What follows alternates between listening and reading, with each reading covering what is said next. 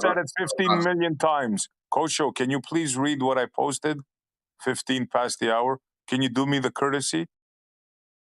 No, you can read it. I mean, it's your post. Why I'm reading your post? Okay. Superposition. Unbelievable. Superposition is the ability of a quantum system to be in multiple states at the same time until it is measured. That's correct. Yeah. What do you mean it's correct? That's what I was saying, and you were saying no. That's what superposition is. That's correct. Oh my God! I must be in freaking La La Land today. Why are you surprised? It's until it's measured, but I mean, how's it in all the states at the same time? And do you accept that? Like, you just accept that? Well, this is And he was fighting against that. What's shown to be true. What? Yeah, I think there was a misunderstanding because now you're kind of agreeing with him, Kosho, but in a sense, no. I've always said that. Exactly what that sentence says. That's what I said. What? That's what superposition is. What he said earlier was that all states. No, he said something different. He said all properties are in all states. Right? That's not what superposition is. But it is that a property can be in multiple states at the same time. That is superposition. How is that possible? You believe that? Well, you said its destination wasn't figured out yet, or it wasn't designated yet. Yeah, he's such a smooth fucker, man. He's such a... Yeah, that's what you said, though. You didn't say that. It's not designated yet? I never said that. You said it didn't have a designated position. Yeah, we can just go back and listen. Oh, yeah, exactly. Yeah, it does, exactly. That's exactly right. It doesn't have a designated position. It has multiple positions, not a single one. It's got multiple positions, and it hasn't yet been identified or even... well, if it's in all of those positions at once, then it's designated to be in all of those positions at that time until you measure it.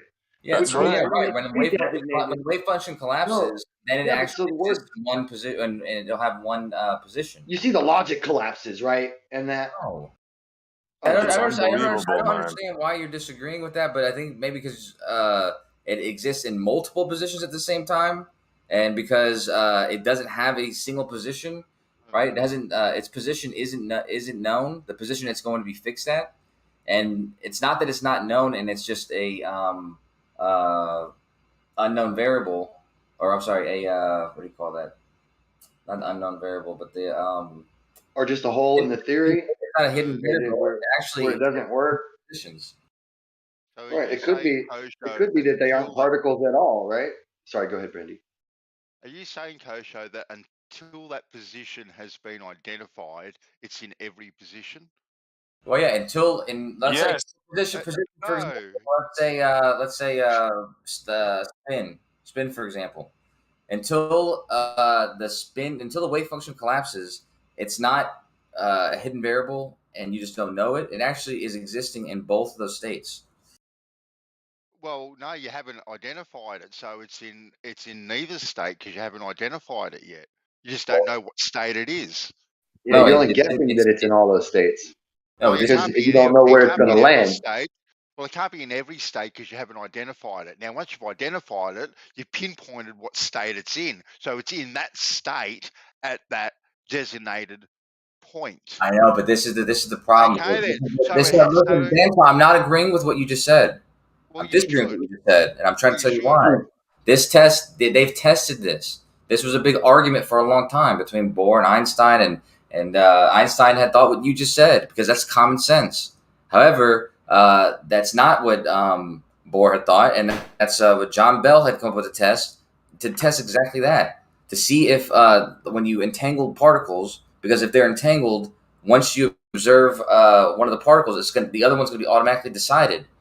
So you would assume that they would be, they're entangled. They have already been decided, even though neither of them have been observed.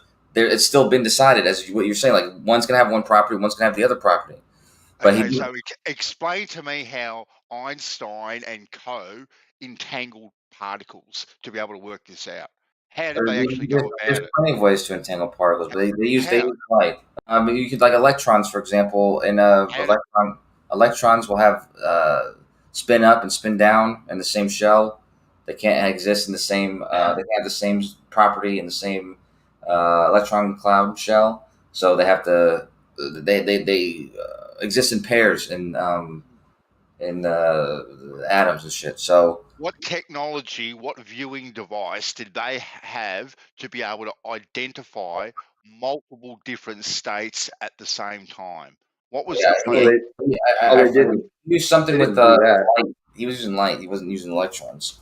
It was a What? part of the theory. It wasn't that they actually saw it in all those states at the same time, dude. It was part of the theory that since they can't predict exactly where it is, it must be in all of these places until we look.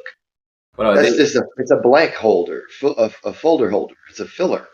no, It's bullshit. it's pretty clever on how these tests are done. They're just so like they have different like chambers that the light is traveling through, and the light is polarized in different angles, and they can only so the way that's usually explained is like there's like up and down, and then there's left and right, and then there's like a diagonal angle, and so it's like it's kind of hard to explain because there's basically 9 different possibilities, and what you would expect if there was if they were, like you said, these hidden variables that are just not observed yet, you expect that there to be 50-50, like for every one of those states, like 50-50 left and right, 50-50 up and down, 50-50 diagonal. But it was the photon was a particle, right? well, I mean, it definitely has the theory was true. Observed. The spin's a real thing that they can actually, manipulate, and measure the light that's traveling based on that spin. But they didn't observe 50%. They observed they expected 55% for the for the not hidden variables, for like the this entanglement thing, and it turned out that was actually correct. Assuming that it's because of spin, right? Well, they use the spin to make these measurements, but that goes without saying. And I'd have to look up the details of the test to tell it to you more explicitly, man. So I forget exactly what they used to emit the light. I think they used some process from stars or something like that. I forget exactly how it was done, but right, some far away shit that you can't really.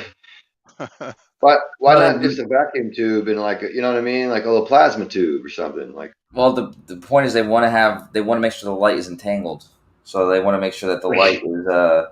But they were assuming that light was coming through vacuum-free space. They weren't really predicting the values of all of the very intense plasma mediums that are interfering with all of that light in very many ways. So those other things that are happening to that light could very well explain why you're seeing some funky wonkiness in your little, what you call it, where they see the phase shifting and shit like that they call entanglement. But why not find it right here locally where you don't have to make those kind of assumptions? That would be more substantial. Wouldn't you agree? Well, no, they need to make sure that entanglement is occurring. Otherwise, they can't do this test. Right. And how do you make sure entanglement is occurring? Like I said, I forget the details of this test, but that's that they set it up in such a way that they made sure that the light that was coming from wherever it was coming from, it was such a way that as it was split, I think they used some sort of crystal or something. I have to look at the details again. And actually, let me do that real quick so I can. But you gotta realize they're looking at phase shifted light that, and it's phased in variable ways that they have no understanding of at that time. They have no clue. They think it's vacuum free, so their predictions can't be right, no matter signal to noise ratio and all their variables weren't even accounted for, and not even close. So to step back and on that as an experiment with some sort of satisfaction, to me, is almost appalling, right? It's like, what the fuck? They weren't even in the space age yet. They thought that was vacuum-free space. Huh. I'll let you know when I'm done reading this. I'm going to read about his test again, and I don't exactly how he did it. Hold on. You know what it is? One assumption piled upon another assumption, which build a house of cards. That's what the model is. Yeah, this one proves the other one, but the other one has no foundation. But it proves this next one, which needs the foundation from the other one in order to be actually anything. So all it is blowing smoke. Yep. A house of cards built by shadow giants.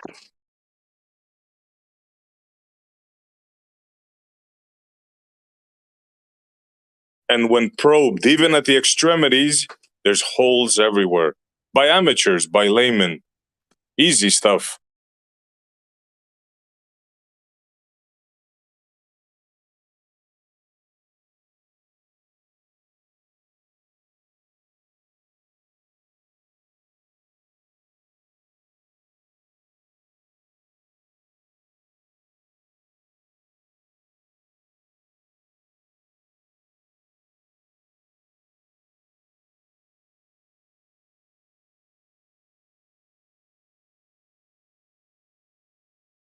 See, they throw out the big words, and then when they're challenged for the meaning to explain them, it's like, holy cow, how am I going to explain this superposition? Yeah. I told you several ways that it's explained, man. Several ways. Nonsense, Several ways it's explained. If you look into quantum computing, okay, you can see that this is a phenomenon that's being utilized. So I'm not sure.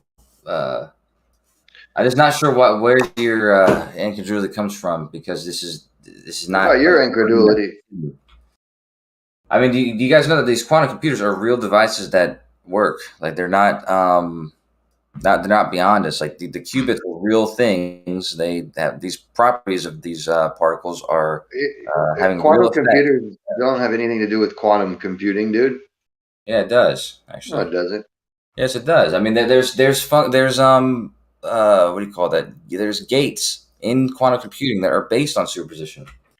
Are you saying because we have computers that turn on and off, that quantum superpositioning exists? Yeah, and that's right, Ben. That's exactly right, Ben. So. Damn. Okay. I'll have to take you on your word for it. I'm convinced too, Bandy. Yeah.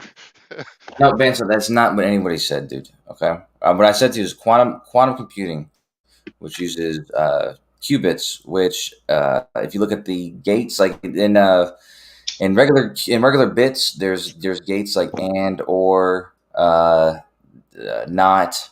Like, these are gates in regular computing and regular bits. In quantum computing, there's gates that are more sophisticated and are based on some of the quantum funkiness of things like entanglement and superposition and things like that.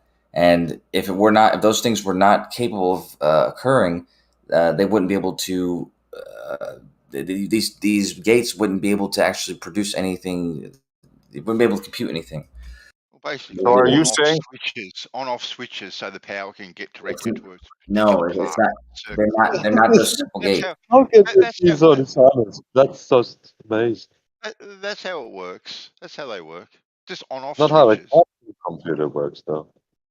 Oh, yeah, but I you're think talking this about one, Bandy, regular you'll be surprised how they're saying it works. Listen to this, Bandy. Yeah. Are you guys saying that it's on and off at the same time? First of all, listen up, Bandy. Talking about regular bits. You're right, talking about regular bits, comparing them with qubits. So, am I correct? What I said with the with the quantum computer, on and off at the same time? Yeah, you're saying on and off as if it's a what do you call that? It's not simply on. It's not simply on or off. So it's like I guess you're saying like 1 and 0. So yeah, like for instance, if you see, Bandy? There's a gate. There's a gate. Listen, quantum computers don't. We're not talking about what the actual qubits are doing. We're talking about what the. You're talking about the theory of quantum computing. But for real, quantum computers don't exist, dude. Yes, they do, Grim. When it exists and it doesn't exist at the same time. How about that? They absolutely exist. They've existed for years. They've been available to people like you and me for years. Yeah, and it's You're no not better on the IBM website, and you can use. Oh my god! And it's doing such server. a good job that my classical regular computer is 1,000 times more powerful. Yeah, Weird. just because you have 5 or 6 qubits doesn't mean that you're going to be able to top there's been a simulator shown, but no quantum computers are actually using any quantum anything that are available for us today. Yes, they are. IBM has been available for 5 years or so. That's a bullshit lie, though. It's a computer is available, but it's not doing any quantum anything. It is. They both have a what you said, a simulator, and they also have a the actual server that has the actual quantum qubits. And that was back then when they had only 6. They now have more than 100, or less than 100. But there's other quantum computers that have more than 100. They're doing it in a different way, though. Can they add 2 + 2? In other words, SE, they have really, really, really little on-off switches. It's more crazy than that, bro. They have switches that are both on and off and really, really small. Yeah. And you, it's ridiculous. It's fantasy, La La Land, for real. Denial. There's no quantum computers anywhere, nowhere. It's just denial. Yeah. There's not a damn quantum computer. No, it's not denial that they're there. They're there. They call them quantum computers. What we're denying, what I'm denying personally, is this superposition state that you guys seem to believe, that a switch, like a light, could be both on and off at the same time. Yeah, no one said that. No, SC, you've got to identify it first. Once you identify that the light is either on or off, now it has a position. But until then, it's on and off. Right. Yeah. That's In it. other words, when the tree falls in the woods, it doesn't make a noise until you hear it. Yeah. So your shrimp on the Barbie, right? Your prongs on the Barbie are both cooked and uncooked until you open the lid. That's exactly a quantum computer is a barbecue. That's exactly our claim. Yes, you got it exactly. That's 100%. Yeah. Just like the barbecue in Australia, margarita pizza in space. No, I'm talking superposition, not a quantum computer. Superposition. Yeah, well, that's what a quantum computer does. It's a Texas barbecue in Sydney, Australia. And we have here in Australia, we have quantum Qs. That's what we have. Well, the Hadamard gate, which is one of the most important functions in the qubit logic gates, strictly, as it says here, is creating a superposition of the state in order to use this logic gate. So if you don't have a superposition, if you can't do superposition, then this logic gate doesn't work. And if you look at some of the logic, functions that this logic gate can produce, it wouldn't be able to produce that. So it's just strange to say that it doesn't exist. So say now that in plain English, both on and off at the same time, right? Yeah. The Statue of Liberty was both gone and there at the same time. It's just a fucking David Copperfield trick with computers so that people are mystified and think that some quantum bullshit is happening. Yep. There's a fucking extra relay. No quantum computers. That's the denial. No, not quantum computers. I admit they're there, whatever they are. Superposition is. I have the beef with superposition. Okay, and that's what a quantum computer does. So you're denying that quantum computers exist. Cool story, bro. Well, all a quantum computer does is quantum computations. Yeah, my light switch is a quantum computer, right? Every photon that comes out of that light bulb is this is a quantum light bulb. I can just make shit sound cool. There's superpositioning of those photons are coming out of this light bulb. Therefore, that proves quantum physics. Yeah. This is basically what's happening. That statement doesn't mean very much, though, because to actually compute things with quantum computers, the qubits have to be real. Like, these calculations aren't the same calculations you would make with with regular bits. Like this is a logic gate for the Hadamard gate. It turns what was a off. So it enters in as a zero, and it leaves in a superposition of both states. So it's I mean, it would not be able to function as a logic gate if the superposition was not real. There's a lot of writing on this, the bullshittery of quantum computers. Maybe, I don't, for some reason, some of these people are pretty interested in pointing out that they don't actually exist. Nah, cool story. That this is all bull. All bull. There we go. Now it's back to the denial that you didn't say. Superposition, yeah. I don't care how you say it. I don't care what you talk about quantum computers. We're not talking about quantum computers. We're talking about something being in all states and all possible states until you view it. That's what superposition is. Conversation, man. Like that was the point of bringing that up. Was this is an example of that for this to exist, for the thing that I'm showing you to exist, to use this logic gate. Where you put in a zero, and then the output is that the probability of you seeing that as a zero is 1/2, regardless. To have this property, right? It's superposition is being utilized, and if the superposition doesn't exist, then this logic gate doesn't work, and then the whole thing is just a made up mess, which it doesn't make sense, dude. Cool story, these bro. These are actual you things that are believe what you just said? All fucking hyped up. You believe it, man. Yes. Unicorns exist. There we go, the denial that he said it isn't. No, I'm telling you, in reality, things do not exist in all states at all times. Once again, that's not the claim, dude. Yeah. No one's claiming they exist in all states. I posted you exactly. No, it did not say that at all. It did not say it exists in all states at all time. It said it could have properties that have that are in multiple states at the same time. Well, that's the same thing. Excuse me. Multiple states at the same time. Not all states. Not all states. Okay, not all states. Multiple states at the same time. It's as equally as ridiculous as all states. Multiple states. It's still ridiculous. You're trying to say that a switch could be both closed and opened. And I'm going to tell you, no matter how many ways you say it, no matter how many things you bring in, you can bring in quantum computers, whatever you want. I'm still going to tell you, Kosho, that is ridiculous. That's all. There's a company. Now, you guys want to believe, you want to pray to your quantum gods? You go right ahead and you do it. Let's see. I mean, I like the poisoning of the well with religion that you have. But in China, there's a company called SpinQ that has a quantum computer that has 2 qubits. So that doesn't work the way they say it works. That's your claim now because you don't accept that qubits. I never said a word about quantum computers. I never said a word about qubits. You want to go and talk about quantum computers and qubits?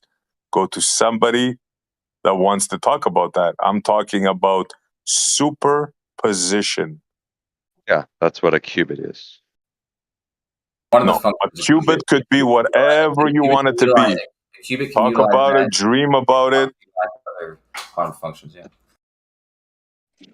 Just because you say that, you're not going to make me believe that a switch could be both on and off at the same time. You can say qubits and quantum computers all day long.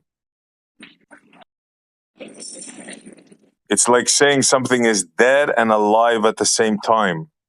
Now, if somebody has convinced you of that, hey, I tip my hat to you, sir. Just don't try to convince me, and don't try to tell me I'm crazy when I tell you this. I'm not going to tell you you're crazy. I'd be crazy for thinking I would be able to convince you of it. I don't think I can convince you of it. I'm not going to try to convince you of it. I can tell you you're wrong about it. I can show you. No, don't tell me I'm wrong about it. Don't tell me I'm wrong about it. No. Hope in the world that you're going to be convinced by this. Look, show me a switch that's both on and off. Show me a light that's both on and off. Then we can talk. Until then, stay in your realm of fantasy, bro. No one is claiming that whatsoever. Listen, read your own quote, dude, from your own description of what superposition is. Read it out. Read it. Quantum properties of these subatomic particles, which can have multiple states at the same time.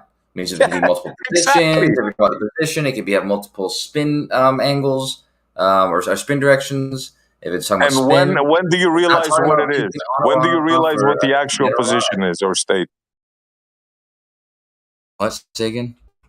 When do you realize the actual state, spin, whatever? When there's a wave function collapse, whenever there's whenever there's interference from like the meddling world, like the observer or other particles, or anything. Isn't that what I said before?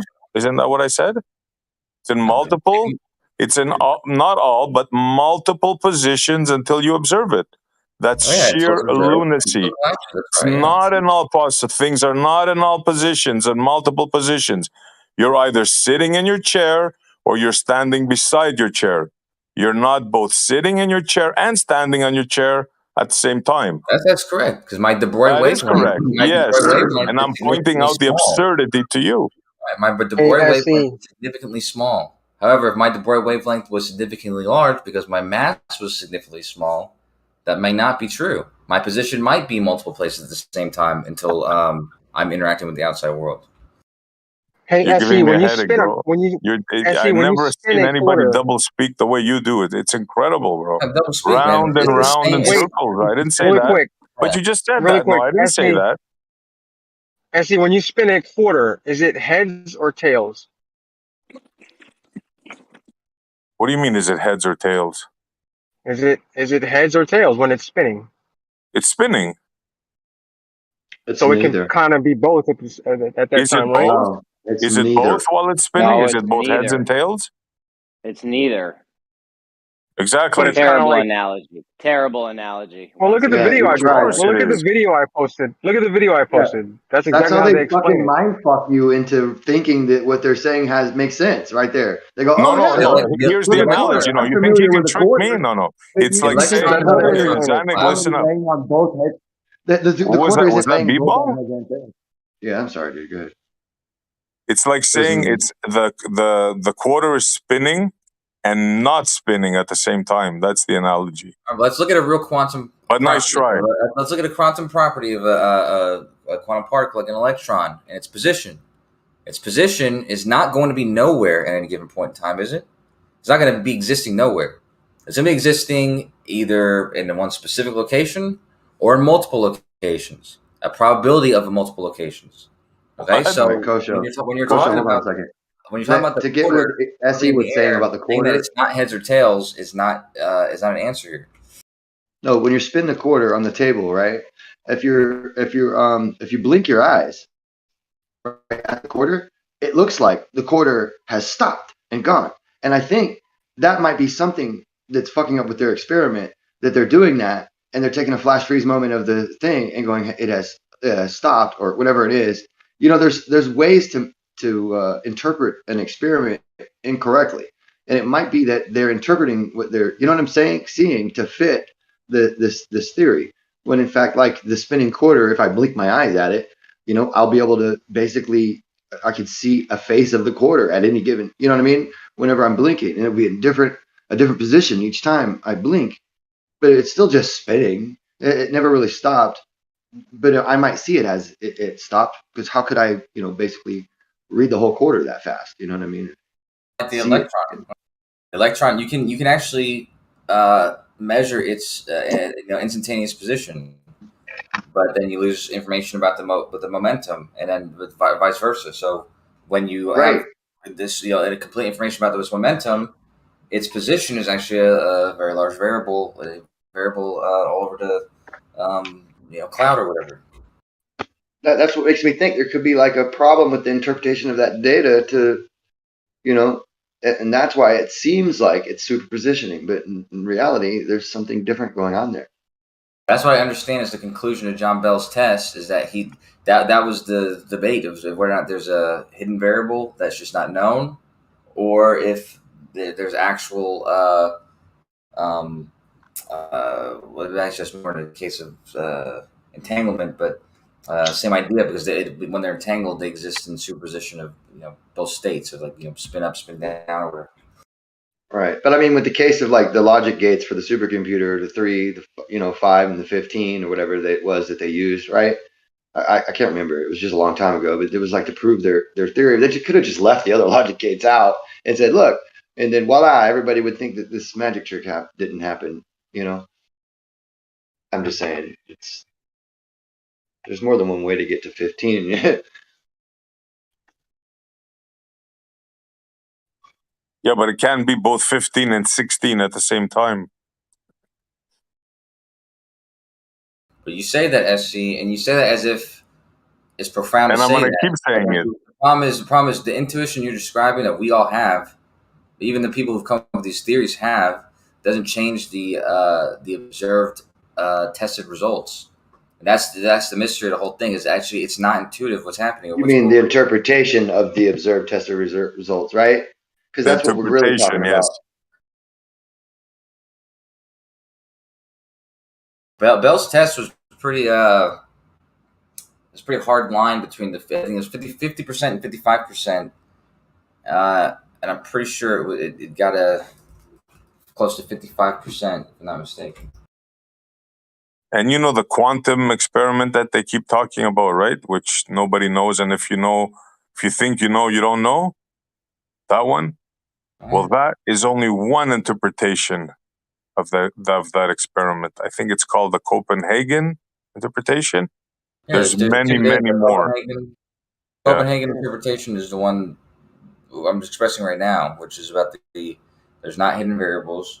There's just these. They exist in this superposition until the wave function collapses. Yeah, and that's just one. Before. I flipped a quarter 100 times and it landed on Bell 70 times, bro. I mean,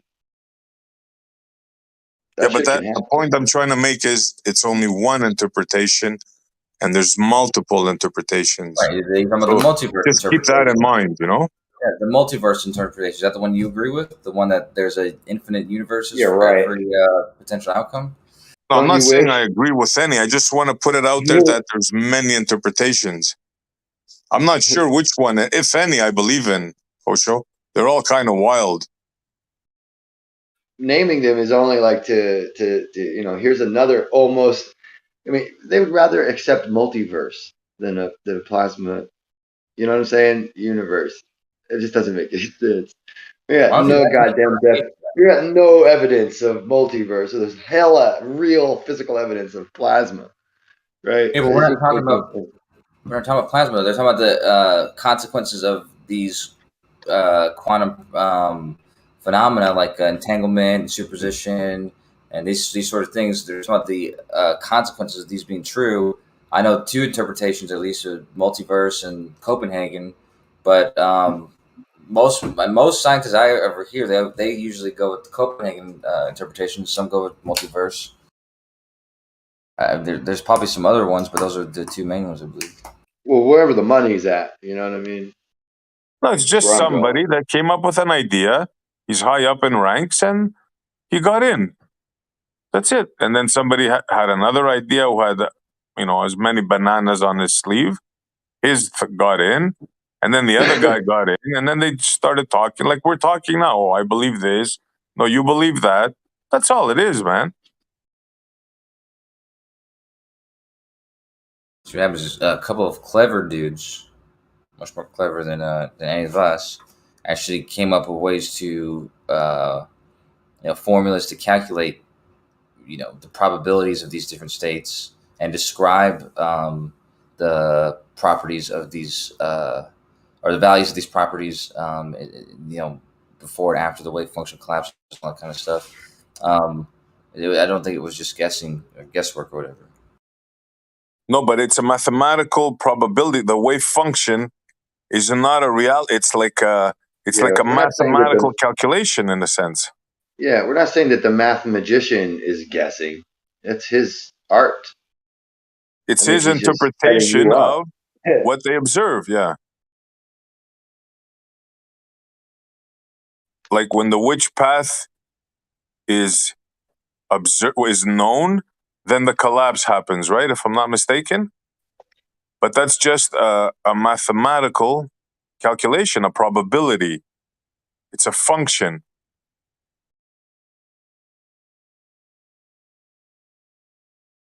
as I understood it. But of course, nobody could understand this, right?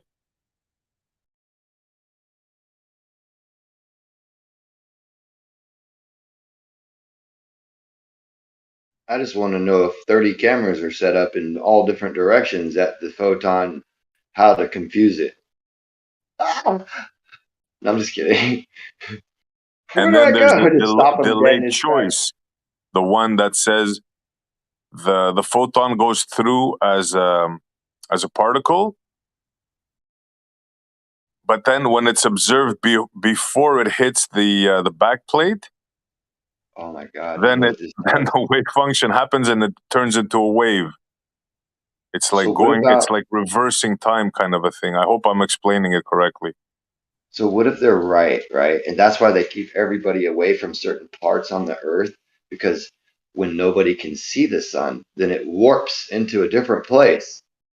If this is true, reality, bro, if this is true, reality as we know it is like is a complete and utter fantasy. No, but this was the point of, I think earlier we were talking about, somebody was making a joke about putting your hand through the table, the probability of the electron quantum tunneling, each one of the electrons in your hand quantum tunneling through the entirety of the table.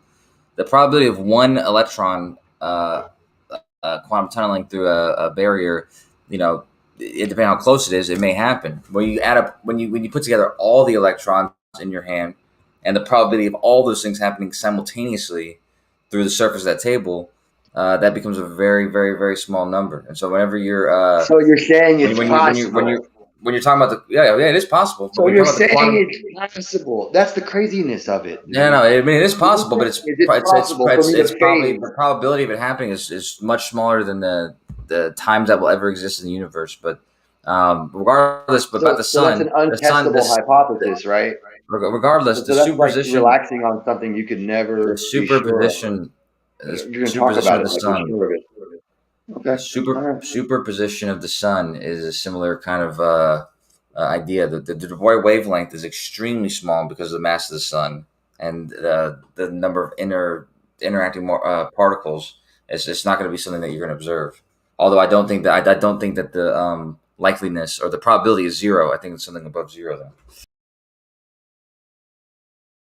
But I would say 0 times anything is 0. Right. Anything times 0 is 0, but something above 0 times something is 0. Above 0. Something above 0 times 0 is still 0. Something above 0 times something is I'm kidding. 0. I just put words in your mouth. I know what you're saying. But okay, so you're saying there's a chance. Yeah, that's why somebody said that earlier. That's why that the flat earther who brought that up earlier. And then the person who brought it up that the flat earther might have overheard them, wherever they heard it from, it usually only brings up stuff like that because it's kind of it's like an interesting fact. Well, it's an irrelevant, interesting fact. Listen, don't take it easy on Kosho today. He's been a bastard all day. Yeah, we know. Kosho, you're being a bastard, man. You're telling me that there's a chance that I can actually run through this wall. You want to keep me running into my wall like the men who stare at goats, don't you? Just boom. That's what that idea is based on. It's based on. I know. I know. That's why I brought it up. But that's true though. That there is a probability that you can walk through the wall. If the probability is so entirely small that if you actually try to measure it, you will see that it doesn't matter how you can make the universe 10 times greater than it's going to be, and you could try it every second, and you still wouldn't have enough. You have so many. Kosho, it could happen the first try. It could happen on the first try, though, Kosho. That's how probably. Why don't you give it a try, Kosho? See if you can do it. So give it hell. I'm not interested in trying that, especially because you have the same probability. You have the same probability of falling through your seat. Listen, if Kosho tries to walk through the wall with a heart on, he's going to hit his nose. Is going to hit the wall first. Kosho's a science he knows that from denier. experience. You're a science denier, Kosho. I just tuck mine under my belt, and that's still true. I'll hit my nose first. Have you guys seen my fucking nose? Kosho, you don't have shit on my nose, dude. The stuff they have to say, man, for their model, man. Walking through a wall. Kosho, man, come on, man. Come on, man. Nobody's is expressing that openly. You brought it up earlier, and they're asking if it's true. But no one goes around bragging about that. Possible. Yeah. You're on record saying yes, that's possible. So yeah, it's possible. But I brought that up because I was bringing up how he brought that up earlier. That's what I'm saying. Like he's the one who brought it up. Like, we're not going around claiming that, like expressing it. You defending off the rooftops. Quantum computers so hard that you said I could walk through a wall. I mean, come on, man. That's not at all what I said, dude. I brought up how he brought it up earlier, so I did. I know. That's funny. You don't have to defend everything, Kosho, man. I'm actually not defending anything. I'm talking to a man. You're probably older than I am, SC, right? We're both grown men. I'm just telling you something that I know to be true and why I know it to be true. And you're telling me how nonsensical it is or how it sounds to your ears as nonsense. I'm not defending it because I'm not a lawyer and I don't need you to believe it. You see? So it's not a defense position. It's literally it's literally just a fact of nature, and you're just simply denying it. What are you? You said you're not a lawyer. What are you?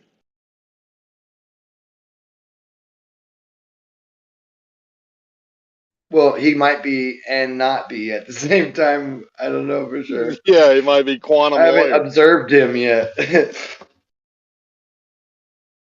in his natural habitat.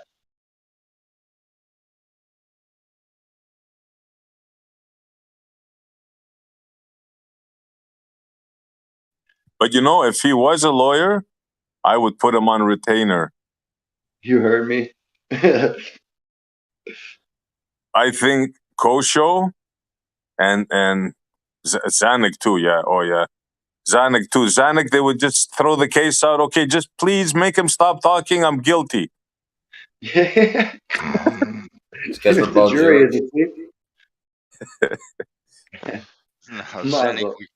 Zanuck could get done for contempt. You don't want him. Yeah. Zanuck would start fucking over talking the judge and shit. Yeah, he's going in for contempt. Yeah. Bailiff, escort him out, please. That's right. Listen, guys, we had a good day. Yeah. Bandsaw. Sorry, mate. Go, buddy. Listen, we had a good day. A lot of interesting conversations, right? Tomorrow, let's try to be a little bit better than we were today, and everything's going to go nice and smooth. Hey, Jeremy, check your mailbox. Those North Korean earbuds should be arriving soon. Jesus. Jeremy lives in Globerland. I mean, Fantasyland, if he thinks tomorrow's going to be better. Well, it can't get much worse than today. Zanuck had me saying the F-bomb.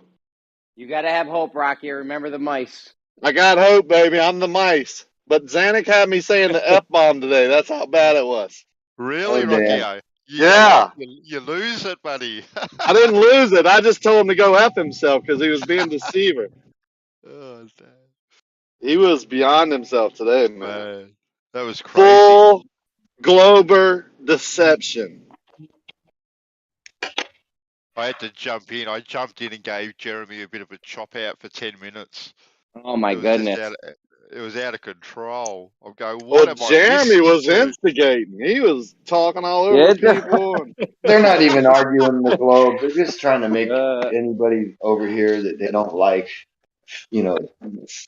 Dude, I'm just trying to get the law to get the rule enforced. The quicker we get the rule enforced that you can't call people liars and names, the quicker we can get rid of people like Zanuck and whoever. We can calm them down. So I'm going to participate in it until that rule is set. Bro.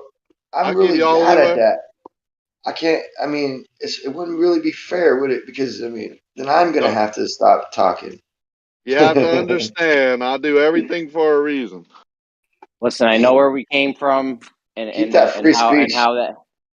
I know how it was in some of the other places we like to hang out in, and shit gets crazy, and anything goes. But we got to try to keep it cool. We want to get new people involved. Rocky, you said it yourself. People with thin skin. Would you ask 3-4 people if they would get involved with this? Yeah, not when Zanuck and Rumpus and Brendan's actually been pretty cool lately. I don't know what's gotten into her. That went well. Medication is working. Yeah. Hey. I went well with Brenda. It started to get a little crazy. I calmed that shit down quick though, but Brenda got triggered earlier.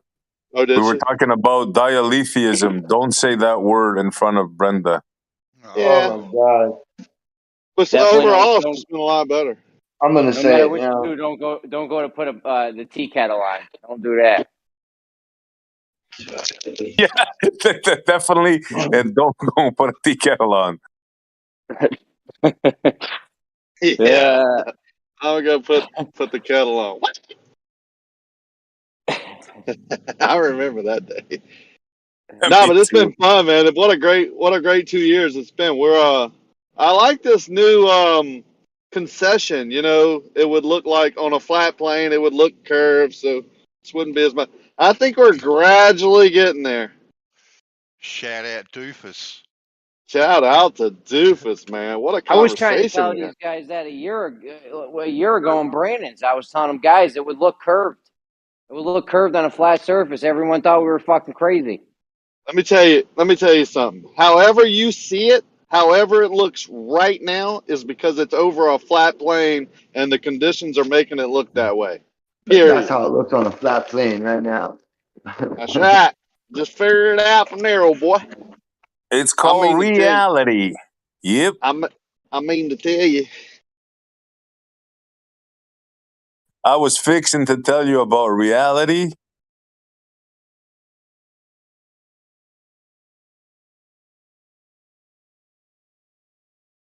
I'm confused, Montreal. I'm in a superposition. Right. I'm both on. Are you turned? I can't wait to get home. I'm gonna use it. I'm turned on and turned off at the same time. What? No, you don't understand. I'm in a quantum state. Yeah, try explaining that one to the wife. Shout out Kosho. He thought he could sneak that in. The superposition? Yeah, let's get started on that. It's like you're it's like you're a robot, dude. It's not it's like somebody says one little word is like superposition. It's like you're missionary and doggy at the same time. I didn't invent this superposition, man. Where did you find all that information, Kosho? Rakia, stop speaking when I'm speaking, man. Yeah, where did you find all that information? It's not conducive to a conversation. Don't tell me what to do. I'll tell you, guys. Yeah, let's every time you do that, good enough. Come on. Man. Hey, cool, man. Where did you find all that information, man? Rakia starts crying about over talking again while doing it. We're all laughing and having hypersensitive. We're just having fun. We're all laughing and having fun, cutting jokes because they're like, I'm trying to speak to him. He responded to me. I'm trying to respond back to him, and then. Oh yeah, man, because this is a formal debate. Nice, yeah. So just don't speak over me, man. Maybe don't speak. No, really, don't speak over him. Yeah, man. We're all doing it to each other. All right. Come on. Where'd you get all that information, Kosho? I'm really interested. Yeah, who told you this? You seem to know a lot about a lot of things there, fella. Who told you this superposition thing, Kosho? Was it space.com or how stuff works? No, your wife told us. It's your wife. It's your wife. Oh, Jeremy. damn. She's hey, in man, the I'm talking about my wife, bro. Not your wife, man. Trust me. I'm talking about Jeremy's wife. Oh, boy. I bet Rakia is Jeremy's wife. Dude. She's in a superposition of being a female and a male at the same time. Yeah, so, I can't wait to talk to her about it. Maybe Kosho could explain where he got his information. Maybe not. Kosho, did you get it from space.com? He better hope you take the boat out this week? You take the boat still out being, week? bro, we got this. I think these paint people are taking me for a ride. Oh, no, you're getting baked on enamel, right? I'm getting baked, bro. No, it's coming along. It's gonna be. I've sent pictures over. Like, it is coming along great. The best project I've ever been through. Like, you know what I'm saying? Personal. Awesome. No, yeah. Well, I mean, yeah. And I'm able to go. Like, it's near our condo and near somewhere like I like to stay. It's like I did good because we were somewhere else and I wasn't comfortable. So I started looking around for another place and I found this place and I was like, God, I drove up in the parking lot sucked. It had potholes and I was like, man, I don't want to bring my boat here, you know? And then I met the owner and walked around, looked at his projects. I was like, I love this dude. I'm bringing it right here. I made my decision right after I met him. Told the family, and we moved it that next weekend. That's why they don't do get their boats finished real fast, because they use those boats as showpieces while there's you got 2 more weeks for sales. Yeah, exactly. You want to go to the guy that's focusing on the boats, the paint on the boats, and not the parking lot. The parking lot. Yeah, I ain't got time to fix that parking lot, son. I'm painting your boat. If you drive in the parking lot's nice and smooth and fresh and clean, and there's nice clean, run away. Well, that's where I was. I was in this place. It was immaculate, man. They had these brand new buildings and all this fancy equipment, but they were jerks. I was like, no, this ain't. I can't hang. This ain't me, right? Yeah, they got a lot of overhead, boy. They got to pay for that overhead. Yeah. So I'm right where I want to be. The project's coming along and having a blast. Me and the family are we're doing a lot of the work too. That's my cool. son is an electrician. Yeah. Well, we did a lot of sanding in the beginning, but now that it's at a certain stage, they're doing all that. But we're it's called fly-by-wire or electronic controls. We're switching out old harmonic controls to electronic. And then we're putting new engine room gauge. We've done all that. Painting the engine room, putting in an electric door instead of a manual door. Just things that we've always wanted. What was that? What was this boat? 30-footer or something? I didn't know. It's 53. My last boat was 32 foot, and I moved up to this one. And we just wanted a salon, the living room, basically. 53-footer, bro. That's a big one, right? I mean, I had a 40-foot fucking yacht when I was a kid. I lived on it, and that was pretty decent. A 50-footer, that's another 10-foot, and it's probably wider than my shit. Yeah, it's 14.6 beam. Oh, but it's 3 bedrooms with 2 full baths, so you can imagine how big it is with a kitchen and a salon. I solved it, guys.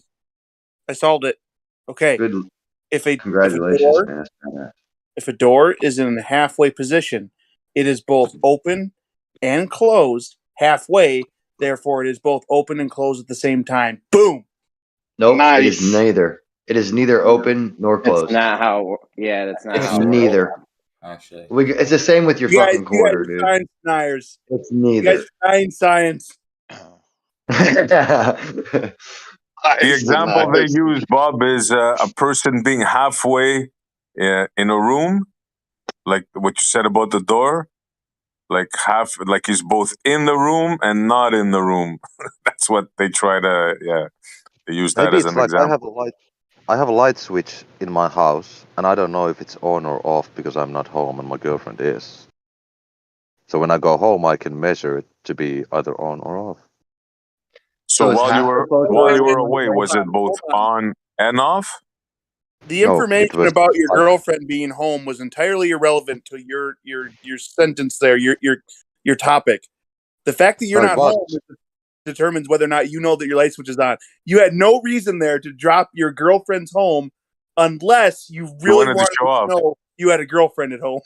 No, the reason was because my girlfriend can also use the light switch. So if she wasn't there, then I manipulated the light switch. So yeah, it is relevant. So. Okay, bro, how many times have you been at home and found the switch both on and off at the same time? Neither, because every time I see it, I've measured it to be either on or off. So well, I have a dimmer switch, so shit. That's a super dimmer, right? Yeah. But you see the nonsense, right? Everybody sees the nonsense in this superposition stuff, right? They can say it, but they just can never show it. I think it's sort of reasonable. I don't understand it fully, but you get familiar with the thing, you hear it a lot, you know what I mean? And then it starts to seem reasonable, but it really isn't. To me, it isn't. Yeah, you hear it so many times that it's superposition. Familiar. Sure. Yeah, exactly. They call everything super when it can do multiple things. The super solid that I just discovered, it's a solid and a superfluid. So a liquid and a solid at the same time, same properties. We're getting into but this. I bet it's tangible. Well, it's a solid and a fluid at the same time. Oh. Yeah, you can actually. Well, they say it's a solid like an ice and a cube, fire, but water can flow through it. It's frictionless. You should check it out, Coach. It would be another thing you can add to your repertoire that you told you what tell everyone how you know everything about it. Told you what it was. I mean, when I was in school, we built a superconductor. But a super solid is indeed a solid that is exhibits properties of fluid. So you did super solid stuff. No, we built a superconductor. Right, but you said when you were in school you studied the super solid stuff. No, I said when I was in school we built a superconductor.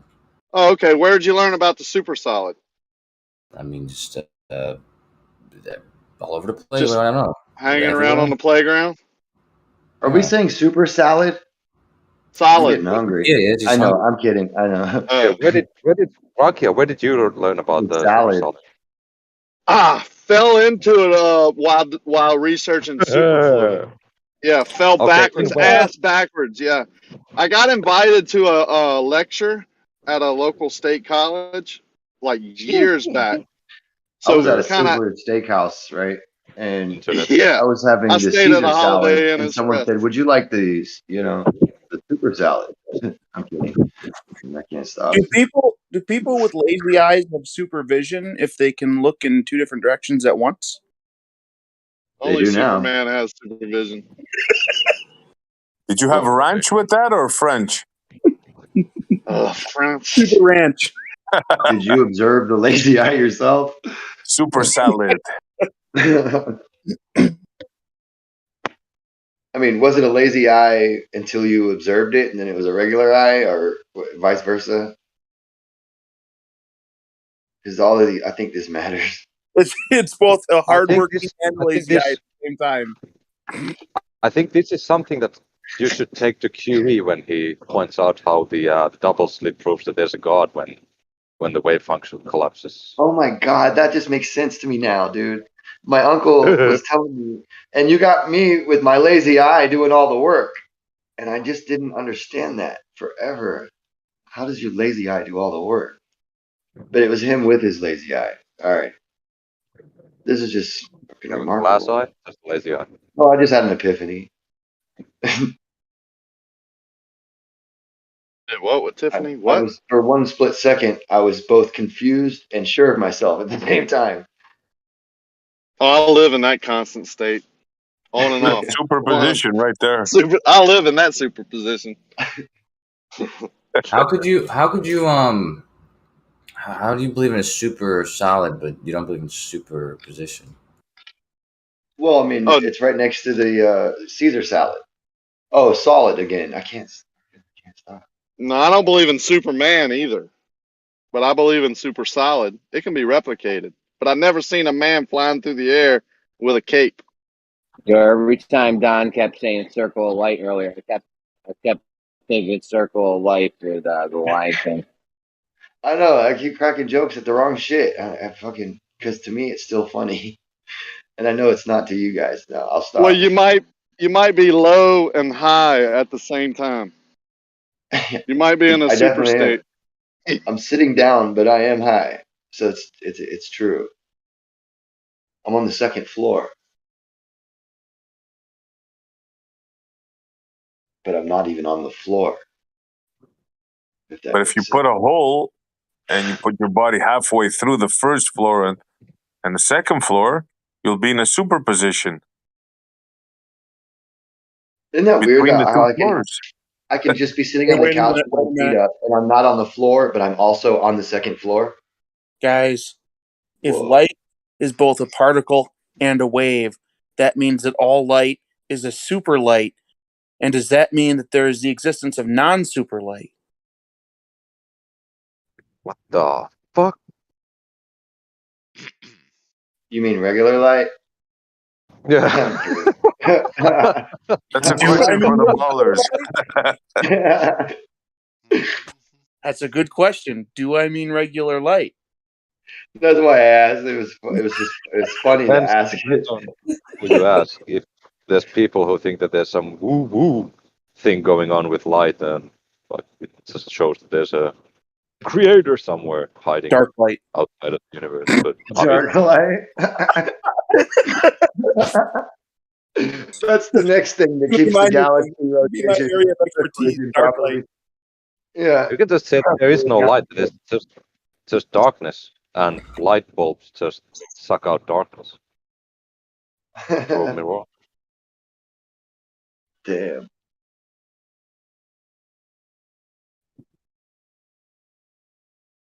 The speed of darkness is -c. Well, it's definitely not constant, is it? Well, in a vacuum it is. I mean. Oh no, it ain't. And it's definitely not. You have. And it's definitely not constant. Yeah, you gotta take it's definitely not constant in a magnetic field either. So where's the constant? Wouldn't you imagine that, like, if light was particles, right? Then when your light is on, it would just be getting light. You know, it would weigh less and less and less. You know, at some point, I know they say that the photon doesn't have mass, but then they'll call it a particle. Yeah, and then it has spin. And it would run you can energy, spin right? something that doesn't exist, that doesn't have mass, but you can spin its mass. But the light is interesting. But the light would run out of energy, right? Well, that's the thing. Like, depending on what kind of a light are you talking about, right? But I mean, wouldn't like a light bulb, like just a filament light bulb, wouldn't it just get lighter? When you imagine if the photons were leaving it? I'm just saying, there's so many photons, right, that we're accounting for. No, the or like your battery. Like when your battery runs out. They get trapped in the bulb. Grim, they get trapped in the bulb. Right, so it doesn't get lighter. What if you have when I take a if I take a bunch of yeah, like photo, that would be like me taking pictures, right? And I'm collecting photons, and eventually I have to empty out all my photons out of my camera, right? My camera's getting heavier. Yeah, but what happens to a light bulb if you use a light bulb? It'll break faster than if you don't use one. So what's happening there? I don't know, but I was weighing my cell phone as it was charging. It's right? running out of photons. And I expected it to get heavier, right? Because electrons were supposed to be pouring in, but it just didn't get any heavier. I mean, there is some. Obviously, you wouldn't accept it, but some say that when a battery is full, it weighs more than when it's empty.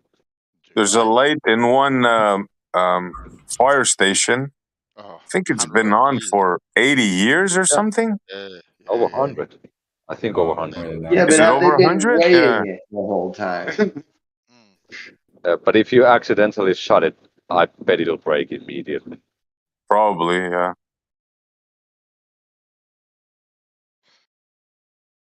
But SC, is it on or is it off? Are you there? Is it in a superposition or not? Actually, you can never say for sure if you're not there. That's why I don't get those. You guys are very much against the superposition, but are very much on board with super fluidity and super solids, which use superposition to exist. So it's like it doesn't make much sense that you take one but you don't take the other. Yeah, is the super solid? Is it a liquid or is it solid? Which one is it?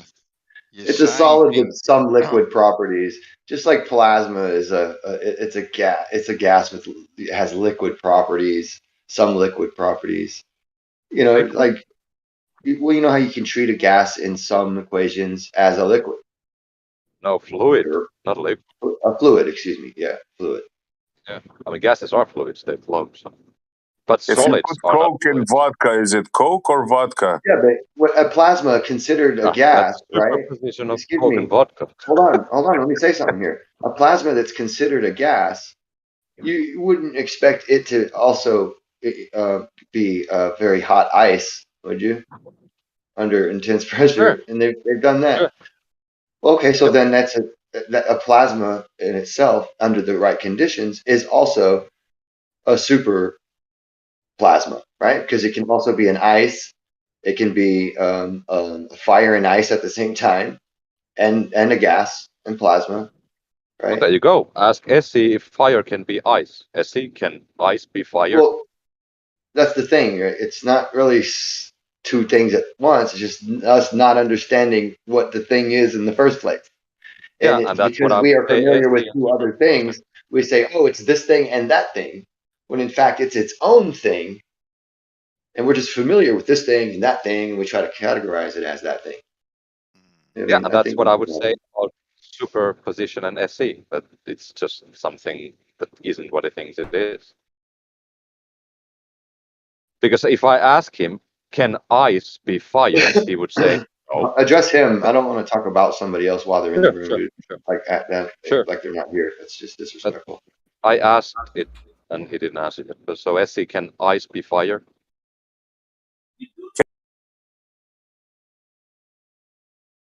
I don't know if ice can be fire. I mean, it's the first time I heard that. Can you tell me, can it? Ice has to be frozen, right? No, but I'm saying, no.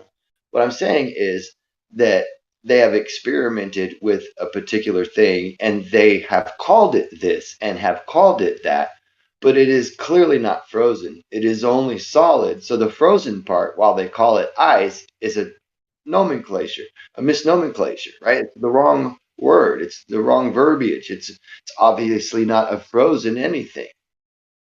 It's just, So that it's not. That's what I'm saying. But it has solid properties, and so it's a gas and it's solid at the same time. But these are like, magnetic pressure. So is it really solid, or is it the same as all other matter, just scaled up? Right, like they say about our fingers, right? And when we touch our other finger, it's just the electrons that are touching. Actually, the atoms aren't actually touching. It's the that little magnetism basically in between the spaces that we're feeling the pressure, right? So wouldn't that be the same thing though, scaled up into that sort of a plasma that's just like there's a lot less material there, but there's enough magnetic pressure overall that to you know what I'm saying? I'm not sure, but it just think seems like matter can be scaled up in different ways, just like energy can be. Sure, just like the double slit has been done with just matter already. Right. It just can scale it up. Just the electrons, right? No, just physical matter. It's actual atom. Yeah, it's been done with buckyballs at the time, huh? Yeah, buckyballs, yeah. Or the equivalent size of objects.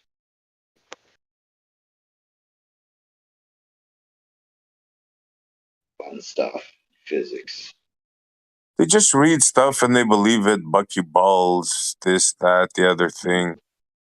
You just say things. Just accept experiments. Just come to your that mind. way we're done. To accept physics and science. It's dumb, just to accept reality as it is. Yeah, particle accelerators, quartz, bosons, muons, gluons, shmuons. Accelerators. So what do you think? We never heard of that stuff. Where do you think we all came from, Messi? Where do you think like your mother's mother came from, and all the rules of the universe? What do you think of this? Where do you think it all came from? How am I supposed to know, bro? If you pin me, I'll tell you a creator. I figured a creator about it because you know that it's not these things that we've come to understand. It's absolutely not these things: gluon, muons, gluons, and shmuons. I can guarantee you, nobody here knows anything where we came from. Because they that is a certainty. What's the difference between a gluon and a muon, by the way? It's interesting that Essen says that no one knows, but when I said that we don't know where we come from, he's laughing at me, saying, "Ha ha ha! You don't know where you came from." I'm not laughing at you. If you would have said that, I would have commended you for sure. Maybe I didn't hear you. I can pick the messages where you laughed at me, saying that I don't know where I come from when you said that there's a God. We all have to admit, no matter what, we all came from a Big Bang. Yeah. In that sense, yes. No. Big Bang.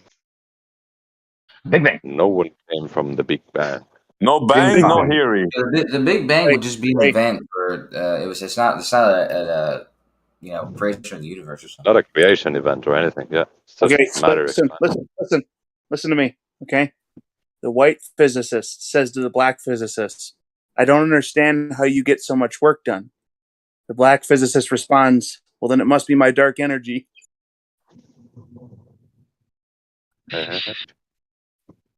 That was, yeah. That's a bomb. I'll tell you. I was cracking up hearing you guys. I was listening to you guys with the like if you find a chick with a lazy eye and you go home and she promises to do a superposition and find her buckyballs and you change your mind. I don't know. Like I was trying to think of a good joke to go along with all that. I wouldn't change my mind, man. What's your you like the buckyballs, huh? Once you got that far, man, you might as well see it through. Might as well just do it, huh? Just close your eyes and rub. Kosho, if you realized the Earth wasn't a globe, do you think you would question a lot of these other, let's just say, what's a good word for it? Scientific principles? No, these other like pseudoscience, pseudophysical, pseudoscientific concepts. Would you question those more? The ones that you are just believing if you realize the Earth itself wasn't a globe? I don't really believe any pseudophysical or pseudoscientific theories, but you have to understand the theories I do believe in. If you think I don't question them, then you have a misunderstanding of how I come to, any of the things I agree with. So I thought you were a man of God. I question all of it at a regular rate. I thought you said you believed in God. Isn't that a super? Is that a super or a pseudoscientific theory? No, it's not a pseudoscientific theory. Well, anything you can't verify. I'm just wondering why you would believe in those things if you can't verify it. What do you mean by verify? Well, like some of these concepts about in terms of relativity and a lot of these quantum physical type concepts you haven't verified, but you just have read about them and then they seem to click along with a model and then they're just people that you trust and then therefore you think it's reality? That's an unsafe assumption you've made, but as I said 10 minutes ago in school, I helped build a superconducting magnet.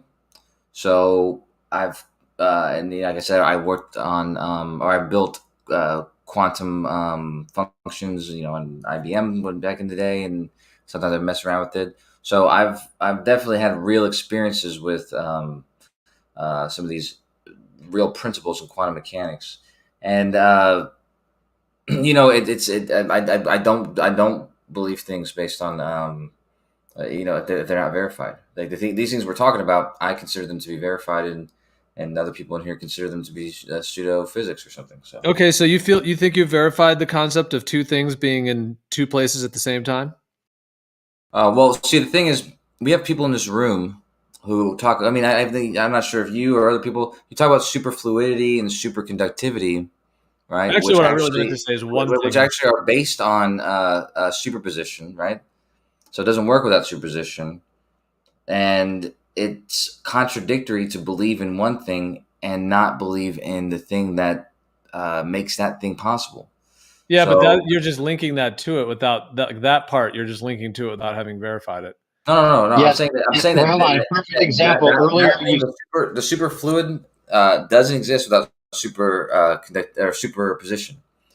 So it doesn't. By the way, what I meant to say before I spoke incorrectly, I meant to say one thing in the same place at the same, or one thing in two places at the same time.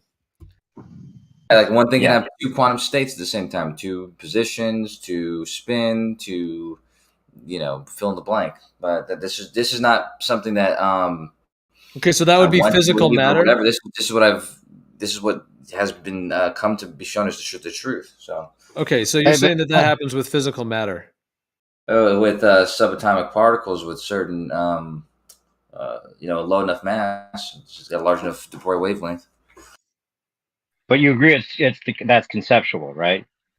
No, it's shown to have real physical consequences. So So it's not just conceptual. It's not just something that we theorize in our heads or something. These are things that have real physical consequences. Can I add in real quick? Earlier today, you were saying that the reason you know that the Earth, that there's a physical horizon is because there is an apparent horizon.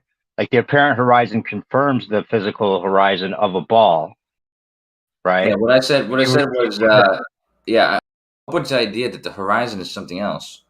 You guys haven't given me a mechanism for that, and so in lieu of that, I'm left with the understanding I have, which is that the horizon is is based off of where the geometric horizon is, and then influenced by the atmosphere and things that are going to distort your optics.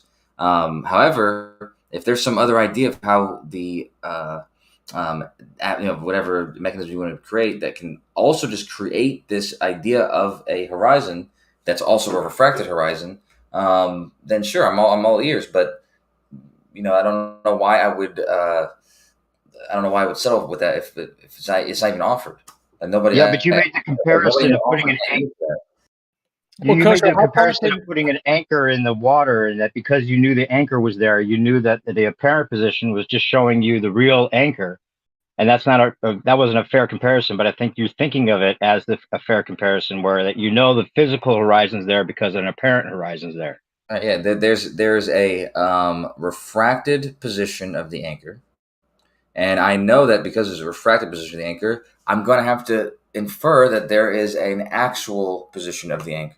Now, that may not be true. Just as when I see a refracted, a position of the horizon, the extent to as far as I can see on the ground, I'm going to have to assume that because I have a refracted observation of this. If this refraction wasn't here and the atmosphere wasn't here, I would instead have an actual or geometrical idea of where the ground. I see no more of the ground.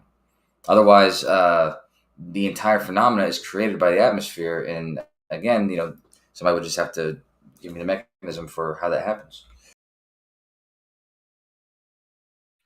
Sorry to cut you off, Gio. Go on with your. Oh no, you're fine. Maybe not.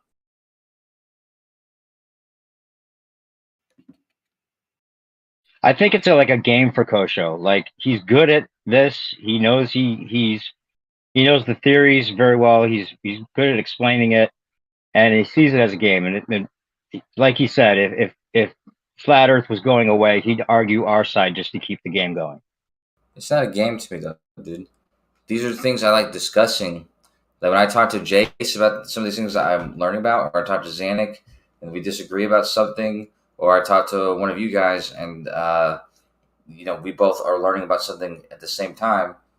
These are the things I like talking about. And when somebody has some idea that something is nonsense or doesn't exist, and I have evidence in my experience in my life, 33 years, experiences in my past of confirming this thing that somebody else is saying is nonsensical, I don't mind sharing that. Just as if, and somebody tries to offer whatever they offer in counter of that, and just go from there. Yeah, but you're saying that even if there was a point where everyone said, "Okay, Kosho, you're right. You had all the experience. You proved us wrong. Flat Earth is going away," then all of a sudden you'd start arguing the other side just to keep the argument going. So it has to be a game. I wouldn't want Flat Earth to die. So I would do whatever it took. Sure. But if it's wrong, why would you care? Well, I mean, it creates the environment for these conversations. That's the game. But it's not. Otherwise, it wouldn't be worth it. You must have some doubt. You must have a smidge of doubt that you're right, that you're wrong. Otherwise, this wouldn't be worth the game. You wouldn't feel like a game. There'd be no loss in it for you. There'd be no potential loss. It's one of the most confusing sentiments that a lot of you guys share. I assure you that there's almost, in my experience, there's only been one person, a friend of mine kind of, but one person who has changed their mind or was even doubting anything and changed their mind. And that was Brummy. But none of the people on the globe side in here are in any sense of the word in any bit of doubt. I'm certain of it. You're certain of it. How would you know that? Because I talked to all of them. You talked to all of them? What a joke you are for saying that. Well, go ahead and find me one, then we'll go from there. So even though you don't believe it, Kosho, you would fight for it. Well, I would have wanted to persist. Yeah, I mean, my girlfriend asked me that she was confused the other night about where I stood on it, and I wanted to tell her so badly that there's everything I know screams to me that it's impossible that it's flat, but I didn't want her to. I wanted her flat Earth. I wanted her to go along and learn more about the flat Earth.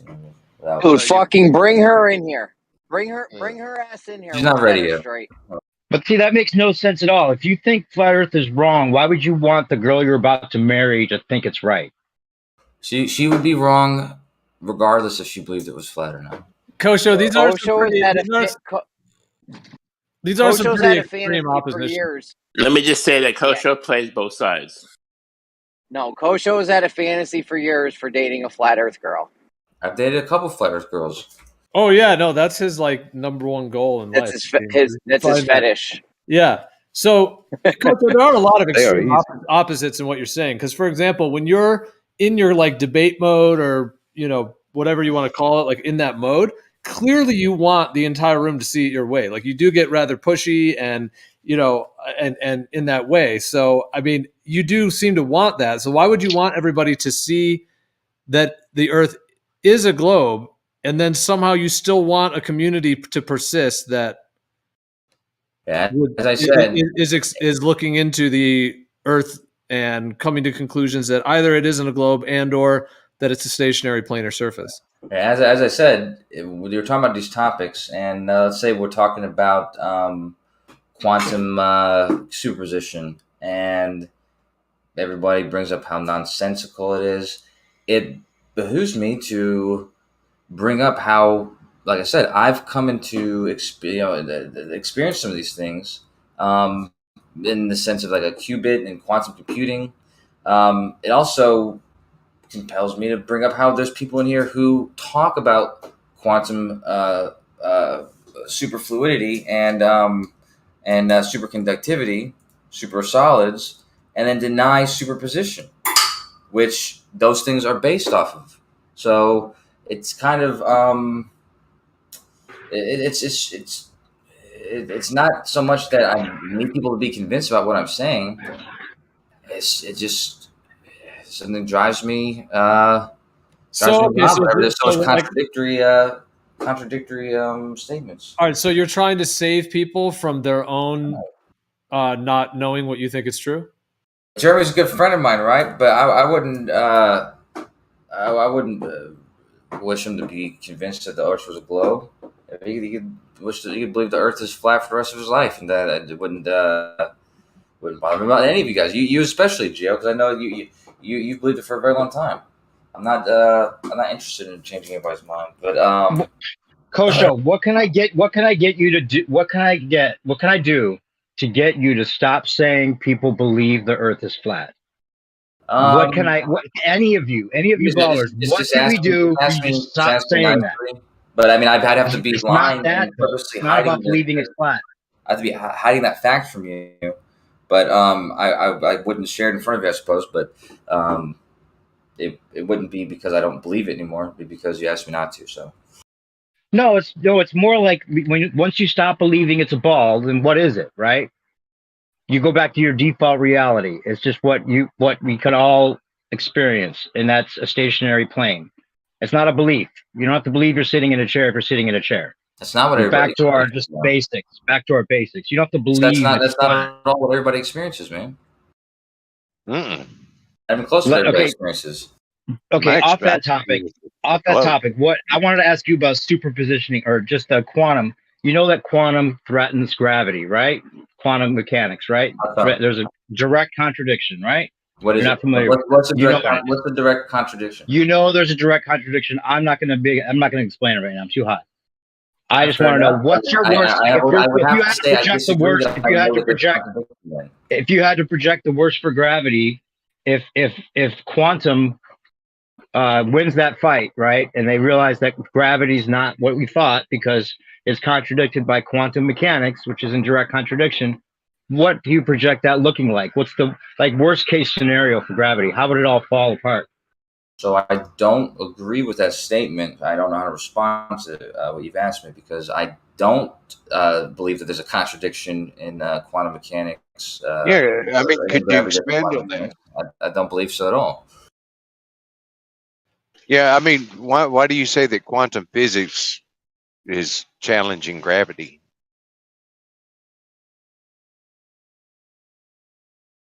I thought that was that I will look it up. Have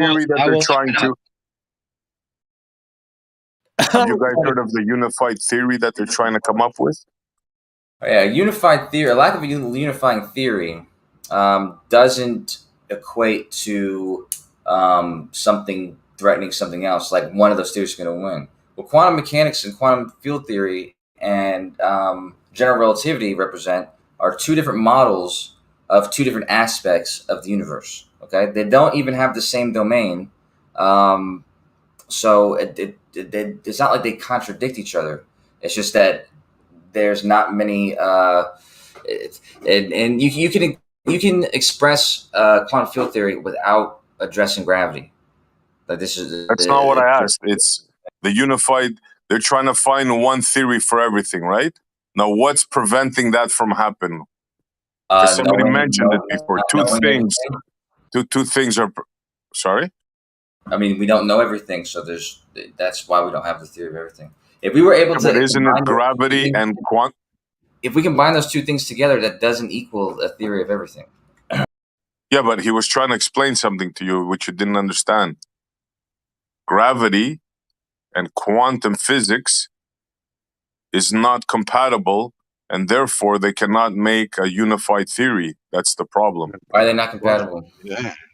I don't know why they're not compatible. What am I, a physicist? Why do you say they're not compatible? You I said don't it was say that. Your theory says that. Your scientists say that. What theory says that?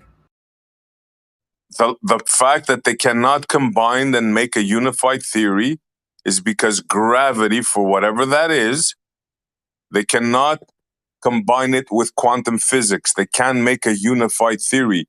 This is the first time you heard this, Kosho? Yeah, that's true that they don't make a unified theory. That's true. That doesn't mean that one contradicts the other. I don't know what your problem is. Well, what does it mean then? If they can't combine them to make what does it mean in your world? Together, just like they haven't found a way to combine, I don't know, entropy and sex. I don't know. They're not trying to combine entropy and sex, bro. You're not making any sense. They think that these two things fit together when perhaps they don't. Who knows? I don't think you understand what we're trying to tell you about that. Don't worry about it. It's okay. Why do you think that it's a guaranteed fact that these two things have to be in the same unified theory? I don't think that, bro. What I'm trying to explain to you is the current scientists of today, your model, your boys, your white coats. That's what they're trying to do.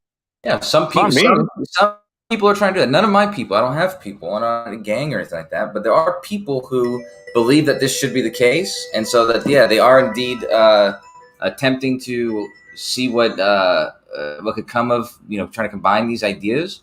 But perhaps they're not correct in that assumption. Perhaps quantum field theory is fine without gravity, and perhaps gravity and dark energy are something completely different, and are not forces the same way the other forces are in quantum field theory. That could be that's another alternative possibility. So incorrect. Incorrect because together. No, incorrect, and I'll explain you why. Because dark matter and dark energy came out of the fact that they got gravity wrong, for one. That's the dark matter. And the expansion of the universe wrong, two. That's dark energy. So those have nothing to do with what you're saying. It's two different things. They didn't get the expansion of the universe wrong, okay? Einstein had the cosmological constant in his original equation, okay? So I don't think they got anything wrong. They just observed that it's accelerating. That's where the dark energy comes from, Okay, I didn't mention dark they matter. observed it was accelerating. You mean in the matter that gravity is wrong? It doesn't show that at all. It absolutely does, because it shows that the arms of the galaxies rotating in the manner in which gravity did not predict. Yeah, but could that be the case that maybe there's a particle that doesn't interact with charged particles and like light and doesn't have electromagnetic waves? That's also this radical many people are toying around with. So it's to say there's a conclusion and that means gravity is wrong is actually just an assumption you're making. How about this radical theory that they were wrong? Who was wrong? Einstein?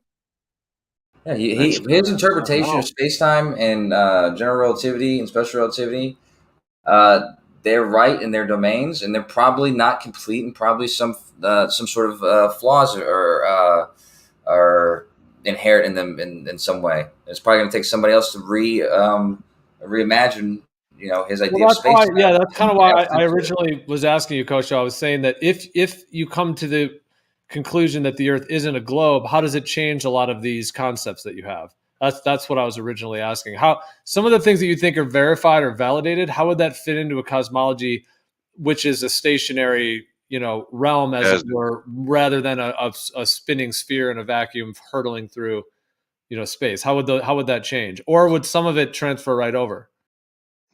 Well, I mean, I'm sure that what would have to be the case is surely there's some trick being played, like some sort of simulation, something like that. I mean, the entirety of the universe and everything I understand and know and have confirmed and experienced would be in question, and the only answer to that question would be, as I said, that either I've been having a psychotic episode for many years, or I'm in a trick sort of reality, one that is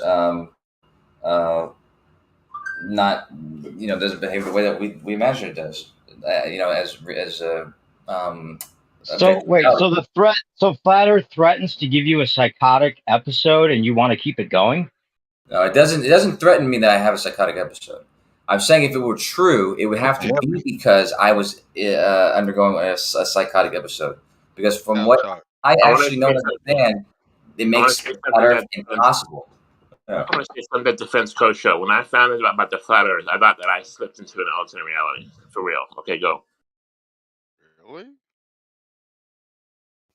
So, Coach, you originally answered with what I said, that you were saying that some things would have to just completely, like your entire reality would break down to the point to where you would think that there's some, like, what'd you say, a simulation or something like that going on, that like you couldn't reconcile how you believe certain things if the Earth isn't a spinning globe? It's not based on things I believe. It would be based on things that I've come to know to be true because I've experienced or proven one way or another. These things would have to, my entire understanding would have to be reshaped in such a way that is not just, going back to square one of learning things over again. It'd be going back to the beginning of my understanding of reality. So name 5 ways you've. Hey, Coach, name 5 ways you've experienced the heliocentric model other than studying it or looking at the sky. Looking at a map and understanding what longitude and latitude mean. And I said studying. Exclude studying it and looking at the sky. Understanding what longitude and latitude represent as far as axial angles and the other one. So it's or longitudinal angles or whatever. So these sorts of things aren't compatible with anything other than a sphere, and these are the things that we use to, completely. But that's not your experience. That's your logical deductions. That's not experience. No, that is indeed my. I experienced these maps and use them in many different ways for many. Okay. So what you've learned, you consider your experience.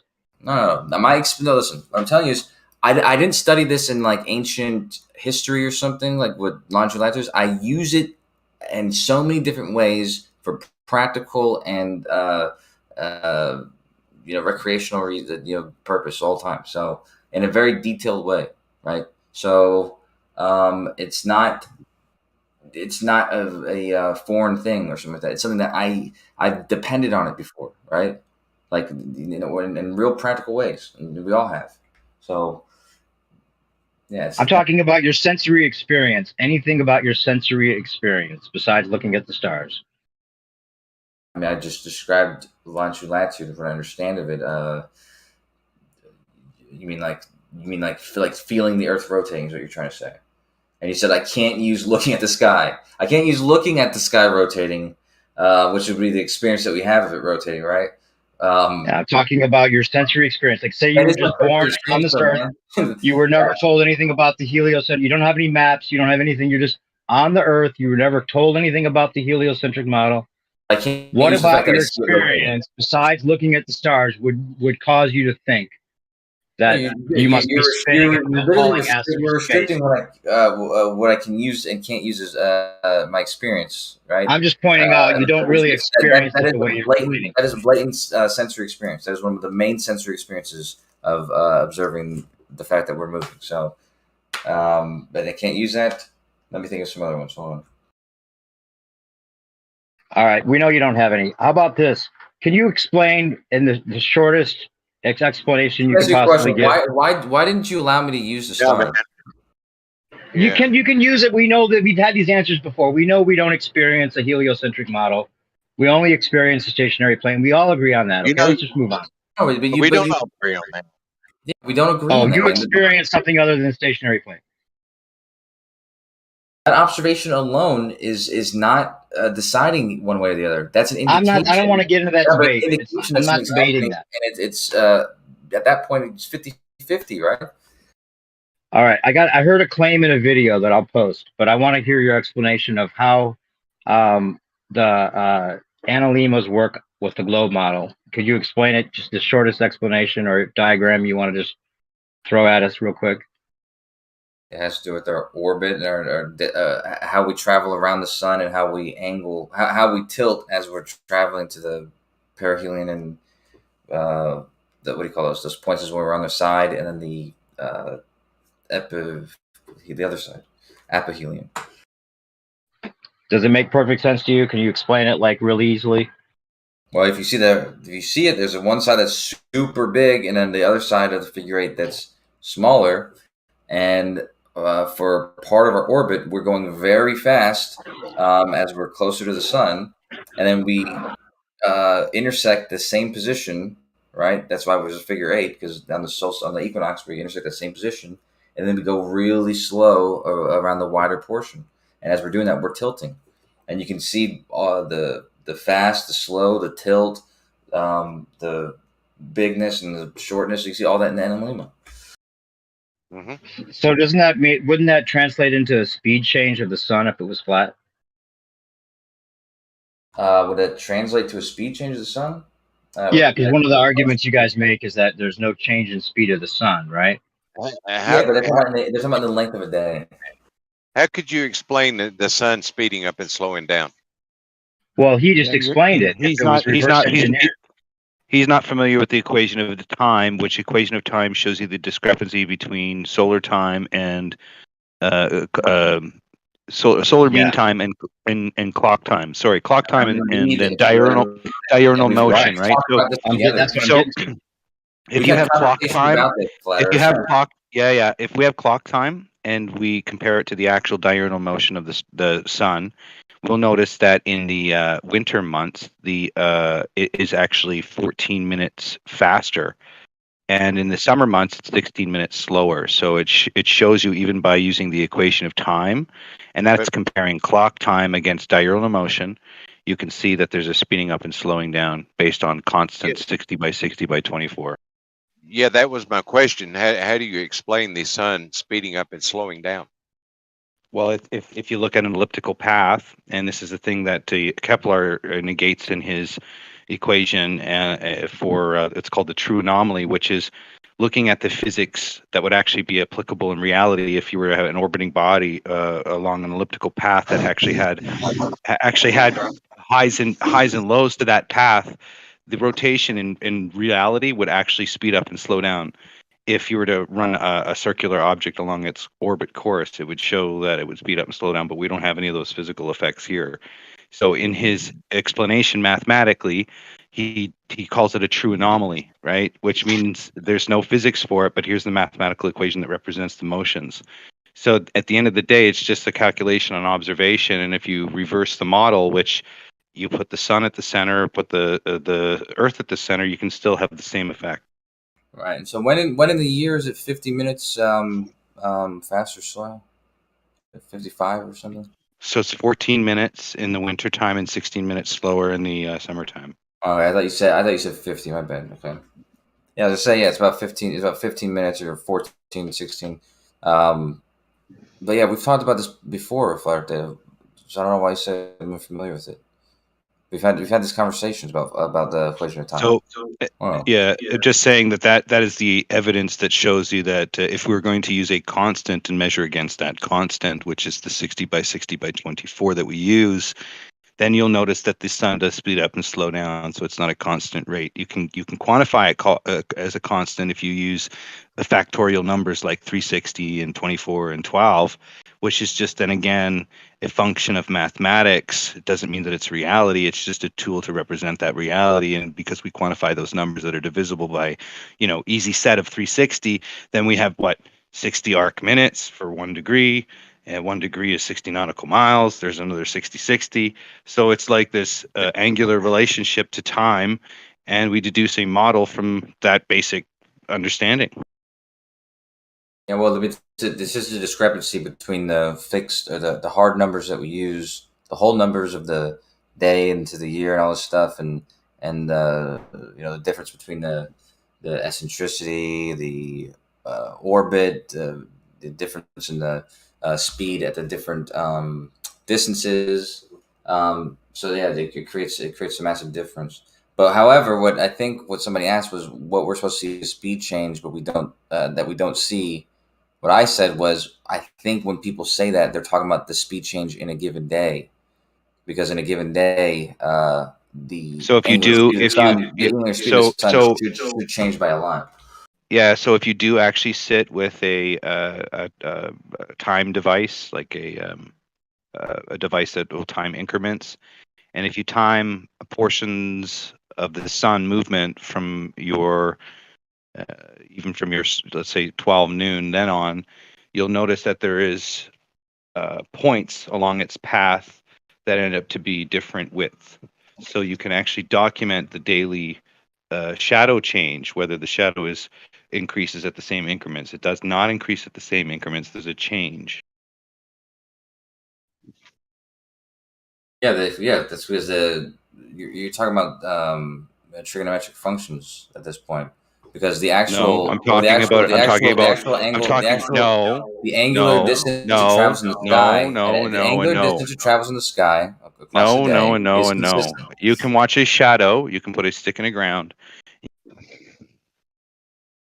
Hold on, Data Bro. You were just saying no over everything he said. So I just temporarily muted you for a second. Go ahead, Kosho. Finish what you were saying. I mean, that's all I was saying. That when you're saying that about the change you're talking about and not being and watching the shadow, this is observing the trigonometric functions and using what would be the difference between as the length changes, as the cosine of the angles changing. But the actual angle the sun is moving in the sky, 15 degrees per hour or a tiny bit less than that, that's consistent. So again, the observation stands that you can see the shadow incrementally if it timed correctly at each point in interval timed on the timepiece. The shadow won't maintain its consistent interval length. It will have different sizes. That's if you use a constant timepiece against the sun. You can do that daily to see the velocity change, apparent change, whatever you want to call it. The difference in the sun's speed can be documented daily. And one practical observation you can do, it's called the Viking compass. It works off of the same principle of the sun and how it's made. It's made throughout the day, a process of one day. It lasts a week. And what you do is you map out the path of the sun for the 12 hours along a piece of wood with a nail in it. And you map the arc of that sun path using intervals throughout the day so that you end up with this arc. And then anytime you line up the nail shadow with the arc in the center piece, you know you're heading north. So even this device in Viking days will show you that there's not a constant rate of the shadow change if it's timed with a constant.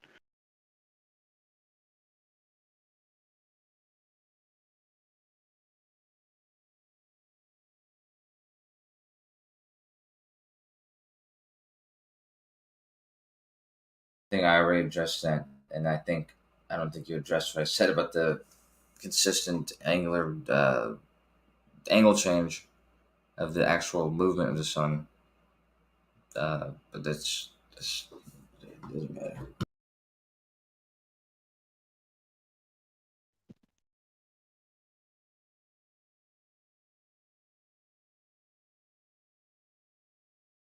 Kosha, now that I have you, do you mind answering a question?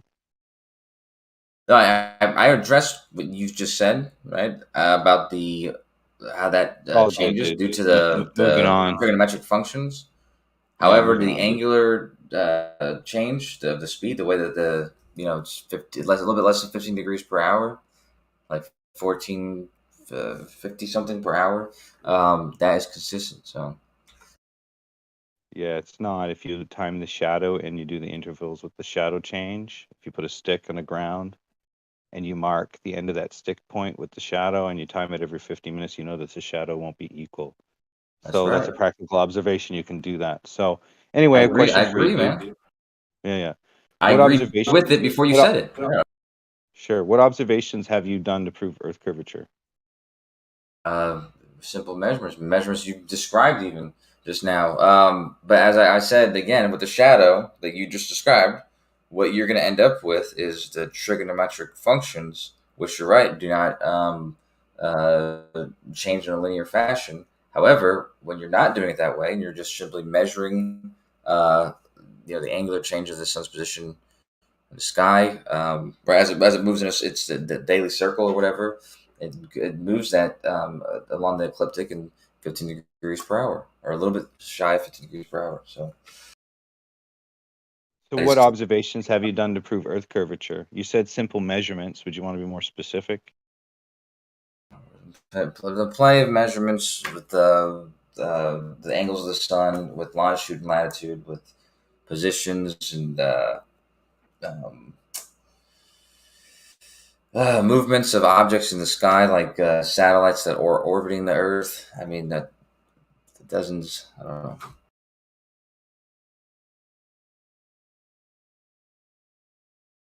I said earlier, longitude and latitude is because I don't feel like elaborating too much. Longitude and latitude is just the end all be all. You can just start and finish there. The longitude lines, every star, all the stars in the sky on any given day are going to travel along a single latitude line, and they're going to traverse every single longitude line. And as they're doing this in a single day, they'll traverse every single longitude line, right, at that 15 degrees per hour. They'll go through 15 longitudes per hour, right? So that this is true for every star, and the lines of longitude converge both north and south of the equator at exactly the same rate. It doesn't go. Not much more needs to be said. Do you think flat earthers have a reason to think the Earth's flat? A justifiable reason, or any reason at all? Because they certainly have reasons. Well, I'm just asking you, do you think they have any reasons?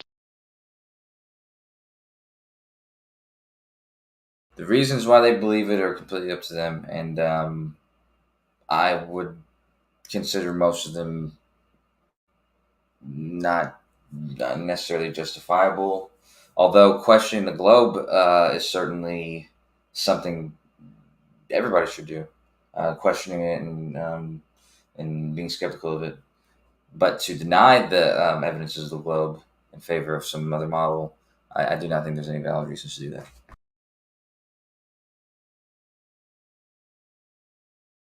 But you do it every day. Yeah, just before bed. And in the morning and in the afternoon. and dinner, lunch, breakfast. I could have an affliction and not know it. You know what I mean? I could be messed up in the head, and I could be. Well, I mean, you've been considering the Earth being a stationary planar surface now for what, 7 years straight? Or no, you were not really in at the beginning. So what, 4 years or something? I haven't really considered it more than, I mean, it's difficult for me to consider it at this point. And like I said, I could have Dunning-Kruger and really not even know it. But at this, like I said, the way that the information is in my head, the way my brain synapses are connecting, there's no way that the information I have in there in my head, the experiences I have, and the way I understand the world to be, there's no way I can cope with that structure and also believing the Earth is flat. It's just really, there's not much else to say there. I wish it wasn't true. I wish I could see it that way, but I got a problem.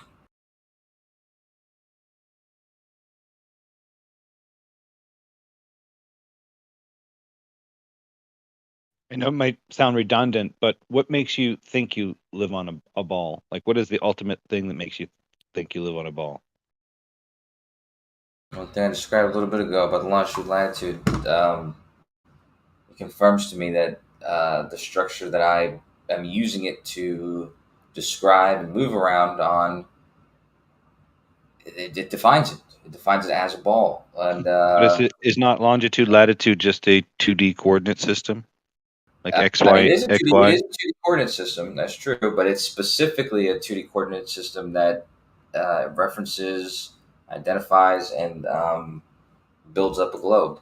Like the two angles, these two angles, and so for instance, when you ride a unicycle, for example, and you're talking about the longitude, you're talking about your movement and the way you move on a unicycle. There's a longitudinal way of moving, and then the axial latitude way of moving, and it's this is how circles and spheres are described, but it is not describing a flat two-dimensional plane.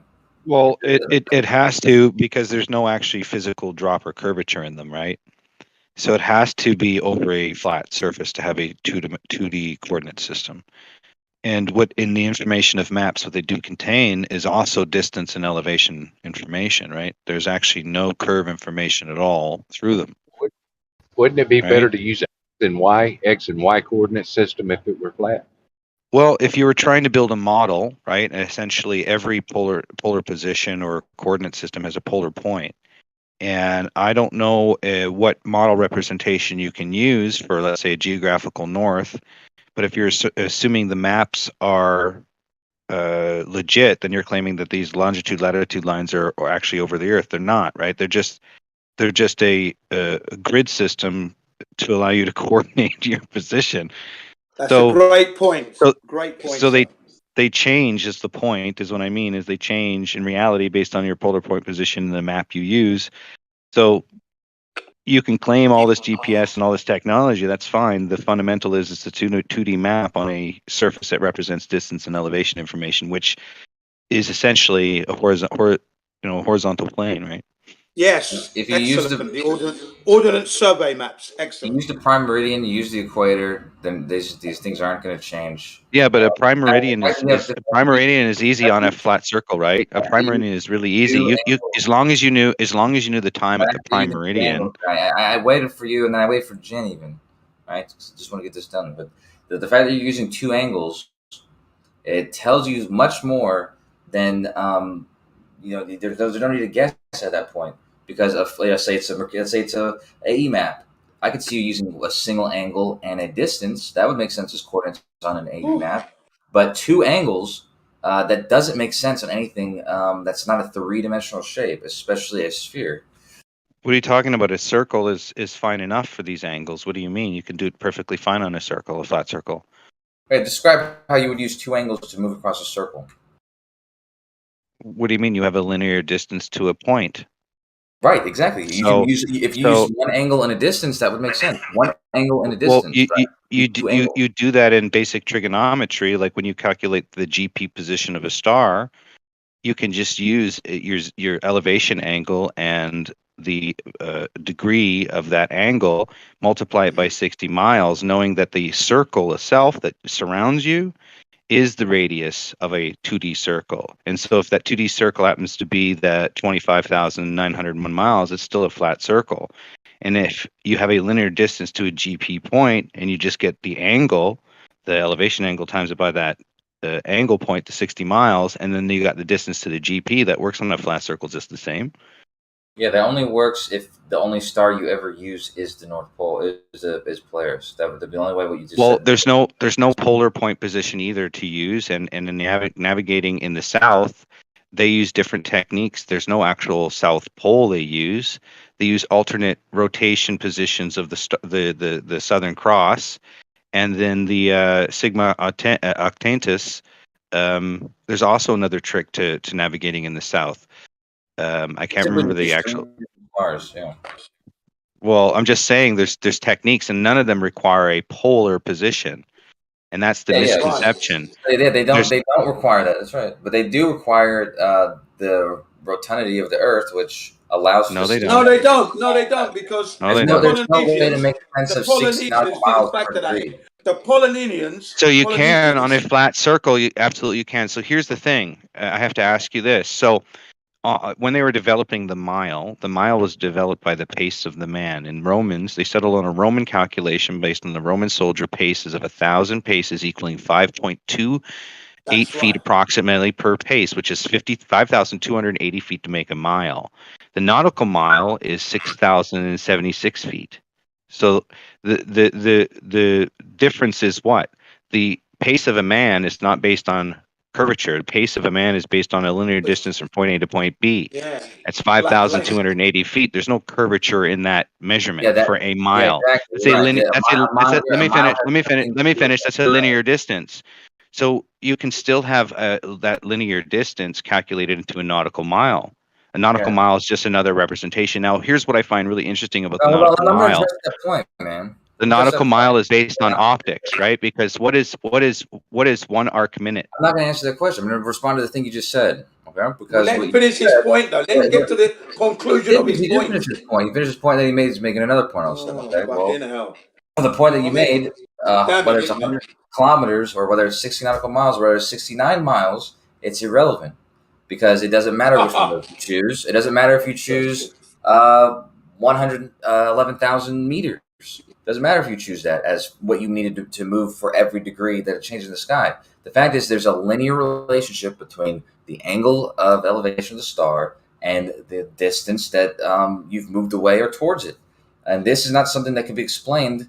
I mean, maybe it can be explained. I'm not going to say you can't explain it, but it's been yet to be explained by any sort of flat plane or how that would work on a flat plane. So you can get the same function out of a flat circle. If you're on a flat circle and you're somewhere on the flat circle, you can get a linear distance to another point. And if there's an elevation, something elevated from that point, you can get an angle to it, then you can get the distance to it. In this case, because we already know the apparent size of the circumference of the circle, then we can deduce how far we are from that point of position. So you can break down a flat circle the same way. There's no difference. No difference in Euclidean geometry if you drew a flat circle and use a triangle. It's the same stuff. Doesn't matter. It works the same way. It does, but here's the issue. Here's the issue. They even tell you. They even tell you in the almanacs that there's a certain position where you cannot measure due to the atmospheric conditions, right? So that element of reality limits my actual tools and my ability to do longer distance measurements, right? Especially if I'm farther away from a particular star, or like I'm trying to get to a particular location where I know a star is on a map and I want to measure to it, but I can't because I'm too far from it. It's still below it's below the 15 degrees. So you're going to have calculations and error corrections for this, but these corrections have nothing to do with the shape of the Earth. They have everything to do with light and refraction. So when you look at all the mathematics, even in the nautical almanac, they calculate for refraction through everything. It's not because of the Earth curve; it's all for refraction. Yeah, right. Let me tell you, when I look at this, right, this image I just posted, and I see Polaris, and I see angles, equal angles from Polaris, right, not being equal distances on a flat plane. That's because it doesn't work like that. You can't. You do not have the same angle as the angle drops by 1 degree. You're going to move the same distance every time. It doesn't happen that way on a flat plane, and it's clear it does. That's what we live on. That's what it's always done. A lot of the misconception again is the true representation of paper geometry and reality. We can misrepresent reality by doing an orthographic representation of that reality, conflating points of position that are caused by, I don't know, when you do it orthographically, you're going to negate reality to some degree, right? How so? Well, if you have a circle, you're assuming that you're on a circle, so that's not something that you see in your vision when you get off the bat, right? So so now you have that, and then now you have a cause of what's happening because you're on a circle, which negates the optical effects because you're saying that it's caused by a physical geometrical boundary rather than an optical limitation due to angular resolution and of course conditions in the air, right? So there's a lot of conflation going on when you can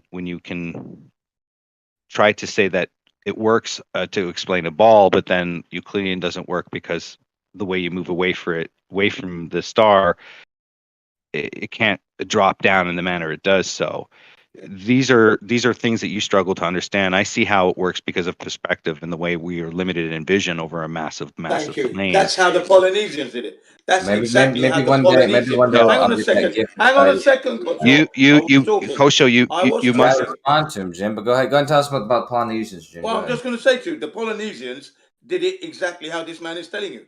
Yet really? They used. How did you tell us, by the way? They didn't have any.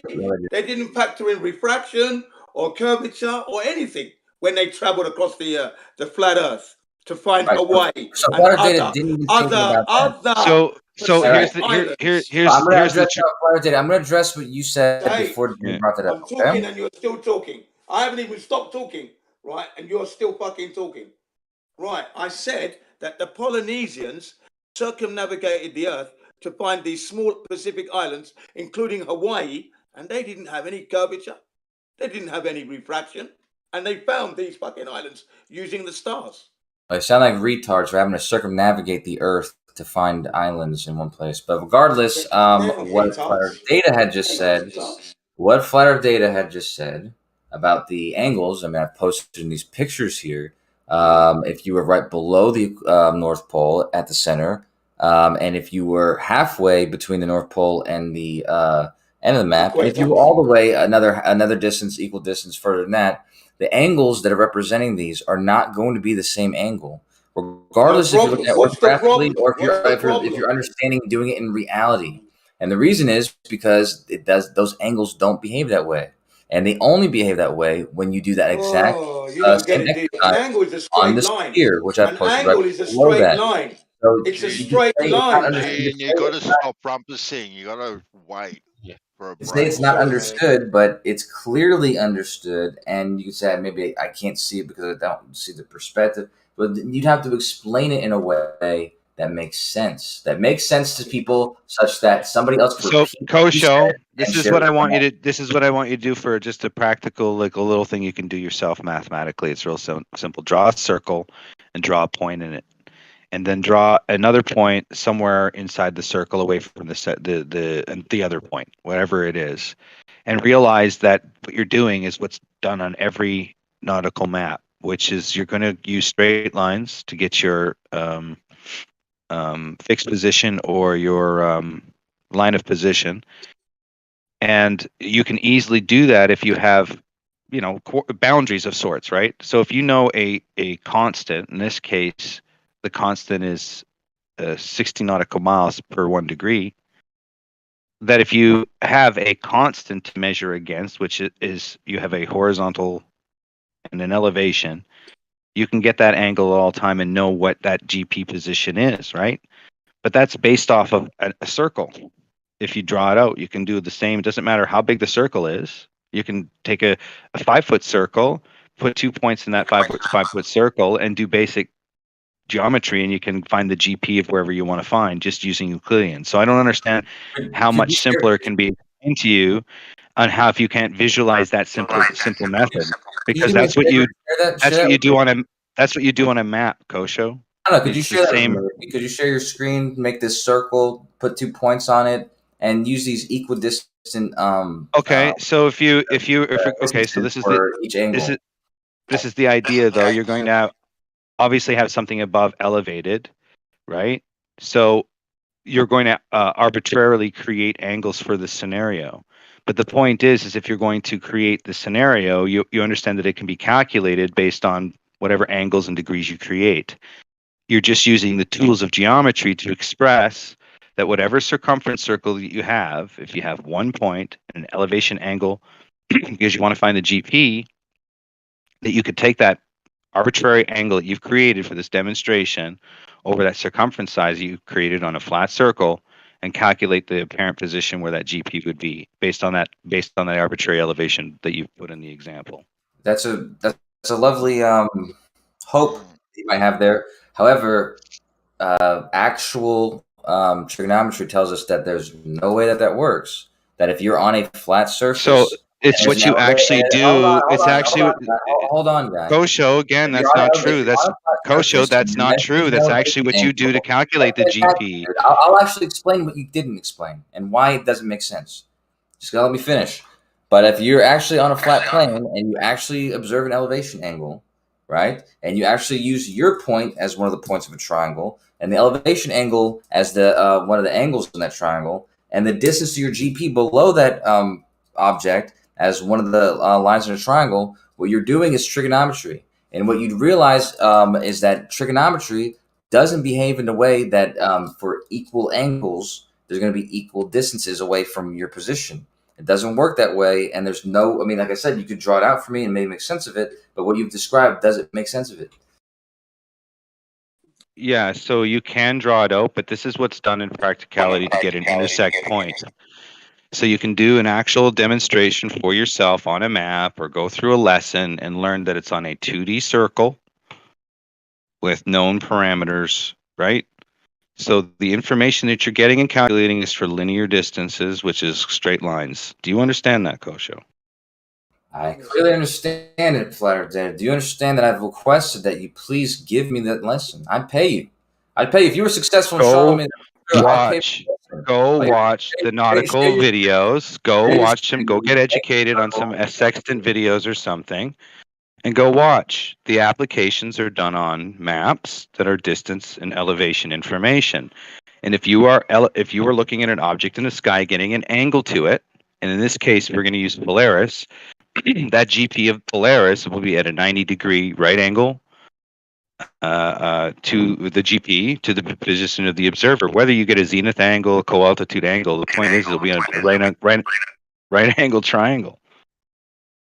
Right, and what I've shown, the pictures I've posted, Left Lane's posted again, and this will be my free lesson for you because we're buddies. You know, you're writing a book, and you probably don't have time to give me this lesson or this thing you're explaining to me. But in the lesson I'm giving you right now, as I've stated, the triangle does not behave the way you did on a flat surface. It behaves in a trigonometric way in which the angles do not change linearly as the distance change linearly. It just doesn't work that way on that flat plane. However, it perfectly works that way on the surface of a sphere. When you move it away from I don't see how that can be. It moves away at the same linear rate. So here's the thing, Kosho. Shown. Listen, all the stars and all the light from the stars hit the Earth straight and parallel. Parallel lines. So if you're going to look at all the calculations of the almanac, you'll see all the stars have 90-degree perpendicular positions to the Earth, right? At all points and all times. And if you have 3 intersection points, and you're making an observation to find an intersection point, you can do 2, but to find your more accurate point, you need 3 positions. So you need 3 measurements, 3 stars. You have to realize to get a ratio, to get any angle, you need to subtract it from 90 degree, right? Which in trigonometry, that's the right angle. And when you're looking at an observer point, now if you want to say no, and I'm going to get from my zenith position, I'm going to measure the zenith angle or the co-altitude angle, and I'm going to do it that way, sure. But the basic of the calculation is coming from a 90, which if you close the gap to that 90 to get the ratio, it works out to be a right angle triangle no matter how you look at it. And why that's important is because to get the actual ratio to the intersection, or the correct ratio to get the right intersection point, is you need to have them all on equal altitudes, and you need to all have 390 degrees to have those.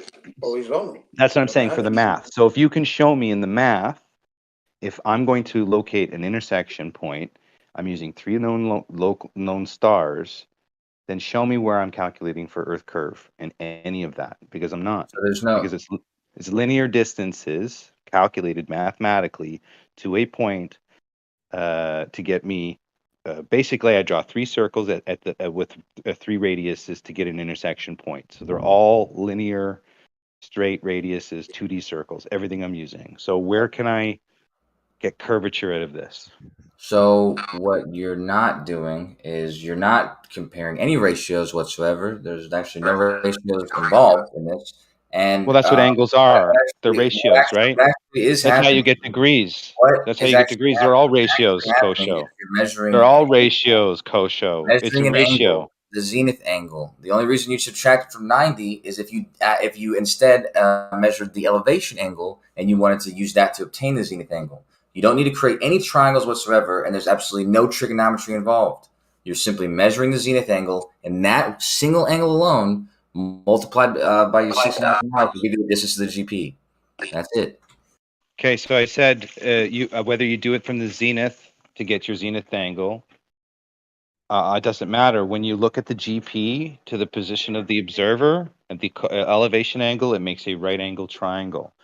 Whether you claim it doesn't, you don't have to or not, that's not the point. The point is you can, and it is a right angle triangle. This is undeniable in the actual practice when you use it. And again, if you're going to find an intersection point using 3 positions, show me where there's curvature in any of those 3 positions calculated, because there's none. It's two-dimensional on a 2 distance and elevation system. That's it. All right, so it's a right angle triangle on a flat plane, of course, right? And the angle is something, and the distance from you to the GP is something else. And it's a right angle triangle, so let's call it a 3, 4, 5 triangle, because that's a right angle triangle, isn't it? It's 3, 4, 5 at the height of 3 and a distance of 4, and the angle, the other one's 5. Yeah. So you want it again. We're working with a known principle. Hold on. I'm trying to get somewhere with this. And if you simply see that if the distance is 4 and the angle is, I don't know, something, then in order for the distance, the distance and the angle to change linearly, as you change the angle by 1, that distance should also be changed by 1. And then if you add another, then the angle should change by the exact same amount again. And you can't do this with those type of triangles. And you know you can't do that with those type of triangles. So I don't know why we're pretending we can do that, because it doesn't work like that way on a flat plane. There's nobody pretending other than what your story is. Your story is a pretend story, because the simple fact is, in all the nautical almanacs and all of the nautical information you can go learn right now, there is many videos, if not hundreds of videos, that mention a right angle triangle in the process. So the fact that you go out of your way to say what you're saying, Kosho, shame on you. Yeah, where's the right angle triangle on the in the celestial navigation? Shame on you, as I understand celestial navigation, there's 100 tutorial videos right now. There's 100 tutorials right now, Kosho, that you can go watch. They talk about trigonometry.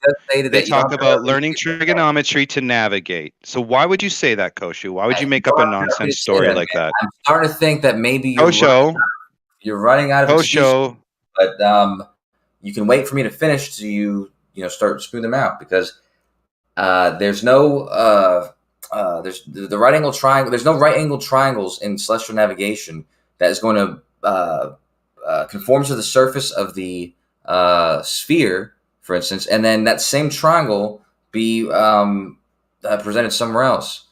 Actually, there's no need to have a right angle triangle because the right angle the triangle is not necessary. You're simply using the zenith angle. I mean, I don't know. You said it yourself. There's no right angle triangle on the spherical version of this celestial navigation, which is really the only version.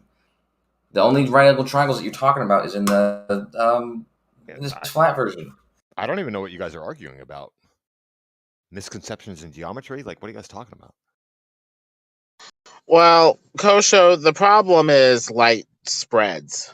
And so you see those little triangular angle packets that are in these diagrams. Those triangular angle packets do not necessarily map in both directions. You from the sun down to the surface, okay, fine, you have a wide enough angle. But if you're looking out over the surface in the reverse direction, your angle packet is not going to expand out up and down equally in both directions. You're going to hit the ground, while the top half of your angle is going to go up into the sky with no obstruction.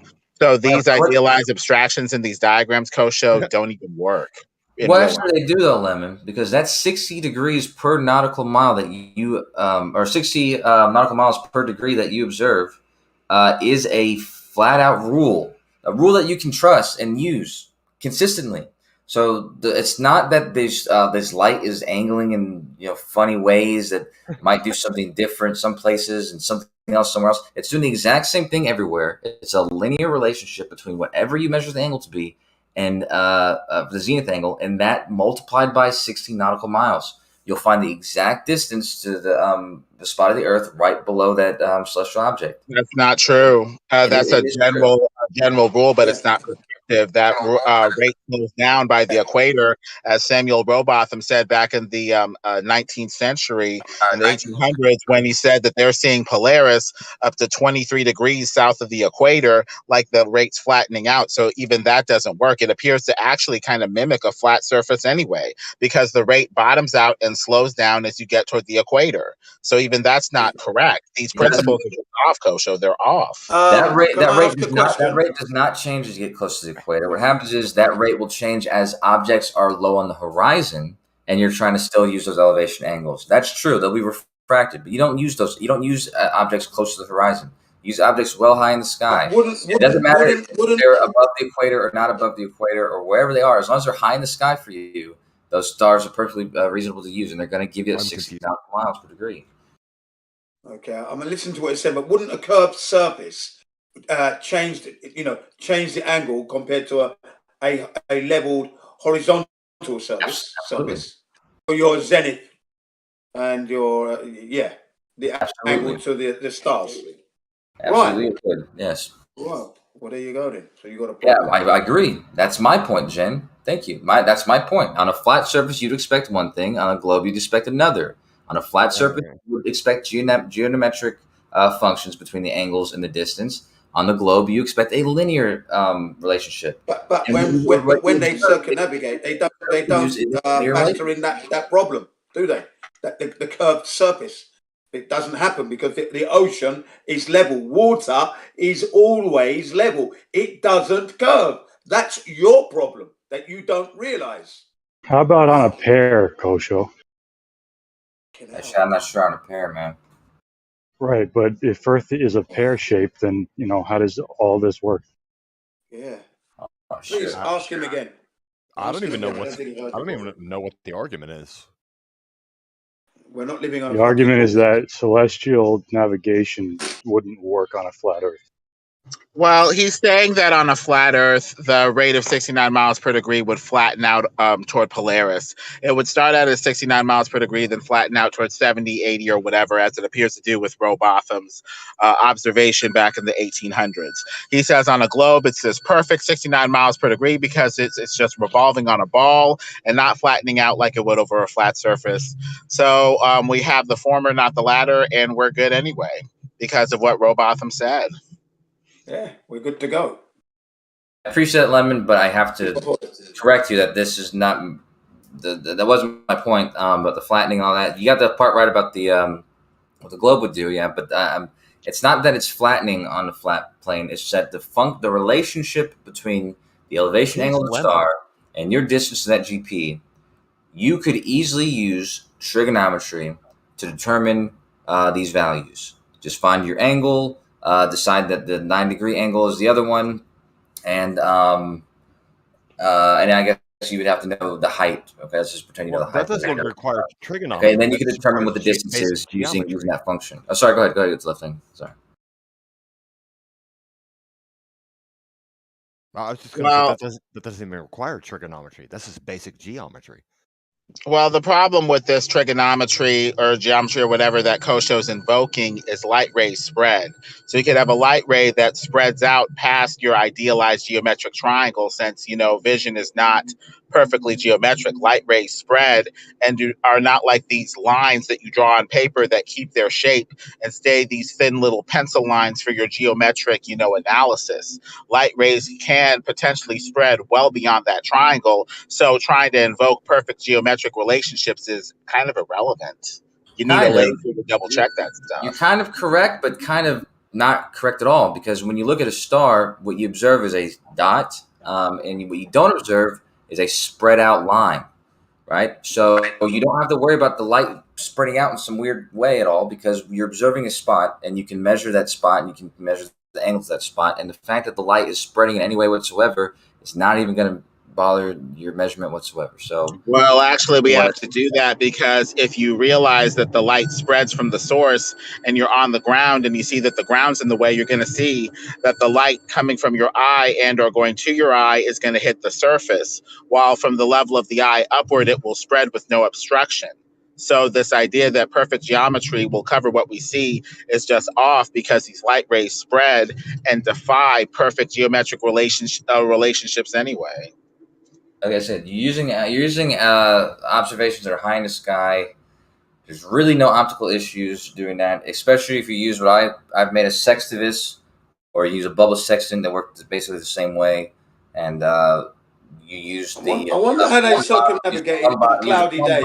Or a bubble level in the case of the bubble level to determine level, and then you determine your angle from zenith, and that's all you need. Angle from zenith to that object, and multiply it by 60, and you'll be dead on to the distance that Well, these angles aren't mapping perfectly geometrically 1-to-1 to any triangle or anything like that, even over a flat surface, because light rays spread, the surface is in the way, and because of visually compressed angles from being too close to the surface, you're not going to get perfect geometry. At best, you'd get a rough approximation, but it's not going to be 100%. This is why trigonometry comes into play. Dead reckoning. Yeah, that's not trigonometry. Trigonometry is what you would require if it was a flat plane, though. If you wanted to determine the distance to the GP on a flat plane, you could use the fact that 90-degree angle. You can use the fact that you're measuring the elevation angle, and you can use the fact that you happen to know the consistent height of the sun, and you can determine the base length of that triangle. Have we determined the consistent height of the sun? As a flat earther, I don't know. You'd have to ask the flat earthers that. But it would need to be information. Yeah. It triangulates to 3 to 10,000 miles, if that, because you get a 45 degree angle to it when it's about roughly 3,000 miles away, with its subsolar point about 3,000 miles away. Right. So that implies that it's 3,000 miles up. Okay, so the height of the sun is 3,000 miles. Okay. According to triangulation, but with refraction, it may not even be that. You may be seeing an exaggerated refracted image of the sun that's actually closer. Maybe it's an optical illusion. I don't know. But anyway, if you're going with triangulation without the assumption that the Earth moves millions of miles through space to exaggerate your triangle, 3,000 miles up, roughly. Okay, 3,000 miles. How many light years is that? Hardly any. Light travels 3.0 times 10 to the 5th kilometers a second. That's like really fast. 30 with 5 zeros, so 300,000 kilometers a second. That's not even a blip on the radar. Yeah, 3,000 miles isn't really that high up. A light year. We don't know if we can see anything 6 trillion miles away. 1 light year. We have no evidence of this. We have to take it on faith. There is no evidence that we can see this far. Okay? It's just an arbitrary number they threw out there, and it's just lies. Okay? Well, if the numbers are arbitrary, then like, what are we talking about?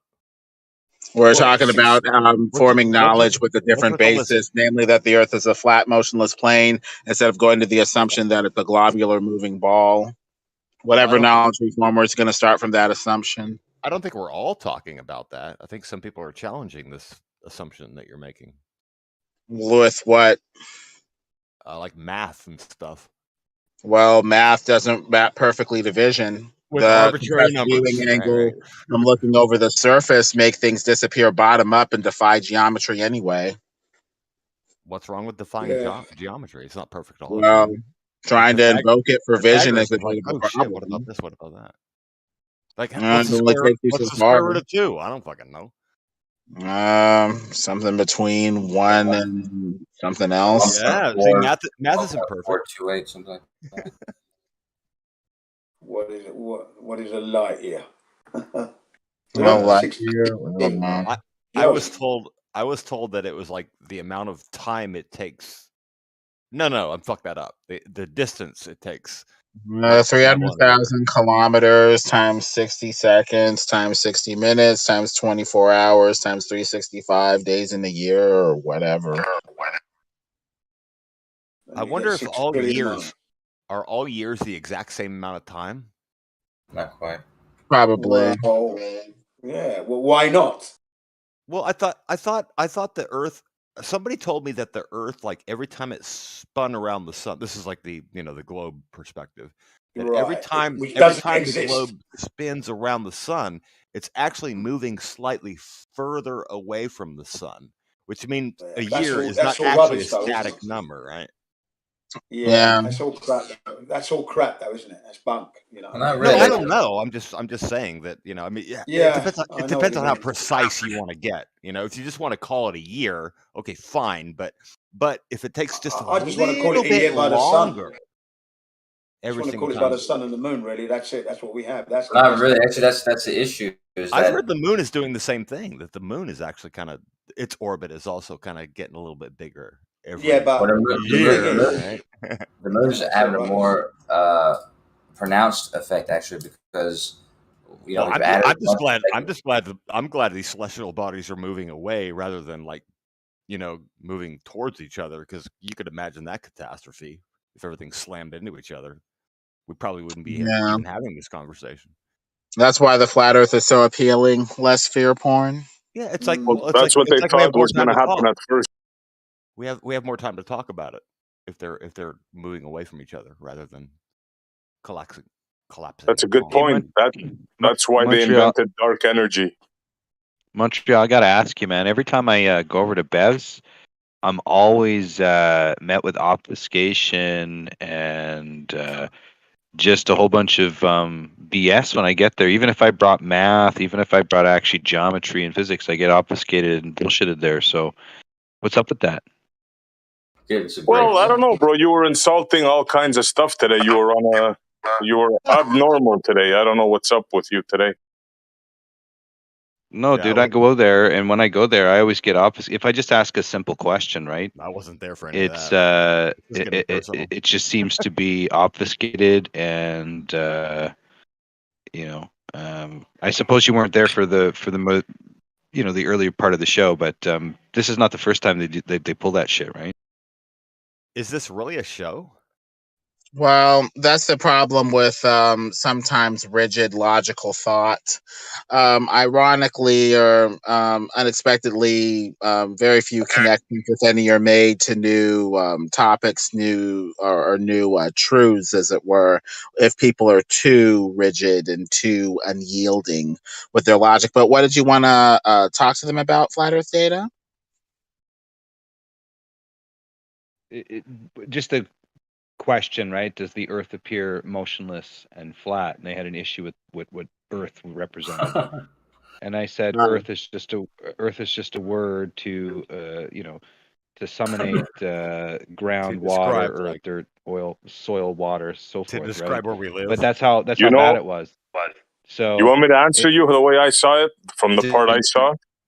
Yeah, but go ahead. I do. Okay, this is the way I see it. You want them to commit to Big E, right? You want them to see Earth as a whole. And they're trying to tell you, look, dude, Earth to us is like the ground and, you know, you plant stuff in it. And I tend to agree with that. Now you want them forcibly to agree to a total vision of the Earth. And they just don't want to do that. And frankly, I don't want to do that myself because I don't know what the Earth is. It wasn't about a totality. It was about if they were on the ground or if they'd been elevated. And however, whatever observation you make, there has to be a default consensus with that observation, right? Because the idea behind that default is the opposite. In other words, I'm going to obey my senses one way, but I'm going to deny them another. And to create models, you must deny the senses to some degree, right? So if you want to be a denier of a model, you could say, well, I don't think the Earth's flat. I don't think it's a ball. You can deny both concepts of those models. A ball? The question was that's your problem, Beta. You just said it yourself. You're a denier. You just labeled somebody. The question of the question of the day was just very simple, and it was just about objective reality to the individual. I've never heard and anybody. It was a test actually, anyway, to see if they could just answer it honestly and straightforward. How about if there's a third option, Beta? How about if there's a third option, not flat or a ball? Sure, they could offer that, but they didn't. And so when I asked, I think one person said yes. I think eventually Bev did say yes to the question, because that's what we observe. We observe a flat and motionless plane, Earth, right? That's what we see. So when I was asking, it was just a test for genuineness and just to see how easy it was to get a response. Anyway. And it was obfuscated and bullshitted, and I was like, holy cow! So what is this channel for? Bev does do that sometimes. SE, Bev does sometimes do that. You ask a straight question and you get a sideways answer, and that annoys me. That is the very thing that I don't like about Bev. That he does give you sideways answers to your sincere, genuine question. That's why I don't go to that server anymore. Don't go there. Well, yeah, that can be very annoying. I think what's happening is people are trying to avoid committing to any sort of gnosis or knowledge to try to keep their mind flexible enough to discover some sort of future truth, which is noble sounding. But if you don't have any sort of expectation as to what you're going to find, you're not even going to be able to be equipped to make a discovery. Discoveries are made first with some sort of just so story or just so framework in place before the discovery, so that when you make the discovery, you know how to interpret it. And if you're totally agnostic and have no knowledge of whether it's flat, round, or whatever, then you're not prepared to really find anything. Right. You begin with a hypothesis. Exactly. Yeah, but can you respect another person's point of view without judging? Not sarcasm. Well, what's the point of view? I mean, it's really more like an attempt to avoid having a point of view and an attempt to avoid having even knowledge. So what's there to respect? It's just an attempt to try to remain totally agnostic and potentially go nowhere without any sort of model, expectation, or at least some sort of guide to go forward or whatever. Are we still talking about what kind of conversation flat we Earth, had? or are we talking about like religion? No, they want Bev. They have a thing with Bev, and I'm not Bev's lawyer or anything. He can speak for himself. We shouldn't really be speaking of him because he's not here, but they want Bev to commit to a model, right? Either flat or round. And he's telling him, look, dude, I don't have a model. So nobody wants to commit anybody to a model. Nobody wants to commit. I don't want to commit Bev to a model. I have no interest in the fact at all. Again, it was a test for genuineness. It was a simple question and it was obfuscated. The reason why I'm asking is because there's an apparent default flat in the sense that there is a horizontal consistency. So to have it horizontal, you must have some sort of flat surface to get that, or some sort of default surface that originates from flat, and everything above that position of flat will converge into some sort of horizon line. And being that it's unobstructed to the observer's eye, you have this apparent line of position that It's called a horizon. Well, that is horizontal. So if it's uninterrupted straight line. Yeah, so if it's horizontal in nature, that means it has to be flat on the underlying default. It's understandable to want to avoid a model if that's what you want to do, fine. But I mean, for honesty's sake, if we can't even make a baseline observation of, hey, is the Earth appearing to be motionless and or horizontal or whatever, you know, and be honest enough to say that without fearing that you're going to be committed to a model, well, then how are you going to be equipped to answer anything about any model or any sort of possibility at that point? It just becomes this bland agnostic position. Wait a minute, I didn't deny that. When Data asked me, I don't know what the other guys said, but I missed that part. The point is they really talk with them about that. They didn't really like the question, and I was set back by the idea that it was just a very simple, straightforward question. And it's not the first. Maybe the response that I had is not because you've been there the first time that I've done this with the show, but when I've brought in like even the law of science to the show and showed a practical demonstration, gave you math, gave you angles and everything, and did the calculation, it was like torture dealing with Bev. It was like pulling teeth. The guy didn't want to learn or calculate nothing. He didn't want to even represent the law of science properly. So it's what the hell's going on in this show, man? It can become really rigid in the logic sometimes. And if the logic is so rigid, you can't make new connections. You're just going to have a mind that's like a stone potentially. But I guess the main thing is not getting too crazy or too woo-wee sure, but not becoming so logic and so rigid we can't make any new connection. I'm just trying to figure out what the law of science is. What's that? The law of sines is the way to compare the sides of a right triangle to the sine of the angles across. My bad. The sides. I thought he said the law of science, but he's the law sines. of science. S-I-N-E-S. The sign. That would be a badass name for like the ultimate law. This is the law of science. The sine is a mathematic ratio, a fraction of basically the length of one side divided by the length of another, namely the length of the side across from the angle divided by the hypotenuse of the triangle. I just didn't realize it was a law of sines. Okay, got it. I'm not a basically side A divided by the sine of angle A equals side B divided by the sine of angle B, which equals side C divided by the sine of angle B, or something like that. I'm probably reversing it. But something like that. I get it. Regardless, the flat Earth data, your question to Bev is like exactly what I would imagine. That's like a now I want to get Bev for disaster, man. He sounds interesting. I mean, because sometimes you'll try to have a conversation. Like when I used to go into the old server and I try to have a conversation about nothing mundane, we'd end up debating about the minutia in a specific word or something. Do you guys think that this Bev character? Well, I understand you can get. Let's not talk about him behind his back, right? I was just gonna say that. Thank you. Yeah, let's get him in here. Yeah, invite him in. To the Lions Den. Does anybody know this guy? Can anybody shoot him an invite? I want to. You want to come over to next level for a discussion? No, I want him to come in here. Why? Because he sounds interesting. Where we are. So, yeah, but I can send you an invite. I can't promise you that anybody will come here, but I can make it so you can. Why don't you just send him an invite so he can talk to all of us? Dude, listen up. Okay, if you want, I can send you an invite to the server. You could either I understand. Take it or leave it. I'm going to leave it, and I'm further going to ask you if you can send Bev an invite to come in here. No, and I will deny your request. Okay. Who are you talking to? He's already here, so let's stop talking about him. All right. Well, then we're not talking behind his back. He's right here. Well, don't talk behind his back. Talk to him. He's not here to talk to. So, but you just said he's here. No, that was somebody else. Server. He's in the server. I'm pretty sure he's in the server. Well, then we don't have to go to another server to talk to him. All we have to do is get him into this channel. Oh, maybe he doesn't want to come here. I don't know. You send him an invite. You ask him. I don't know who you guys are talking about. I'm just curious to see what he has to say. I've never met the guy. Be careful. Don't worry about it. Don't worry about it then.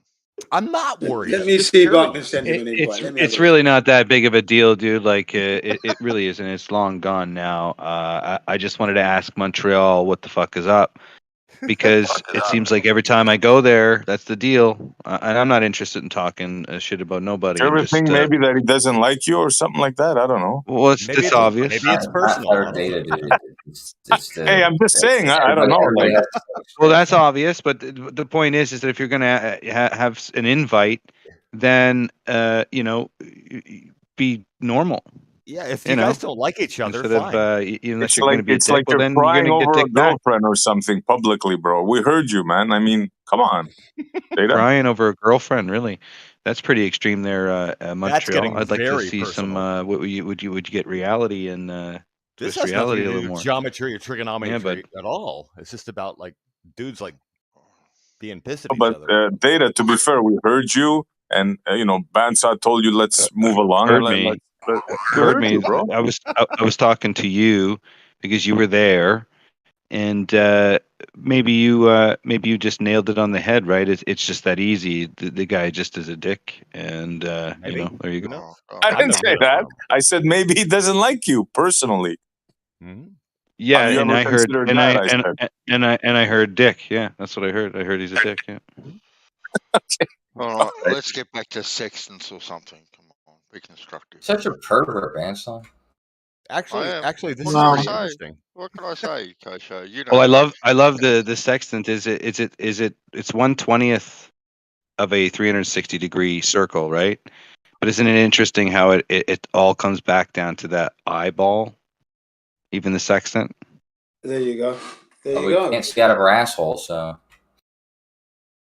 Well, it's just all eyeball related. The sextant is this idea that the bottom, line of the angle that you're drawing with the sextant is some sort of geometric line.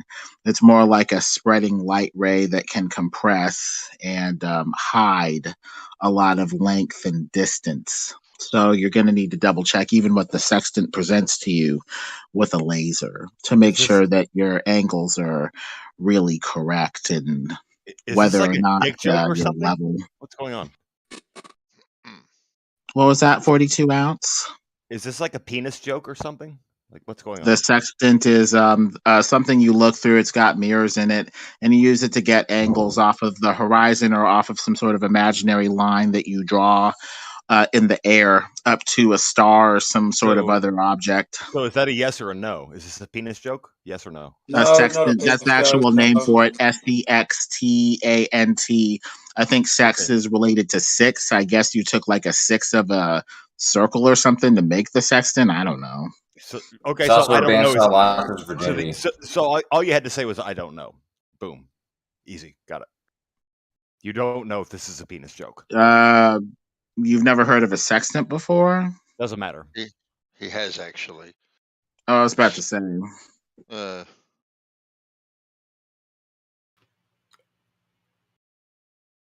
That's how you Bansal that you lost your virginity in a sex. The best way to communicate is I think that goes under the category of when a troll goes wrong. I asked, hey, is this a penis joke? Yeah, good one. I don't know.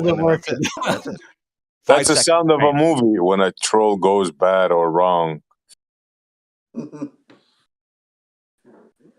It's just called communication. When the troll goes south. Yeah. What do you reckon we'd find at the North Pole, Geo? What do you reckon we'd find there if we could go there? What do you reckon would be there? Some sort of vortex of some sort? Santa Claus? I find out that you can go there. Some sort of Superman? Maybe Superman. Superman. Don't be ridiculous. We can't go there. We can go wherever we want. For just I'll bullshit. tell you what, a big mountain in a pyramid shape, magnetic. Magnetic. I've never been there. Way too fucking. Follow the compass, Bandy. Follow the compass. Follow the compass. Do you think they are hiding North Pole? Because I came across some interesting finds recently. Who's they? Not because of the maps or whatever else, but do you think there's Mount Meru, let's say, at the North Pole? Well, who's they? It kind of seems protected. Yeah. Who's they, by the way? Who's they, by the way? Well, Right. I came across some more information regarding people that I know that have gone up there to work. That's who they is? Some areas are landlocked. You can't leave the campsite. You can't venture off. You have trucks. You've access to all the Arctic vehicles and whatnot. Campsites up there. Okay. Even flying, you can't go to certain obvious zones. It's cut off. So it's not entirely free. Who in this point in 2022 has actually gone and wanted to investigate really anyway, right? Well, so apparently what could you you've do? investigated it yourself. You're talking about these people that have set up campsites. You've also talked about these other people that are like cutting people off. So who are you talking about? Isn't it? I'm just asking. You don't have to answer. It's not a trick. Well, it's definitely a good question, Ben. So yeah, what really is there? Because it is protected, isn't it, by the dew line? Like you can't just go there freely. What, pray tell, is Well, it seems like there is some limitations in and around that. The DEW. Oh, I thought he said Jew line. My bad. Well, that also you're seeing a video sound. My headset kind of sucks. Well, at least there's. I expect to find Eden in the north, the Garden of Eden on Mount Meru. Oh, really, Lemon? That's interesting. Interesting. Eden. It's on old maps. The Mount Meru. Perhaps that's Eden in the north. I expect to find a blowjob that never ends. Got 4 rivers coming from it on the old maps. Maybe that's part of what they're hiding. Yeah, here's that word again. 4 islands. Yeah, the 4 islands. NASA, the powers that shouldn't be. Yeah. NASA's hiding this. Interesting. Well, they're contributing to the deception. Yeah, that's for sure. Okay. You're an 40, I take it you're a model believer? A model believer of what? Well, the sphere model, the current model. I used to be a model.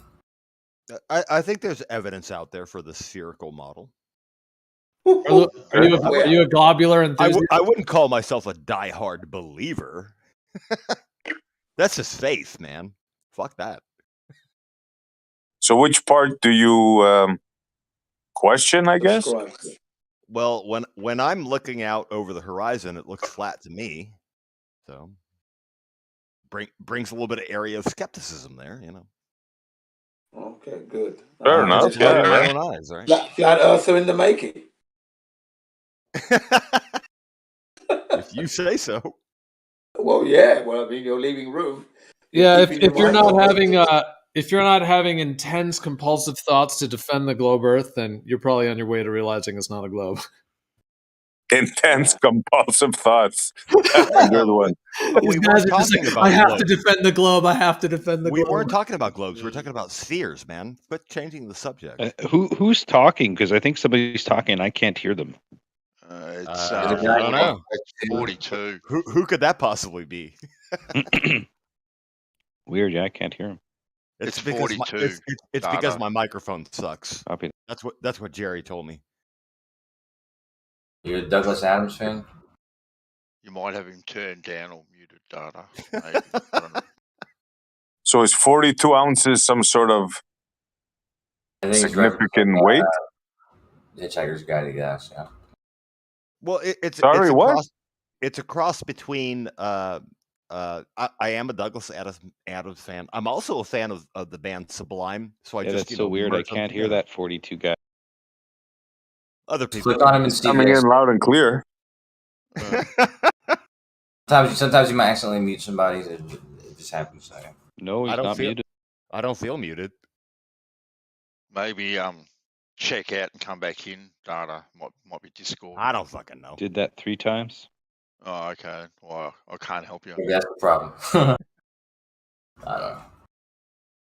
And it's just a username. It's not a big deal. I mean, if you want to type in my psyche over my fucking username, feel free. But I don't. No, I was just curious, man, because I like Douglas Adams, and I was curious. Right on. I mean, actually, to be honest with you, we reference 42 a lot. Well, thank you for actually being honest with me. I like it when people are honest with me. So it sounds like you're kind of open to what the Earth might be, and that it may not be what you've been taught. I've been taught that the Earth is a sphere that goes around the sun.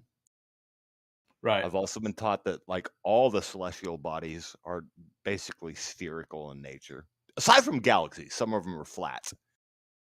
And I don't know. Right. There's a vacuum medium out there, which they would call outer space, and there's all these spheres floating in this vacuum. Most of them just refer to it as just space. They don't really refer to it as outer space. Like back in the 30s, maybe they called it outer space. I don't know. I'm not a historian. Yeah. I think in the 80s they called it inner space, but it was just. I think outer space would be beyond the solar system, maybe. No, in the 80s, inner space was just a single movie. Inner space would be below the firmament, I guess, and outer space would be "quote unquote" beyond the firmament. But that doesn't make any sense because that movie was just going like into somebody's body. It had nothing to do with going outside your own body. It would be basically at the firmament dome boundary, as far as I can tell. Inner space would be below it. Outer would be above it. I'm just talking about a crappy 80s movie from the 80s. Yeah, I mean, like you live in your body in a sense. You experience your life in your body. I mean, unless you're having some kind of out of body experience, which is pretty rare, or a near death experience. But I'm just saying, most of us always living our lives. Now, you could say maybe when we dream, that's a whole nother thing. But nonetheless, let's say in our waking life, we're in our bodies, and that is contained to a degree. You've got your blood, your brain, everything is contained. Yeah, so it's really not that much of a stretch to consider the entire universe as some sort of a contained system as well. It's just on the larger scale. Yeah, I heard that in the 80s. Definitely heard that. You know what's when I was probably 9 years old, something that fucked me up for life in the best way was that one video where they show like there's like a guy sitting on a picnic at the park, and then it kept going up in scale, like order of magnitude. So like a meter, and then 10 meters, and it kept going up and up and up, and you get to this like giant scale, and then you see the whole universe. My bad. I thought you were talking about the feather. No, but then when they went back down, and then went into his hand, and then showed like microscopic, and that shit was wrong movie. My cool. bad. Yeah. To the feather? I was thinking of Forrest Gump. Oh, yeah, Forrest Gump. I was just saying, yeah. Like at the beginning of the movie, it pans down and you follow the feather, and at the end of the movie, it pans out and you follow the feather. The scale. Movies, yeah. Never mind. Bob Zemeckis, one of my favorite directors, movie makers. Never met him. Sounds cool.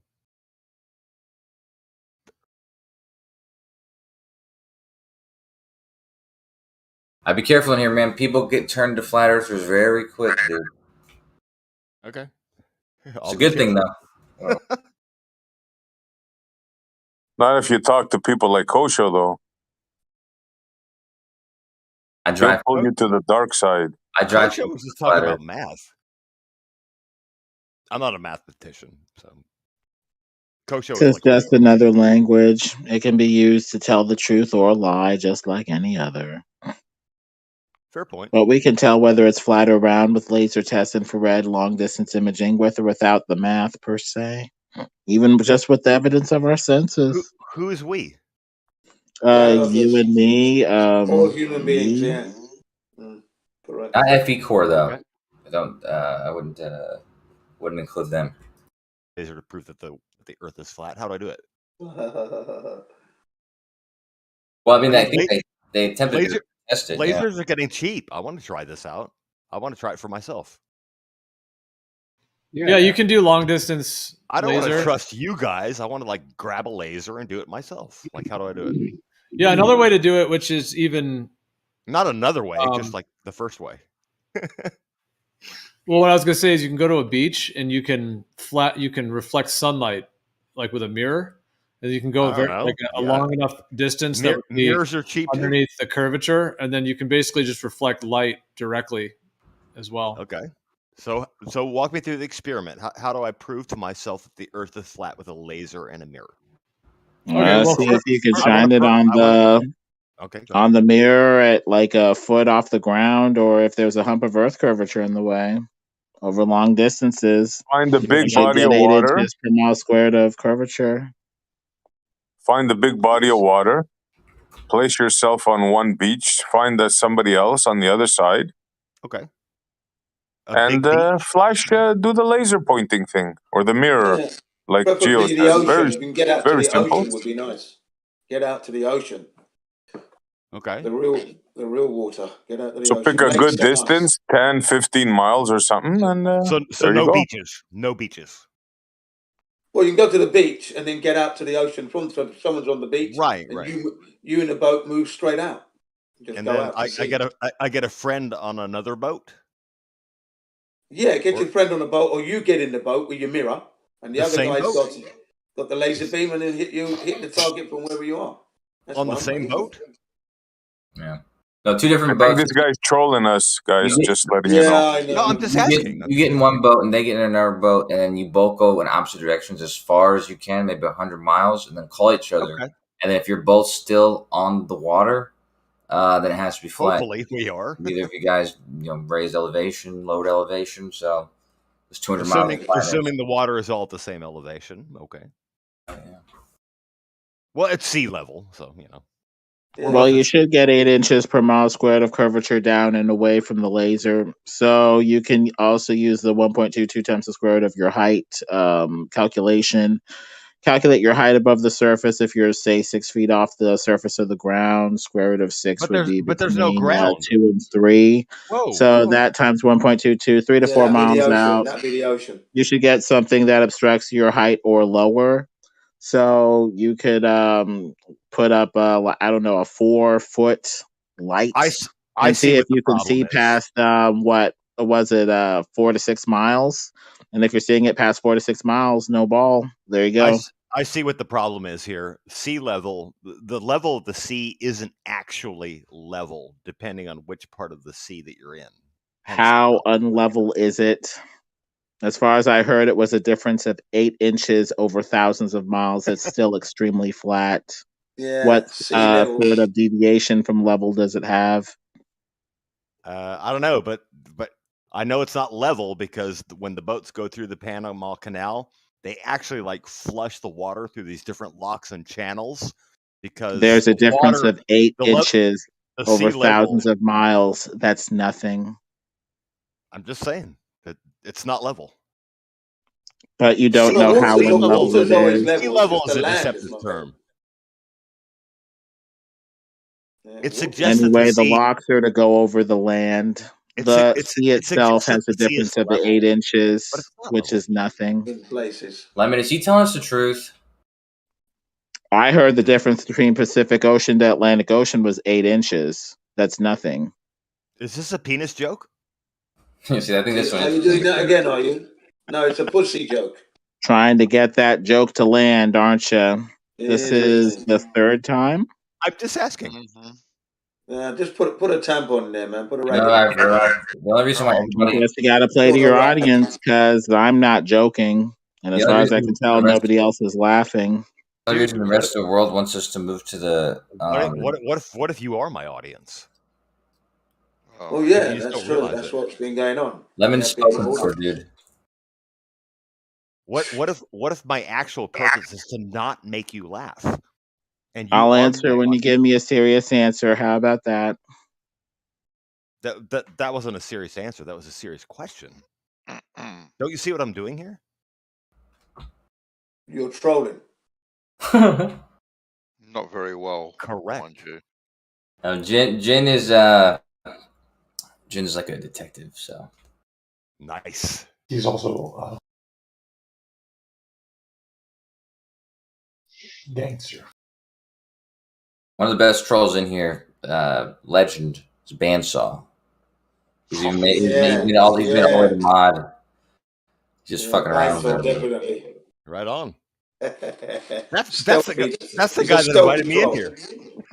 I bet you it is. I bet you it is the guy who invited you in here. I know, right?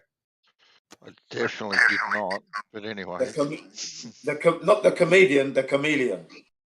I once seen this guy rape a friend of mine under a bridge. Okay, so yeah, my friend Rich, by the way, a drunk friend, a drunk guy, and then Banstar comes along and is having butt sex or something with him, with wives. And, yeah, they weren't having butt sex. You said it was rape. There's a the same thing in this case. Yeah. I don't like to be graphic, but I'm assuming that's. I mean, I didn't. You already went there. You already got graphic. Butt sex, rape. Got it. How much more graphic do you need to be? Anyways, Banstar's a friend of mine, so I don't really want to. Well, there's bits of turd on the end of his nose. Even more graphic. Even more graphic. You're watching your friend go through this ordeal. He pleaded for it. He pleaded. Did you bust out your smartphone and record it? Is it on Instagram? Another friend of ours, Paul did. Exactly. He did the right thing. Yeah. Very friendly. Yeah. You're funny, Bandy. I like you. Yeah. It's all been documented. Not in that way. In Australia. Not in that way. He just doesn't clean his barbecue grill. Terrible. Yes, Terrible. I'm not uncouth like some. Yeah, that passes as wholesome fun in Australia. You need the iron. 40. He throws beer on it to wash it down. You wash your grill with beer. Lovely. Hey, 40, can I ask you a question? You just did. And yes. Can I ask you a second one or a third one? Sure, go for it. I was curious, how long have you been in this, and how did you find out about this? If you don't mind me asking you, because what is you're this? new, like. What is this? Yeah, how long have you been in the server? In this world. He's been in it for a while. Well, this topic, let's put it that way. What topic?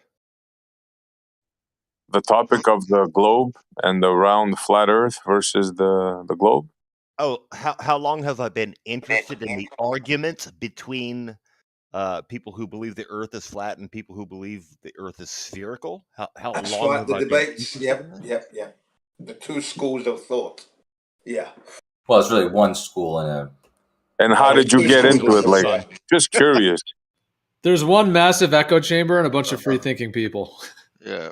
Yeah, that's it. Wow. What do you think, bro? Jerk, Gio. What do I think about what? So you know it's true, though. You know it's true. With all due respect. Exactly. Of the best possible taste. Yeah, but I'm sorry to see your question, sir. Yeah, if he wants to answer, because I asked that to all the new people because I'm curious. Because here, for example, I got in because I was researching time. That's how I got into it. You know what's so crazy? I don't want to throw side subjects in there, but okay. I watched the movie. I watched a movie called The Arrival last week. Oh, sure. Can you let him answer? Put that on hold for 30 seconds. I didn't know he was answering. I didn't realize. Okay, go ahead. Oh, I got into it because my brother-in-law actually said, "Hey, have you examined the idea that the Earth might possibly be flat?" This is roughly 5 years ago, and I was like, "No, I'd never examined that idea. I kind of thought it was like a crackpot YouTube thing." And he's like, "No, man, you got to check it out. You got to check it out."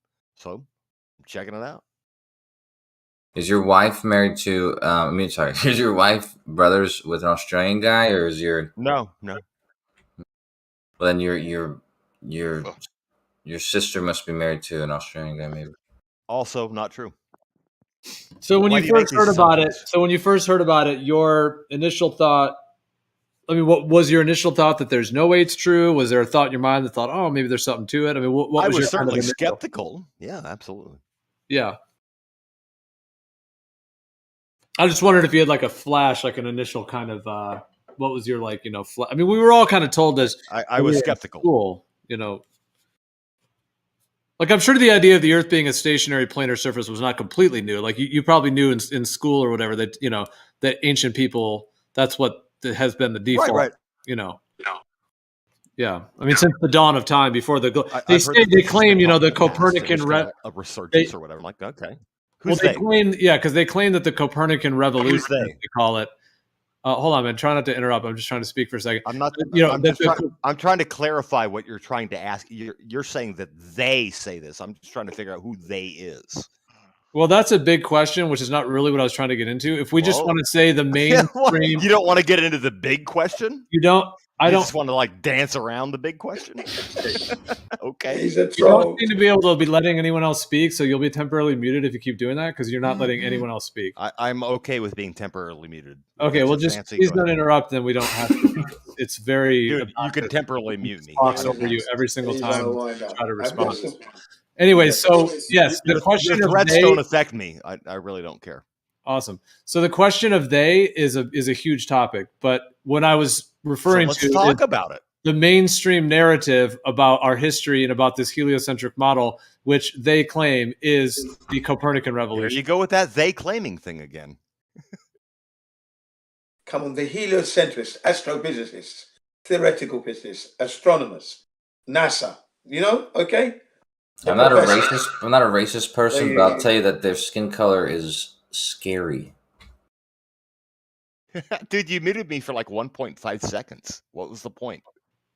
I didn't mute you, but maybe Ahmad did. Kosha, where would you say the Copernican revolution comes from? That claim that exists. Who's the they when it comes to that? Copernican revolution. I suppose that would be the what you guys say. Well, it wouldn't really be the Jesuits, but it would be what I would say. Yeah, the Enlightenment scientists. Like the Galileo, Newton, all those people, right? Copernicus. I mean, Copernican. Copernican. And what's his name? Brahe. Tycho Brahe, yes, and Ptolemy. Yeah. So, what's your cosmological view there, 40? You seem to be laughing at other people. What's your take on the universe? Laughing along because it's a conversation. No, but what's your take? What model do you subscribe to? What idea? Do you have any ideas of your own, or? Yeah, I have lots of ideas of my own. Okay. Let them rip. Let us have one. Subject matter. Where do you stand? Let's have something. Okay. All right. Here's my coolest idea. My coolest idea is in order to circumvent prostitution and make that law look silly, I want to open up a hotel, right? Okay. Only upstairs, the hotel, it's really just where a whole bunch of people bang for money, right? But downstairs, there's a dress shop. So if you're like a dude that just wants to go in and get laid, what you do is you go into the dress shop and you purchase a dress, and there's a whole bunch of chicks that are hanging out selling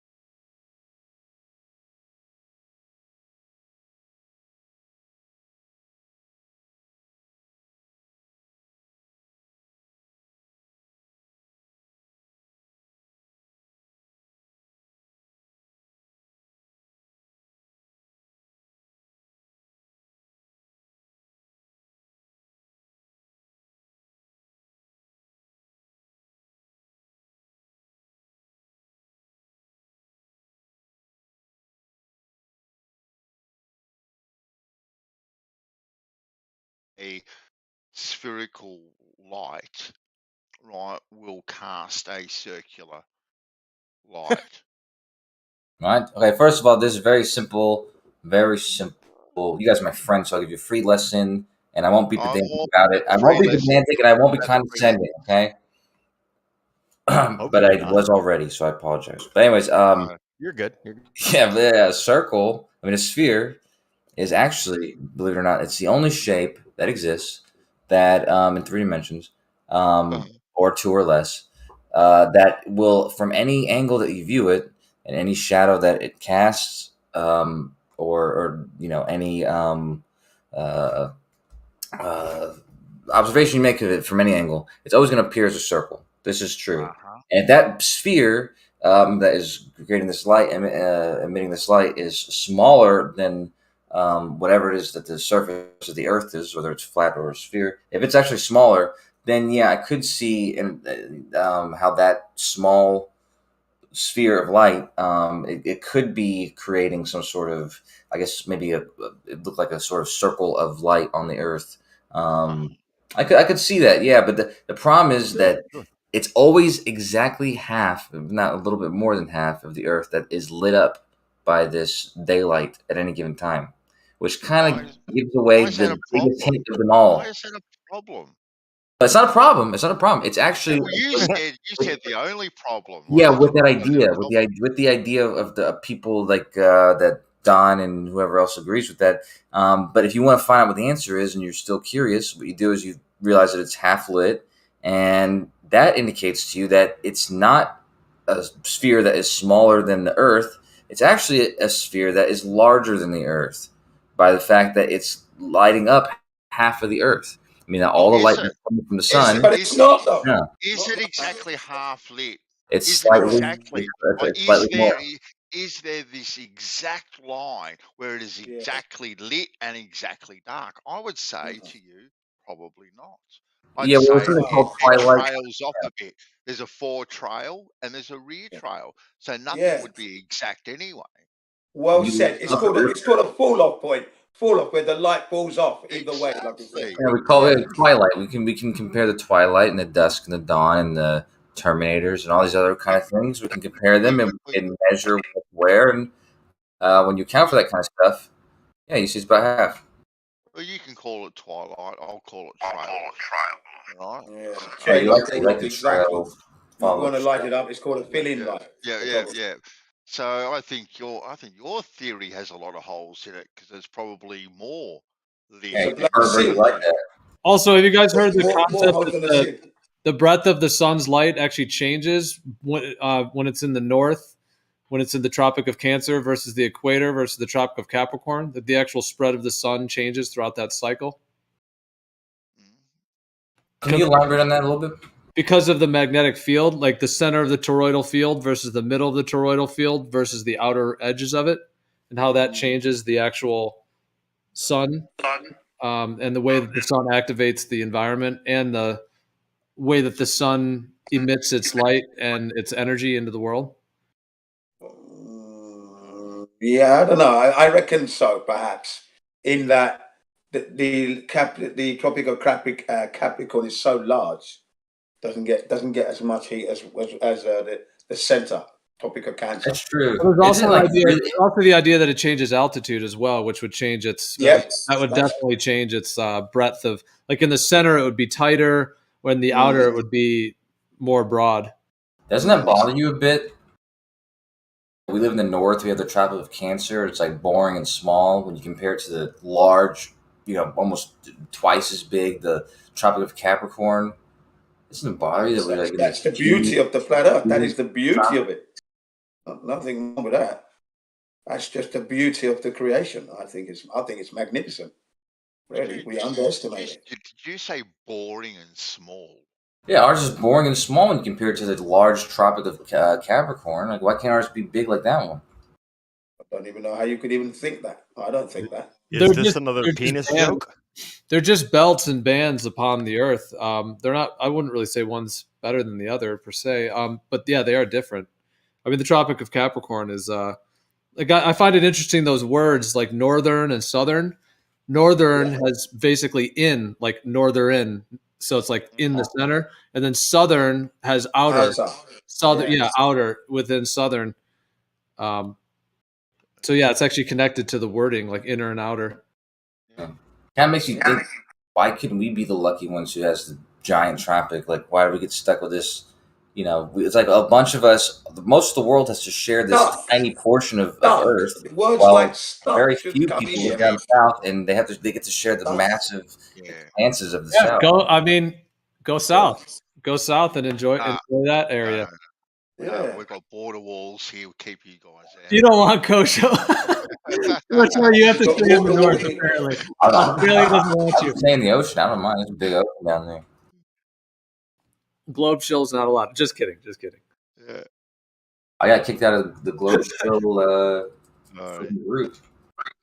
I can understand you're stuck because you're imprisoned in America, the film set / corporate business. Yeah, I can understand. In a way, though, Kosho, you actually kind of do fit the definition of a shill, because you do, like, you are selling a model. That's the vibe I get. Like, if you were a model salesman, that would fit. I would have fired the first day, dude. Because believe it or not, it doesn't matter if I could take you guys with what's the guy's name from Star Trek, Captain Kirk. I take you guys up there with him. We all go to space. We'd play fucking pool on the ISS somehow, and it would come back down with the pool and table. I don't think anybody would be convinced that it was real. Yeah, he's a CIA operative. That's what you would do what? It's a fictional story. Star Trek. He's not CIA. Come on, the CIA is fucking incompetent. It's fucking Star Trek. It's not real. The CIA I'm is. supposed to be in the Mossad, man. The CIA has been incompetent for decades. Like, the FBI is the scary one. Okay, then he could be FBI. Then one of them two. They're both pretty similar. What does that have to do with Star Trek? No. The CIA is, like, actually incompetent. It was founded by a bunch of, like, fucking rich frat boys. The FBI is the scary one. Like, they're much more competent. How about Mossad? Let me. Well, I want them destroyed. Like, let me play devil's advocate. Israel has any right to exist. Going back to my brother-in-law. One of the first things, he's talking about, hey, look, distance, time, blah blah blah, Earth is flat, and I'm like, okay, so what's up with the North Star? Okay. And I'm like, I was taught, and actually he was too, because he went to school. He went to the spherical model school too. So I asked him, I'm like, so why is it that we're told that you? You're cutting out. What did he say? He just looked at me. Oh, you cut out. He just looked at me. He didn't say anything. Jesus. Are you attractive? Only to you. I'd like to think I am, but I doubt that he looks at me that way. I didn't quite catch your question on the Polaris, though. You cut out. We didn't hear your question. Yeah. Okay, I'll repeat it. I asked him, all right, so what's up with the North Star? Like, why can't you see the North? Why can't you see the North Star when you're in the Southern Hemisphere? Okay, good. Yeah, that's a good question. Yeah. And he just looked at me. Okay, he didn't have any. Or something. He didn't have any reason. He didn't explain it to you. No, he just looked at me. Yeah. Well. Okay. Well, can you guys explain it? Yeah, go on, Joe. Give it to him. I started talking about 8-inch penises. What's just the angular resolution? Seriously, dude, come on. Jen, I always liked your example, Jen. Well, can you guys explain this? Because I'm actually wondering the same thing. If it's flat, how come we can't see the North Star in the south? Now, up until I learned this, I thought that you could see the North Star from Australia, but you can't because of the actual size of the Earth and the height, the distance that Polaris is from the Earth to its position. The angle, Australia and that are too far out. You can't see it. You just can't see it. Wasn't there an observation taken from 30 degrees south of the equator? I'm not aware of that.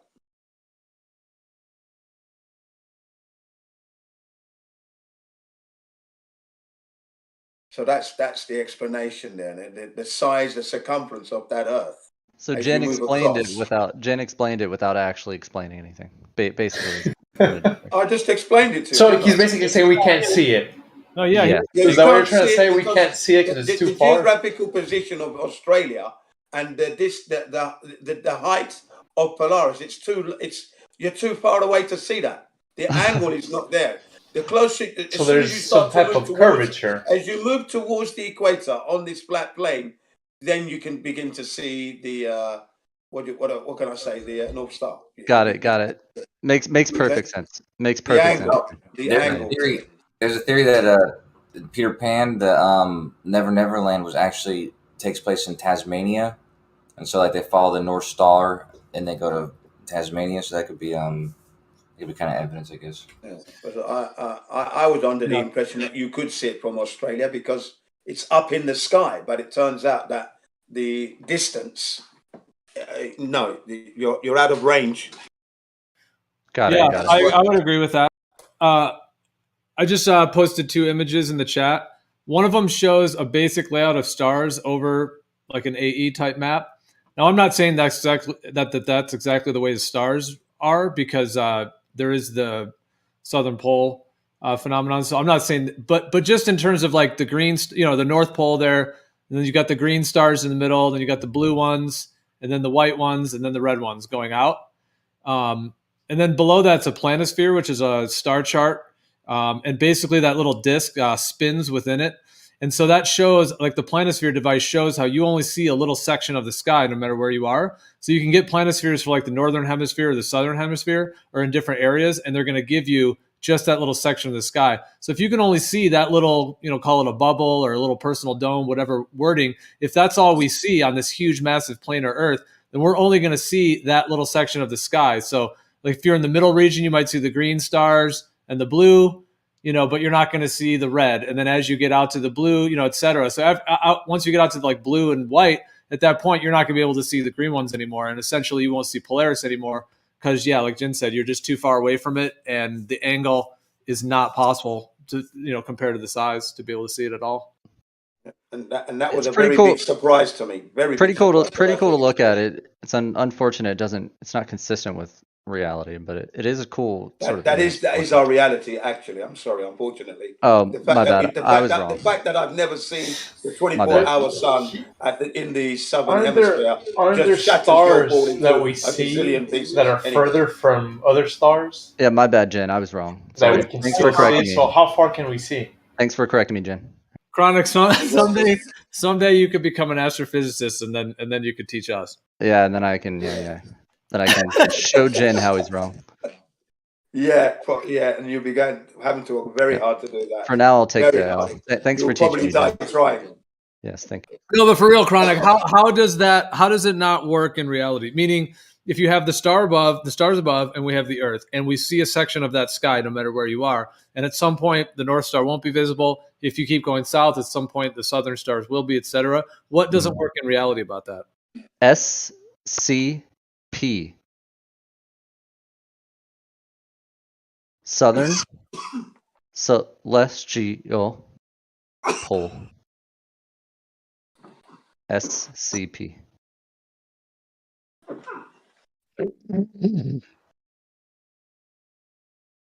I was just waiting if you had something to say about it. Yeah, that's my answer. SCP. Yeah, Southern Celestial Pole. So that diagram is inconsistent with what we can observe in reality, i.e., the Southern Celestial Pole. I've heard I specifically said this was not. Of course. Yeah. That's what I was going to say. I've heard you maybe a half a dozen or a dozen times sort of post that image, and that your first sentence is, "I don't claim this is reality. I just want you guys to take a cool look at this pretty little, pizza shape with dots and lines, colored lines on it." The only thing you'd have to do to make that fit is make it, in my viewpoint, make it a quadrupole system and have all of the southern poles, all 4 of them, all in their position. So that's not really that big of a tweak. You just turn that into a quadrupole. The reason I posted is because it shows the general layout of the stars and over the Earth in that way. There's a simpler tweak. I would argue, and you would disagree, that a simpler tweak to make other than 4 quadrupoles is wrap that around a sphere. That is simpler. Well, I think the entire Occam's razor. I'm with you. I think the entire universe is wrapped in a sphere. Like we're on a stationary planar surface that has a sphere surrounding it. So yeah, the star system can be inverted like that, and that part of the globe model, I don't think has any contradictions in terms of that general conception. Doesn't mean that's what it is, but that works fine. But it doesn't prove we're on a globe because it can work in other ways as well. Sure. But I'm pointing out specifically. Sorry, I'm pointing out specifically just the images that you show. These images you show quite often. That's the only thing is that the first sentence that you say there every time is probably the most important, which is this doesn't comport with reality. This is inconsistent with reality. It's just a cool image to sort of ponder and speculate about. Oh, that's okay. That's not what I'd said at all. It was along those lines. I might have strawmanned a little bit, but it was.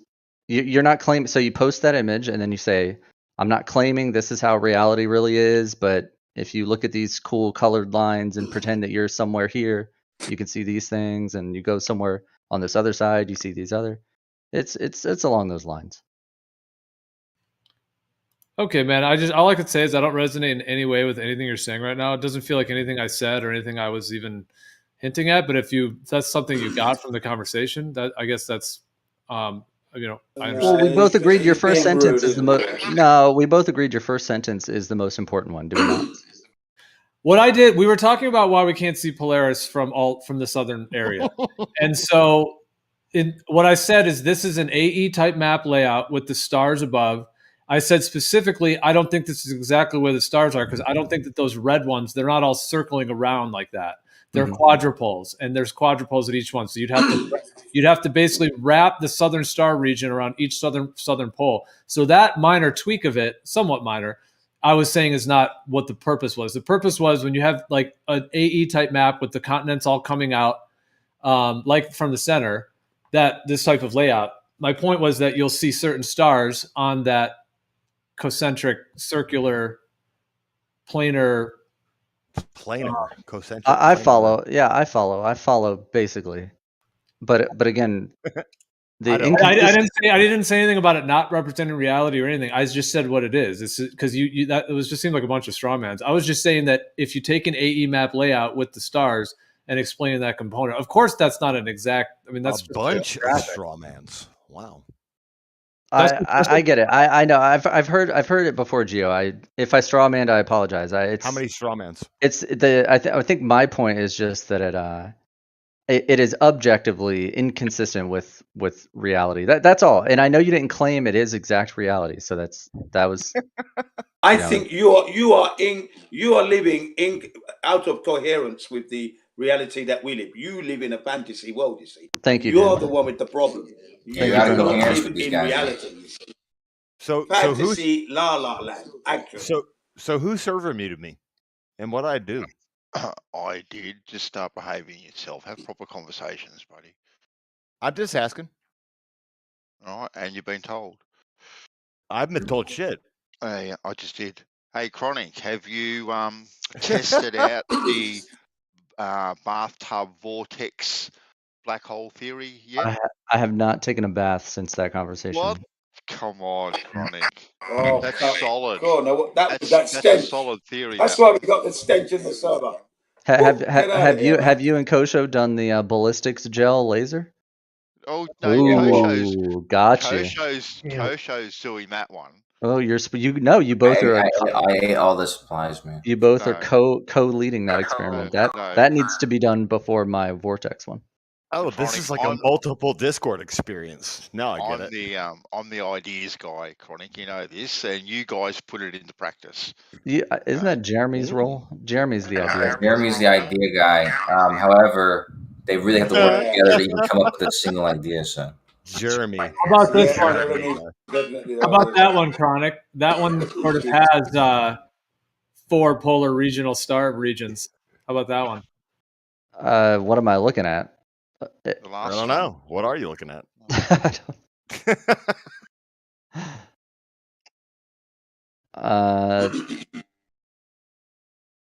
I see I see maybe a flat Earth disk with some dots. Are they? I don't know if the constellations are consistent. It just seems randomly distributed. It looks like a Venn dots. diagram, but it's kind of fuzzy.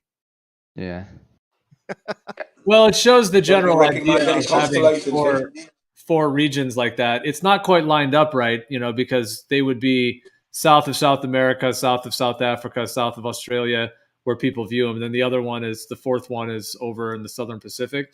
So they're not quite lined up. Wait a second. Do all these souths lead to a wall? Who knows? But then people that fly planes would have already established that, right? There's no way we are repeating this. My God, no progress ever gets made. Let's not forget Ever. we have Captain Cook. Captain Cook, 60,000 miles, and he kept the port side. The wall was there all the way around. I'm not repeating anything. No, This no. is brand new to me. Of course it is, but it's just like Groundhog Day. Apparently, you've heard it like a million times. Probably more Gotcha. than that. I guess, yeah, you guys probably been over this. You're a glutton for punishment. Well, unless any of us have been there, it's going to be pretty hard to know, obviously, especially when Antarctic Treaty and all of these things don't. There's various limitations that we have that to be able to freely just go and explore all of that. But there's a couple possibilities. I mean, okay, there could be an actual physical barrier. Some people think there is.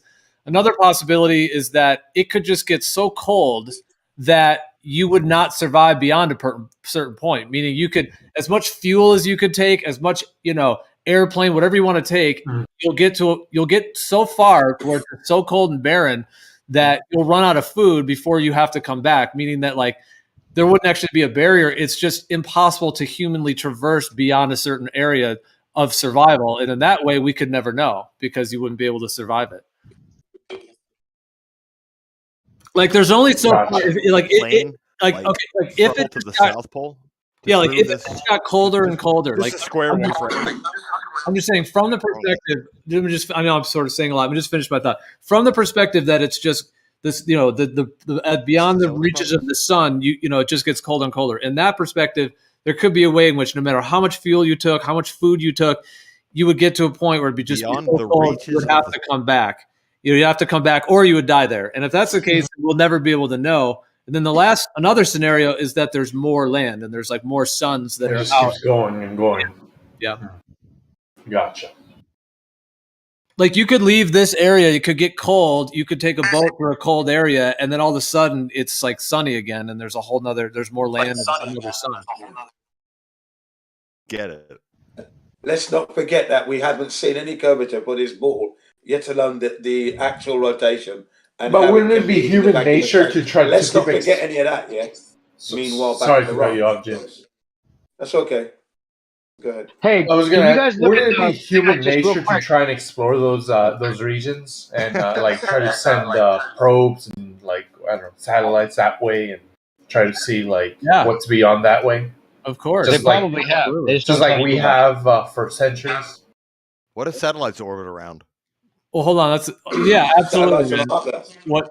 Well, let's not scattergun too much, but yeah, no, what you just said right there, yeah, absolutely. Scattergun? Did he just we say would scattergun? I mean, perhaps. I mean, a lot of people, in terms of the idea of the globe Earth, one of the people say, why would they sell this as a lie or a deception? One reason is that it limits the entire universe. It limits the Earth, meaning it says this is a globe. There's a little ice on the bottom, a little ice on the top, not much to see there, and there's just these continents. But in reality, if there's more land, if there's additional suns out there, if there's an outer ring of a whole nother, like a lot of the ancient maps actually have two suns that are 180 degrees from each other, and they're circling around. So imagine the AE type map, that kind of map, and then the Antarctic region. And then imagine a whole nother, two suns that are 180 degrees antipodal from each other, and they're circling around this massive outer rim. And there's many, many more continents. Orbiting or circling?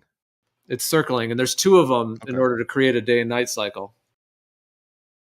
So what would be the purpose of hiding all this? Perhaps there's other civilizations and resources and who knows what?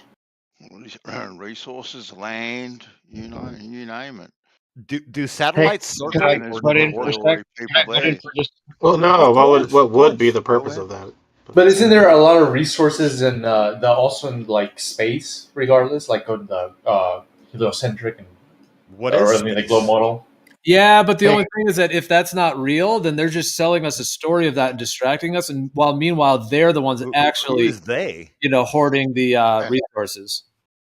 And how do you mine them, and then how do you get them back here? Do you like build a big conveyor belt from there to here? Perhaps we can mine asteroids. Hey, real quick, guys. I only have a minute, but I just wanted, since I just dropped it in the side chat again. Okay, just scroll up a little bit. See those two maps that I put there? Yeah. Now the second one, if you just look at it, it looks like a globe, right? But it's just like it's a flat Earth with all of the globe thing going on. Yeah, it's a and a rotation. You get it, right? So it's just, I just want people to just ponder on that idea that the pond could be like that, and you could think of it like a globe in the same exact way. It just doesn't have to be moving or spherical. It's like 3D modeling. That's how easy it really could be. Why haven't you shown this to me before? Wait, describe that again. I want to hear that again. The one that says Tropic of Capricorn circling south, that map there. You see that? Okay, yeah, I see it now. Yep. So it's just like the globe. It's just not moving and it's not spherical. Yeah, that's why it's all laid out pretty much the same way. Yeah, on the equinox, on the winter solstice or the summer solstice in Australia, haven't you ever noticed that the sun is completely gone for the whole world, basically for half the day? It's just down that southern part, whatever's down there. I don't know what you call that place. The whole world? It seemed like the sun just goes away for the place where there's just not even any. There's literally no one down there. Are you okay, Coach? Well, I'm just following the path of the sun. If that's the Tropic of Capricorn, and that's the path that it takes on the solstice. So wait, are you bringing that up as like I see what you're saying. This idea, is that what you're saying? Well, I'm just taking this idea to its conclusion. I'm having. So you were steel manning it? You were steel manning it. I suppose. I mean, it's more like a Tin Man, really. But I don't think. You're Tin Manning it. I don't think that. I'm so using that tomorrow. This though, like clearly critique this idea. Why couldn't it work just this way? I mean, not exactly like one of the things about I hear you for sure, and I've seen layouts like this. One of the issues with that is that if you went like off the coast of California and you just started, heading essentially like right, you can't get to Japan. West, it would be due west. You would run into whatever that Antarctic region is, differently than. What? I thought I'd run into Japan or something. Well, I guess what I'm saying is like essentially like between California and Australia, it's a very different. That's not due west. That's like it's southwest. Curved. It's curved. You know what I mean? Like it curves around right. instead of like the that would be one. Yeah, that'd be a good criticism. By the way, though, this keeps Antarctica as its own continent. You see, so it still has Antarctica down there in the middle center. So then whatever's surrounding us is not Antarctica. It's like maybe ice, but it's not Antarctica. Antarctica is its own little continent. It's like 2 steps forward, 20 steps back. Why? I like it. That's a comment, but what do you mean by that? I just mean that fixes that problem. That's good. That's a good 2 steps forward and creates about a bunch of other problems. That's 20 steps back. Really? I mean, I think it's good to be thinking about different layouts, though. I mean, I definitely don't think that the continent's layout that we've been shown is correct, even on the AE map. So I think there's still more mystery to it. But I do think it's fairly close to the AE map because it's like the 4 islands in the middle, the 4 rivers, the 4 corners, the 4 poles, and then the 4 continents all coming out like spokes of a wheel. 4 kings. And we all kind of suspect that up above the whole, like at the top where those arrows are at the very top, we all kind of suspect there's more land there. I mean, there's a whole half of the globe they show us, it's just water basically. Makes no sense. And when you go on Google Maps, I heard that there's like areas you get stuck. Like it's like a whole part of that area that you can't even like view. It's like whited out. Oh shit! Is that true? No, that is definitely true. Yeah, they do white out shit. Is it just like the satellite didn't capture that? With who the fuck just comes in right when I'm in the middle of my sentence? I used to play with the fucking Google Maps when I was a kid, and they definitely white out spots on it. Like you can see where the train stops, and it's just white. Yeah, that whole region, it is very mysterious, and even like on the AE map, it literally looks like there's a missing like spoke of the wheel. So whatever's in that southern area, like essentially kind of see, that's actually the ancient land of Lemuria. Lemuria was known to be like where basically Hawaii is, and Fiji, like Hawaii and Fiji are part of that land, which was originally Lemuria, which is it's like Mu, the motherland, and that Lemuria. And anyway, so that's kind of that whole fourth region that perhaps now is underwater. But like on the AE map, it's like it almost looks like it's missing. And there could even be land that they're hiding from us in that southern Pacific. A lot of people like under our sun, like not even on some other sun system, but like under our actual sun. Yeah, like I was saying, that whole side of the globe is water. When you look at the globe and you turn it, there's one side of it's like completely water.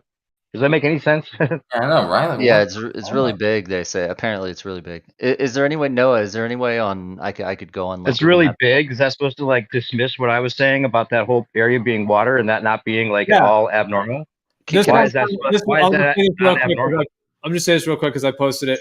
I just posted that kind of shows like just because it has the lines on it on an AE map where it kind of shows you've got that Australian one, you got the South Africa one, you have the South America one. And then, that big, huge missing one there on the lower left, like the 7, 8 o'clock position. Is there anywhere I can find, if I go on Google Maps right now, can I find any of the hidden whited out spaces, or have they since covered up their tracks and you can't find it anymore? Are you say that like I was just making it up? I'm talking to Noah, not you, by the way. Oh, Google Earth has all kinds of shit. Never mind. Go ahead, Noah. I was just saying Google Earth has all kinds of shit blotted out. They have stuff whited out. If you look in the middle of the oceans, there's all kinds of hacked in parts and erased parts. Oh yeah. Yeah, I'm curious. Can you point me to a specific one? I made the guy that I heard that from. I may be able to get him to come on here. I'm working on him. I'm going to post the only thing you can see by him right now is his sun and moon. I always keep recommending it. Jen knows who he is. E1. Wait, E1. Jen, tell him about E1. Does that guy know what the fuck you're talking about or what? I can't share my screen in here, but if I could, I could easily point these things out. I mean, can you? I'm on Google Maps right now. Can someone just give me a location? Type this out. You ever played Super Smash? Just go to Antarctica. Look at it. Curb 80. Okay, type in Curb, like Kirby. Type in Antarctica. Type in ATI and check that place out, dude.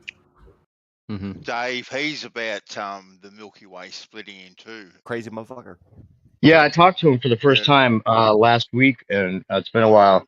And I asked him how he's doing on his map and everything, and he's full on board. I was saying that there's some people that had objected to his idea of having the Southern Star Trail and the Northern Star Trails be adjacent to each other in the sky, like he explained, and that the breaking apart of the Milky Way and coming around was objected to, that there might be that the stars might actually stay parallel with each other 360 degrees. And he goes, yeah, right.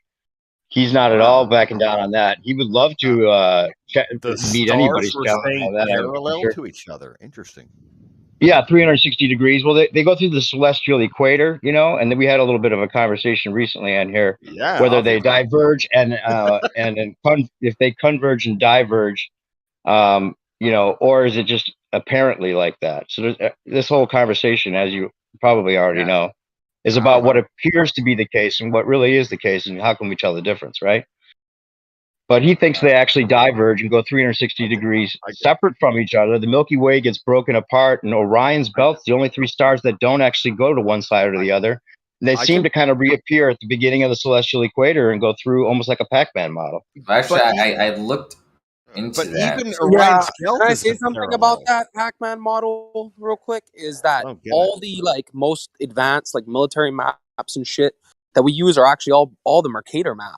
You know what I mean? It's all all the things are square. When you look on a globe, they're not actually squares. They're like kind of like trapezoids almost. But when you look at the maps that all the official like governments and shit and militaries use, all the fucking latitude and longitude lines, all the latitude and longitude lines produce squares because it's the Mercator's map. That's the fucking Only on the official government maps, not the unofficial government maps. Got it. Yeah, and Mercator. Mercator. That was a pointless comment there. Nobody looks at. Good job for making a pointless comment. Yeah, this guy's been trying to troll us. Yeah, no, I've been trying to take care of it. I'll just take care of it. Yeah, Joe, how many You years guys, you did, man? I don't fucking know what to do with it. Shit. Well, I was just saying he's been trying to troll because it's just not really working, but it's been an attempt. I think he's doing a great job. Okay, so you give him a. Of course you would, Kosho. You co-sign. Cheer him on. And he's fine. He's just as good as Bandsaw. But hey, let's talk about this. Hey, why are you insulting me? I'm not insulting you. I just said you were good. Anyways, I liked Frank's question, and I had an original idea actually. If you want to hear it, so you go into this place and you think it's a brothel, right? And you get you pay your money and you go upstairs, but it's not really a brothel. And when you go in the room, the door shuts on you, and it's like an escape room, right? And this little video screen comes down, and it's like you're challenged to prove the globe, or actually to realize that the Earth is not a spinning globe, right? So it's like an escape room, and like you escape from one room to the next by like proving that filling up the bathtub and seeing that it's level, and you have to do like these different challenges. By the time you get out of the house, you're like completely frustrated, but then thankful, kind of like in V for a Vendetta, where he like locks her up and like kind of tortures her, but she appreciates it afterwards, that kind of thing.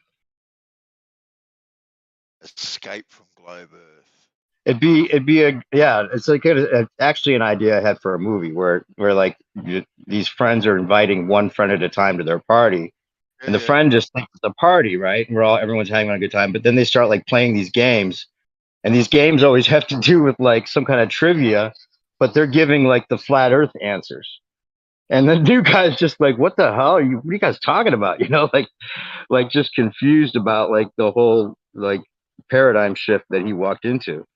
And then he goes to use the bathroom, and oh no, you got to use the upstairs bathroom. He goes to use the upstairs bathroom, and the door's locked, right? And then the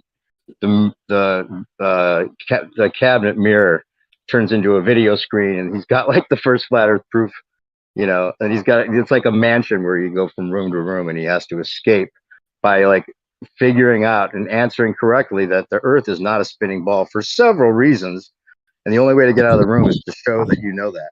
Is this like your fantasy or some shit? Like, is this your like? This is very weird. A screenplay idea. Is there like a gratuitous sex scene in this thing? No. So it's a play. What did you say? Like you're gonna make a movie out of this? Screenplay idea. Screenplay. That's funny. Yeah. I wrote a movie actually. I wrote a full-length feature movie already. If anyone want to read it, I'll send it to you right now. It's about an orange Bic lighter. It's called Flick, and you see the lighter being packaged, right? All the lighters being like put on the conveyor belt, and you follow the life of the lighter. It's an orange Bic lighter, and it gets passed from story to story, and you get kind of like just bits and pieces of the stories of each character. And the star of the movie is the lighter, but the lighter's only mentioned once when someone says it's just a lighter.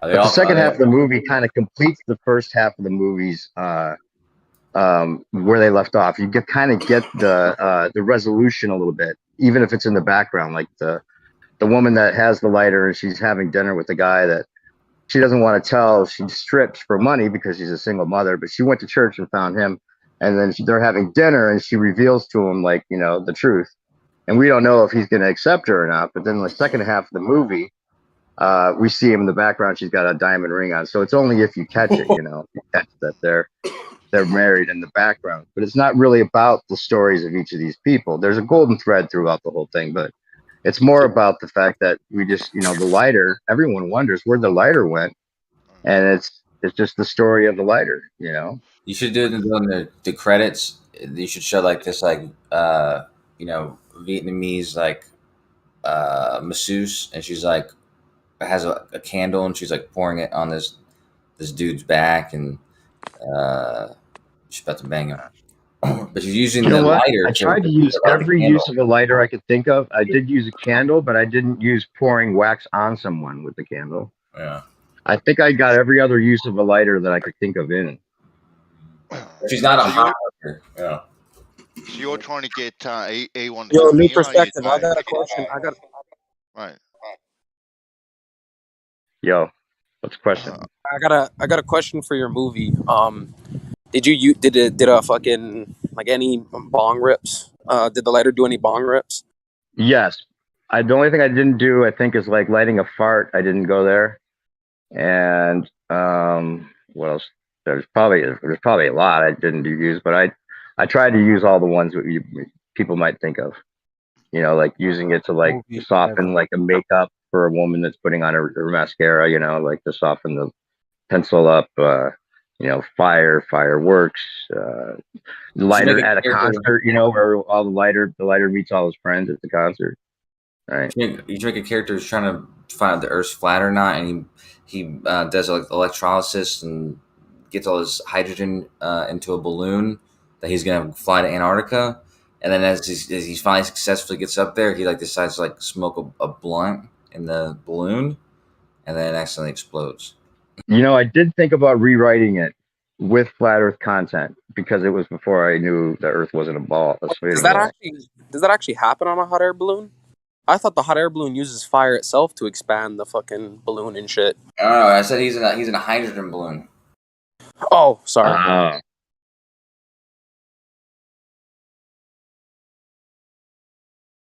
Anyway, sorry to go off on that. I don't know why.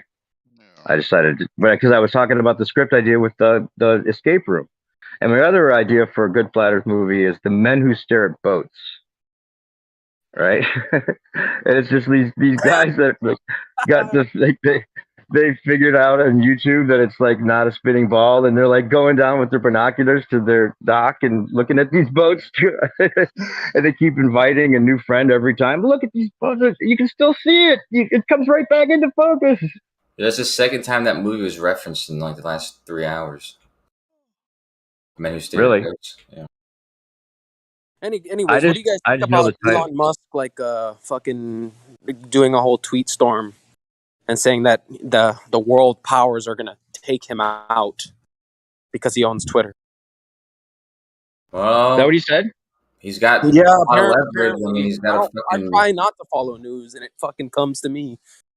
Well, you know he's fake, right? Yeah, I thought he was. Yeah, I know he's fake, but I'm asking the Globers because I want to know if they actually like, oh, Elon Musk is our savior and he's gonna, fight for freedom of speech and shit. When clearly no one's gonna be doing. Well, I haven't heard a consistent story as all the other things. But is he part of the? Is he a global cabal Illuminati member? Is he breaking off from the cult and that's why they're gonna kill him, or like? Dude, I'm telling you that there's he is, or at least his Twitter. I can't. Whatever his Twitter has posts saying like, yeah, don't I've seen him. fucking act weird if I end up dead. Yeah, I've seen them. He's like fucking purposely like rousing people up and shit. Yeah. It might not be, man. He might actually be fucking worried. Yeah. So. What? He's fake, right? So was he ever part of the Illuminati, though? That's what I'm asking. They don't let African Americans into the Illuminati. In my opinion, he still is. But okay. That's just my opinion. You can't take his question seriously. He's just here to make the idea of questioning this, Illuminati or the existence thereof, or questioning the idea of flat Earth just sound ridiculous and with a very sarcastic and snide way of saying. No, I'm curious if he's actually part of it. You're being very dismissive tonight. Cool. You're not actually asking that. Yeah, Illuminati, you don't think Illuminati exists. But if you think he still is part of, if you think he still is part of the but Illuminati, you put it in those terms like Illuminati. Yeah, I wouldn't. Okay, it's basically like him acting like he's against the world, like he's not a part of the powers that be. Do you think he's not? He's just an individual that happened to come to power and have that kind of money and brains. Are you asking my opinion? I would say a better term, Chronic. Okay, Chronic. I would say a better term is Wait, probably like, let him give his opinion holy real quick. fucking shit, Well, I dude. mean, I did ask Holy Noah. I did fucking ask shit, Noah. I asked Noah first, God so fucking I'll wait damn for it. him to. I'll wait for Noah to. No, that's Yeah, Don thank coming in. Hold on, Don. Real quick, Don. What's I'm your gonna opinion fucking hang myself from the rafters. Right, real quick though, I want to know your opinion. You don't think he's a part of the Illuminati because you don't think that's real. What do you think he is? Do you think he's exactly what they tell us he is? I refuse to answer until I hear what Noah wants to say. Sorry, I respect Don. It wasn't Noah. It was Don. It was Don talking. All right. No, it was me talking and you fucking game. Oh, I'm sorry, dude. I'm sorry. I thought Yeah, it was like Don coming multiple in. times. I'm sorry. My apologies. No worries. I'm not. I got a short fuse, but a short memory as well. How do I say? I would say a better term is like New World Order or world government. I would say Illuminati is kind of a funny term, and there was only ever really a Bavarian Illuminati that existed for like 10 years, and now people just run with that name because I think it's a silly name. You know what I mean? I guess New World Order or world government would be a better term. I think. I think they're doing New Kids on the Block. I think is a new one. Kids on the Block. That sounds like a good one. Could be. New World Order stooge. That's what I was trying to say. This is the seriousness they're going to give to that idea. That's what I was trying to get. Right, because like the Illuminati is literally just a Bavarian secret society from like, what is it, the 1700s? So generally, what you mean, Noah, though, generally, what I'm getting that you mean is just powerful. You think he's still part of a small group of powerful individuals, conspirators, basically. Conspirators he's a puppet for that group, I would say. He's not like. Yeah, I would say he's more of a. He's not a real I would say a lot of these people are just like actors, or Okay, they get a script and they just go out and present it. Okay. So a quick follow up to that is the tweet storm that you referenced. He's going off on Twitter. In your opinion, do you think he's breaking off from? He's becoming a a heretic a heretic, like breaking off from the global powers that be, or is this another like false flag shill move that he's tricking people? Well, first off, I'm gonna digress a bit because I'm looking right now at a satellite moving past a star. That's cool. So yeah, that's just one thing for me to say because it's relevant to this room. I would say that they're basically setting up a hero for the Trumpy people, the Trumpy conspiracy, like because conspiracy people are not all one homogenous group, right? So I think they're creating like a hero for the Trump conspiracy people to be like, oh no, he's actually fighting against the world powers, whereas I myself believe that he's just another actor, and I personally I think this whole New World Order, one world government might be evil, but at the same time, it might just be a bunch of people who are greedy and like, all right, we need to manage these fucking idiots. You know what I mean? So, but yeah, I would say he's just an actor. And same with Trump. Gotcha. Yes. Yeah, I think he might run for office in some years. Pretty sure. You're a Bernie Sanders type of guy, I reckon. Whoa, you're assuming my political affiliation? 100% Chronic. I assume a lot of things about you. You think I'm a Bernie? You think I'm a Bernie, bro? I just like to say that Warner von Braun actually predicts Elon. There's a book called Project Mars, where he actually, I guess, prophesizes it. Or predicts is a better word. He predicts that there is a guy named Elon who's going to come to power by unanimous vote of like the world and become the world leader and lead us to Mars. And that's in Warner von Braun's book that he wrote in like the fucking 60s or something. So if something like that happens, I wouldn't be surprised, to be honest with you. Interesting, yeah. Wait, you wouldn't be surprised if what happens? You think we can go to Mars? If there's some sort of universal vote and they vote Elon Musk, like the president of the world, and he takes us to Mars. But not about going to Mars. Wait, you think we can go to Mars? Like the Antichrist? Literally written in that book, Project Mars by Warner von Braun. You know, right, Elon. But do you think we can go to Mars? I don't think he can go to Mars, no.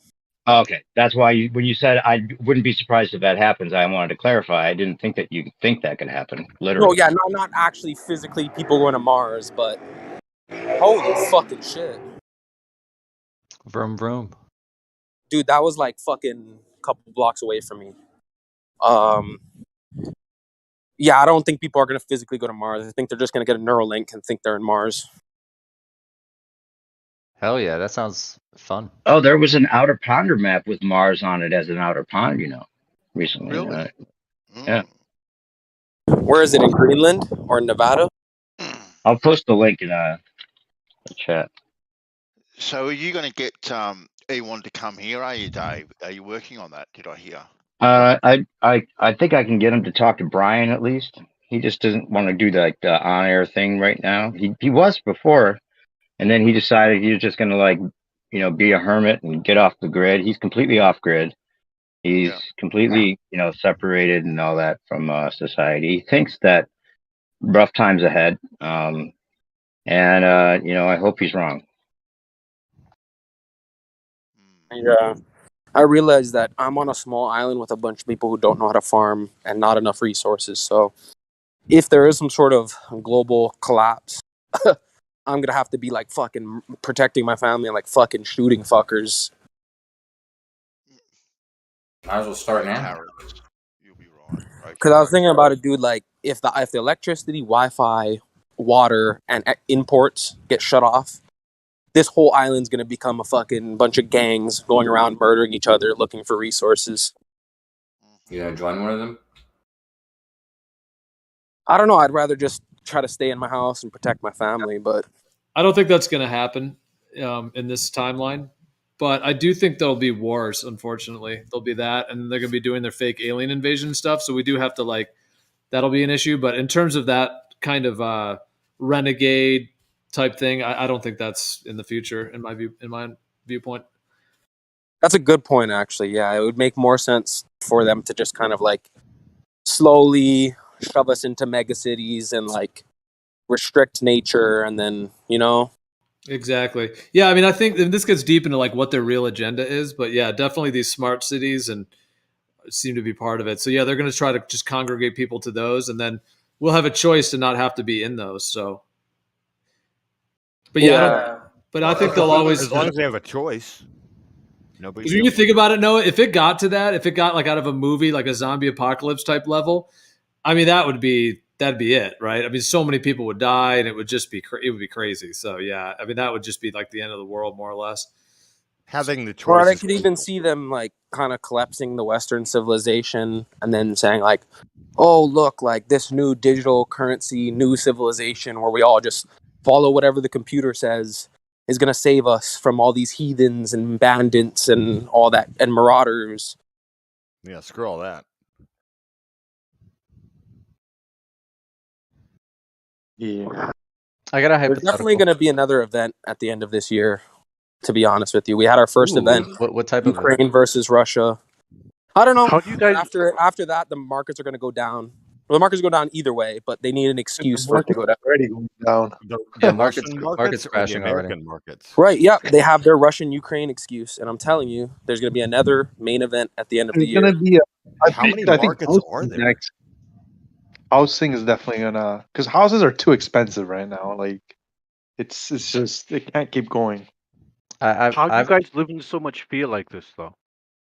Don't you have hope at all that things might not turn out the way you think they might turn out? Well, there's a difference between having hope and being. After seeing people try to starve other people, fire them, and not let them into their job because they wouldn't take an experimental medicine, I think our society is not ready to defend against pretty much anything. Our society is divided. It has no moral the foundation. Worst thing our society has done? Well, you know what? But I think I'm saying if there is a world government attacking society, society is basically its bitch. The only way I think we can recover from what has happened, and and be able to have optimism, even if it's fake, is for it to be kind of a fake revolution. If I think this sucks, but best case scenario is this whole thing with Elon and Trump make it seem as though they got rid of the bad guys that did this to us somehow. Who are they though? What? Who do you think? It doesn't matter who they are. I'm saying They it. don't They could speak say it doesn't English. matter if they're even right about who they are. It just has They to smell seem like very bad. somebody paid the price for what happened. Get rid of who? I don't know. The world. It has to seem like the Klaus Schwab and the you know. It seems like they've been putting these guys on a pedestal to get knocked down. Like they're just evil. Like the latest Batman movie has the villain looking a lot like Bill Gates. Right. Yeah, I mean, yeah, they do these kind of things. You know, they need a villain to go down to make us feel like we did something about what happened. There's That is plenty fucking. of I didn't know options. about that fucking joke. That's There's funny. plenty of options for cheap land and cheap homes. There's plenty out there. You know that you can, if you are a tech guy like me, you can get $80,000 just for moving to Chile. Nice. Okay. It's not fuck. If I'm lying, I'm dying, dude. You go online, you find there's places that will pay you to move there, dude, and they're all over the world. For how, like, to work? Did you move there? No, just to move. Literally, just to move there, dude. If you move, for instance, to Ohio, okay, and So, you're, I think also a computer programmer, you'll get move there? $10,000. So did you move there? Of course he didn't. 40. I don't need the money, man. Well, obviously right. he didn't move there. He So just said here. He said move here. If he Kosho, actually- why not move to Chile for a month, get 80K, and then move back home? It's not that. It's not. It's Yeah, so you're not just you're no, not no. giving all the details. The Chile thing, you have to actually no, the Chile thing, you have to be you have to have a like a startup.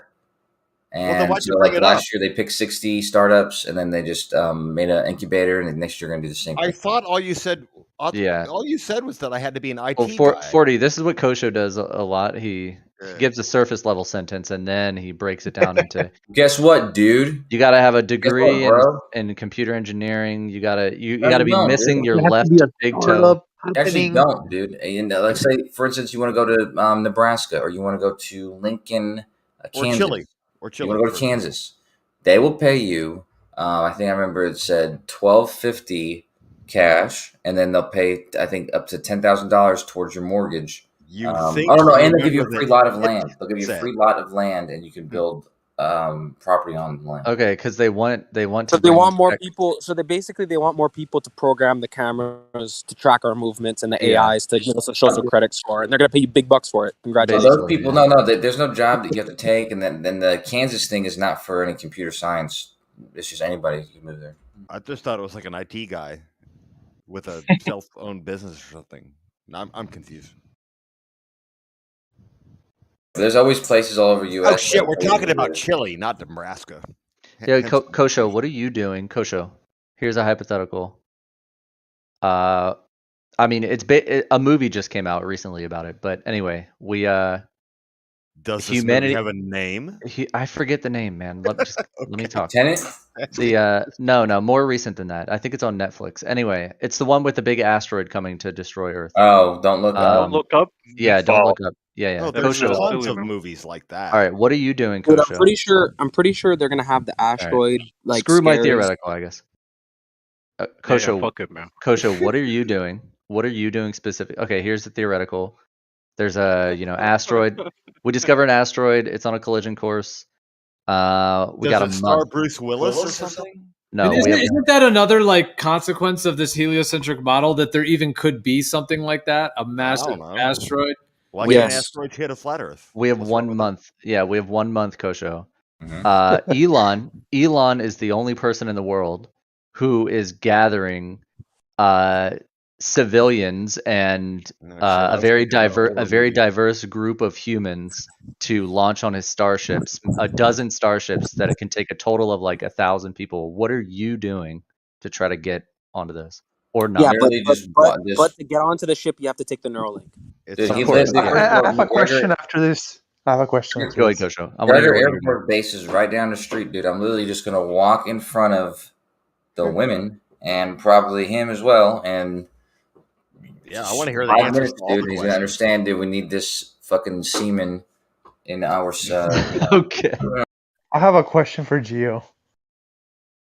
So real quick. I heard that movie, by the way, has a lot of flat Earth drops, and it's kind of making the globe idea Which look movie? ridiculous. If you know, You look Does into this it. movie have any Don't look aliens up. in it? Don't look up. Yeah, Flat Earther said that. Like he loved it because there's so many like little hints that they I'm know, just and they're trying to telling figure the out the people. name of the movie. Can flat Earth not be hit by a meteor? Up. It's called I Don't mean, Look Up. these rocks that hit Earth, where do they come from? Wait, was that your question or? No, I think there's Yeah, a whole. I think the whole is the fucking Islamic religion has a fucking religious rock that they all pray to. Holy shit! That supposedly they pray to the Mecca, but it's possibly an asteroid. Yeah. Right? No, So these asteroids, where do they come from? They said it's a rock that came from the fucking heavens. That sounds like an asteroid to me. Well, let's hear Gio's an answer. asteroid. I'm curious. Me too. Yeah, like Okay, is the question whether rocks fall from the sky or right. Can they? That's the question. Do rocks fall from the sky? Yeah, where do they come from? You ever seen one? Meteors, asteroids, or whatever you want to call them. I actually saw one. Yes, I saw one last night while I was working. The actual rock? I was Or just working. the streak in that No, sky? I was working in bed, and I caught it. I caught it out the corner of my eye, and it was large enough. I mean, I've seen shooting stars, like they're not so special. This one was large enough that it was I saw it break into pieces. Like it physically broke into like maybe 6 different pieces. Like a like green? Crazy. Yeah, Oh, yeah. shit. That's Hey, dude, if you need to borrow some money, man, I could send you some money. You don't got to whore yourself around. But think about it. First of all, you saw all okay, of that now, out the corner of your eyes, really? I'm not it was saying bright enough. proves It was it's not dark a at rock, night. Yeah. but you could see this thing lit up, right? And the Yeah, idea like, is don't that you the live in a atmosphere is city? making it burn up, Wait, right? like, But do you're you just live in a assuming it's a city? rock. It doesn't necessarily have to. No. You're assuming it's a rock that broke I into don't 6 see- pieces. I don't Yeah, see- Dave. Of But course, I'm like- assuming it could be. I'm not claiming that I Especially knew out of the it corner was of my anything. It eye. could have been it could have been anything. But what I saw was It's a pretty. figment of my What imagination. for all what I But saw Chronic, was what I saw was pretty cool. It was slow moving enough that once it started to light up, I caught it for long enough, and it broke into 6 different pieces, and they faded away at like 2 seconds later. Those are always such a fucking. So when you're looking cool out your update. window, there's no street lights, anything? There's No, no I'm on a light high. pollution? I'm high. I'm in an apartment building. You're No, like on the honestly, top floor. It wouldn't Yeah, have mattered. I though. do indeed. Yeah. I don't think it would You have guys mattered. doubting? Gio was going to answer your question, though, right? Gio, what do you think? Yeah, what's the point of fucking communicating with someone if you're not going to trust what their anecdotal evidence is? Doubting. Yeah, dude. Like, he Gio's might not be a talking. Glober, but I just might as well give him the benefit of the doubt. Or why are you Gio's even not listening to talking. him? What do you mean? Well, I would say in terms of that, I mean, I kind of think about that question in 2 ways. One of them is what's possible, and then the other one is what I actually think. So first, I'll just say what's possible, which would be like on a planar stationary type Earth, you could still have rocks that fall from the sky. Now, whether that means that they're coming from some kind of a medium above the Earth in different ways, and even with that, there's different potentials. Like, is it physical, or is it something that's essentially coming into physical reality, like through a membrane of sorts in that sense, where it's actually coming from the non-physical, like literally materializing. Okay, so Gio, what's your second proposition? So that's one thing, is that could occur. Another perspective is that rocks don't fall from the sky at all, and that whole thing is part of the heliocentric, story. And what there are on the ground are these huge, what they call the craters. And one idea is that those are actually caused by craters. Those are actually the concept there is that if you have those huge crater type things, that those are actually caused by, they're like electrostatic sinkholes. So basically there's like electric field within the earth and the charges within the earth.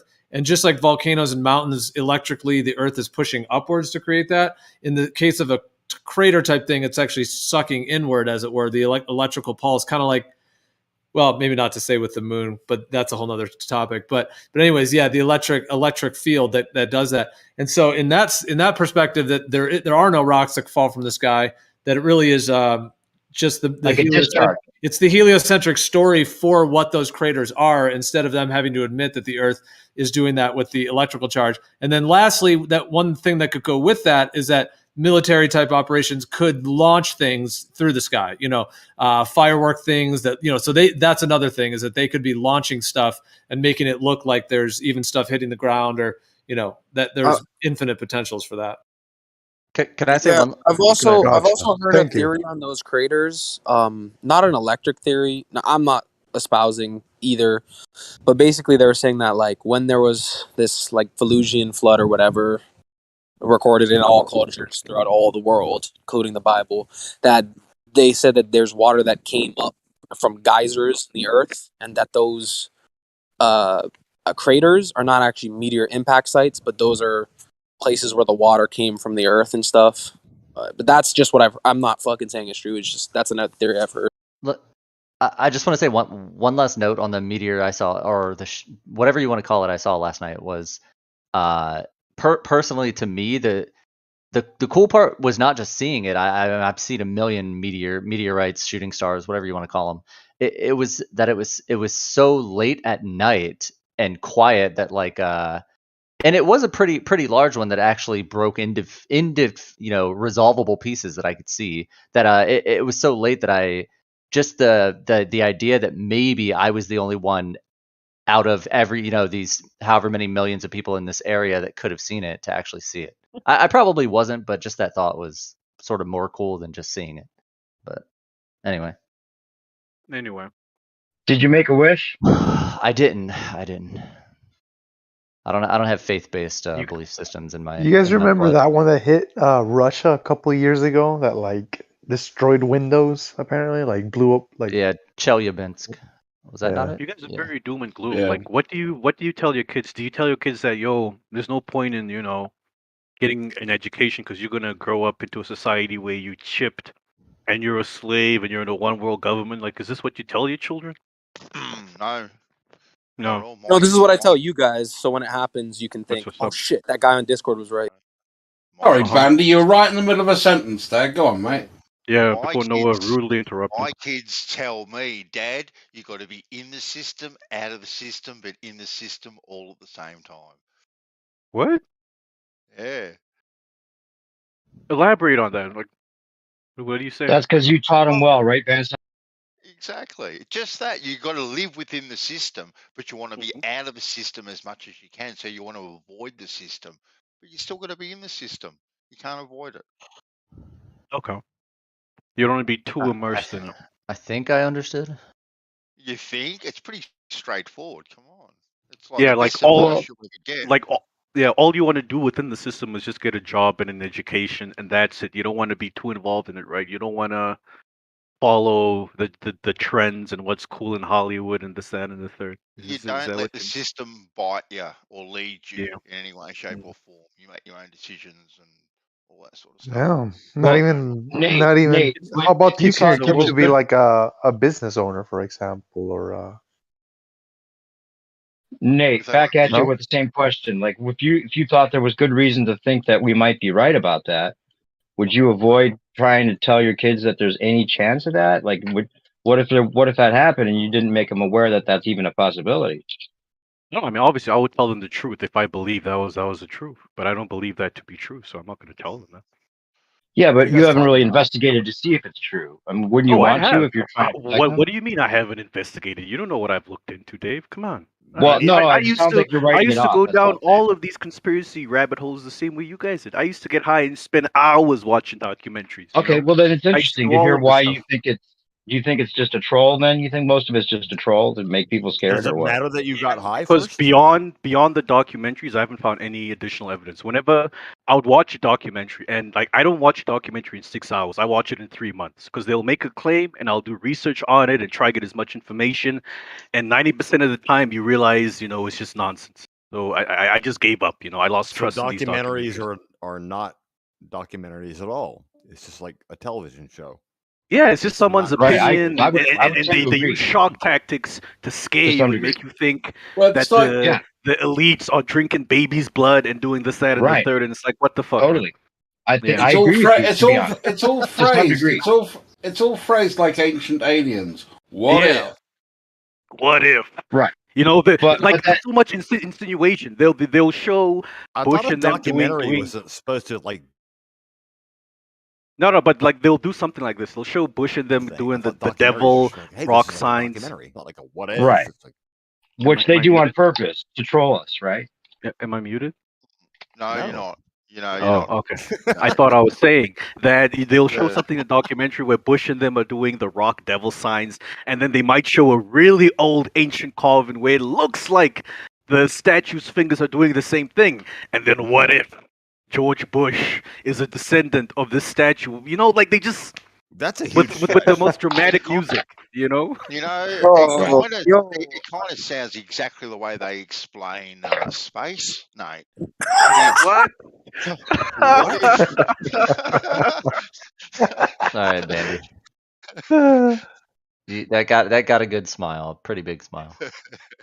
Yeah, they're trolling us. They're trolling us from all angles, though. It's true. With the asteroids and the global warming, and they want us living in fear, right? So there is a lot of that, and a lot of it, a lot. You ever heard the word subterfuge, Nate? You know what subterfuge is, Yeah, right? it's your favorite word recently. Oh yeah, one of my favorites.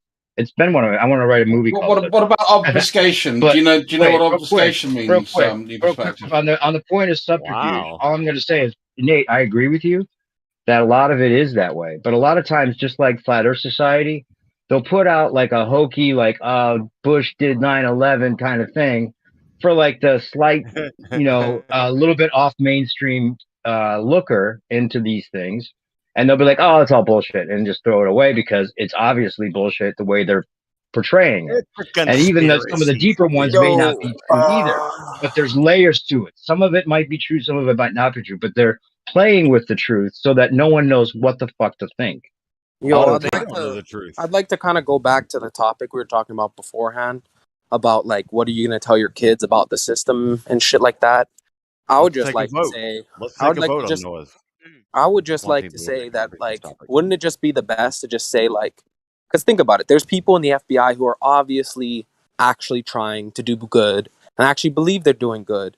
And there might be evil people. There might be evil people in the FBI. There might be good people. Like, the thing is, no matter what position you're in, you always have a moral choice of the action at hand. Are you going to do good or bad? I wouldn't say you have to leave the city and shit. I would say, like, even, I mean, we talk about, like, Jesus back in the fucking biblical days. This motherfucker says, you go pay your taxes, do your work. But, like, if the fucking kingdom says to sin and shit, don't do it. That's what I would say is, like, you don't have to be apart from the system. You just have to not take part in the evil aspects of it. But FBI agents aren't taxpayers. They're tax recipients. Don't you see the difference? No, the people that work for the FBI are also taxpayers, aren't they? Because the individuals, the agents, yes, they all pay. Everybody pays tax. Well, most people pay tax. Yeah, and the people federal, that don't are federal tax officers definitely do pay tax. No, you can say that the organization is funded by the government. Cool, so they're tax recipients. You're not both. But the people, the agents within the in that particular. Have you thought this through, man? Have you really thought? Yeah, the agent. Yeah, the people who work for it. The agent are paying. Yeah, the agents that are, the agency that's working for the agency. Oh, okay. You're winning. They're still paying tax. Those individuals. Now it's tax on government money, you could say. So it's the government taxing itself. Cool. It sounds like an accounting sleight of hand. Right, but that's besides the point I made. The point I made is that you can still participate what's the point in the of a system. government taxing itself? What the fuck are you saying, dude? That's besides my point. My point is that in a system that is good and evil, you don't have to separate from it, dude. What the fuck is wrong with you? In a fucking system. All right, never mind. I think both of you interrupted Druss though. Like Druss wasn't even done. Yeah, that's all good. Yeah, I try to actually stop talking when someone says I'm interrupting, unless that person has been fucking talking 3 fucking times and I haven't gotten to talk once. Yeah, no, it's all good. It's all good. It's no matter. No, go ahead and say what you were saying. No, I think this guy 42 ounce, he just basically jumps and clips over everybody. So I muted him for a second. So yeah, go ahead. Yeah, it's just really simple. It's the fact that to the individual, me earning a wage, whether I work for the government or not, I'm still going to be paying taxes. So as an individual, it still affects me the same way everyone else paying taxes is affected by paying tax. That was it. That still digresses from my point, which was not I about agree. taxes at all. My point was that you don't have, like, you can still participate in the system, just don't participate in the bad parts. Like I said, dude, there's people in the military who are medics and shit. They're not murdering people. You know what I mean? Even in the mafia, there's a fucking mom who's just making the food for the people and she's worried for her sons, man. It's not that black and white. And nothing ever is. It's all scales, bro. Sorry, Josh. Go on. Do you think any of us here participate in the bad parts, or do you know people that participate in the bad parts of the system now, in your individual life? I know people who do bad. I know people who do bad things. All right, like drug dealers or what? HR managers. Much worse than that. But it like I said, it's just human individuals. People, there's shitty people and there's good people. There's shitty systems and there's good systems, and there's good people within shitty systems, and there's shitty people within good systems. It's up to you. It's up to you and your decisions to commit evil or good. That's up to you. That's between you and your fucking maker. Let me add to that real quick. I think the people in power consider themselves gods, right? And I think they like to think, at least, that they giveth and taketh away, and that they give good and they give bad, and they try to balance it out. That's their whole philosophy.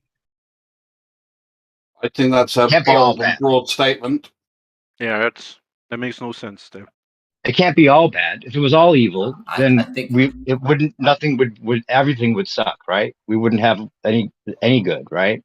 So the people in charge, they like to at least think that they're keeping balance in a way that they play God, and they can, have good times and bad times, and there's like a sine wave, the ups and the downs, and they kind of control the ups and the downs, right?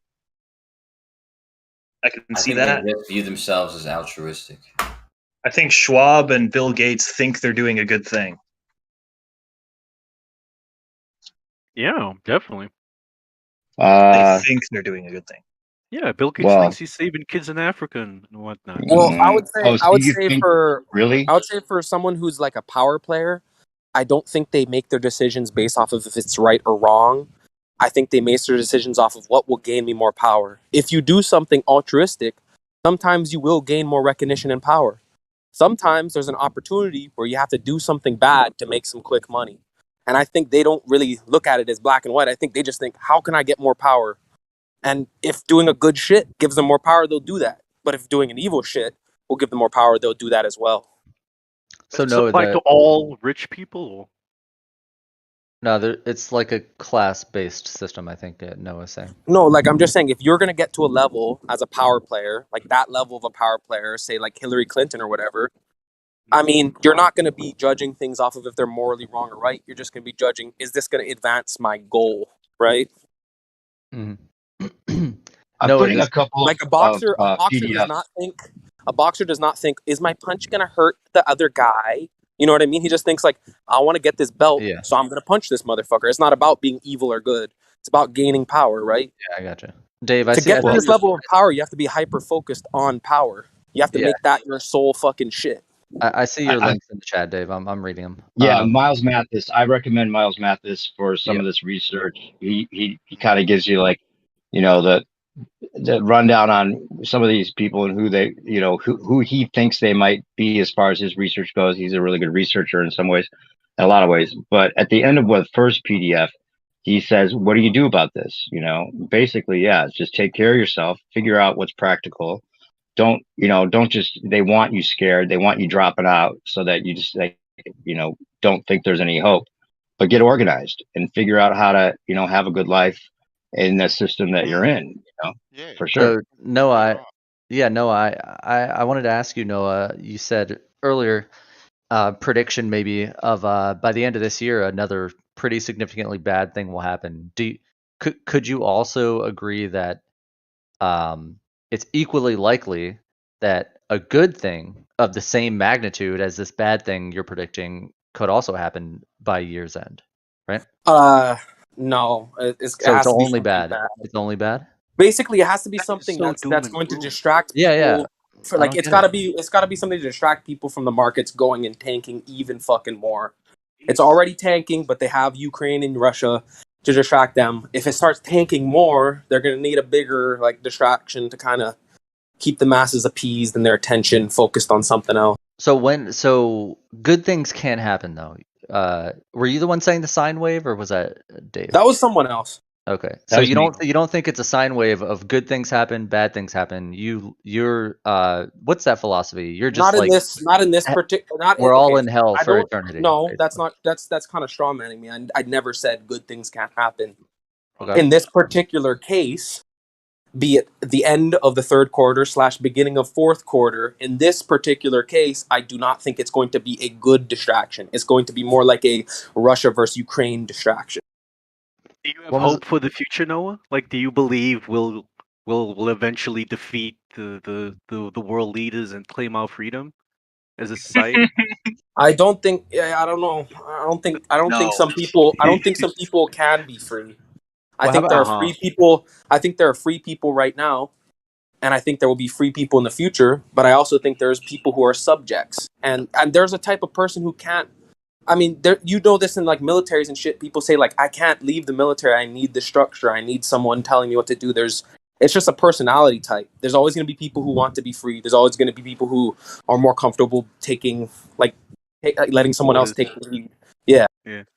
But do you think in the future that'll be the majority or the minority of people? They're already the majority. They're already the order takers are already the majority, and they've always been the majority. And it's not going to change in the future. It's just like the human condition, right?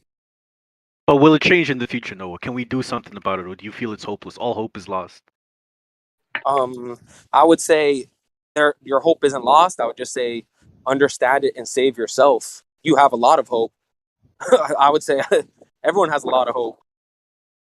I think we may be bottoming out, Nate, and then they're going to have the phoenix rise from the ashes. They need to play that out. That somehow that's going to be what they do. It may not be. It most likely won't be a real thing. Like we're going to take back. They may make it seem like we won because they have to. Like I always say, they can't build on our depression. They can only build on our inspiration. So even if it's fake, they need to give us that sense.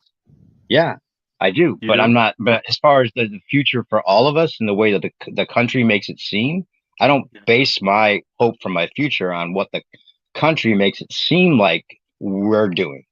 Right? They're going to play their play. Right? The play is irrelevant.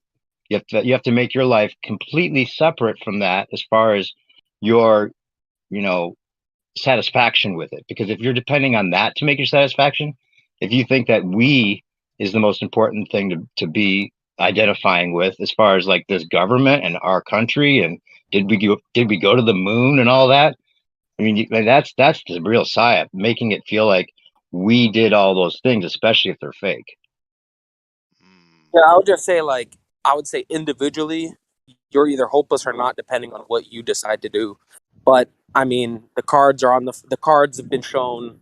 I think we're going to see a lot of economic turmoil for the next 5 years, and then we're going to see more authoritarian governments afterwards. So, but Noah, in that 5-year outlook, is there any good at any level that happens? Yeah, you becoming a smarter, more independent, more knowledgeable. Okay, so at the individual level, there is good that's going to happen in those 5 years, but at a larger scale, broader perspective, it'll only be downhill, spiraling toward, destruction and hell. Well, I think they have to destroy this legacy system to bring in their fourth industrial revolution. So that's going to be a painful process for people who are not ready for what they have in store for us. That's an interesting prediction. Right. Yeah. Like all this fucking financial infrastructure, all this information infrastructure, all this law structure, all this can be basically put onto a fucking iPhone now. And so a lot of shit is basically obsolete. And so the pain, I think, is not that these people, I mean, some of them might be evil, but I think the main fucking thing is that they just think it's more economically efficient in this fourth industrial revolution. And if you're not ready for it, you'll be left behind. Okay. Okay. Yeah, I think your thoughts on it are way more extreme than like mine, for example. My 5-year outlook is like, smartphones, iPhones will have like 10 more megapixels in their cameras. Like, I mean, it's my day to day is not going to be any Well, if you want to different. know my macro, I think it'll be not good. I don't think there'll be much growth in America for the next 5 to 10 years. But your day to day is But I do not going think to that there are drastically certain. change. Yes, it will. Yeah, a lot of jobs will be automated away. I don't know, man. Which is not a bad thing, necessarily, but it's just what is, right? The AI has gotten to a certain point where a lot of jobs that you couldn't do because it was too much, like basically programming a robot to do something is very hard. But now with the advent of AI, it's actually gotten much, much more easy. And so automation will start to take over a lot of things, even white collar jobs. Yeah. I'm not arguing against that. I'm surprised. I thought I was like sort of pessimistic, but you're saying that 5 years from now, the average person's day-to-day life will be drastically worse than it is If today. you haven't practiced, not for someone like Kosho. So like this, it really depends. It's a case Why by is case Kosho fucking different? thing. Yeah, Well, why is Kosho said he's in tech, right? He'll be doing fine. I think No, what I meant Right, it's like when we went from fucking slaves to fucking steam engines. You know what I mean? Like it's just a fucking change in technology. If you are not on board with it, what not happened? ahead of the curve, you get left behind. It's not pessimistic; it's just realistic. Sure. Okay. So you were being Right, like specific you gotta about. No. Let me finish. So Noah. Okay. So I can get on board with you when you're being hyper specific. For example, let's say a big rig truck driver gets their job taken in the next 5 years by automated, driving by big tractor trailer trucks. Yeah, they're out of a job. They're gonna have to pivot to a different, different career, something like that. Yeah, sure. But holistically, all of civilization, I don't know. I think it'll average. The net will be a positive in my opinion. That's my prediction. Okay, So well, yeah, some people will be crappier off. Yes, definitely. Well, I'd say it's when you pull a splinter out of your foot, right? There's a pain and then there's a sense of relief. I don't think the sense of relief will come in the next 5 years. I think the next 5 years is that pain of pulling that splinter out. And maybe in 10 years, we'll actually start to see like the fruits of that. Just like, it's just like when there was like the Great Depression, right? Obviously, sorry, wait, my audio just went out. Okay. I'm not pulling I haven't gotten a splinter yet in my life. I mean, I'm privileged and lucky, but I haven't had a big splinter in my life yet. So. Okay, I'll say it like this. If you're sitting at the beginning of the Great Depression, then yes, for the next 5 to 10 years, your life is going to be shit. But if you look, say, 20 to 50 years down the line, it's not so bad compared to the beginning of the Depression, right? Well, the Depression and then World War II, and then 50s are pretty good, yeah. Right. So it depends on the time frame you use. Like if you're using a 5-year time frame, I would say no, things are going to get worse in general. But if you're using a 20-year time frame, I'd say there's a good likelihood it might actually be better. So it really depends on your time frame, right? I bet you there's going to be a bunch of people who have a much better life, and then a bunch of useless people who kind of have a worse life, and we don't really got to look at them that much anymore. So, oh my god. Okay. Yeah, I think UBI is going to be a thing that comes up with this whole fourth industrial revolution as well. And that's why there's going to be two different classes of people, and then that class of people. What people don't understand is UBI is not really a blessing in disguise. It's more of a death note. Yeah. I agree. I agree completely with you, Kosho. That is exactly what I think. I think that there are going to be people who benefit massively, right? And then there's going to be a lot of people who don't benefit massively, right? Just like when they invented cars, useless. When they invented cars, the fucker who like sat in front of the carriage and whipped the fucking horses, this motherfucker probably became homeless after. Sorry, did I miss this news somewhere? UBI is gonna become a thing in the next 5 years?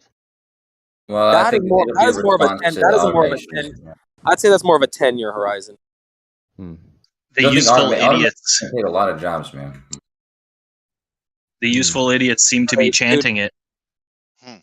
Right now you have the fucking Fed chair saying that we have so many job openings. We have so many job openings. Now they're gonna fucking when the shit hits the fan, they're gonna say, all right, we can't get any jobs, so we need to bring in this automation. Yeah, but people aren't understanding. There's all these AI companies like the OpenAI, and then also now not Zach, whatever his name is, the fucking Facebook guy. He has his own AI thing coming out, and the OpenAI one is so sophisticated. Yeah. They can Mark Zuckerberg, that guy, yeah. But yeah, the OpenAI, it can create an art like a logo, like a cool ass fucking advertising logo, like any picture you describe of it, like realistic looking anything in 10 seconds, and then like code and artistic writing and any of that kind of stuff. So I actually see a lot more jobs than people are anticipating just going to be completely rendered useless. Actually, yeah. So Kosho, take a random statistical guess of the number of people in this voice chat right now. It's probably not the case, not to be rude, but let for the sake of it, let's assume that every person in the VC has a job. What, like, statistically, what percentage in the next 10 years, what fraction would be out of it? Would AI take their job? Just like randomly distributed jobs, like nothing specific. Render life a lot harder and worse. Would it be like half the people in this voice chat? More than half, yes. Oh, more than half. Okay. More than half. Damn. How though? Like you don't know what people in this VC do for a living. You sort of just have to randomly just like distribute the jobs like randomly. So someone is a cook, another person's a truck driver, another person's a astrophysicist, another person's a janitor, stuff like that. Right. See, Kosho and me know that a lot of shit's gonna get replaced because I'm sure Kosho has done algorithms without. I mean, I've done it, and the machine learning algorithms are fucking easy to build. And they get spectacular results. It's fucking ridiculous. I don't think this is unseen though. I think there's been a lot of people expecting this AI revolution. It's not a. Yeah, but I think people are underestimating the significance because it doesn't. I think people are. I think everyone is underestimating it. Right? There's only a few people who are not. What are people going to do then? What are people going to do? Exactly. Get UBI and fucking hate their lives. I doubt this is gonna happen. Like, this is so doom and gloom. No one, like, you guys think people are just gonna sit around and do nothing and just let this happen? People got kids. They're not just gonna let their jobs and livelihoods and incomes be taken away from them. You guys just think that we are powerless and we have no control and we can't fight back when things happen that we don't like. It's like it's not about fighting back. Pessimistic. How do you? If you're a warehouse worker, for argument's sake, a picker and packer.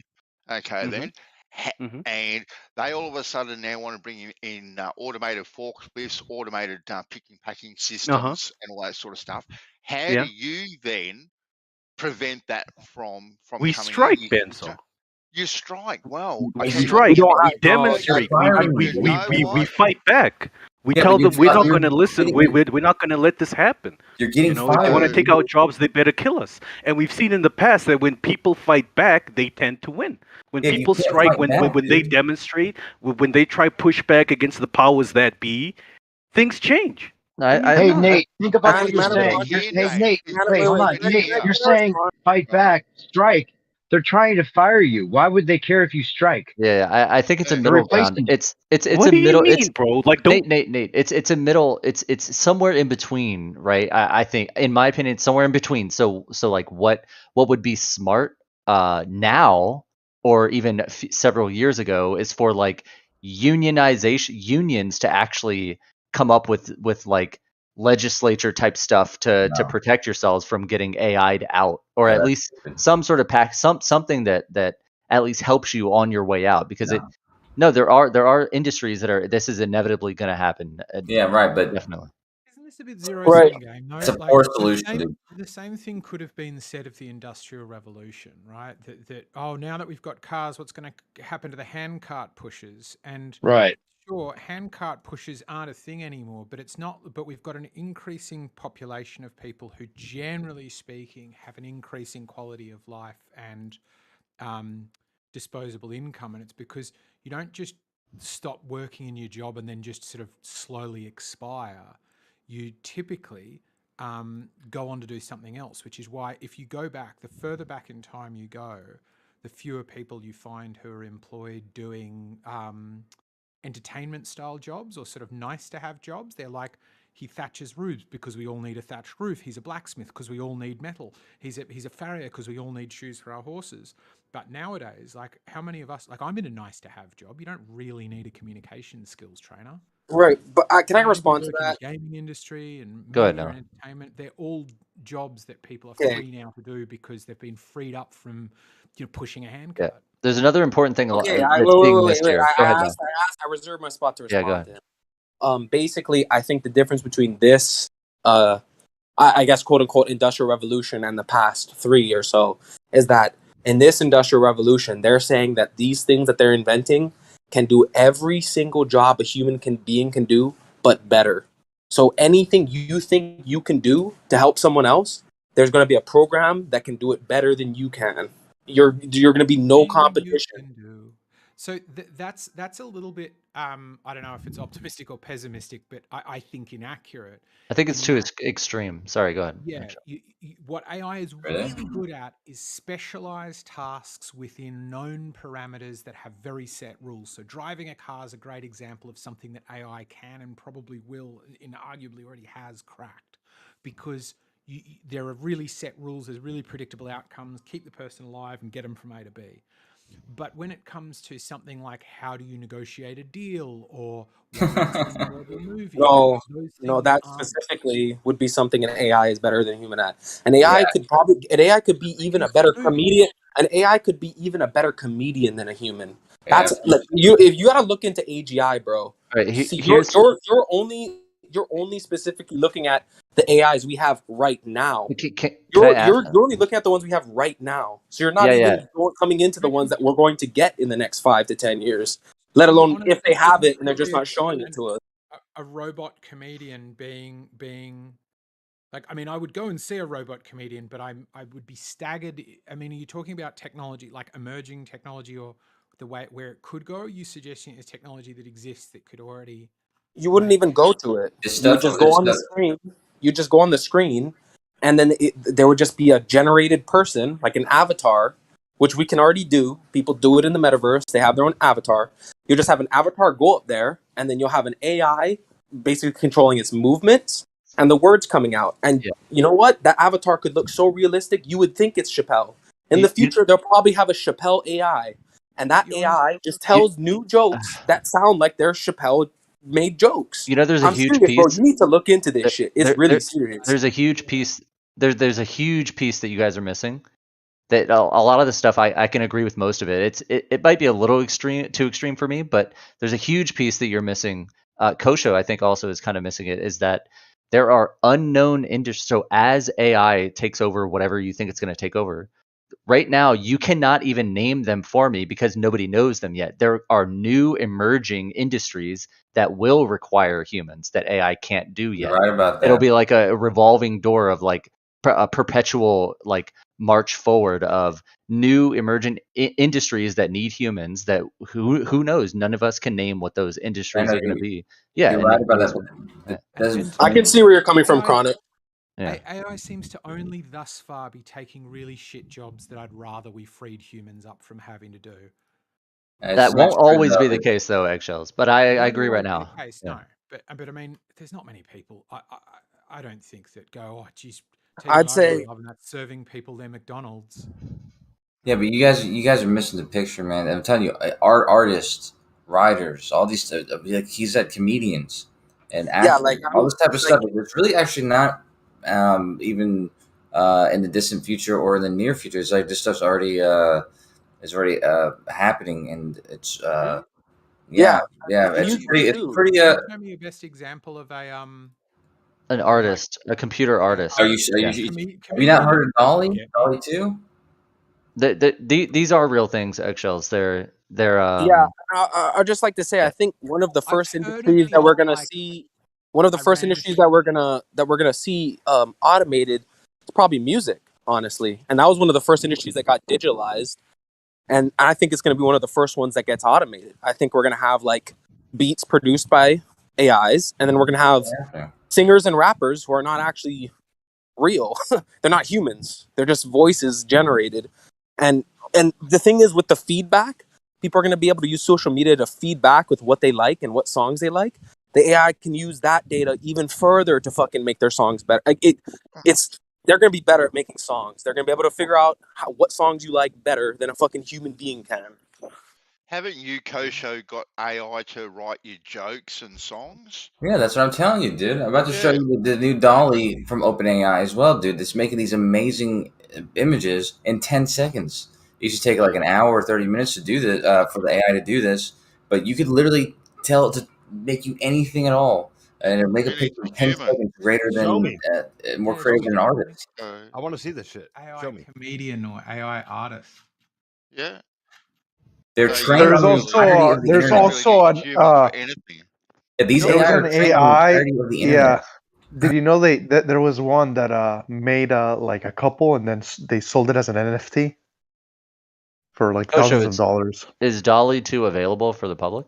They only opened it to 600 people so far, and you can kind of see why, dude. This is very dangerous. Not dangerous like in a deadly way or something, but dangerous for economics, dude. If this was open to everybody, like there's so many artistic graphic designers that are just rendered useless.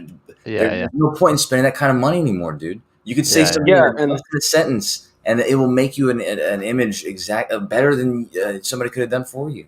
And Kosho, like they even have bots that you can chat with, and it's supposed to resemble you chatting with like texting a normal human being and shit. And these are fairly simple. And just think of just that one specific thing in the future. You could have a robot that entices, let's say, I don't know, like that texts women and makes them feel better than their own fucking actual human mate does. You know, there's all kinds of fucking ridiculous shit that can fucking come up. I've heard of that bit of technology. I think it's called a vibrator. No, but no, there's plenty of this. That's not just those type. Like that's what people thought of AI before. But I'm telling you, people are really exploring. Did a human tell that joke? Why did Foolish Decisions just come in here and tell me to stop interrupting and then leave? Oil painting of a muscular Winnie the Pooh hugging Pikachu. Yeah, dude, there's some crazy ass shit that this AI is, and it does it in such a but hold on, Kosho, wait. Okay, so here's a realistic example. I'm a small business owner, and I want to do a rebranding of my business. I want to overhaul all the branding, a new design, new everything. Okay. What's your business? And obviously, the current branding is not working. Yeah, it's complete shit. I'm losing. I'm just bleeding money every month. What's the business? Selling toe rings, making and selling toe rings that you wear on your toes. Yeah. So I'll go to foot fetish. I want to overhaul the branding, right? I have an idea that I've sketched. I'm a horrible graphic, designer. Yeah. I'm shit at design, but I have an idea in my head. I've kind of scratched a really shitty version of it, like on a piece of paper. I can't with this technology. I know I could upload it, but with this technology, Dolly 2, if I typed in, let's just say I want it to be a ring, a realism. So like a painting, a realistic painting of a toe ring that's silver that has dildos engraved on it. I type that into the system and it creates that for me. Absolutely. Are you talking about a specific toe ring, or are you talking about like a icon? No, just a ring that goes on your middle toe. Yeah, you can ask it to do this for you, and it would not just do it once. It would give you probably 20 options at once. Yeah, different options. Yeah. Wow. Yeah, and also I'd like to say you said your business would be selling toe rings. That's another thing that could get fucking replaced. There's a lot of sales jobs. A lot of jobs where you sell shit and market shit will also be automated. Yeah. But that actually brings up a more interesting question. If this hypothetical thing happens in the future, well, wouldn't the AI itself start competing it with itself to get more business?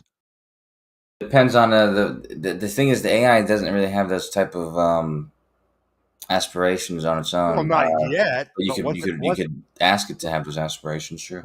But once it becomes artificially intelligent, wouldn't it start to be like, hey man, I can make a better toe ring than this other AI? It doesn't have those interests. Like I think people forget that these biological interests that we have are they're the reasons why we're alive. They're human. They're human. They're not going to exist in something that doesn't have to perpetuate its own existence. It's a human trait. Yeah. But what if the AI gets so intelligent that it like decides, well, I'm kind of jealous of the fact that these people have toes. I want toes. That's what you call self-consciousness or whatever, and that's what happens in the beginning of Terminator when Skynet goes live. Right. So if you're talking about the singularity, when the AI becomes self-conscious, then just go watch Terminator.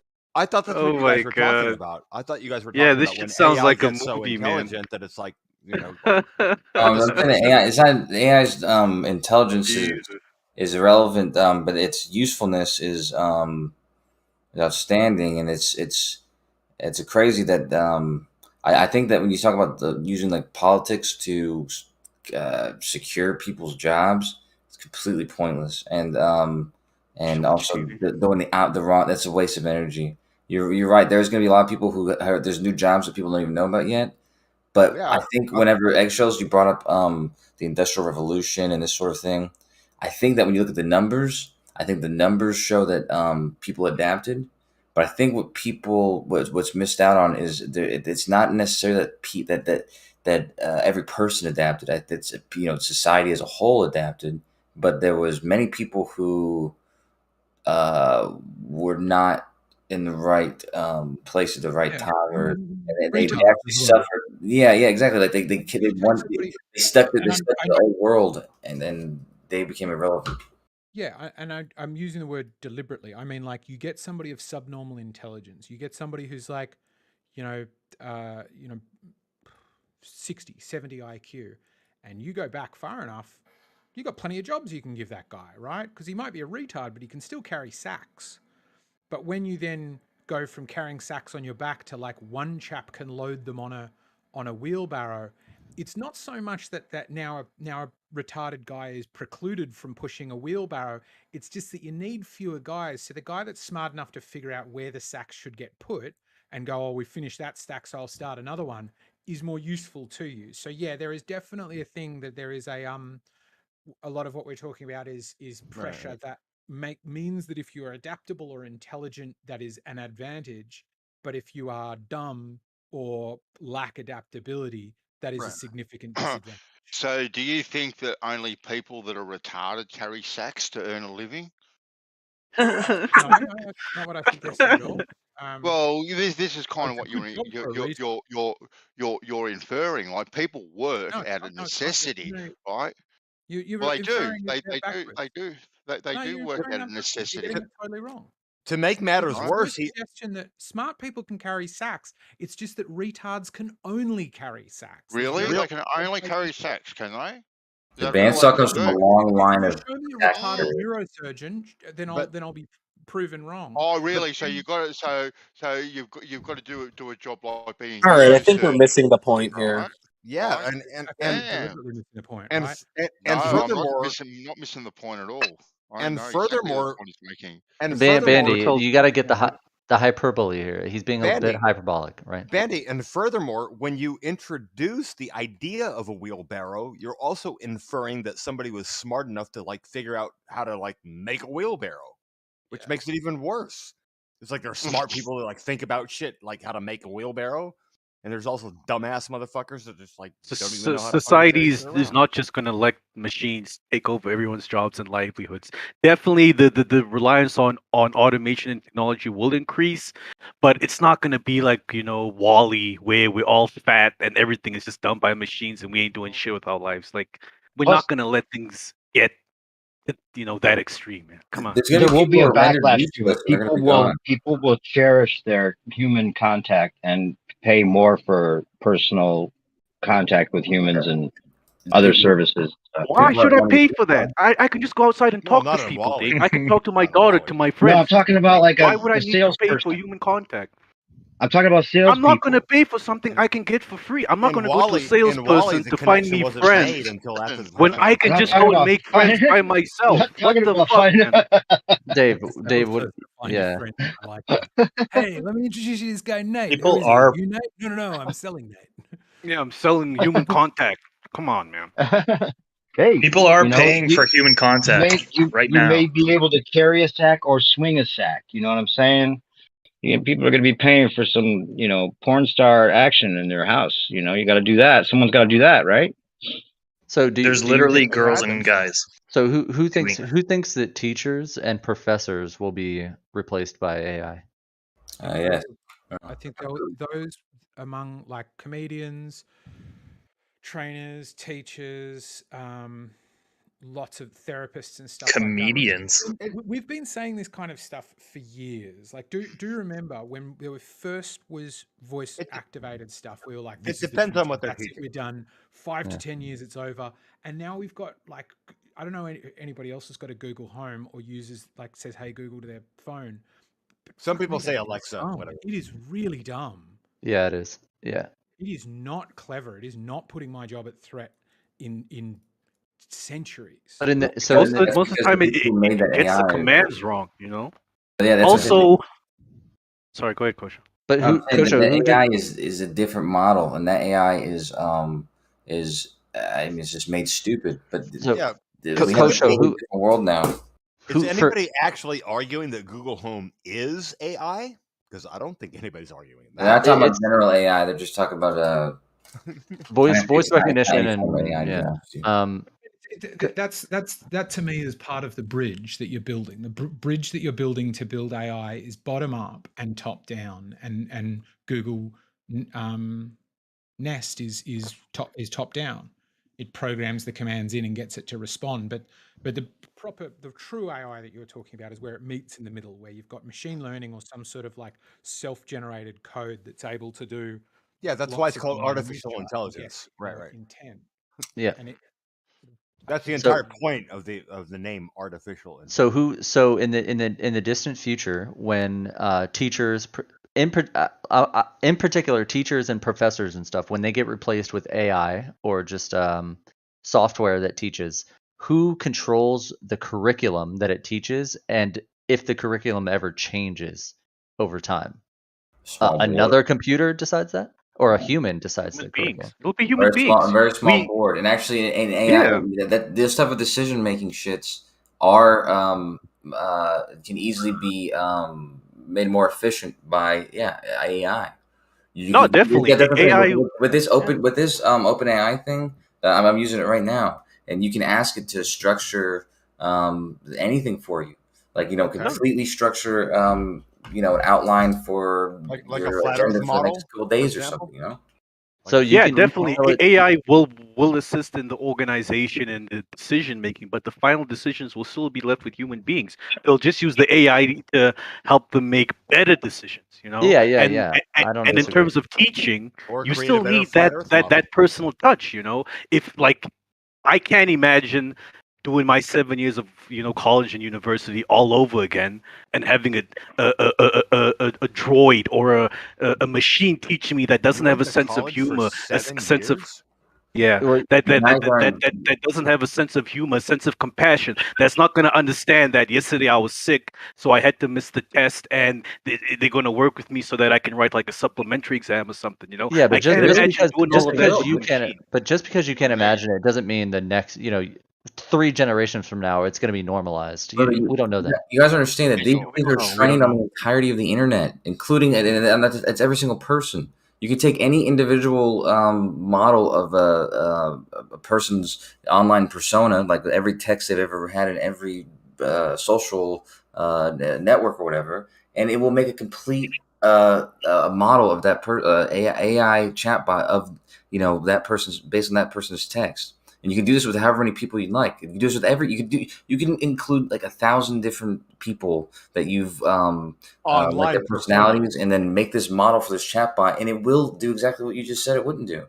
Yeah, but if you're in the say you're in the AI world, say you're in the virtual reality world, don't you think that if we're living in that more and more so, that you're gonna like prefer the human other virtual character, and you're gonna want to know if it's actually a human or if it's not a human, and you're gonna like prefer the actual human that you're talking to rather than some computer game type thing. Dave, have you seen Her? The movie Her? Yeah. Yeah. I think that's what we're discussing. Yeah, that's what we're discussing. Society. I love it. That's a great going movie. toward. Yeah. Ex Machina. Yeah. Have you guys seen Ex Machina what's it was a movie. Like, come on, that's not close to being real. So we're back on the No, movie.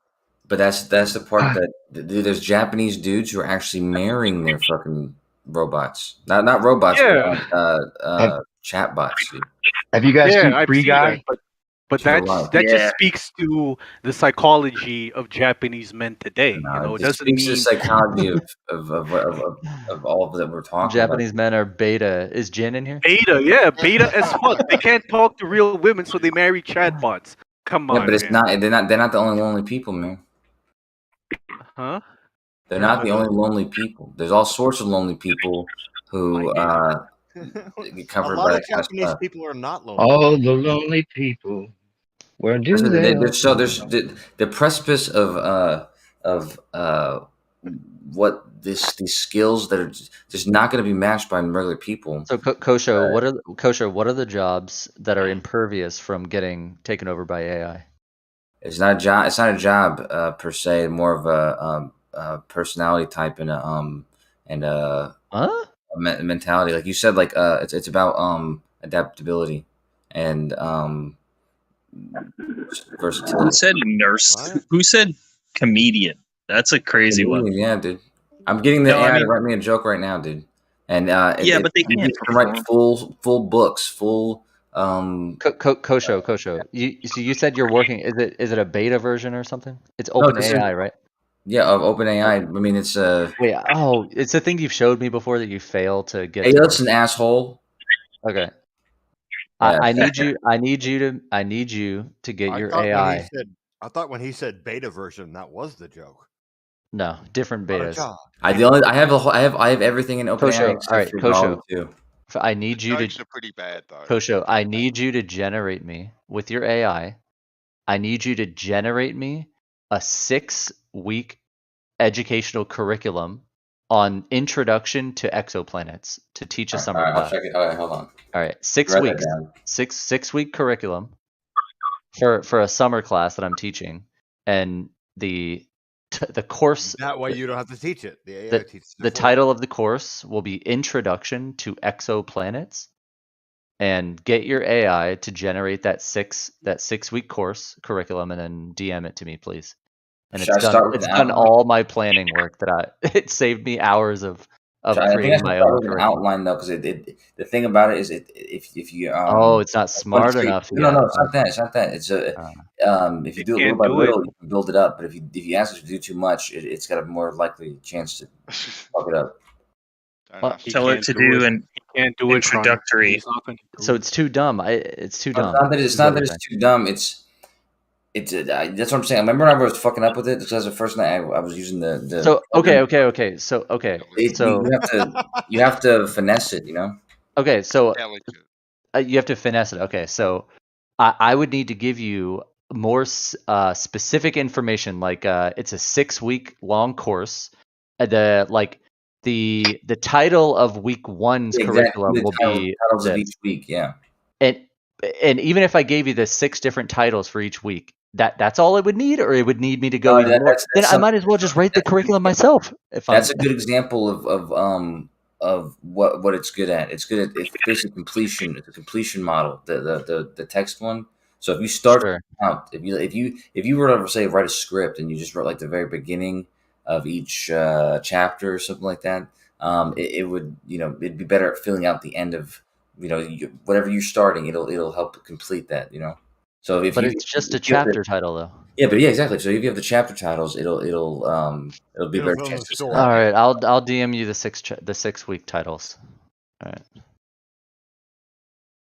All right, and I should say this better be all you need, Kosho, and not ask me for more follow up. Sorry, Dave. So this will be an artificially intelligent course No, this will be a about course. an artificially manufactured reality. Sure, Dave. It sounds like a story maker. Yeah. AI does CGI. Yeah, I just posted a link that says AI isn't even smarter than roaches and worms. Like. Because that's a different type of intelligence, man. We're talking about what we use machines for. Like when I said this thing's trained on the entirety of the internet, one thing that actually I was wanting to program for like the coding portion of the OpenAI, I wanted to see if I can create a like how sometimes you want to ask Google a question and not really search for something, but you try to just ask it a question and it doesn't even know when you're asking it because you ask a stupid question, and then the best it can do is find if somebody else asked that same question or look at the keywords. I want to be able to ask it a question like that, and it just like fucking know exactly what to what you're asking of it, and exactly what to show to you. Now I'm confused. Like comprehension. Yeah. Sentence comprehension. That's what's good at. What about this? It would never. Yeah. That's what it's good at, though. It's very good at doing that. That's Kosho, I sent you. I broke down the 6 weeks and their titles, so you should have theoretically all the information you need to generate a curriculum. A couple minutes because I'm ready writing something out right now. Right. Yeah. Also, each week needs to have an exam at the end of the week. Oh Jesus! 10 questions. However many questions the AI generates is fine. What if it generates 0? Well, it needs to be more than. No. Oh, AI is so dumb. So it does matter. Okay. Of course, yes, yeah. All right. What are you saying, Piz?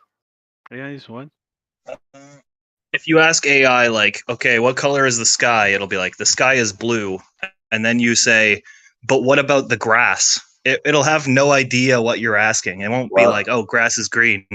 That's like asking a hooker if she wants to play checkers with you. It's kind of not really what you're meant to be asking. AI. You can't like talk to an AI. You can't just say, "Oh, what about this?" That's exactly right. Yeah. That's exactly. Well, actually, you can. There's chatbots, but regardless, these AI that we're talking about now, though, they're not. The purpose is not to ask what color the sky is and stuff like that. Nobody is claiming that chatbots are artificially intelligent. Got it. Yeah, but they are trained on they're not trained. neural network like language. They are. That's not general AI, but they are. It is. They're programmed. They're not trained. What is the point of developing AI? Continuing to develop it, other than just for inane amusement? What is the point when you can get people to actually do things? Why get machines? The point is so you don't have to train or program them. That's the point. Also to save money. Okay, sure. Okay, you don't have to train someone, but what is the point? What's wrong with training someone? What's wrong with training someone you have to pay that person? Intuition. Hang on, when you train a person, they've got intuition, they've got morality, they've got conscience, they've got sentience, they've got a whole bunch of things which don't exist in a computer program. There's nothing wrong with training people. So this is my point. What is the point of continuing along the AI road? Save money. And that's all. There's really no other benefit, is there, other than the bottom line? Well, there's many other benefits, but I mean that's a big one. Save money. If I want to write a script right now, and you don't want to write any of the script really, but you have the idea for what you want to write, you could literally start just piecing something together with a couple of words, and it will complete like an entire story for you. And same thing with writing a programming project. You want to program some code, you start writing it, it'll complete it for you. Yeah. Maybe it would get smart enough where you don't even have to write the chapters. It just does it all itself. So I don't get that. But what's the point? So you can just go fishing all day? Is that the point? Or what is the point? You don't have to do the work or pay somebody else to do the work. Like the same thing with the art thing. You don't have to pay somebody, sometimes to thousands of dollars for a logo. That'll take a couple of weeks or something. You just tell it, and it'll make one in 10 seconds. Better than you're paid for. It's not necessarily all about economics. It's kind of cool though. Like, even if it's, money aside, you'd be curious to see if we could pull it off.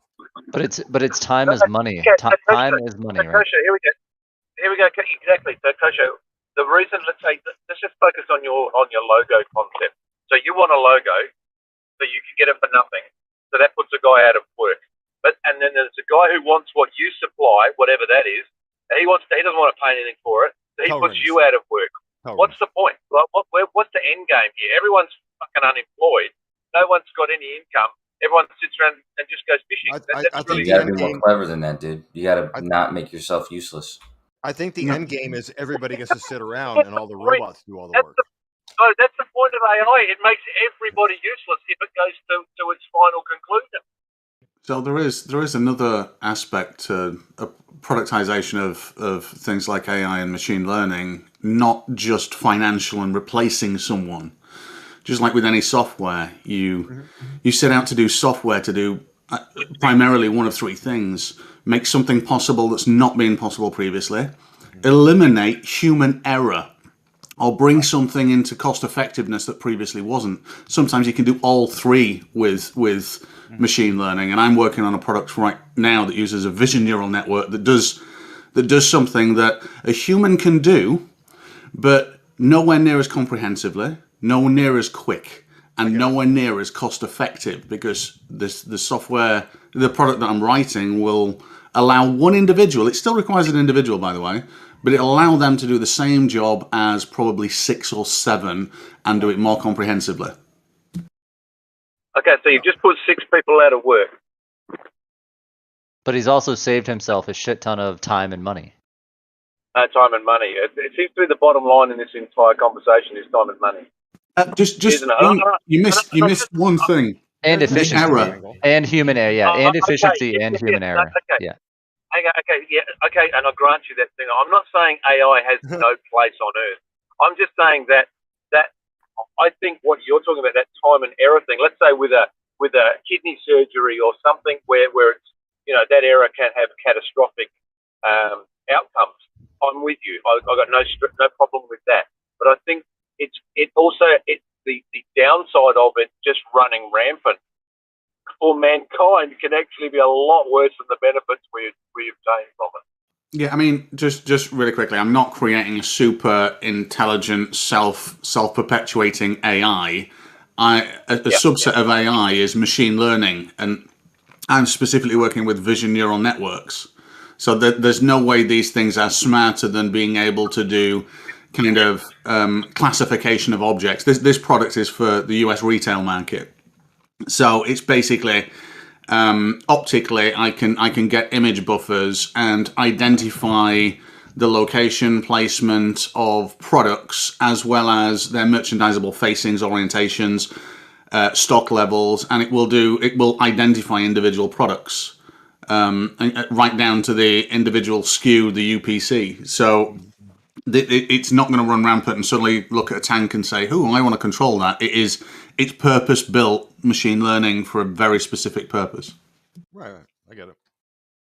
So does it affect if it's just in the retail market? Is it going to put some humans out of work if it's deployed? That depends. Okay, so here's another aspect to it, because if you ask me that, my honest answer is probably not. All it's going to do is increase the velocity and throughput of certain tasks 6 or 7-fold. Now, what that does is previously, so there's a company that would go out and they would survey stores, and they survey stores for merchandising compliance, as well as compliance from manufacturers and things like that. Now, you collect that data over time. Now, for an individual to go out with a mod, a planogram of what should be there and actually mark it down, it can take one individual maybe 6 hours to do a store. And because of there's so many stores in the United States, only one person for a store does that every 6 months. And that's one data point every 6 months.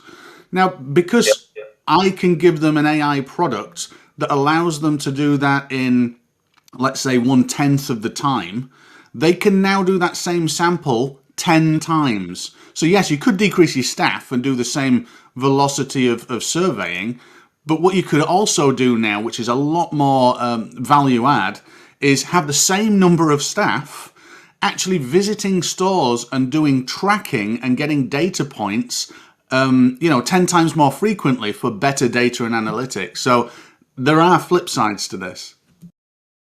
Okay, I would only argue, and on in theory, I hear what you're saying, and I'm fine with that. Knowing the bastard nature of large scale retail, they won't do that.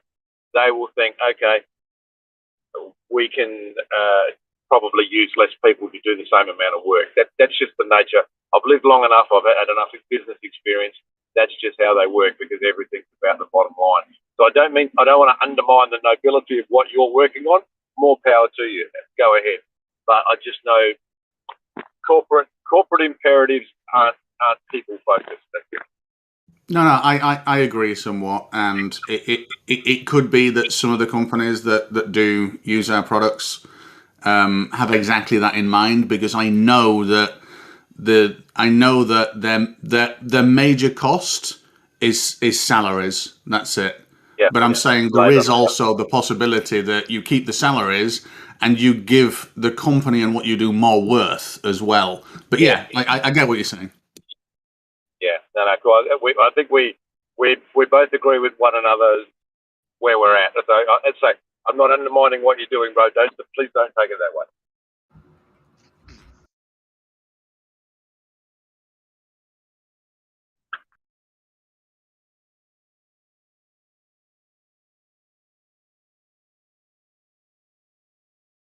Oh, by the way, just so you know, well, that product is it's not like a noble product or anything like that. It's absolutely a commercial product. That the only thing it's built for is to generate revenue for our company. That's it.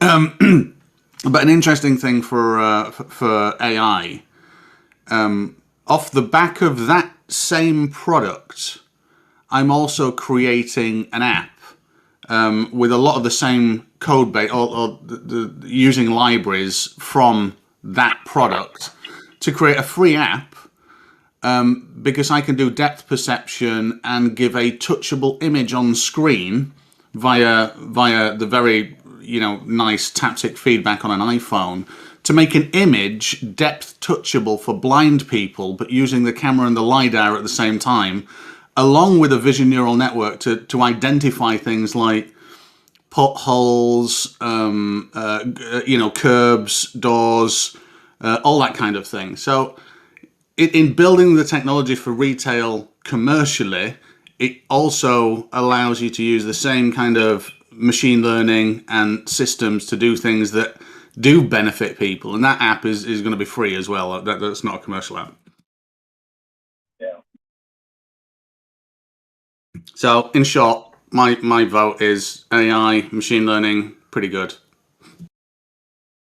Yeah, like if I talk about my wife used to work at Target or Kmart, Tesco's, whatever you've got in the UK that's an equivalent.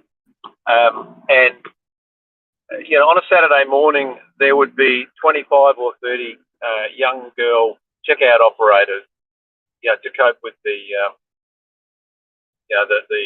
throughput of people wanting to shop and get their goods. And they had to, every product had a code and they had to punch the code in manually. Literally as a 15-digit code for each product. And they had to put that in manually, and then, eventually little scanners came along, and now, 30 years down the track, you've got self-serve checkouts. And if you go into the same store on a Saturday morning now, there might be 2 physical checkout operators, and everything else is just done either online or, self-serve through a, automated barcode scanning thing. So there's now, in every one of those stores, there's now 25 or 30 less 17 or 18-year-old girls working. And I don't know what those girls are doing now, but technology, just as it advances, we get sold on the upside. No one really ever talks a whole lot about the human collateral that comes along with it. Oh, you can shop faster, more conveniently, blah, blah, blah. That's all we ever hear.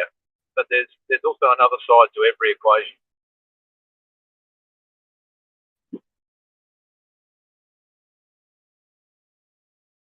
Well, they're even getting rid of those self-checkout regions, FE, where now you just have your trolley full of your goods and you just drive your trolley straight through it and it scans the whole trolley all at the same time. So it's just getting more and more efficient. Have you seen that, Bandy? I haven't seen that anywhere. Is that real now? Is it? Is that a real thing? Yeah. Well, I know. I'm pretty sure there's a couple of stores like that in Germany. I saw a doco on it about 6 months ago. Where in, like I said, where in Germany they have rolled it out in it. Well, it was at least 2 stores that they had it. Now I don't know how widespread it has gone. But the technology is obviously there, and it's pretty damn accurate too.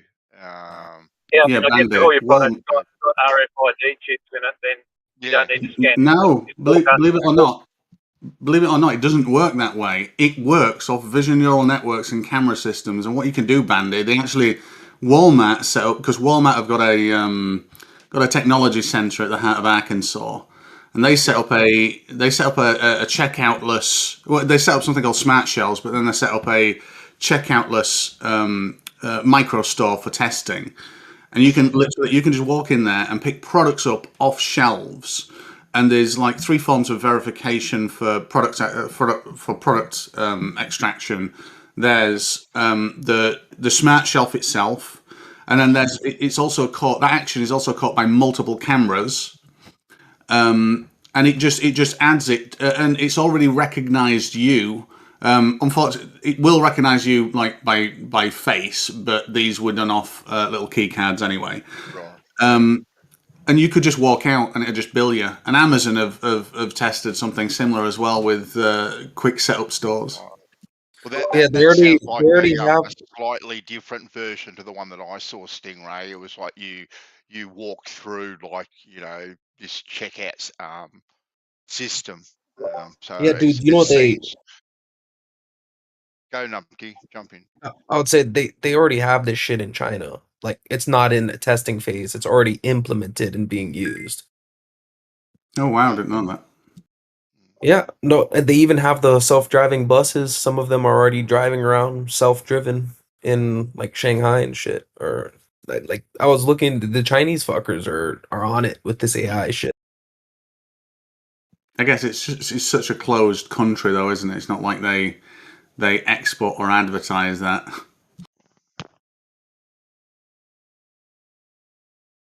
I think they export most 5G technology. I think there's a good chance that they export most AI technology in the future. Yeah, Chinese AI, you've got to draw the line somewhere, haven't you? Well, Australia has implemented the Chinese face recognition technology here. That's already up and going. Here's a scary project that true. This is true and scary as well. So in London, if you walk through London, at any moment in London, you're in central London, within the metro system anyway, you can be caught by about 4 or 5 different cameras. And a machine neural network was trained on it was what you call a cascading model. So first of all, it actually did kinematic evaluation of bones and things. Then so that's one stage of the AI, and then the second was creating motion and gesture profiles for each individuals, and then a data set was trained whereby you passed it data where individuals had committed crimes on that day, within a certain period of time or something, and then you run a testing data set, and it was able to get about 80% accurate on being able to pick out individuals that were likely to commit crimes based off the way they were walking. Oh no. Yeah, and this is one of the big debates, is that in the future they're going to be able to like predict people's crimes before they commit them, and like there's a whole debate on like, is it moral to arrest someone before they commit a crime and shit. And so like you could see a very, I guess, type of a weird future basically, where people trust these algorithms more than they trust their natural sensibilities.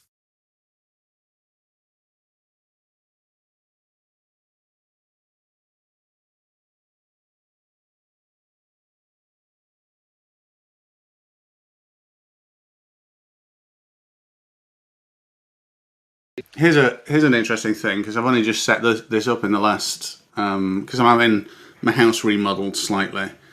I've set up like there's nowhere in the house where you're not being tracked by a camera, and it's not some weird thing that I set up. It was because buying a £50 PTZ pan tilt zoom camera, well, not zoom, just a PT camera, pan and tilt. These 360 cameras was cheaper than buying like Philips motion sensors. But the amazing thing that they gave me, and I turned it on a few days ago, is the camera itself can do basic motion and AI tracking of humans, dogs, cars, that kind of thing.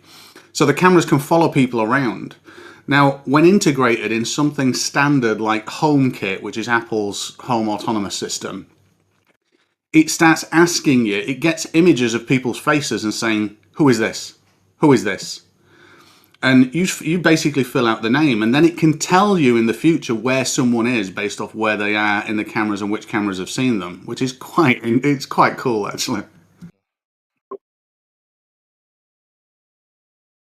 Yeah, there's like basically there's these like auto-generated codes where it basically gives you a bunch of randomly generated words, like 8 to 16 words, and then that's your password basically. And people have actually made AIs that can basically guess the order of the words if it is given the data from how you typed the first word. If I'm not sure if I explained that correctly, but basically it can tell what your password is just by how you type the first word in.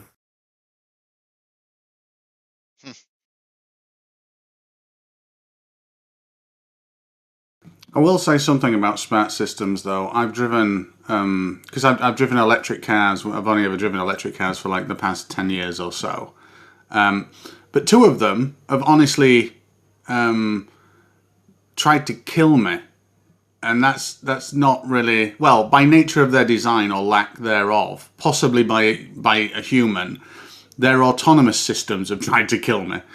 And an example is, because we're still going to make mistakes when we're creating these systems. And something like, Volvo has a sub-brand called Polestar, and they launched the Polestar 2, an electric saloon car. And it's got a auto steer system on it. I forget what it's called now. But I was test driving it, and I turned it on, and it's absolutely fine. And I'm used to driving my Tesla Model S with full self-driving. And when my Tesla Model S, and it uses vision neural networks to navigate around, and when it can't decide on something, it predicts that it won't be able to decide. It then confirms that it won't be able to decide well in advance, and then starts setting off alarm bells and warnings, saying, hey, you better take over driving in a minute because I'm not sure what's going to happen. Whereas the Volvo equivalent simply turns off the auto steering with no audible or visual cue whatsoever. And when it does that, when you're going around a corner, when the roads in England are quite narrow anyway, it's not the best thing to have happen. What could possibly go wrong? Exactly. I think that's just a lane assist. No, well, whatever it was called, it wasn't lane assist. It was an auto steer system because it uses multiple cameras and things. And the Volvo Polestar marketed it as semi-autonomous driving. I'm just picturing you now, Stingray, in your Volvo, giving one of your blender presentations as you're plowing through a paddock. Full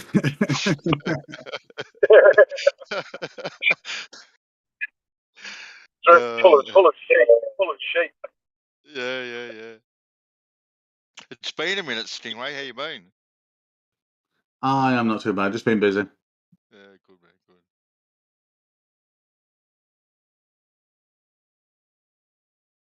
I got a new little daughter, Bandy.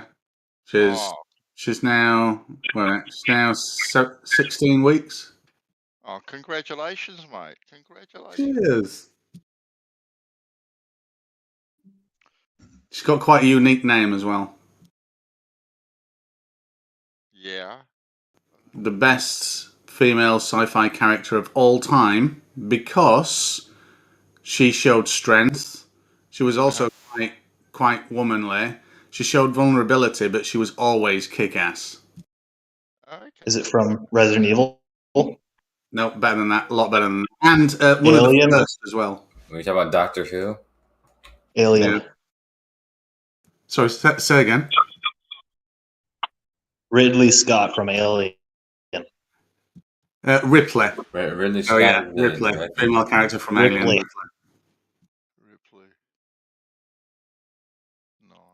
I thought you were going to say Starbuck from Battlestar.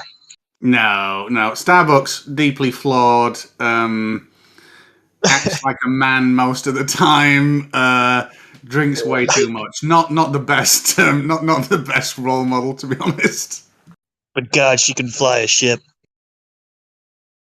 Oh yeah, no. My Little Ripley is going to be the. Sorry for the flat earthers, but My Little Ripley is going to be the solar system's first starship captain. Easy, I'm sure.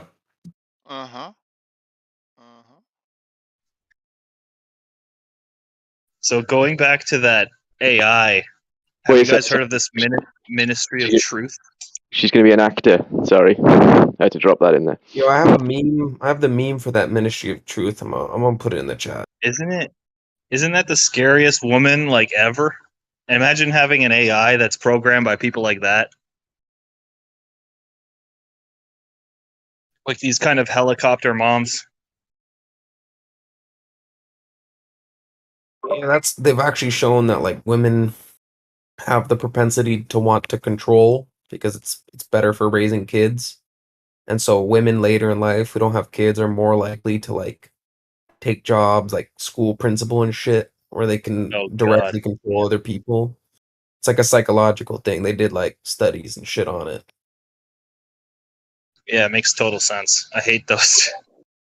Yeah, they have some sort of, and if they don't have like children or something in their lifetime, they don't have like dogs and shit. They have like an Like average AOC. amount of anxiety, and so that's why there's like a huge Prozac thing. How do I say like a uptake in Prozac basically in these like specific demographics of women who don't have children, and they've actually shown that dogs actually do kind of actually help reside that anxiety a little bit. So it kind of like, you always think of those women who have dogs, like these are my dog babies, or like those cat babies. Cats, yeah. You know what I mean? It's like true. It's kind of funny. Yeah, those jokes are definitely. There's some truth in there. Look at their eyes. I could just tell by their eyes that they're lonely and barren womb.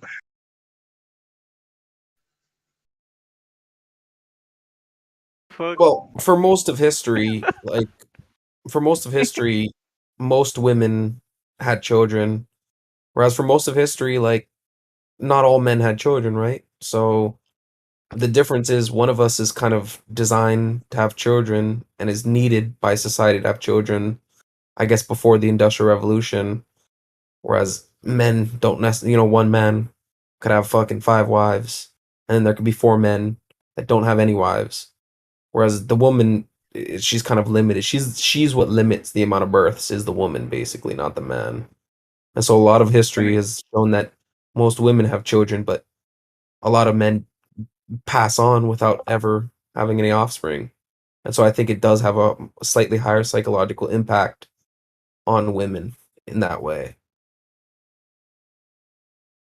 Yep. I think even without getting into the women and men thing, like the Biden administration, like implementing a Ministry of Truth is insanity. And just thinking about the AI thing, if you had an AI programmed by these kinds of people, it's just a disaster waiting to happen. Yeah, basically we need Jesus to come back and program us AI.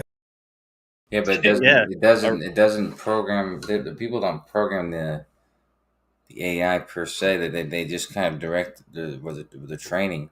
But a lot of these, a lot of the training's already done. So it's like you just give a task to do. The training's already accomplished. Well, Kosho. Right, but imagine that woman right there, Kosho, giving it the task. Also, yeah, exactly. Like the YouTube algorithm and the Twitter algorithm, we know that as like a conspiracy theorist, we know that the algorithms are what lead us here and there and what deceive people and trick people.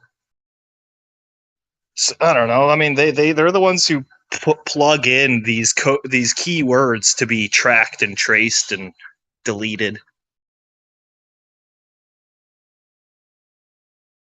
That's why I usually don't even go to the homepage of my YouTube. I just go to who I'm subbed, and I just look at their It's video. hard.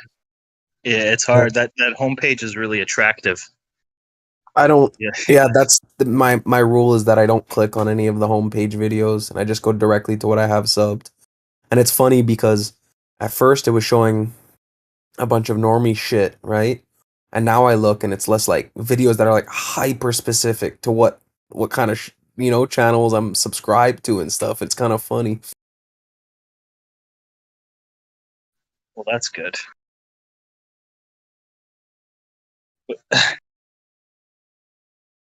Like most videos I go to because fuckers post it on Discord and I check it out. You know what I mean? Or I'm already subbed to them and I watch their videos, but I actually actively try not to use that homepage. It's just a shame though when you do see the homepage and it's saying everything backwards or upside down. You're like, just because I believe in a conspiracy theorist or theory doesn't mean I'm gonna click on this video. YouTube. It's like, yeah, it's weird because I was having this exact same thought like 10 minutes ago before I got back on Discord because I opened my YouTube because I knew this guy released a video and I was literally having this exact thought like 10 minutes ago. I used to get like vaccine injuries recommended to me on Twitter and stuff. It's like I would like it, put the old like. Yeah, I love this. Twitter knows what I like. So funny when it's like, hey, you might like this. Here's someone dying from a vaccine injury. Yeah, I mean, what is that site, BitChute or whatever? Oh, that thing is fucking hilarious. BitChute is fucking hilarious. That's like, that's like where the feds monitor what you're checking out. Well, if that's the case, then they probably have a whole ass profile on me. Probably used BitChute more than YouTube in the past year. If you're like a normie fed, you'd be like, oh, easy on the voice. Okay, shh. I'll stop yelling. Stop yelling. I don't know. It's just I find BitChute like I guess interesting because when I go into BitChute, there's videos that I know for a fact can't be on YouTube. It simply can't be on YouTube, and if it was, it would get censored. You know what I mean? 100%. Same with Rumble and Odyssey. Yeah. There are some videos that just will never, you know what I mean, will never be on YouTube. Like they'll just never be on YouTube.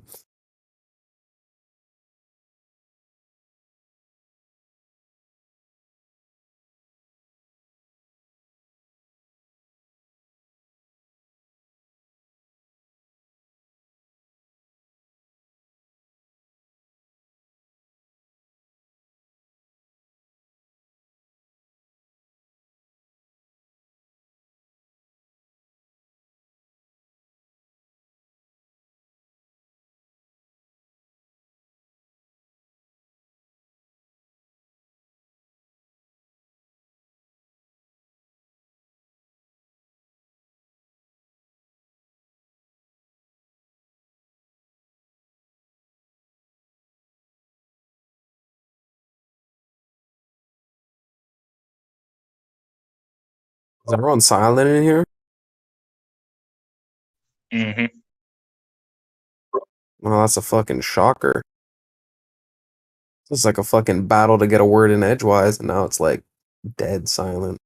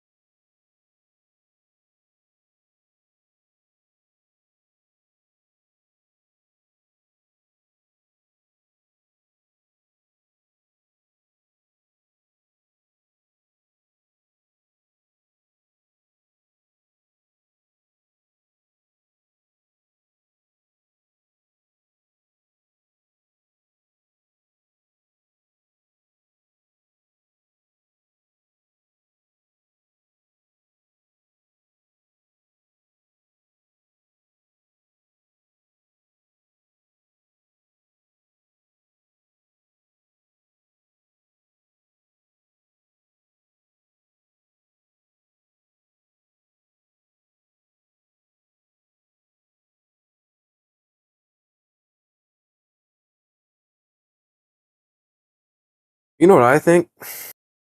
I think there's some things that they know and that they kind of give to us, but they package it in like a incorrect way. Like with this whole Pangea concept, there probably could have been like a world continent or whatever. Trying to remember that YouTuber, the mud flood guy. He's like, hey guys, here's another depressing video of some mud floods. And here's a basement that's buried. And you can clearly see they built the road at ground level.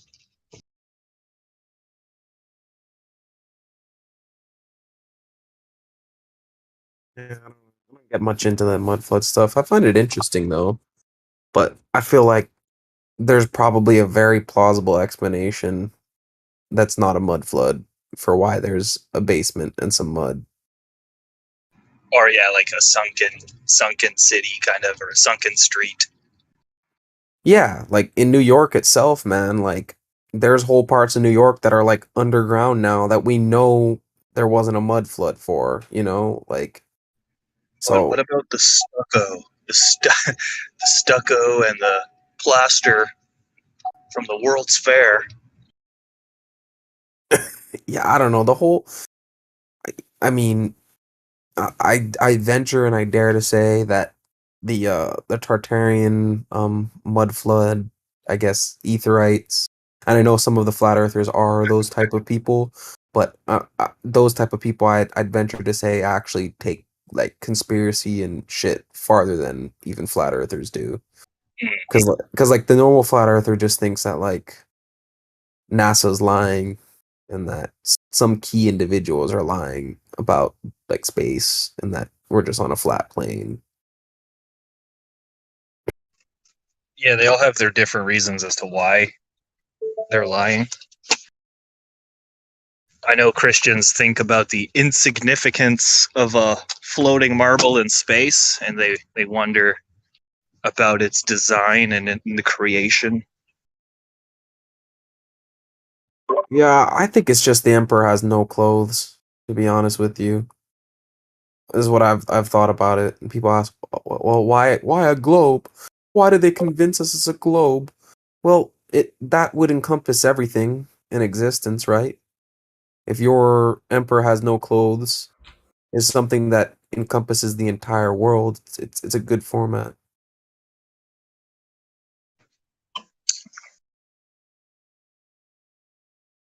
That would be insane, yeah. That would mean to me that it came out of ancient Babylon, like prehistory. What, the globe? Yeah. Yeah, Oh, like yeah, no, definitely. It like how do I say? What's his name? Pythagoras or whatever. He was a fucking heliocentrist. If you look into it, you look into what he actually is like saying and stuff. It's like, and then you look into what is that? Kabbalah and certain books. They're like talking about like fucking like a ball Earth, and it's like, wait a minute, what? This is like in the 1200s and shit, way before Copernicus and shit, and like how it's revolving and stuff, and the sun is the center of everything. So, I mean, But we had a ball Earth way before Copernicus, though. The geocentric model, the Ptolemy model. That was almost 1,000 years before Copernicus. Before Copernicus was born, like almost 1,000 years. Right. Well, The Earth my sphere specific statement was that Pythagoras was a heliocentrist. I don't know about that. And then I was Do you give something to back that? I was specifically stating that like in certain books in the Kabbalah, like the sun is the center of everything, and the sun emanates everything forth, and like the earth revolves around the sun and shit. And that was in 1200s. And I mean, Pythagoras is in 500 BC, which is way before that. So I mean, and yes, I mean, I'm not gonna fucking look it up, but I'm pretty sure you can just look up like Great Fire or something in Pythagoras, and you'll find it. I'm lying in bed. I'm not gonna fucking type shit. Do you trust the history though? Great fire. No, Well, to a certain extent, some of it, but I just don't think it. The whole, if there's books that are before the heliocentric revolution that espouse heliocentric beliefs, you have a contradiction in your historical claim. Okay, so I looked it up. There's this Pythagorean astronomical system. This system is weird because apparently there's a great unseen central fire, but it's not the sun. So according to him, Earth, Moon, Sun, and the planets revolve around this unseen central fire. Shit sounds silly. Yeah, Unseen central fire. go read into it. Sounds like There's the binary system. You think so? An unseen like dwarf star. Yeah. I mean, I mean, they were the black describing. hole at the center of the galaxy. No, I'm talking about a companion to our sun. Is a current theory that there's one that we orbit around, and we're actually in like a binary system. I've never heard that before. Yeah, but isn't it that the idea is that's what used to happen? Our sun used to have a binary star. That star is gone now, or something. Oh, The and is it? idea- It's like Jupiter and Saturn now, or something. No, it's like There were two Planet stars. X.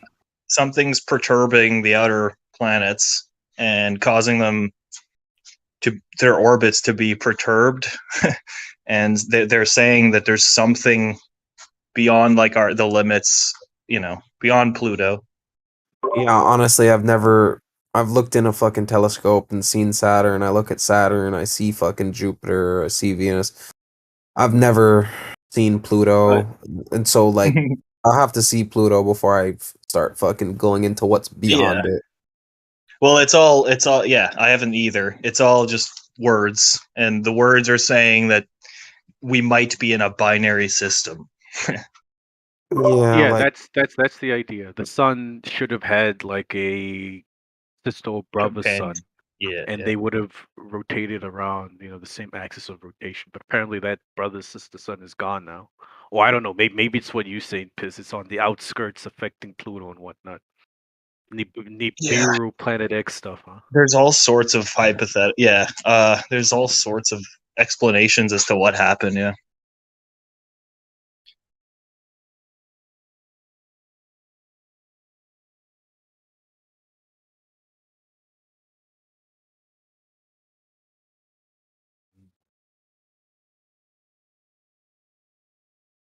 Yeah, if you look at this Kabbalistic tree of life, the sun is in the middle.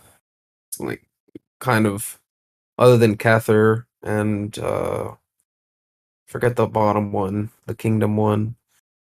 I think the sun would be considered the most important of the other, I guess, Sephirots or whatever. And it is said it is the middle, which everything revolves around. Very heliocentric idea.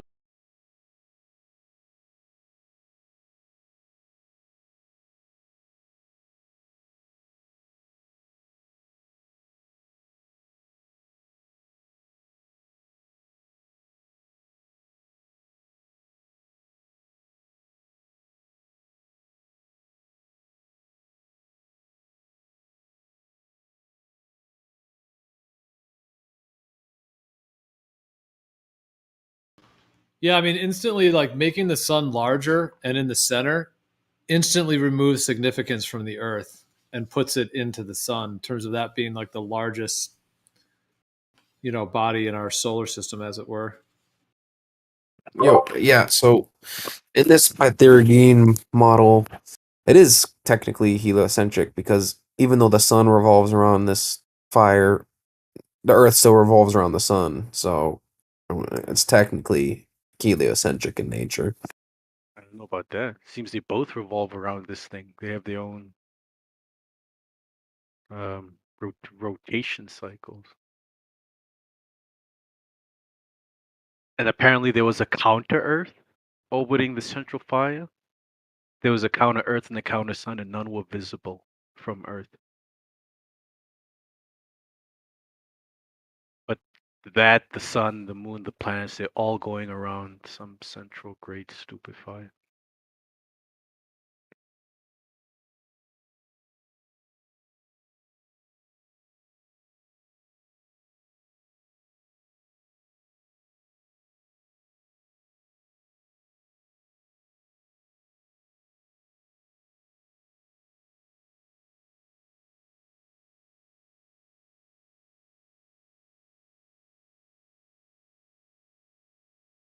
That's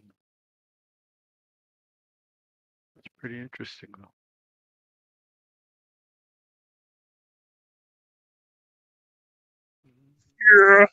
Yeah, Jordan Peterson here. Do you wanna link man of consciousness about the Pythagorean school being a heliocentric school? Do you want me to link that to you? You can if you wanna. Yeah, it's not. It's about a couple paragraphs in, but basically you can skip, I guess, introduction and classic astronomers and go straight to the Pythagoreans. It's about just post it in the live yeah. stream text. It's I'm not gonna. I don't think I can read it without taking too much time up, but I just sped read it a bit. I think you'll find it interesting.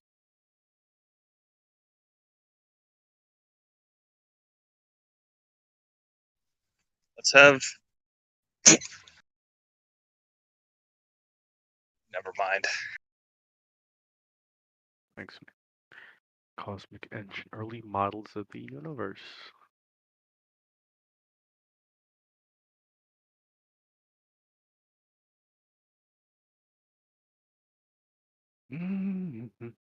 Let's have Jordan Peterson explain how the moon was created.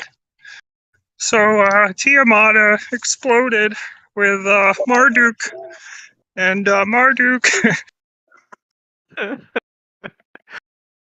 Oh my! Marduk flung Tiamat into outer space, and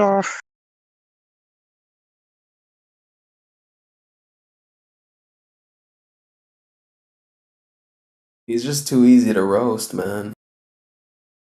he actually did that in one of his lectures that I listened to. He was explaining Sumerian mythology and Tiamat and Marduk, and hilarious. Yeah, I remember that. I think I was in my second year of university or something, like during the summer, and then I was like, I had to always I would meal prep and shit on Sunday. This And I was- remember while I meal prepped, I would put him on in the background. I remember him fucking talking about Marduk. Yeah. Yeah. Hell yeah. You know, I just finished reading those books and Sumerian mythology, like studying, and when he said that stuff, I knew he was wrong. Like, so when Bill C-16 and all this stuff started happening and he got really popular, I was always wary about him, but he is an awesome, kind of smart guy, but he was so wrong in his interpretation of those books. Like, I didn't get a lot of what he said out of that.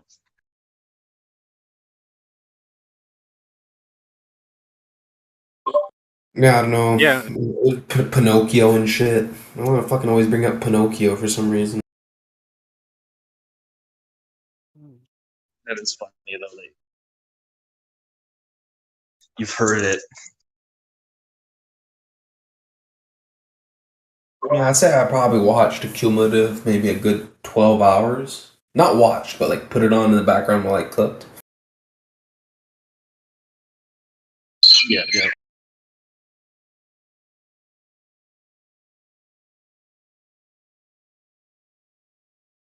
I appreciated his work with Bill C-16 and stuff.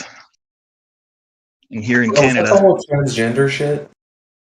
it's the no, well, kind of. It's the compelled speech laws for pronouns. Like if one of his students were to say, like, you have to call me Zur, like, he legally was required to call them Zur.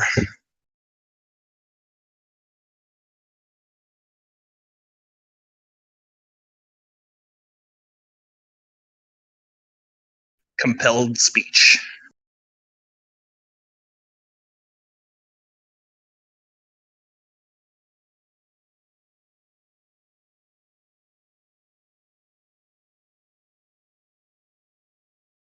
Yeah, I kind of feel like it was a Michael Peterson and that whole compelled speech shit was kind of like a staged event. Yeah, I thought so too. I mean, until the bill got stricken down, like I was thankful for his fighting.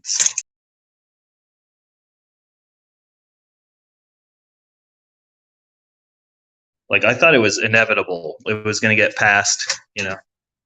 I always think this shit's inevitable. Like Thanos. Thought Hillary Clinton was like Thanos and it was inevitable, you know.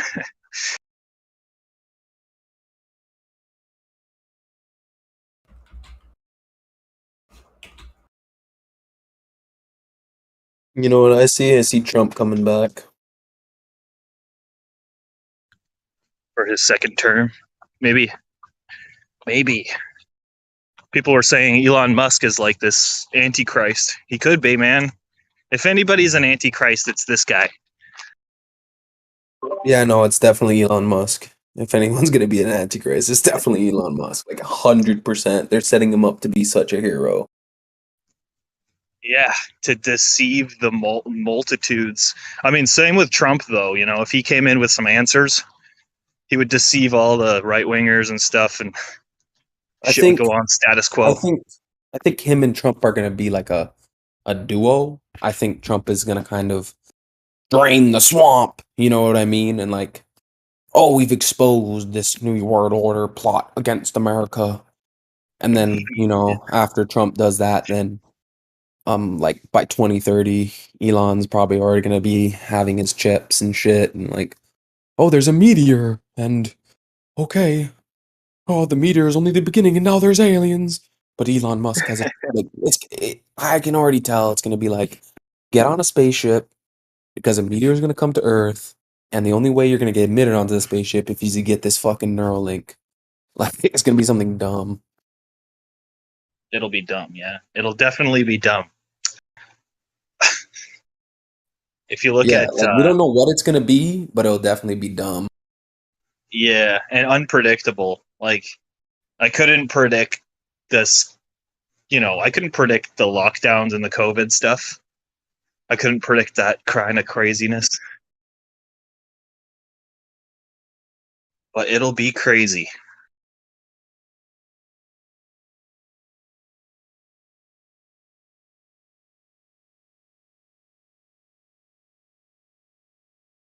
Thing is, I couldn't predict what was going to happen at the beginning of this year, but I knew there was going to be a main event. And like right on cue, Russia and Ukraine started. Yeah, true. I mean, that's kind of true. You can predict little things like that, yeah. That's based on what they say. If you see what Klaus Schwab's saying. Even Musk is part of the whole World Economic Forum thing. He's spoken at it many times. Putin too. Putin too. And here's the thing, even like back in the day when we were in the Cold War and shit, my dad was just watching a documentary on Cuba, and then there's Fidel Castro in UN like speaking and shit, and it's like, how the fuck do you have this guy speaking in the UN and you don't fucking capture him and invade Cuba, given that they have... It's just... The shit that they fucking try to tell us just on a surface level is just so fucking ridiculous. Agreed. That's the problem. Is we don't actually know what the actual truth is. I guess we know in our personal lives what it is, but we know what they're telling us is wrong because there's a bunch of internal contradictions. Oh yeah, dude. Even when I'm, yeah, and shit that's just so improbable that it's just like, really, like with that whole Will Smith thing. That disease that Jada Smith is supposed to have is like the same disease that Pfizer just came out with a cure for, and then Pfizer's the sponsor for the fucking 94th Emmys. It's like, how is that like? And the funny thing is, like, if that was the only time there was a coincidence like that, I would say, okay, that's just a coincidence. But it's just every single fucking time there's some absurd fucking coincidence and some ridiculous contradictory fucking shit in their story. And it's like, am I the only one seeing this happen every single time with everything they fucking present us? No, you're not alone. I'm gonna congratulate you. I was just about to congratulate you. Like, that's ridiculous. You're not alone, and I'm shocked that we must have similar news sources or people we follow on Twitter. It is a goddamn shame that not everybody knows when all I gotta say is good work. Keep it up, dude. Like, I don't know. Thank you.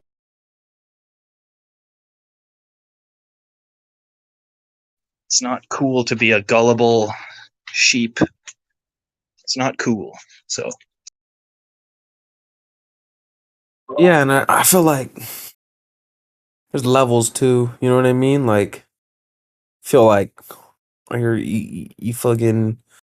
I feel like there's levels. You know what I mean? Like, you start out. A lot of people start out watching like Alex Jones and shit, and then like, you know what I mean? And then they move deeper and deeper. But like, there's definitely levels, and then you come to a level where it's like, you're a flat earther and you don't fucking believe shit unless you've self-verified it. You know what I mean? Or like, not all flat earthers are like that, but you know, it comes to a point where it's just like, there's so much fucking shit, like just utter like crap, like marketing basically. That's all it is. It's just marketing.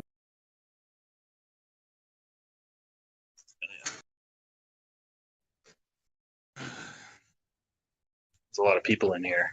No one else wants to say anything. Probably just sleeping AFK. Well, Kosher's up to something. I keep seeing his green light flash on and off, and then I keep seeing him writing stuff in the chat. I'm not sure if you can hear us though. He's keeping his ears pierced or perked up for swear words. He doesn't want to talk to like me and you. We're not good enough like flat earth arguers to like challenge him, I guess, or something. Definitely. He's like waiting for someone to come in. You know, I have something I can't really share with you, but you know, when this COVID thing happened and you started seeing those videos, I know you started seeing them, the videos where people were sticking like spoons and shit onto their injection site and it was sticking like magnetically. Yeah, I know. I've seen those. All right, yeah, we've all seen those, right? And I saw those. I'm very anti-COVID vax, by the way. So we all saw those. I didn't believe it at all when I. Hey guys.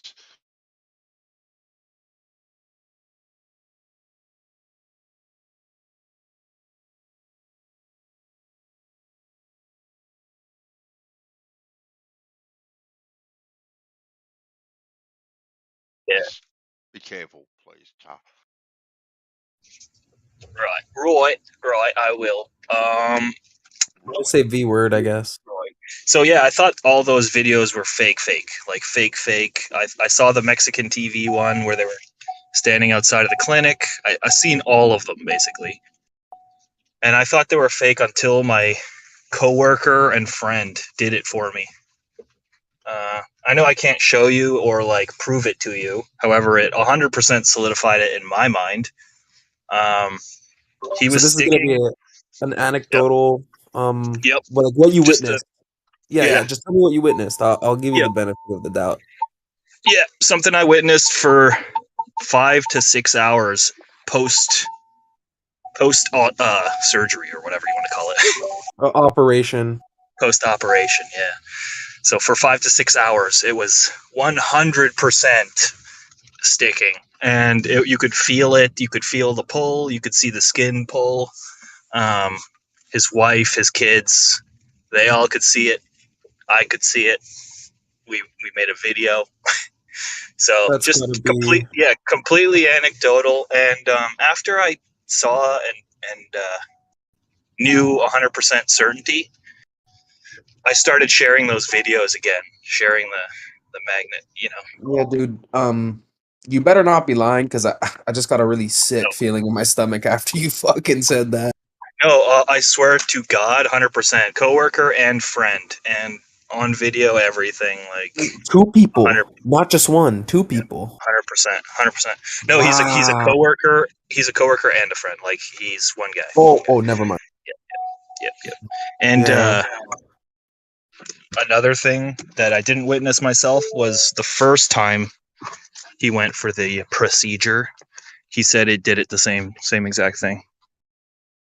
Yeah, this type, especially with the procedure and all that type of shit, like makes me feel really like sick to the stomach. You know what I mean? I don't know what it is about it. It's just the concept of everyone, but like me, pretty much all going and doing this thing that Craziness, they're yeah. not sure what's gonna happen. Like it really fucked me up, like mentally. I'm gonna be honest with you. Like realizing like that we're basically in a big Jonestown cult. Basically, we're living in a Jonestown cult. Literally, like that's not an exaggeration. Again, man, it's awesome. Very refreshing. Yeah. Awesome. Good to hear. Yeah, I'm not saying that the procedure is gonna kill people, but I am saying that the Jonestown cult did multiple mock trials or mock mass suicides. They practiced it multiple times before it actually really went down the day it went down. And so even if this isn't the real thing, it's still directly on the path of Jonestown, given that it is a mock. I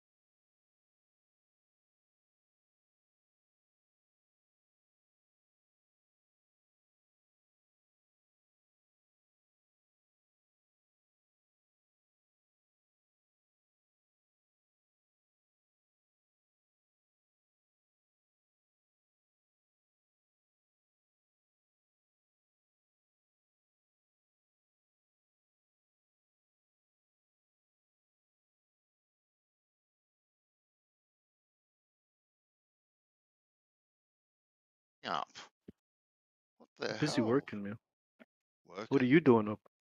What do you mean? What am I doing up? It's only like 5:30 or 6 or so But in it's the past your afternoon. bedtime, Gramps. Yeah, get, man. get the fuck. You should take your medicine and call it a night. Well, I don't know. I think I don't know. I may be a grabs for the 4th time. The news is so. Say what? Yeah. I've got another one on the way. Oh, congrats, man. Yeah. Do you know if it's a boy or a girl? No. Still too soon. Surprise. Well, Let's not it's ascribe gender identities, well, penises aren't real. yeah, they didn't choose anything, but it will be a surprise. They won't be They're gonna have like a gender reveal, or they're just gonna find out when the baby's born? No. They're just gonna find out on the spot. What? Yeah. Okay. Yeah. That's interesting. Yeah, I have a friend that did that. I just can't fathom doing that, you know. What, fathom what? Not knowing or finding out? Not knowing till the baby's born. Like, how do you Really? know? How do you know what kind of clothes to get it? You know, blue or pink? You know, like when. Are you kidding me? Are you absolutely kidding me? Oh my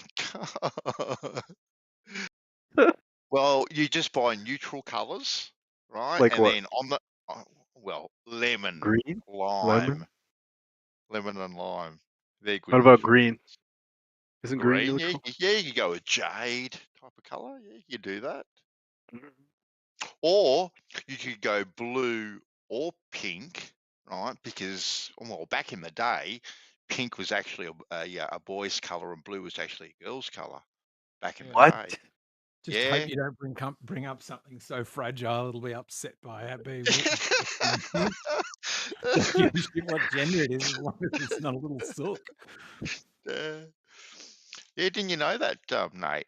Pink I was had for no boys idea. and blue was for girls. Yeah. Yep. So you was all pink when you was a baby? Hey, I'm pink through and through, Nate. I'm pink. Purple was the manly color. Purple. It's the Egyptian manly color. Mm. Yes, because it was very, very difficult to get purple dye. So they Heck yeah. Isn't that purple. I don't know. Is that but why it was manly? I just noticed purple has always been associated with royalty. Royalty, yeah. Yeah, purple was associated with royalty when it was very expensive, and then I think blue was as well. And it's only very much more modern that red is associated with it. But it used to and green as well, or not green? No, green was always easy to do. But yeah, it was always quite often difficult dyes that were very difficult to get. Mm-hmm. It's kind of like being a fatty. Like royals were all fat back in the day because they could eat, and it was like attractive to a skinny man. Have you guys heard? Have you guys heard? Look at her chungusness.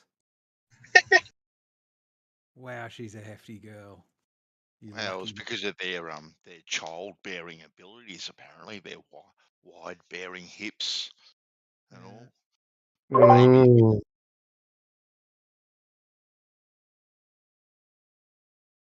All right. Did you do that, Bansol? Like, not figure out what your kids' genders were till they were born?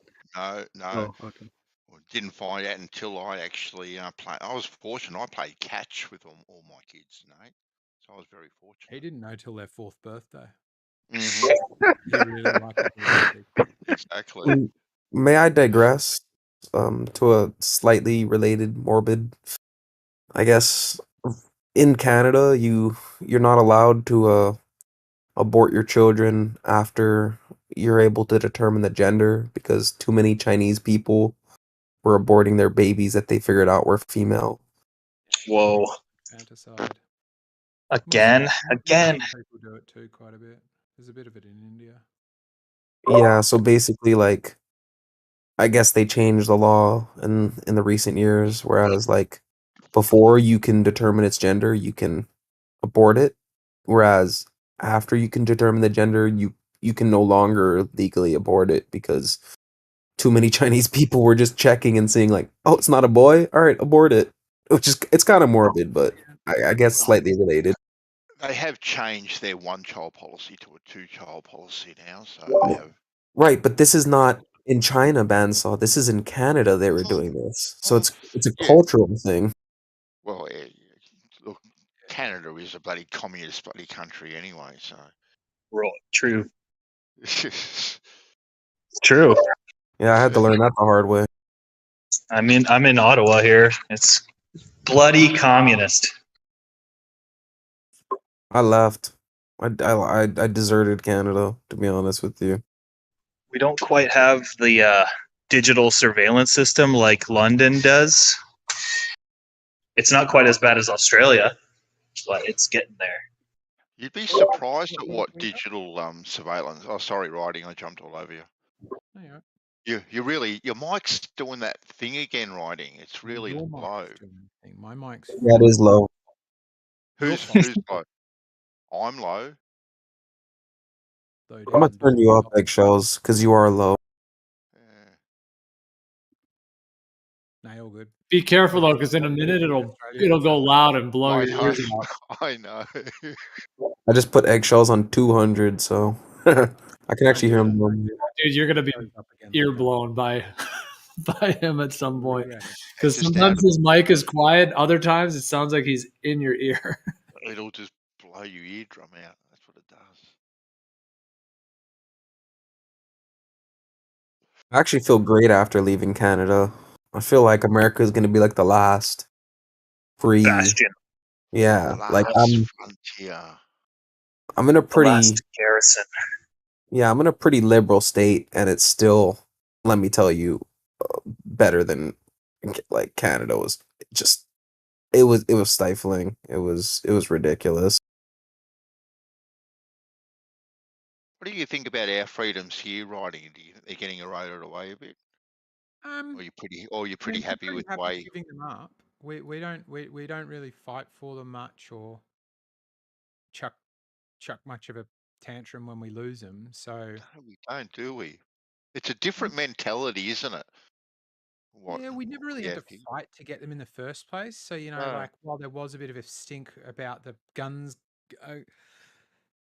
There wasn't really though. There wasn't really a stink about the guns though, writing.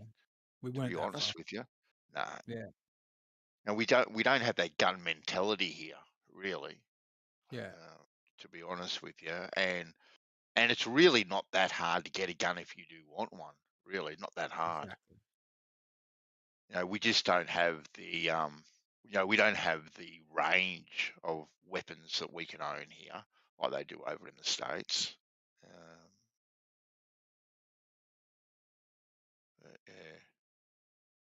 As long as you've got a clean record and all that sort of stuff, to go out and get yourself a rifle or anything, it's a pretty straightforward process.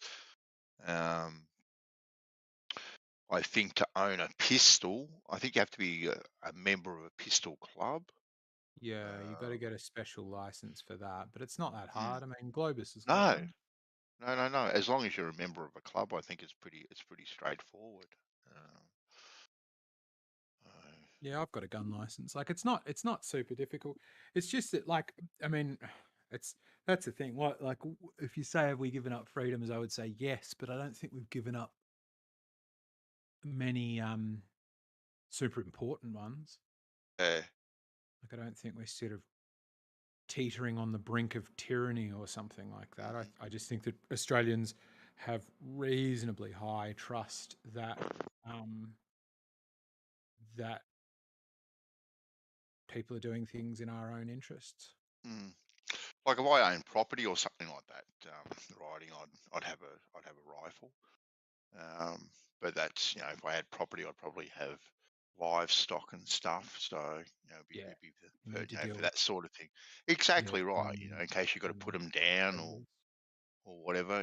Kill some feral boar or something that's on the property. if you do own property, it's even easier to get a gun. Actually, if you do own property. Yeah, you list it as your primary reason, and all done. Yeah.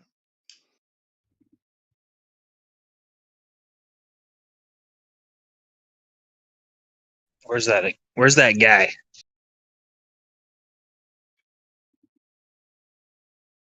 Numpty, where you at, bro? Murder. I still wanted to tell you another thing about You want to hop it. onto live stream too? Yeah, Because or I yeah, really go don't down. want to. Yeah, I don't really don't want to go down these wherever. guys. Yeah. Okay, I'm gonna go to 2. All right, I'll follow. Is Livestream 2 being recorded or streamed? Geo? Doesn't look like it. No, it's not. No red dots, so they're safe down there.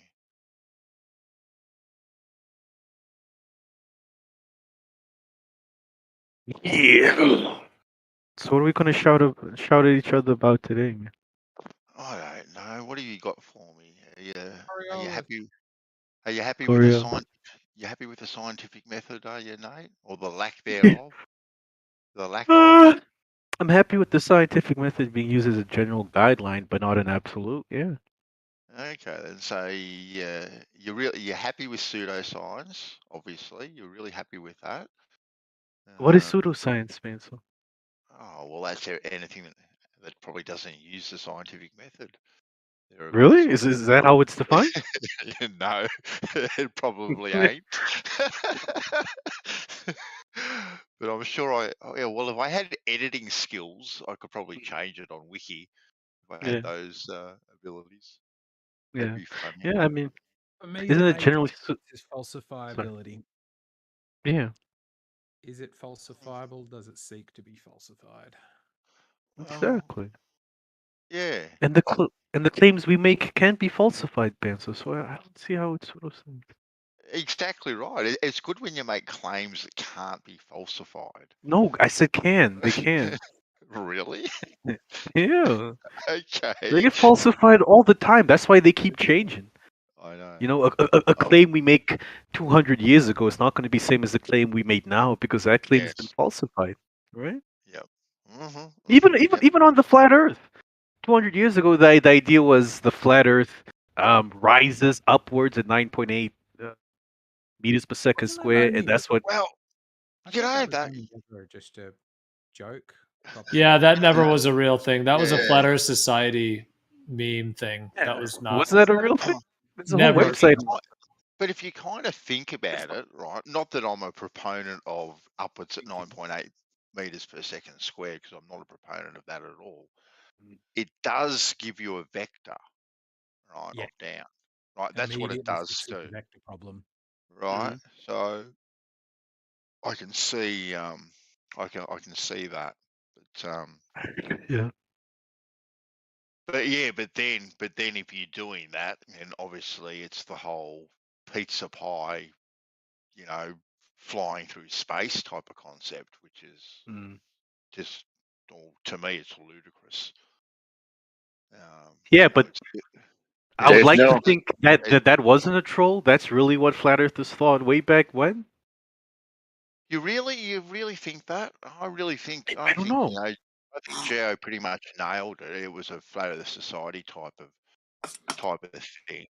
But even before the Flat Earth Society, my suspicion is that somebody. No, that's specifically from the Flat Earth Society. That was my impression. Someone's like, I can get these guys believing it. Wouldn't surprise me if you could actually dig up a few who did hold that view for a while. But I think because so many flat earthers believe it for biblical reasons, I would say the flat is secondary to motionless. That it is flat and stationary is more important, because the Bible is super unequivocal on that issue. You're doing a lot of interpretation of the Bible to get flat, but it's just straight up explicit wording there to say it's stationary.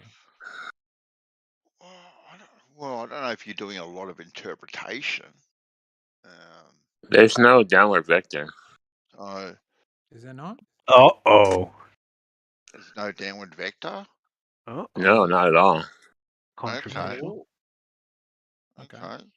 So you just got your head wrapped around those teachers that taught you in second grade that stuff goes down, but it's not really true. Well, I think there's a vector. The truth is that some stuff goes down, but also heavy stuff goes down, but light stuff goes up. So it's a perfect balance. There's not actually stuff going down. It's both going down and up, only depending on the medium. Well, in itself, that is a vector, isn't it, of sorting? So it goes up a vector. How is it a vector?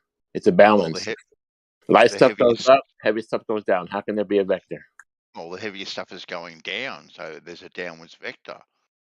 No. The light stuff is going up, so there's an upwards vector. So it's a balance. It's both. What does vector mean? Think of how much stuff floats in water. Okay, but what does vector mean? You should ask vector mean? What does vector mean? Direction. Okay, then there you go. All right. So if stuff goes up and stuff goes down, it has a vector. Right. I said there's no downward vector. Well, there is, because the heavier stuff goes down, so there is a downwards vector. No. There's no. Okay. So you're saying there's an upward vector and a downward vector both. So you're saying. Well, I would say there's more of a downwards vector than there is an upwards vector. Personally, No, that's only depending on the medium. Yeah, but that in itself gives it a vector. It's a balance. Doesn't it? Yeah, well, you can call it a balance. I would call it a vector because it's got direction. Well, and it's magnitude. Both up and down, right? Both. Sorry, Godric, I missed that last bit. It's going both up and down, both. Well, you can't go both up and down. You can only go one or the other. Then there's no vector then. Right, so you can either go up or down. Well, you either have an upwards vector or you'd have a downwards vector. Wouldn't you? What happens if you take a cup of water and pour it on the concrete at 12 o'clock noon? And you come back 2 hours later. What happens to the water? What happens to the water? Yeah. Well, a couple of things could happen to it. Either A, it could get soaked into the ground, or B, it may evaporate. So there's a couple of different things that could happen. Or B, depending on the temperature, it could just stay as a. So there's a third option. It could stay as a puddle. So evaporation goes up.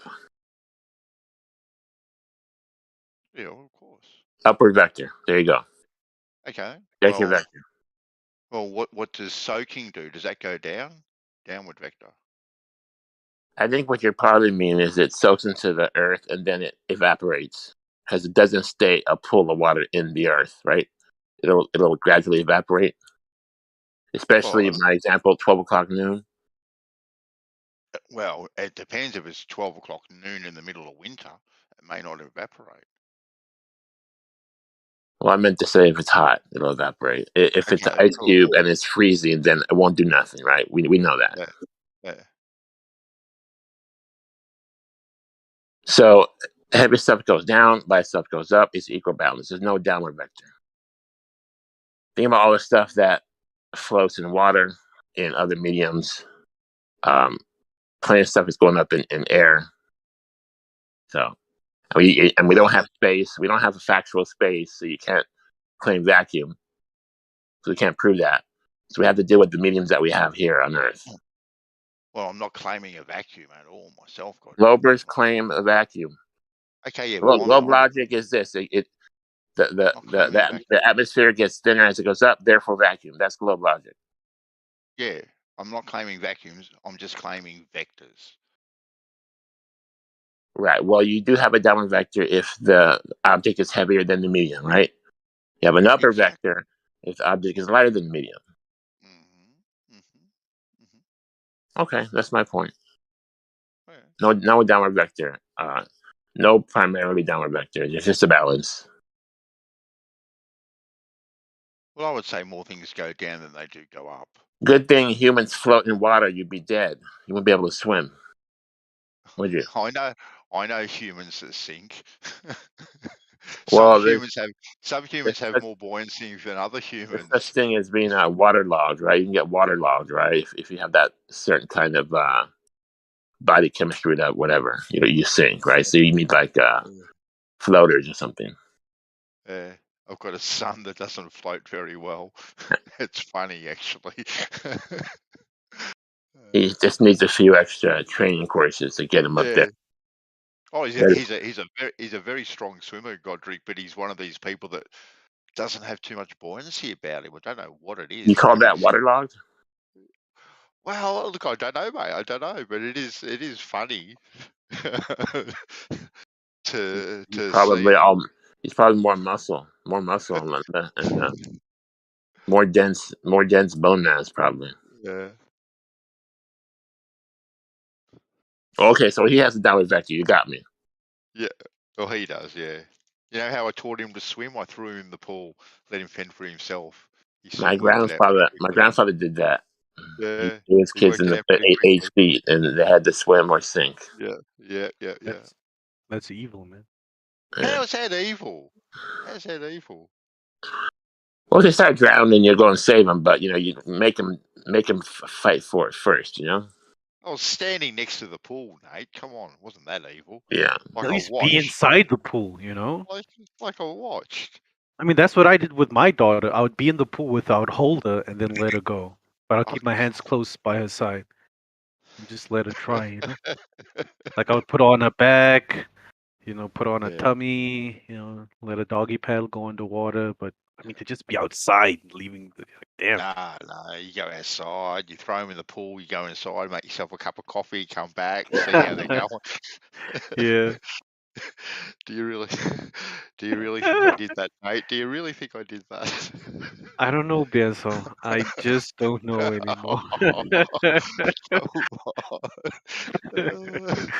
Not joking.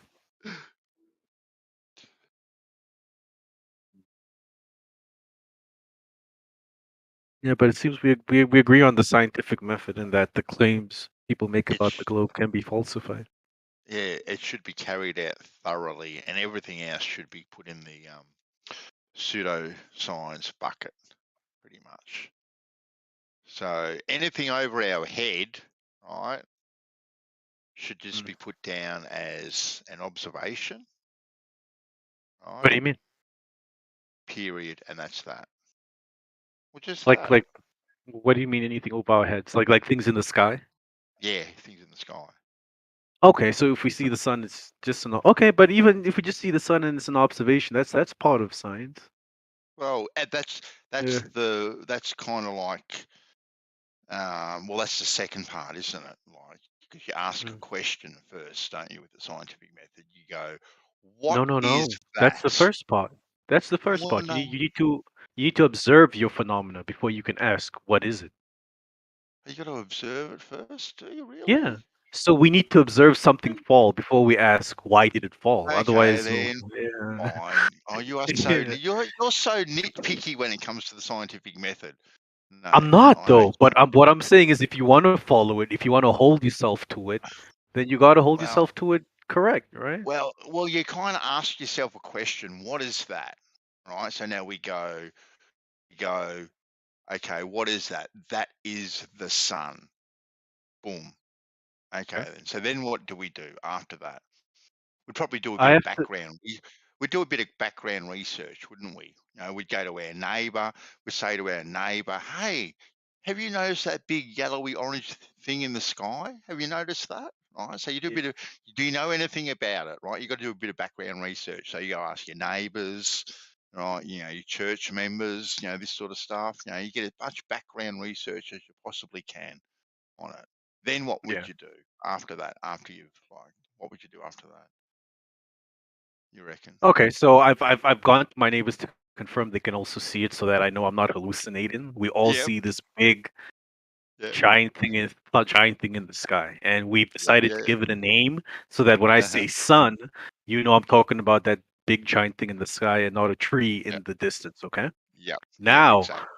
we want to know, what is that thing? Why do we always see it half the day and half the day it's gone? Where does it go?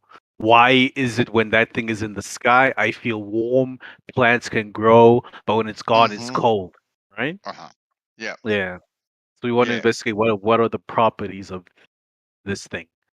So we Okay, then. start making hypotheses. We start making assertions. so we We can do. prove these assertions to be true or false. So the first Exactly. assertion we would say is, I don't know, the obvious. This thing looks like it's a big ball of fire. It's Yep. circular. It gives us heat. It looks like it's on Mm-hmm. fire, right? Yep. Yep. And I Right. say this So heat's just heat. Yep. yeah. And then the So we need following to, day, we wake up in the morning, right? And we go to our neighbor and we say, hey, can you feel the heat? And he'll go, yep, I can yeah. feel the heat. All right. So, okay. So what else are we doing? Okay, so now we want to determine the properties of the sun's heat. You know, how hot does it get? Does the heat change depending on where on the surface of the Earth I am? Is the heat of Yep. the sun the same in Antarctica as it is at the equator? You know, Yep. all of these Yep. things you're Yep. going to start doing. You're going to be going Yep. around with thermometers. How does the heat of the sun affect atmospheric conditions? You're going to be moving up and down elevations with the barometer. You know. Huh? All of these things, yeah. So you're gonna ask questions and perform Mm-hmm. all of these different tests and experiments Mm-hmm. to verify or falsify Yep. these, questions slash claims being made. Yep. Yeah. Yep. Yep. Yep. Yep. Yep. Yep. Yeah. So we do a few little tests with our thermometers and all that sort of stuff. All that Right. stuff. Yeah. Okay then. And so we've done these kind of experiments. And now we have an So understanding on how the sun affects us. okay, so we kind of analyze that data. Yeah. Yeah. Okay, and make a couple of conclusions.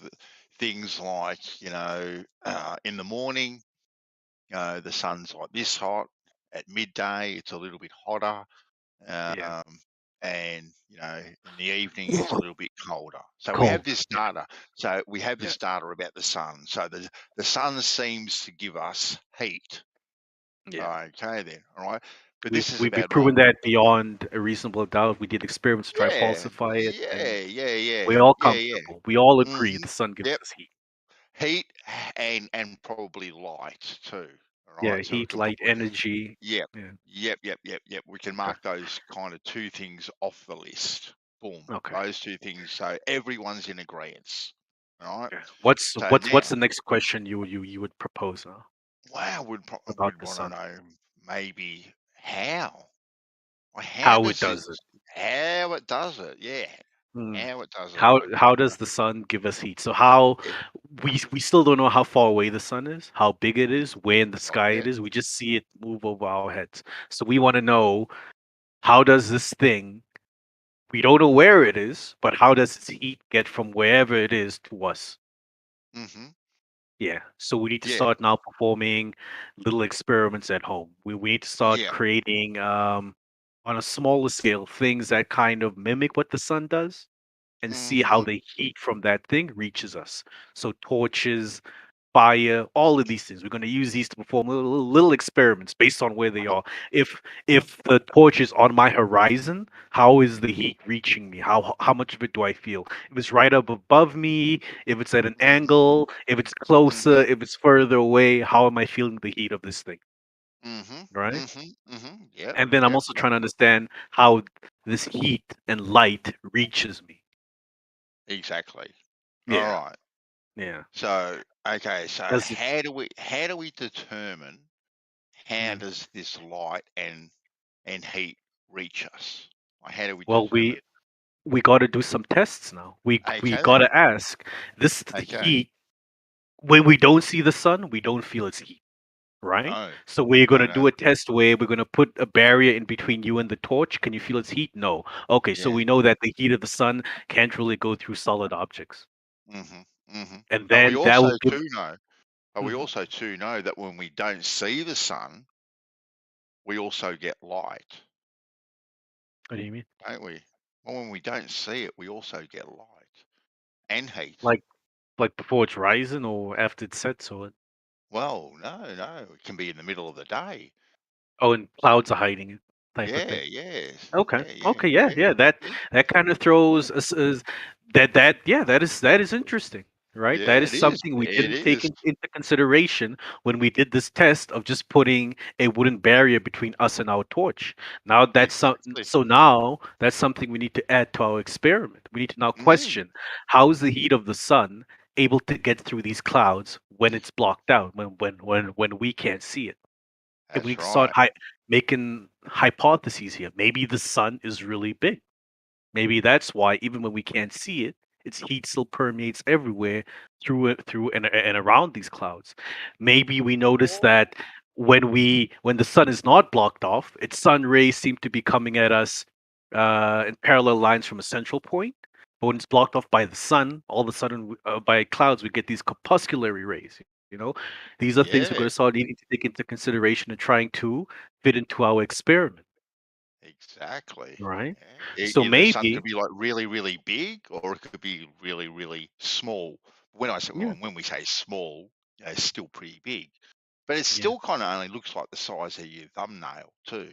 Yeah, yeah. Really, like when you So put your now, thumb out, it's about that big. true that.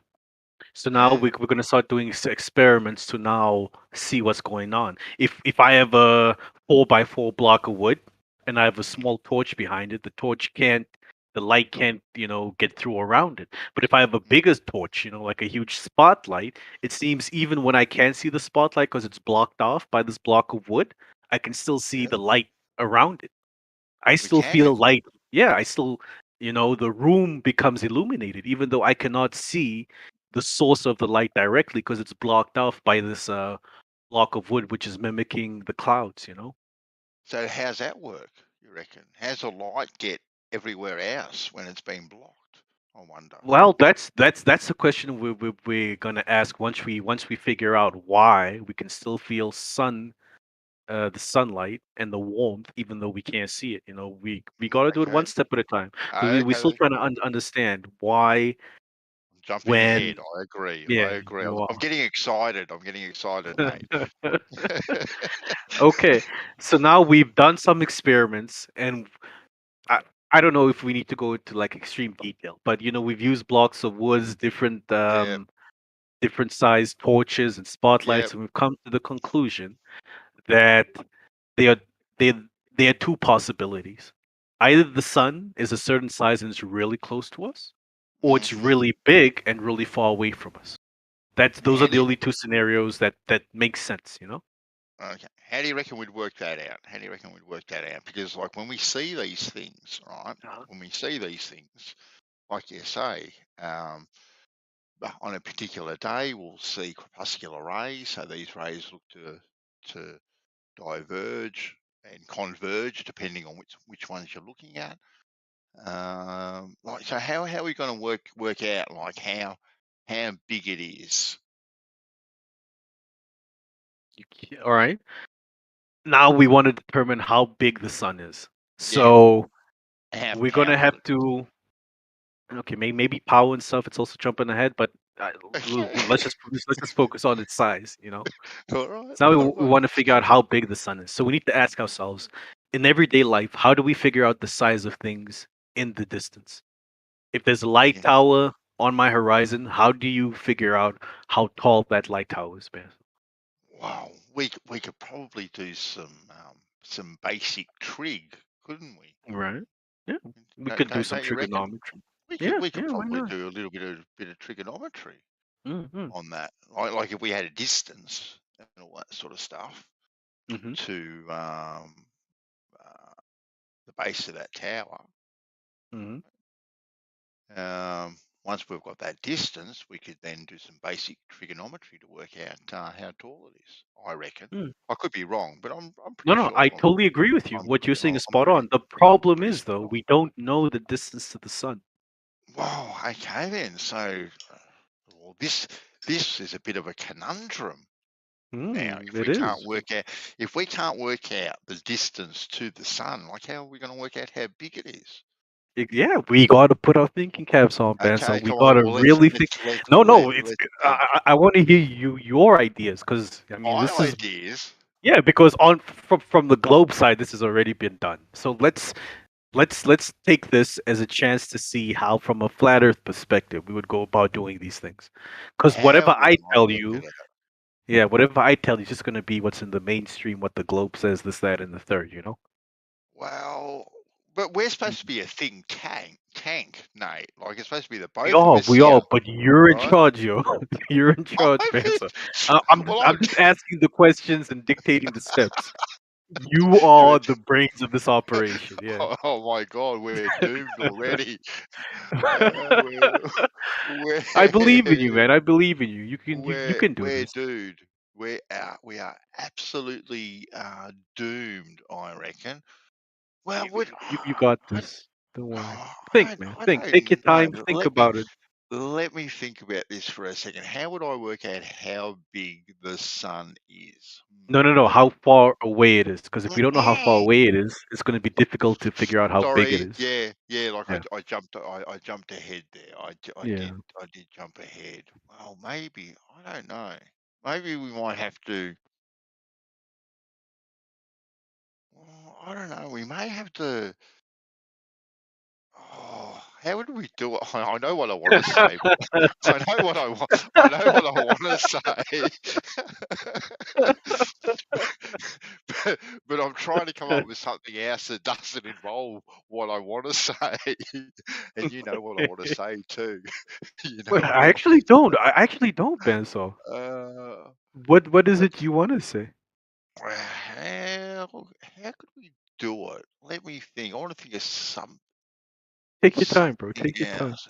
Oh, look, don't you worry. We've got it. We've got all night, Nate, or all We do, morning. yeah. Yeah, Yeah, we I need. ain't going nowhere. We have to.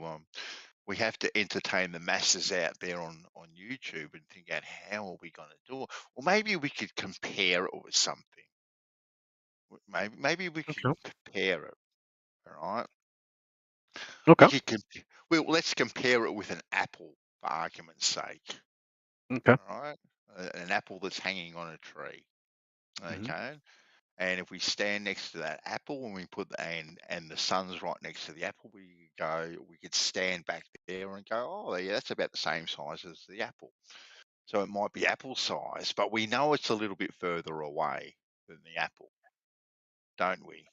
So we'd probably have to do something like waiting till when the sun's directly overhead, I'm gathering.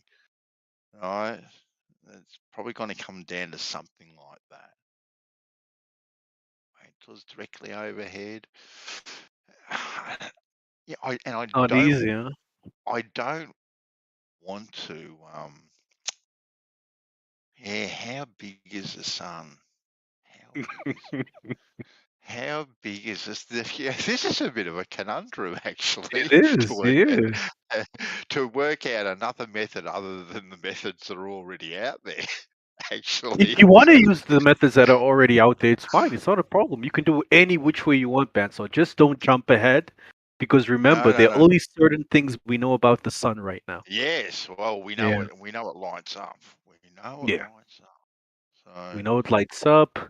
We know that there are two situations that are only possible, taking into account the fact that even when it's blocked out by clouds, we still feel its heat. It's either really close to us or it's really far away and really big, you know? So now we're trying to figure out which one is it. Here is an interesting. I'm cheating a bit, Nate. If I'm going to be honest, I'm cheating a little bit. Oh, go ahead. I'm on Google. Trying All right, to no, go. work It's something fine. It's fine. Whoa, man. Okay. Hold on. Oh wow, this seems like I've never heard of this one here.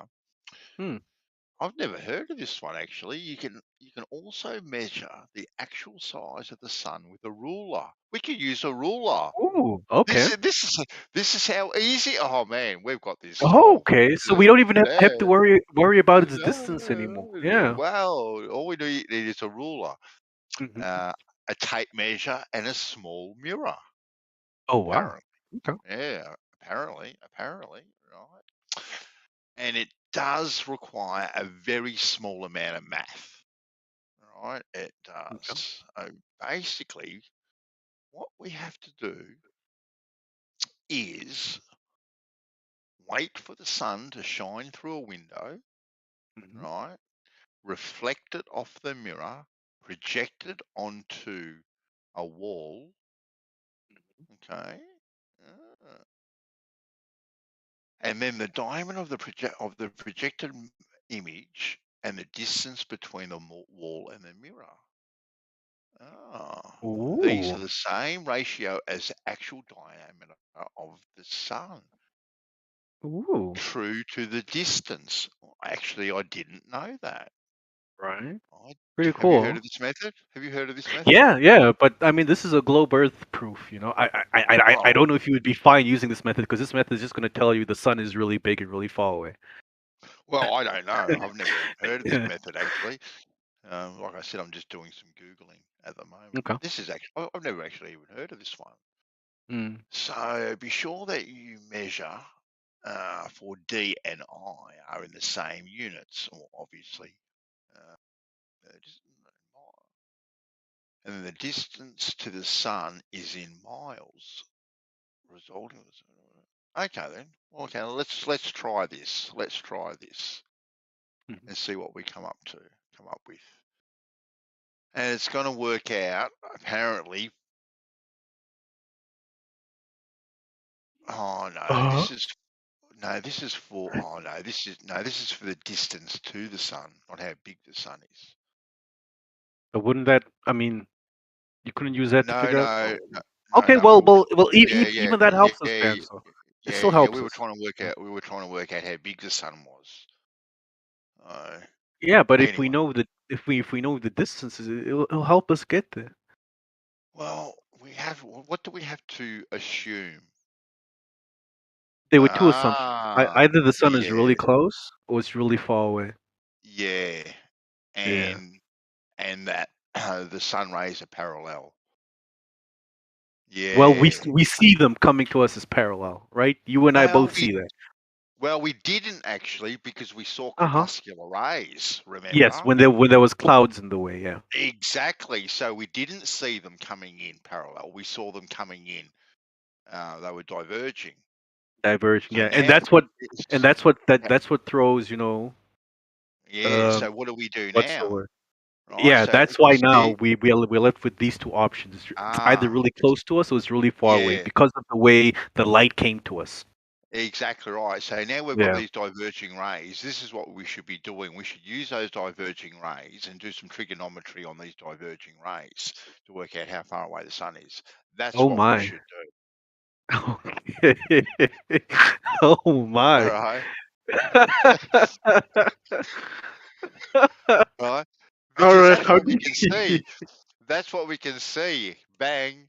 That's the But easiest way. We I don't mean, have to worry Benzo, about this. mirrors. We don't have to But assume anything. We don't have to assume anything because we see what we see. We see diverging rays. We don't have to assume that they are parallel, right? Because we see what we see. We've made this observation. You and I both agree that these sun rays are diverging. And so we go, you know what? We can do some basic trigonometry on this and work out how far away the sun is. Boom. We've solved it, Nate. You and I, just now. Right? Thank you very much. But we still don't know what the answer would be. Would the trick tell Uh, us the sun is really close, or would it tell us it's really far away? it'd be close, What do you I think? reckon. I reckon it'd It be would be- close. Yeah, I reckon it'd be You close. think so? Yeah, you know so. You know so. And so I don't know. I really don't know. We would have to see what the results say. And I think here we now hit an impasse where I guess we gotta actually go outside and do this. Or we could try and Google what the answer is. I don't know. Well, do we disagree? Do we disagree on our observations? No, we agree on the observations. We disagree Exactly. on what these observations are telling us. We both see, if there's no clouds, parallel rays. But if there are clouds, we both see corpusculary rays. And now we Well, have these two hypotheticals. Either the sun is really close or it's really far away. That's what both of these two observations are telling us. So we well, need to come to a conclusion. Okay, then cool. Well, in actual fact, when we don't have clouds there, we don't see rays at all. What do you mean? Well, we don't see rays. It's just sunlight. We don't actually see the rays. All right. We only see the sun rays when they're corpuscular rays. You think Like, so? we don't. Yeah, 100%. You and I will never see parallel light rays. We just see daylight in general. We don't see any parallel light rays at all. So we're still in agreement, right? No parallel sun rays, right? And we only see diverging sun rays. So we're in agreement. So this is how we should move forward. I don't know about that. I don't know if I agree with all of that. That you can't see Really? parallel sun rays. Well, did you? Well, where did you see parallel sun rays? Like, because we're both looking at the same sun, and when the clouds are out, and there's no clouds around, and we were both in the backyard. You were on your side of the fence. I was on my side of the fence, and we're going. There's sun. We named it sun. Right? We can't see. Can you see any sun rays? No, I can't see any sun rays. Can you? No, I can't see any either. And then tomorrow we have some clouds, and it's like, oh my God, we see sun rays. They're diverging. Do you see them? Yeah, I see them. Right. Then the following day, no clouds. Do you see any sun rays? No, I don't. See, so the only ones we see are diverging. So we're in total agreement. Are you sure about that, Bansel? Of course. Of Like course. if I put two sticks on the ground, would the shadow cast not be parallel? You think? Two sticks on the ground. Yeah. Like how close? Like how close together? I don't know. I don't know. But let's say they were a certain distance from each other. You Like don't how? think What's the what shadows sort of would be? distance? Let's You reckon? say I don't know. Sort of, Let's say you was on the equator and I was at one of the tropics on the equinox. so how would you and I? Right, because now you sold your home and you moved to the equinox. All right. We're no longer neighbours. Right, we're no longer neighbours. No, like we both decided. Listen, this is what we're gonna do Yeah, because we yeah, can't yeah. come to this agreement. We're Exactly both right. gonna travel. Well, You're gonna travel to a place yeah, on the equator. I'm gonna travel yeah, to a place yeah, that's right above you on the same yeah, line yeah. of. Is it the Uh-huh. line of longitude, latitude, whatever? Longitude, yeah, one of those. Longitude. Yeah, Yeah. one of those. So, Yeah, so I'm right above you on the Tropic of Cancer or Mm-hmm. Capricorn. It doesn't matter. And it's a. Oh, I like what Blue posted. That does look parallel. But yeah, it's equinox, right? And we both Equinox. put sticks in the ground. Would our shadows not be parallel, you think? Or what? I Well, don't know. okay. That well, how? Firstly, how would we measure our shadows? How would we go You would about you that? would you would take a picture. You would put Yeah. some markers on the ground so that you know where's Yeah. northeast, southwest. Uh-huh. Uh-huh. You Uh-huh. know what the angle is in relation to where the sun is. You would Uh-huh. indicate where the sun is in the sky and the Uh-huh. direction the shadow's going, and I would do the same thing. We Okay. both And know how? where the sun is relative to each other because it's an equinox. We both know where we are on the planet relative to each other because we're at very specific points, the Yep. equator and one of the tropics, Yep. and we are right above and below each other. And now we've taken these pictures with these markers, and we trust that I've done the same thing that you've done. There's no foul play going on, no skullduggery, and then Skullduggery. yeah.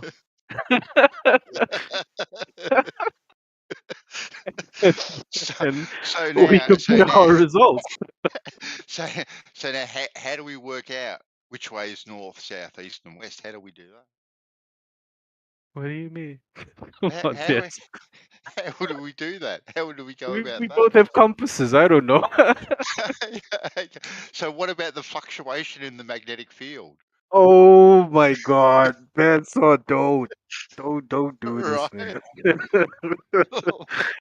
Please don't do that. Come on, like we were, this was working out. Like this is really fun. Now you're throwing in all of all of these spanners into the works and whatnot, Well, magnetic because fields and. look, you and I, Nate, we're about the science, my friend. You and I are about the Mhm. science, right? Because we are trying to follow this very, very strict format of the scientific method, right? Which you and I are totally behind. Like we love the scientific method. So we've got to get it spot on, Nate. Right? Because like when we were having a barbecue and we looked at the sun rays, right? We were both in agreement that they were diverging and they weren't parallel, right? And you were the one that wanted to throw a spanner in the works and go, well, yeah, you know what? I'm not really too sure. Right, we've got to go on a holiday now, right? So this is all you're doing, not my doing. No, but Ben, so remember, it's because we have these two observations that we're not sure whether or not the sun is really close or really far away. We've seen corpusculary rays and we've seen parallel rays, and But we these. didn't see the parallel Yeah. ray. No, Well, we you're didn't saying see them. you did it. That's why I came up with this test to verify whether or not we really did or didn't see parallel rays. Okay. And now you're trying to muddle up this test, I'm not 'cause you muddling don't. anything up. You are, because you don't want there to be a possibility of there being parallel rays. You want to quickly conclude that it's corpusculary rays and the sun's real close, and I Okay, don't think that's scientific. Okay, so now, Mhm. we have two different outcomes. Yeah. Right? Two completely different outcomes. Yeah. Right? We've got your parallel ray outcome, which I don't know, it seems a little bit sketchy that way. And we've got my strong observed diverging rays. Right? All right, Which but seem to but be remember though, we've just experimentally proved my parallel rays. Let's not forget that. well, look, okay then. Look, we can. Come We've on, roughly concede, Ben. So concede. we've roughly done it. We've roughly done it. Okay. I'll have to take on good faith, right, that you Yeah. can read a compass. I'll have to take that on good faith. Yeah, And you we have work- to trust each other here. It's the only way this is gonna work. Yeah. I trust you. I just don't believe you. Okay, so now we have these two observations, and they're telling us Yeah. two different things, and now we need to do a bit more work to determine which one holds more weight. Okay then.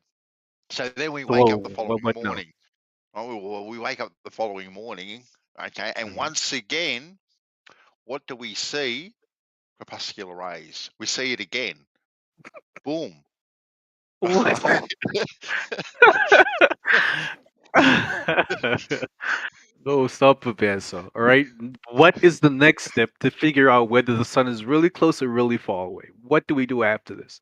Well, I feel after this, we could have Okay. done that mirror experiment that you found. I think that would have been the perfect next step to take. What do you think? Well, it's not really my method, but because I did steal it off Google. But we might be able to give it a whirl. I don't know. Okay. I don't know how trusting I am in something like that. Okay. If you have doubts about it, let's try think up a different method to determine the Okay, distance. well, we can only really use trig, can't we? And all these methods we're coming up with use trig, don't they? Okay, so this is the only way we can do it. So now we have two very different answers. So we've got one, I don't know what that answer is going to be. It's either Whatever really that- far away or it's really Yeah, close to us. yeah, Okay. yeah. So And vastly different numbers. Now we can make an observation that the following day we go outside, right, and the sun's up and it's a beautiful sunny day, right, and it's hot, and I can go, damn, it's hot. That sun feels really close. Can you feel how hot it is? Like it actually feels close. It doesn't what? feel like That's no, that's not science. Come on, man. Let's use trig, all right? Let's use trig. Okay. So let's say we are back at our locations on the equator and on one of the tropics. And because it's the equinox, we know exactly where the sun is for both of us. So what we're gonna try and do is use our thumbs and I don't know, whatever equipment we have to determine the angle of the sun in the sky for both of us, all right? So because I know where you are, and you know where I am, we have a baseline between us. Yep. All right, Yep. so we are going to Yep. draw a triangle here. We have our Okay. baseline between us, and now we have the angle of the sun in the sky from both of us. And we know Okay. that the sun, where those, if we drew, so let's say the sun in the sky, it's at an angle of, I don't know how many x arc seconds for me and y arcs. Is it arc seconds or arc degrees? I forgot, but one of the One of two the for two. you. All right. Yeah. Yeah, we All haven't right. got that far yet. We won't worry about Oh, it. So okay. we're on the equator. We're on the equator now, yeah? Yeah, you're on the equator, I'm on the Yep. tropics, one of them. We have our baseline between us, and then we have these two angles of elevation from our baseline up towards the sun. So that's our triangle. And now, because we have a distance and two angles, we can now calculate the distance to the sun using trigonometry. Okay. Yeah. So we're not both on the equator. No, if we're both on the equator, then we don't have a baseline, man. Because we're both at the same spot. How do we draw a triangle? Well, if you're in point A and I'm in point B, right? And we know how far away we are from each other, and we Both wait for on the equator? yeah, and we wait for the Okay, sun okay. to That's and fine. we wait and we wait for the sun to get over either A, my head, or B, your head. We could probably draw a triangle that way, perhaps. But don't you want the sun to be in the sky for us at the same time? Because if we're both on the equator, there might be a risk that I'm not seeing the sun. I might be in a time zone where there's no sun. That's why I'm trying to keep us in the same time zone. Well, what happens if we're on the same continent? That makes it a bit tricky, Ben. So then we would have to know what the time is for you, the time is for me. It's like a lot of other factors we would have to start considering now. Really? Well, it'd Yeah, probably because be a lot easier. We wouldn't have to worry about plane tickets or boat tickets or anything like that. You know, we just have to yeah, worry about I know. But if we I'm just have right to worry above about you, donkeys, yeah, but if right? I'm right above you, Ben, so it means the time is the same for us. It's midday for you, midday for me. The sun, relative to each other, is kind of in the same spot in the sky, Not Well, it'll be factoring in the curvature of the Earth, whether it's curved or flat. That doesn't matter right now. We're just well, no, assuming it's flat.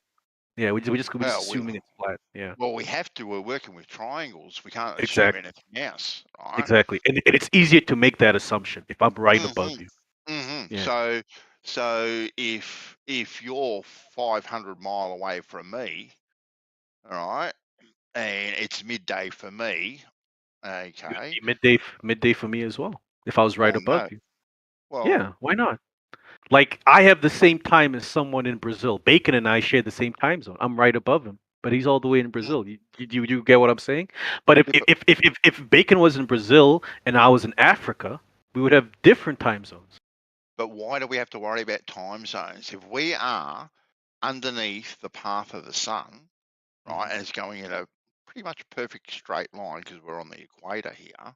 We don't have to worry about time zones. We only have to worry about when the sun is over my head at my zenith, right? So it's now down at my feet, and from my feet to you is 500 mile. Don't have to worry about time zones at all, right? And now where Sure. you are, you just shoot an angle, boom. Now Okay. we've got that angle, and once again we've worked out it's close.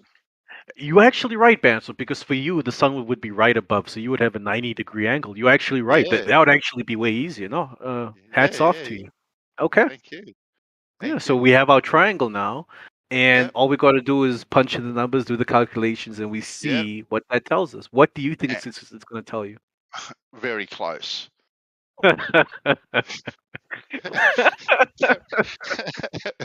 You know it is. Don't you? Yeah, You know, I don't know. We would it's going to be actually very have close. to do the math, Spencer. Well, I Do you want to reckon. do it? Okay, let's do it. All right. Okay, let's Let do it. me. Get out your calculator. Yeah, I want to get out my calculator, but I also need to now figure out where are we. Where are we going to place ourselves? Where on the equator are you going to be? Where am I going to be? What time? Well, it doesn't matter. It doesn't matter where we are on the equator. All we know is that we're that we're 500 mile apart, so it doesn't matter where we can be in the middle of the ocean for the thought experiment, so it doesn't really matter where we are. So now the sun's directly over my head, okay, which is making a 90-degree angle at my feet. It's 500 mile away, okay, so we've got a nice perfect right angle, okay.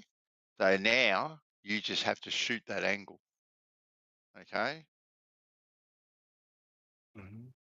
So I've got a 90-degree angle at my feet, 500 mile out to where you are. What's that work on your little trig calculator? Hang on, I actually gotta write this down, man. So sorry. Okay. Don't you want to do it, man? Because I'm actually busy working. I mean, it's easy for me to talk and type, but start doing math while I'm working now. Don't you want to do it? Maybe Blue You do it, can Benzo. I have to get...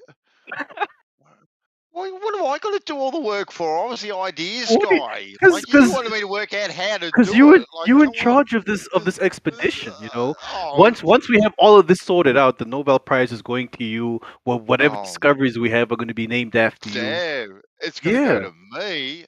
Yeah, like instead of corpuscular rays, we're going to call them bandsaw rays. You know, all this, that, and the third. Like, yeah. Okay then. So what do we got here? 90 degrees. We've got side A. You got this. Side B. What's that? 500. What do you reckon the angle would be? Angle A. Yeah, that's the thing now. If the sun is right above you, and I'm 500. I've got angle C. I've got angle B. We have two angles, yeah. Yeah.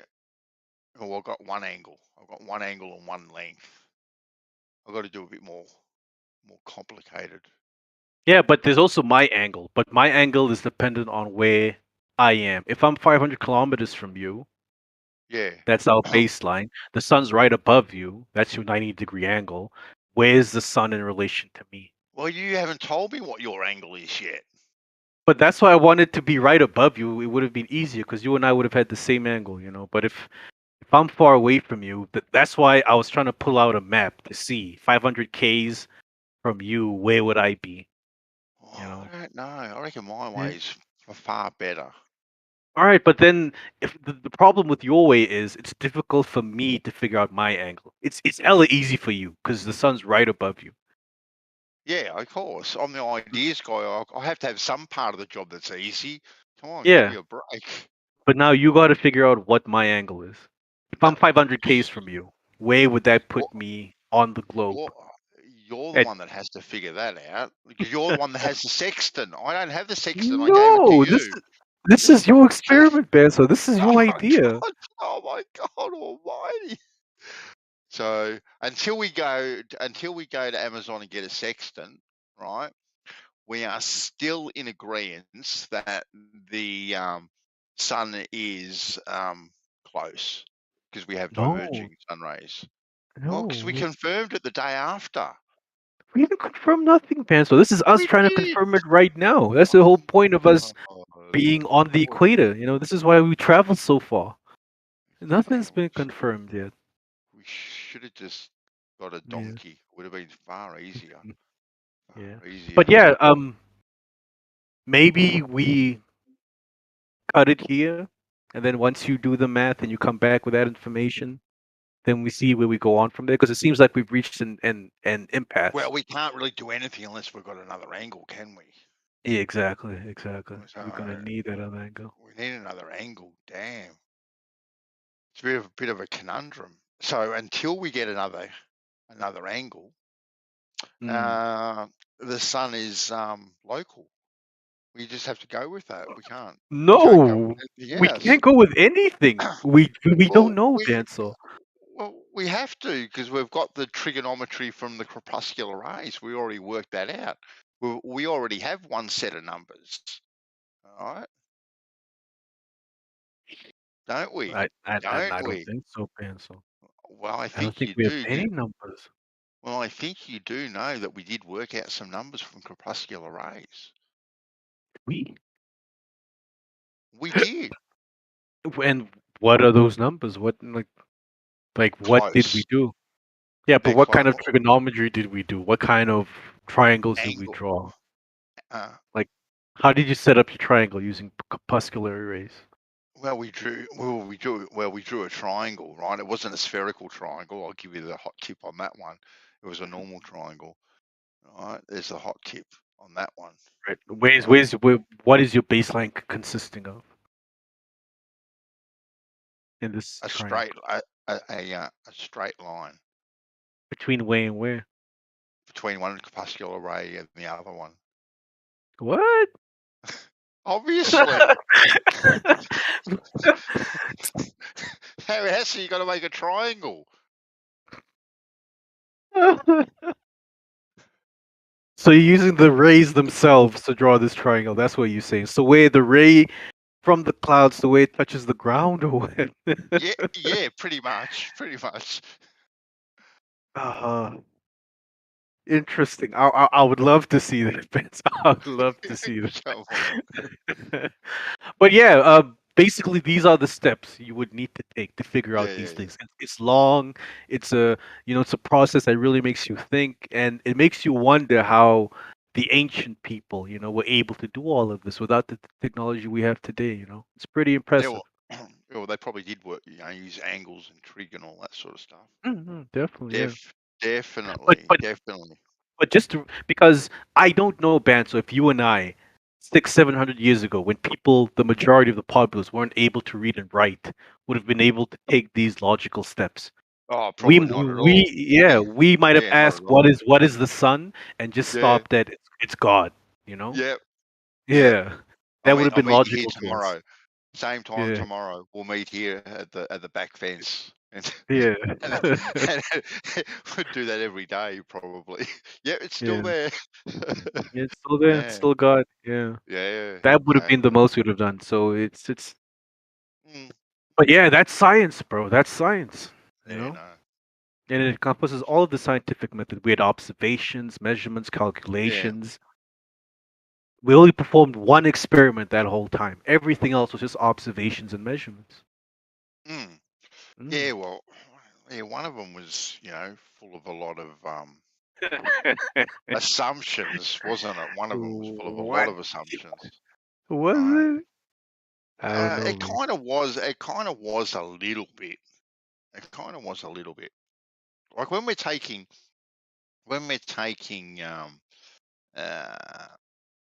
measurements of shadows and sticks, all right, and we get, I don't know what answer they got all the way back then when they actually did it. Whatever. What did they get all the way back then? How far away it was? 7 million miles? How far was it? What do you mean? How far the sun is? Yeah. No. When Arsarchus did this, it was just to determine, I think, the radius of the Earth. He just assumed the sun is infinitely far away. He wasn't trying to figure out how far away the sun is. Oh, that's what he was trying to do. Yeah, he just assumed the sun is infinitely far away and Earth is already a sphere. He was making a lot of assumptions. What are we doing here? Working out how big Earth is. Is this what we're doing? No. Here we're trying to figure out what the sun is. We don't care how far away it was. Or away it is. Yeah. Exactly. We don't care about the shape of the Earth here. No. And we're not making assumptions like the sun is infinitely far away. These are the things we're trying to figure out. Yeah, exactly. So now with our little shadow trick that we tried to do, right? What figure did we come up? What figure did we come up with? That shadow trick was just to confirm whether or not, the sun's rays can be parallel. Because you were disputing we only see corpuscular rays, we never see parallel rays. So I was just trying to show that we can do things that show us the sun's rays can be parallel. Yeah, but with our little distance and angles and all that sort of stuff, we came up with a measurement, didn't we? We did. Okay, so what was that measurement when we did it all the way back then? All the way back when? Back then when they did it the first time, what was the answer? Like I said, they didn't. The purpose of those sticks, he just used that to confirm sun rays are parallel. Sun must be really far away, so I don't need to take it into consideration. I can use all of that to figure out the radius of the Earth. Maybe if he took a step further, he could have tried to figure out how far the sun Well, is. I don't know, but he had very crude tools and techniques that he could use. He didn't have the knowledge we have now, so I don't know if he would have been able to take that additional step. just see to come to that even conclusion in the first place, Dave, right? Because he was basically what 500 mile away, thereabouts, when they did this experiment. Was that about You it? mean the other person that he sent up north? Yeah. The other person. It was about 500 mile. Like, how did they measure that? Because they knew where the different locations were. That person knew that they were at a well somewhere. Hang on, let me try. But they were at a well where they could see the sun all the way down to the bottom of the well. I don't know if that was Aristarchus or the other person. Copernicus, So that's how they. What it was, or Aristotle. No, it was. Sorry, Aristophanes. He's the one that did it, not Aristarchus. I don't know why we're talking about Aristarchus. So Aristophanes had an assistant helping him, and he sent that assistant somewhere where, if that person looked down a well at that place, he could see the sun all the way at the bottom of the well. So that's how they knew the sun was overhead, and Aristophanes knew where he was. It was an equinox or something. So that helped them know where the sun is in relation to each other, and they already knew what the distances were between these two locations. Yeah, exactly right. They already knew the distance, and this is what I'm saying. Like, to work out that these shadows were parallel, you'd have to have a pretty accurate measurement of those distances. And back then, what did you rely on? You relied on your troop sister duck step between point A and point B to work out the distance. Yeah. Really. So what they would have done is, to confirm the sun's rays are parallel, they would have 2 sticks in the ground, and where the well is, the sun should cast no shadow on objects there. And where the other person is, the sun should cast a shadow such that the shadow is parallel with the area where there's no shadow. I hope what I'm saying makes sense. I could maybe post a diagram. No, I know what you're saying, mate. Yeah, exactly. Yeah. I'm just playing with you. Yeah, so that's where they came up with the assumption that because these sun rays look parallel, the sun must be infinitely far away. Yeah, there's kind of a lot of assumptions there, isn't there? It is. A lot of Aristophanes. assumptions. His whole thing was filled with assumptions. I He know, assumed that Earth was a sphere, so he divided his angle of, I think, 7.2 degrees by 360 instead of 180, because he assumed Earth was a ball. Because, see, there's far less assumptions when you see crepuscular rays. There's far less assumptions because they're just there. Yeah, but those crepuscular rays just indicate that the sun might be closer, but we don't know how close. We don't really know what close is here, Banso. If the sun is 3,000 miles away, is that close? We don't really know what close really is here. We just know that it's not 93 million miles away. Well,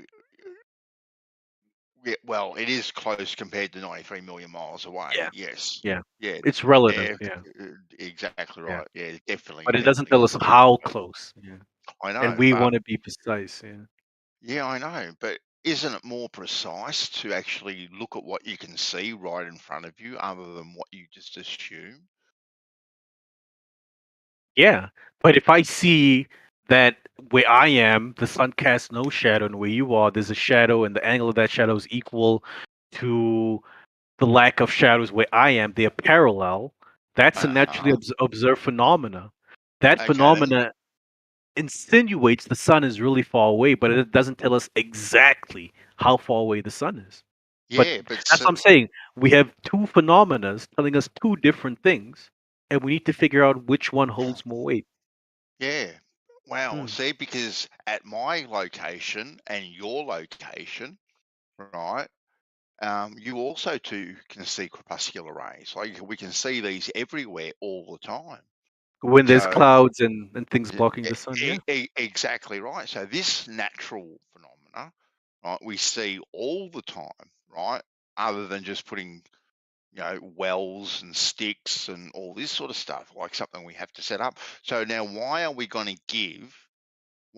you and I give a well and a stick in the ground more weight than what we can see with our naked eye right in front of us. Like, how do we come to the decision we are going to give that more weight over the We're not crepuscular rays? okay. So Well, we kind number one, we're not giving it more weight. We're giving them equal weight because okay. when there's no clouds in the sky, we don't see these corpusculary rays. No, Yeah, not at all. yeah, Not at all. yeah. So both observations, sticks in the ground, and corpusculary rays when there's blockage caused by dust and clouds, they both Mm-hmm. carry equal weight because these are both phenomena we observe in nature. No phenomena is more true than the other. But the problem is there's an assertion we are trying to make based on these two different observations. And these two different Mm-hmm. observations make two different assertions. They insinuate two different things. So now we Yes. need to figure out what carries more weight. Well, the one that would carry more weight would be the sun rays that we actually see, not the sun rays that we don't see. Why? Because they're the ones that we see. We can see crepuscular rays. We can see those sun rays, right? Those diverging sun rays. We can actually see them, right? Now, all we are seeing with shadows is actually no light, because we can't actually see parallel rays. We can't see those. When it's a beautiful cloudless day, right, we can't actually see any sun rays, right? All we see are a lack of light. So we're not actually seeing anything to give us more weight. So now we're teetering towards the crepuscular rays because we can actually see the rays. That's not scientific, Benson. Well, why would we give It might be more one? it might be a bit logical, but it's not scientific. Okay, then now we have to work out another way, don't we? We've got to work out another way. So we've had our first observation that we've seen. Now we've got our second observation. Okay, and let's just give both of those observations equal weight. Now we need a tiebreaker. And We need that's a our tiebreaker triangles. now. All Yeah, right. that's our triangles in our trigonometry, or Well, we the did mirror that. and the mirror and shadows on the wall experiment. Well, we don't have mirrors back then. We only have very shiny shields, so they're probably not very good. Okay. Really, there were no mirrors back then. I don't know actually. We're talking a Like long time ago. We're talking a long Yeah, but time ago. how did people do like their makeup and their face paint? Because I know men wore makeup back then. How did they do all of that? Or I guess Probably, someone did it for them. Yeah. probably, or in a bowl of water or something like that. Maybe. True. Yeah. Maybe we could use a bowl of water. I don't know. Yeah. Maybe anything that reflects sunlight. I don't think it has to be a mirror, does it? Yeah, not sure. Never heard of this mirror one though. Actually. Yeah. So yeah. No. So we're kind of coming to an impasse. Right? We're probably going to have to wait another 500 years before we. What? No, you just when you find time, just do the math.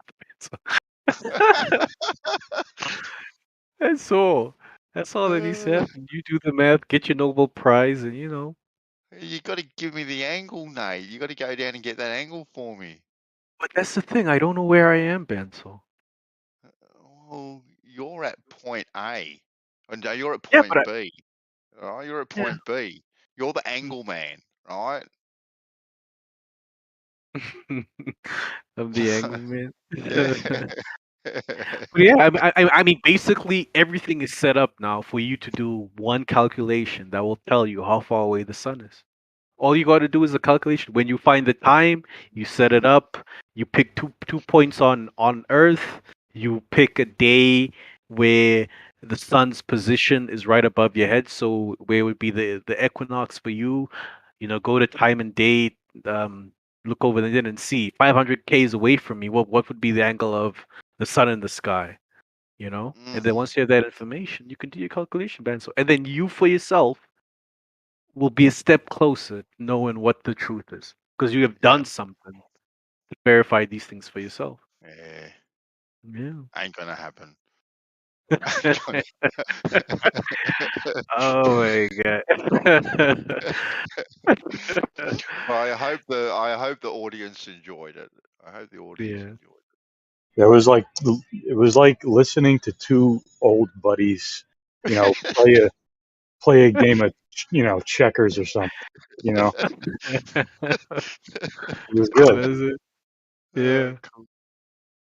Cool. And I mean, anyone listening can go and do this for themselves, and see what's really And going on. they too will come to the conclusion that corpuscular rays are the way to go, right? Because that's what you can see, right? Yeah, we'll see, Benson. We'll see, man. Alright. We'll see what they Let's come have a back with. vote. Let's have a vote in the YouTube chat. Vote Yeah. 1, corpuscular rays. Vote 2 if you want to kick Nate out of the voice chat. Oh my god. That's how things are run over here. Oh yeah, it's hardcore over here. You know that, Nate. Yeah, you guys are worse than Jin. I swear to God. It's worse than gin? What the hell? Damn. I was joking. That's a low blow. That's a low blow, Yeah. my friend. Oh, Yeah. But yeah, man, that's I might be science on the coming. scientific I might front. be going over to the States next year, Nate. Oh, So, you visiting family? Or? yeah, my sister's over there. Oh yeah, you told me about it. But isn't she all the way on the West Coast? Yeah. But if I'm going to go all the way over to some redneck kind of country, I may as well see a bit of it while I'm over there. So Nice. Yeah, no. If you hit up the East Coast, let us know, man. Like Jeremy and I could come hang out with you. You're up New York way, aren't you, Nate? Yep. Yeah. So if I come up there, we'll have to take our checkerboard down to the local park and have a game. Yeah, have a game of chess, and we could, like I have some equipment here. You, me, and Jeremy could go and do some measurements, some observations. We could do stuff, man. Oh no, let's just get together and have a good time, Nate. All right, that's fair. That's fair. Yes, sounds like a better thing to be doing. Don't you think? Yeah, no, I totally agree with you. But that's if we can get Jeremy to come hang out with us. He's a bit of a homebody.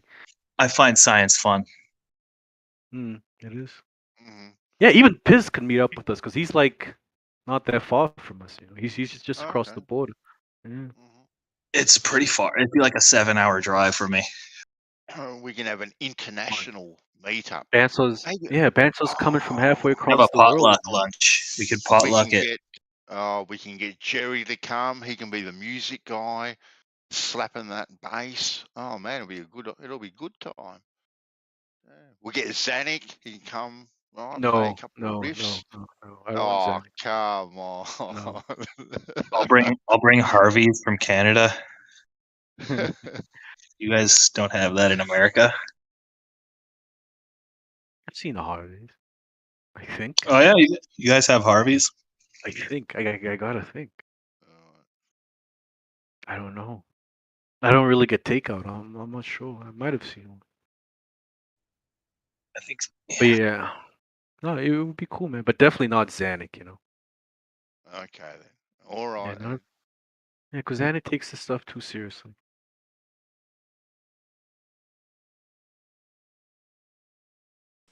Bandsaw, if you come to the States, let me know. Yeah. Oh yeah, shit. Even Issa. Definitely. Yeah. I didn't notice you in the chat. Yeah, 100%, Yeah, brother. buddy. Yeah, my friend. That'd be cool. Oh, bloody oath it will be, mate. Bloody oath. I'll bring me didgeridoo. We're all fucking right. Yo, me and Nate will take you we'll take you fishing on the Hudson. Oh man, that's that'll be fun. Didgeridoo. Sounds like a you can call in the fish for us. That'd be wild. That'd be good, man. That'd be good. Dude, I used to ride my bike. We would go right above the Washington, right above the bridge, and we'd fish up there. Yeah. Yeah, man. It's funny. We used to go swimming in the fucking Hudson and shit. nobody would come with us. Uh, Oh, Bandy. Oh shit! If you come to New York City, you gotta let me know. No, definitely. If you're up that way, yeah, definitely, yeah, no. Because like I said, if I'm going to go over there to visit my sister, I'm definitely going to see a bit of the states Wow, while I'm I there. tell you So what, man, that West Coast is a far distance from the East Coast. Dude, it's so crazy. Like I remember first time I went out to Cali, and you look and you see how far the fuck away you are from the East Coast. It's fucking crazy, dude. It's far, I don't man. know where you're going, but I know the West Coast. It's just so far, man. yeah, Like a she's different down. country over there. She's down Beverly Hills region. That's where she is. Oh wow, God. wow. Cool. Yeah. I tell you what, She man. married rich or what? Oh yeah. Yep. Cali's pretty cool, man. Like Venice Beach and shit. Like it used to be cool. Uh-huh. Now it's like, dude, it's like a drug infested fucking shithole. Oh really? Oh, it's horrible, bro. Beverly Hills might be pretty. I really don't know, but I was always surprised by like how like Hollywood is essentially just like a big flat suburb. Yeah. It's so weird out there. I hate Cali. It's all homeless now. Oh, dude, I went there in 2007, and it was literally like I was at a Grateful Dead revival fucking thing. It was fucking amazing. You know what I mean? Just the people, the herb, the fucking everything was amazing. And then I went back in 2015, and dude, it was disgusting, bro. Oh, It's just I feel bad for it. They live in a spectacular home, actually. It's absolutely spectacular. They've got views, swimming pool. Yeah. Pool, Oh, dude, I'm all sure night there's long. I'm sure it's beautiful. Yeah. But you know what sucks is the ocean's cold, bro. The ocean never gets above 45 degrees out there. Oh, really? Oh Be my god, it's freezing. horrible, dude. It's Oh, horrible. no. And it's like a cold. You know what I always thought was so cool driving across. I've been across country a couple times. Was how the Earth from the east to the west coast. It's like a big wave that crashes into the Pacific. Mm. So it's all flat, and then it comes out to the Rocky Mountains, and it's like this wave building up, and then it like falls into Cali, into the Pacific. It's kind of cool if you see it like that. Yeah. Yeah, I love out. I mean, it's cool out there, but I don't know. Mm-hmm. I It's a presume desert, you though. heard. I presume you heard, Isa, that Nate agreed that measuring the crepuscular waves was the best way to measure the distance to the sun. Clearly. Yeah, The slander. Oh my god. Clearly. Well, Wow. what's better is if you use the anti-crepuscular rays to determine the crepuscular rays, and then you can find out. Damn. See, know? now we have two observations. Oh, thank you, Isa. Thank you. Bang. That's right. So we have now two naturally forming phenomena that we can put up against our one. So now which one holds more weight? Oh, those scales are just gone whack, completely out of balance, Nate. What are you going to do? What are you going to do? One problem is that I managed to get the same effect with crepuscular rays with a drying rack with parallel bars. Could you determine how far away it was? Yeah, it was infinitely far away. You're right.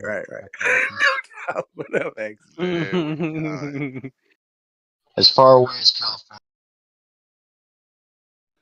I'm going to take a Hipparchus opinion on that one and say it's infinite. Right. Hey, Eggs, have you ever heard of Kings Dethroned? Kings Dethroned? No. What is it, a book? Yeah, it's like it's a book by Gerard Hickson. Good book, man. Cool book if you never heard of it. Yeah, Very slanderous book. He gets into like all the assumptions of the the ancients, and it's just he just goes through their work, and he's like like Hipparchus. Like I didn't know that Hipparchus was the one who said that the stars were infinitely far away. That was his proposition that we've been operating off of for however long. But it's in that book. For a long time. Yeah.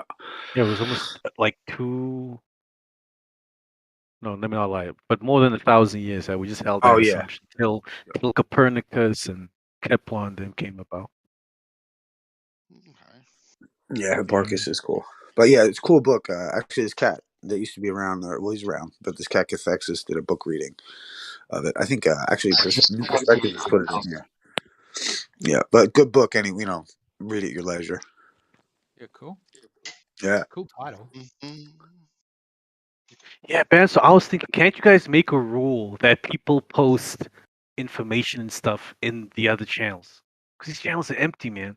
And I can't post anything in them, like the gravity, health, and wellness. I don't have permission to post in there. I don't know why. But do you mean? instead of people flooding Livestream with information, they post it there, so it's there forever. Well, can't you post in Gravity?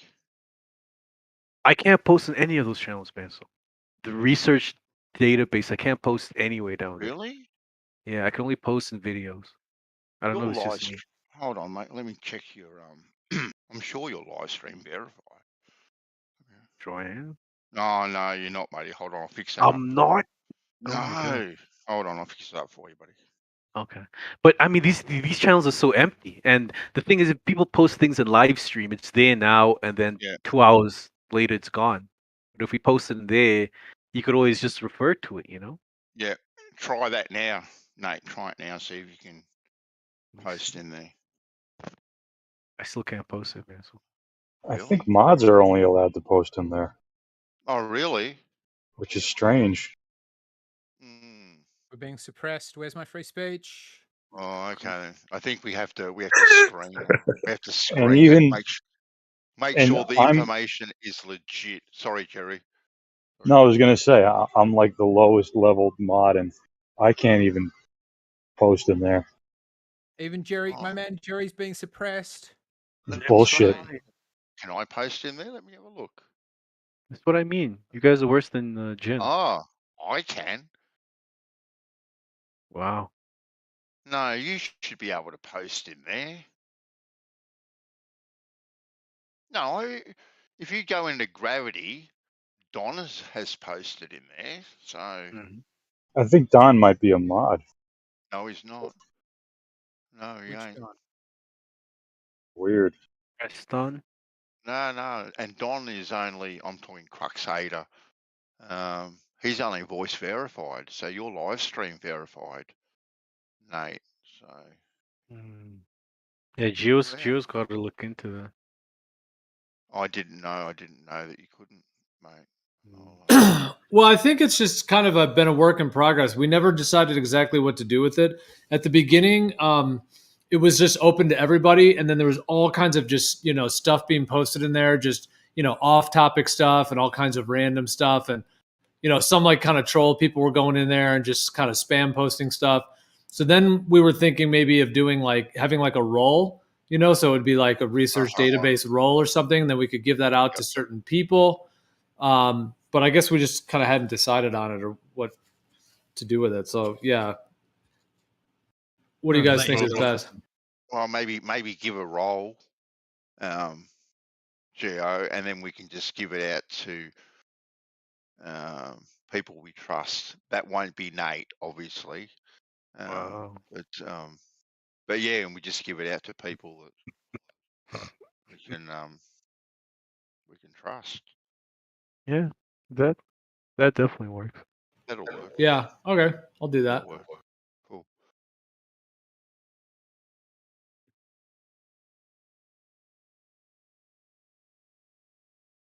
I guess it's gonna be me you see when you go out to California. Howard, your mic is horrible.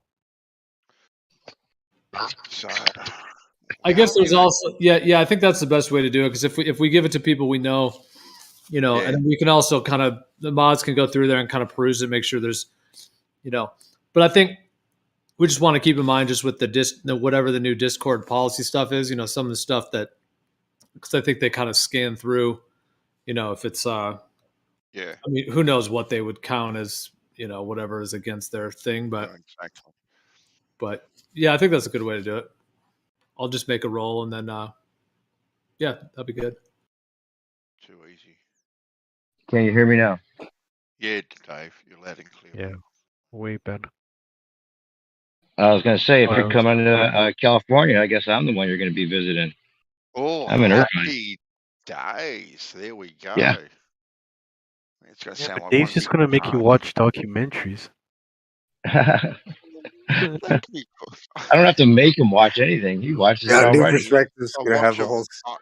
I'll watch them all on my own. The stuff Dave sends me. Yeah. Don't worry about that. He is a Yeah, high. Actually, I Dave jumped in. have I a- jumped in to defend California because Issa was shitting all over it. So I was like, "Hey, I got to get in there." Yeah. Yeah, you get out there, Dave. It'll be like a doc. He'll be like trying to film you like an ancient Aborigine. As I approach the native. Like, yo, he's just like filming you. You're like trying to have a natural conversation. He's like, look at him eat. Look at him eat.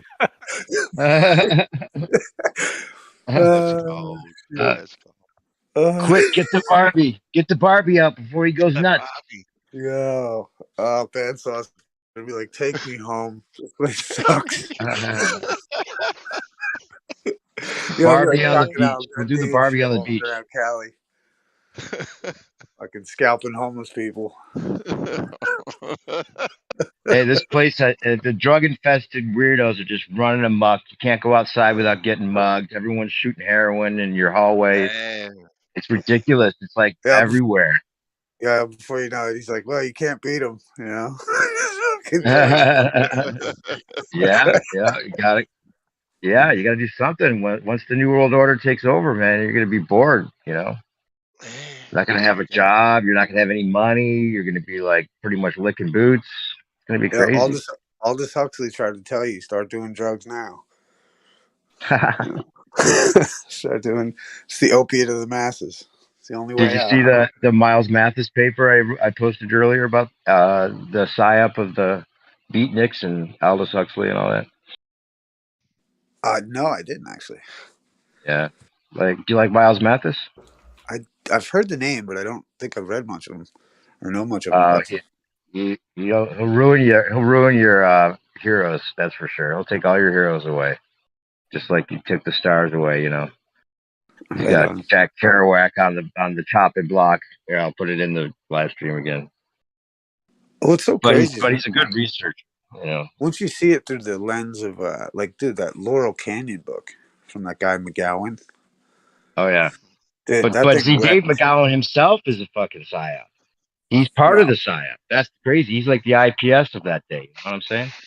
I wonder. I mean, because you know, this is the thing too. Is you have topics of conversation, and then you have the topics about the people who published those topics. And then, like, you know, I think like with the McGowan thing and like Laurel Canyon, like, you know, Jim Morrison's dad was the general who was in the Gulf of Tonkin. Yep. That started Vietnam. Like Right. he was the captain of the ship that actually was part of the incident that started the Vietnam War. Right. You know, and do you like think that Jim Morrison, the moms and the papas, they're like, one of the girls' parents was like a chief naval commander.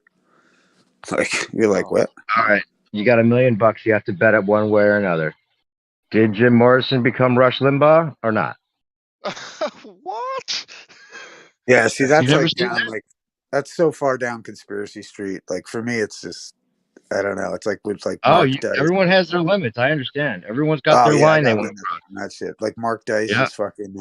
What's his name? No, that's fucking River Phoenix. No, that's not true. Hey Ben, so that's the subterfuge. That's that one's off on purpose to make other ones look stupid. Oh right, yeah, because Bill Hicks is Alex Jones. No, he looks way. No, Bill Hicks looks way more. Bill Hicks looks way more like a fucking Sam Kinison. But I don't think he's either of them. Yeah, but he looks way more like Sam Kinison. Yeah, Maybe yeah. both of them played the part for a little while. Some people think that. And Justin Bieber's The Weeknd. Justin Bieber could be playing The Weeknd. Yeah, could be. I just think. Well, I used to like. I used to always say to him, like, I used to, you know, like for Halloween, I'm gonna be Denzel Washington. You know, it's like I'm a white dude, so it's like. But like fucking. Yeah, it's just silly. I don't know. I can't get. Oh, you into mean you used to joke about that? Like you're gonna go blackface for Halloween? Well, not blackface, just like, you know, if I showed up without any costume, be like, "What do you mean? I'm Denzel Washington." Oh.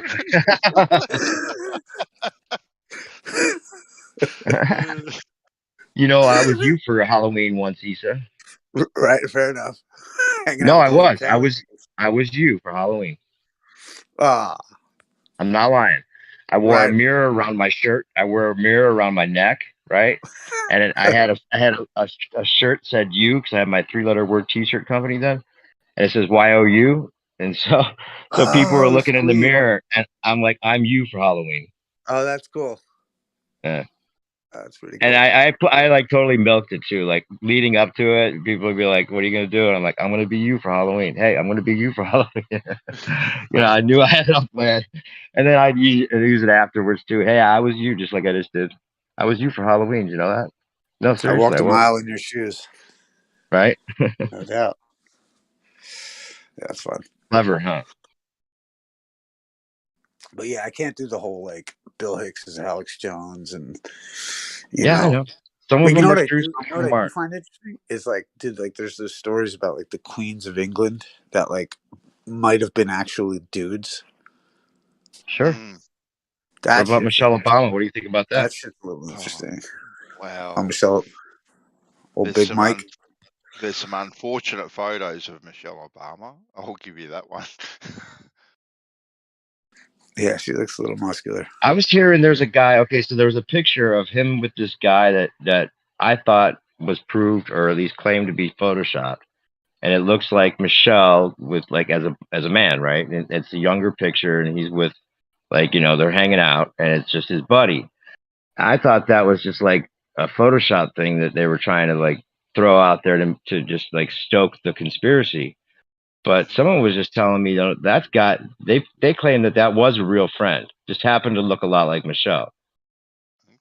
Right. And they have a whole story that they follow where this guy actually has a life separately, but Michelle came into his life after that. See, you know what though? I think it does. Like, you know what's interesting is like Obama is related to George Bush's like grandfather or some. It's like something to do with his kind of who he was adopted by, and like Obama is the inheritor of like the third biggest estate in like history. And it's so like I think that like all that Obama like all that Michelle shit is like a red herring to get people away from the fact of like the real side of the conspiracy side of things, because even Judge Joe Brown, you guys all seen that? Like Judge Joe Brown goes in on Obama, dude, and talks about how he's like he's like totally from the elite, like it's just like actually like George Bush gave Obama a candy at one of the events because it was the same candy that his grandfather used to give Obama when he was a child. So it's like, wow, these people are all part of like, one group of people. Oh, and I yeah, think that, of course. but if they can get They're you all talking related. about Michelle Obama's a man, then they can dismiss everything that you just say. Well, it's all. I think there's possibilities for all of it. That's what I'm saying. I think they play with all of that. I don't think they But give I'm us just enough saying, like, credit to like want to just have to distract us with one thing because we're but really think about paying it. attention to Nobody something else. think about it like this: like the Big Mike meme is everywhere, but what isn't known is that his relationship to Bush. Oh yeah, but no, what do you mean? Everyone knows that all the presidents are related, right? Didn't that high school girl prove it's like every president's like a second cousin of each other? Oh, but he's black and they're white, and that doesn't No, work. yeah. So But like, I've heard a lot but of like, different theories about him though. Like but there's a right, whole theory that it came from African king or something was his dad, and then the Barry, the Barry, a whole thing with the adopted father, and then I've even heard some crazier stories than that. Let me think now. Something directly to Hitler, in fact. There's this group of two guys and this girl sit down and I have it from a drive, and it's a whole talk about all these things that there's their theories, but they were right on some of them, so I don't know.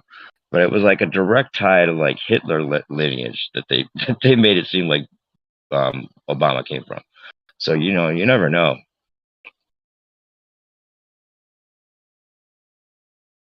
But, yeah, I look at it like, you can only control what you can control, Yeah, exactly. And they're just puppets pretty much anyway. We know it's just a show, right? Well, that's the thing to me is it's just a show to try to get you to think you're not in control of the whole show. Yeah, I like that. I like the prospiracy, man. I love to hear that because I hope you're right. I really do. Well, I fear that you're not as bright as I hope. Well, I mean, to me, it's like, I don't know. It's weird. After certain confirmations for me, it's like there is no other alternative because every other alternative is senseless. Like, I look at it like the way I'm looking at it is like logical. It's what brought me to the conclusion to make any of the sense out of it. And all the other proposals don't tie it all together. It's inconsistent. So like the only consistent argument is that you're in control and that you have the authority, and all they can do is make suggestions. And if you acquiesce, then you've agreed. It just makes so much sense to me. But the thing about the citizen not being protected by the first 8 amendments of the Constitution, how do you get away? How do you get around that? If you're not protected. Well, the idea is like this. It's like, again, do you have a citizen or are you a citizen? I know, but and like but then you're saying that I'm protected, but my citizen's not protected. Is that what you're saying? Well, it's like this. It's like if you're, it's like, are you your car? I understand that. You don't have to. I know I know this backwards and forwards, but I'm saying it's still. Is there any protection of the first 8 amendments? Right. For me, citizen. Regardless of if am I in my body or if my citizen or if it's for my citizen, right? For me, yeah. It's like, check it out. Like, does a car have rights? And like, and if you're gonna say like, well, a car should have rights, and it's like, it's like arguing, because like you have rights, but so I'm protected, but my citizen.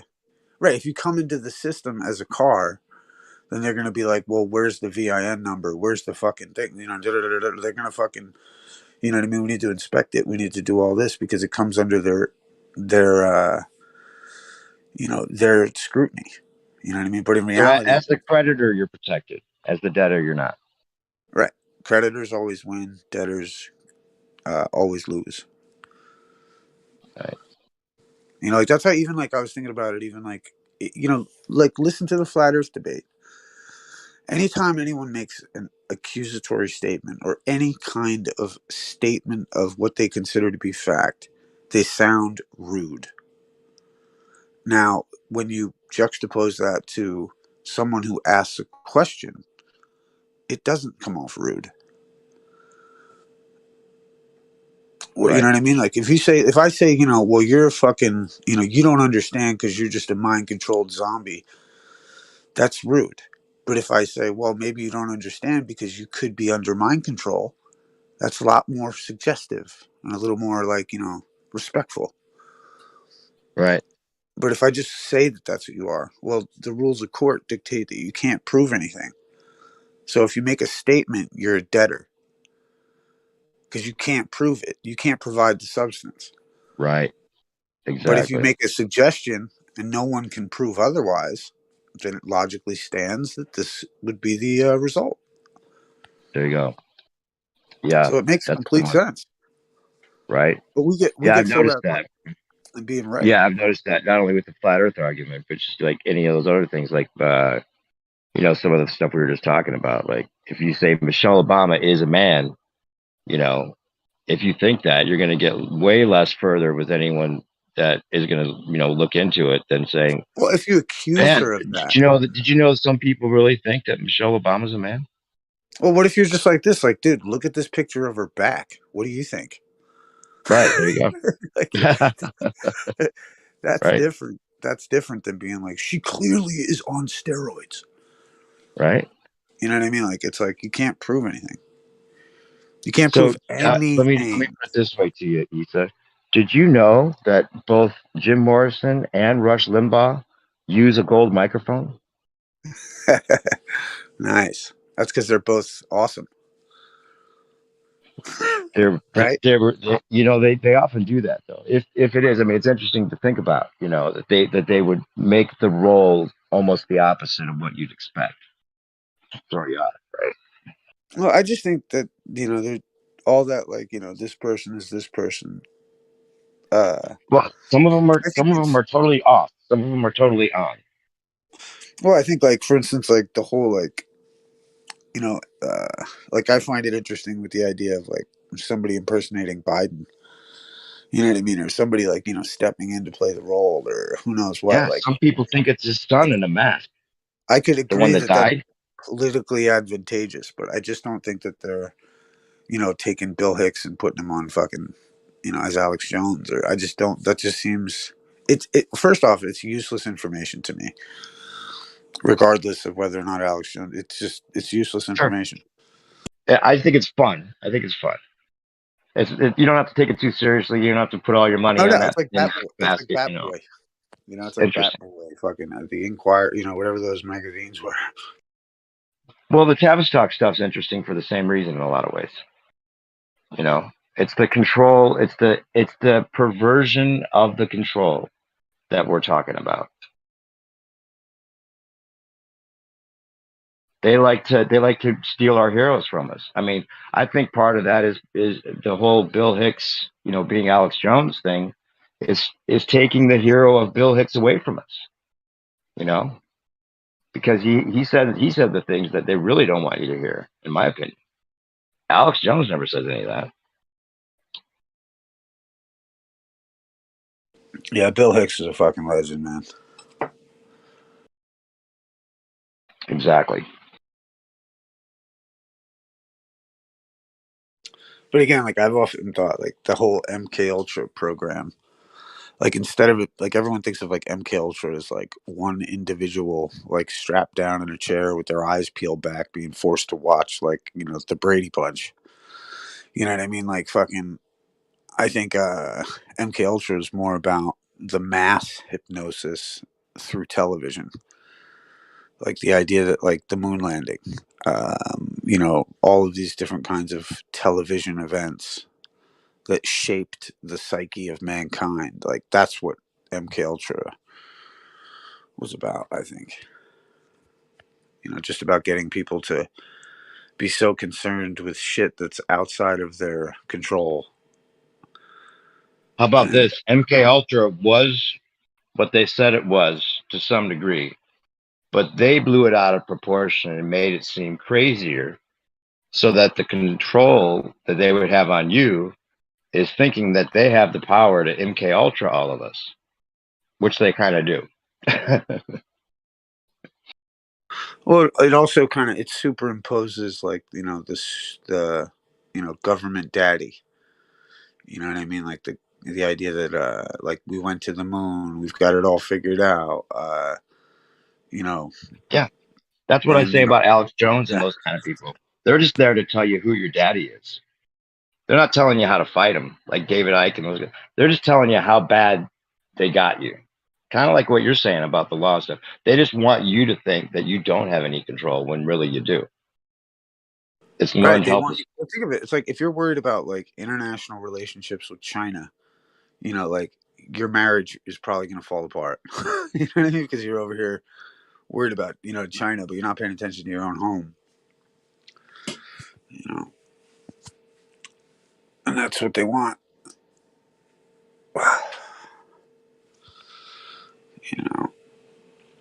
That's why it's how clever that they even used tune out, drop out and tune in, or you know what I mean, or turn on, that whole hippie psychedelic thing. You know what I mean? Because it's not wrong, but it was also they used it. That was Timothy Leary. Yes, Timothy Leary. And you know what's crazy with him is that he got busted out of prison by the Weather Underground. You know that story? He was in prison. I heard that. Oh yeah, they broke him out of prison. The Weather Underground, which were funded by a bunch of philanthropic fucking lefties. which I used to love the Weather Underground. I was like, yeah, but you know, you come to find out they're just a bunch of, you know, socialists. I don't know. And what's crazy with the Weather Underground is they used to make them all have gay sex and shit to like break their societal norms and shit. Like, talk about a cult.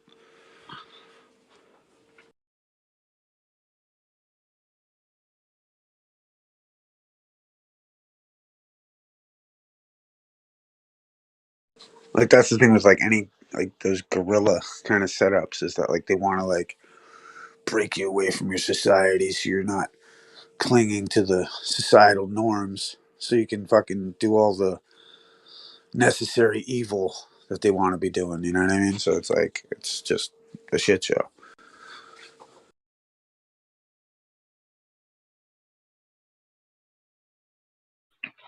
Sorry, I'm chewing. That's why I'm muted. But dude, you gotta.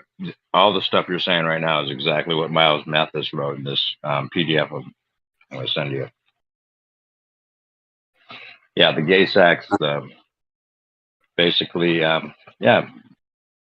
There's a whole lot of that with the gay sex thing that, you know, especially at a young age, they say it actually changes your DNA to get sodomized at a young age.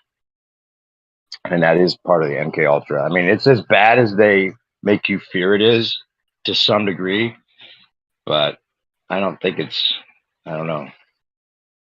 I think they use bribes more than threats to get what they want. They reward people more than threaten them because it just works better for them. You know, otherwise no one's going to play the game after a while. If there's no reward in it for them, right? You're just being threatened all the time.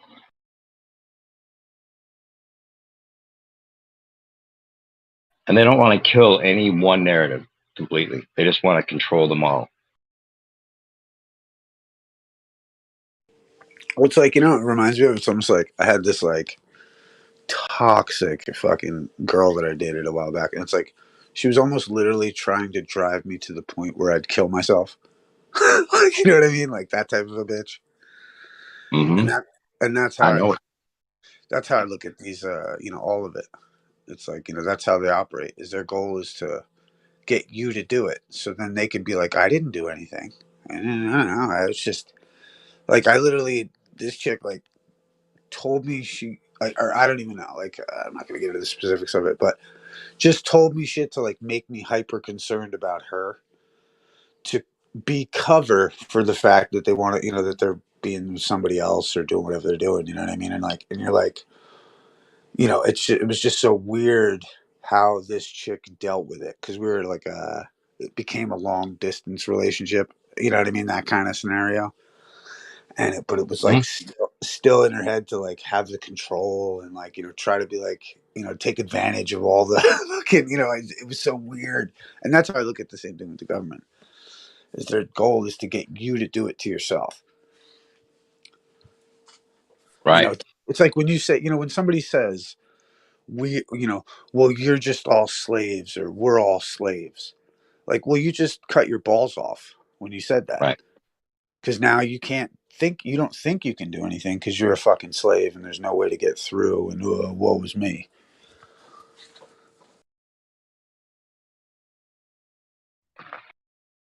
Yep.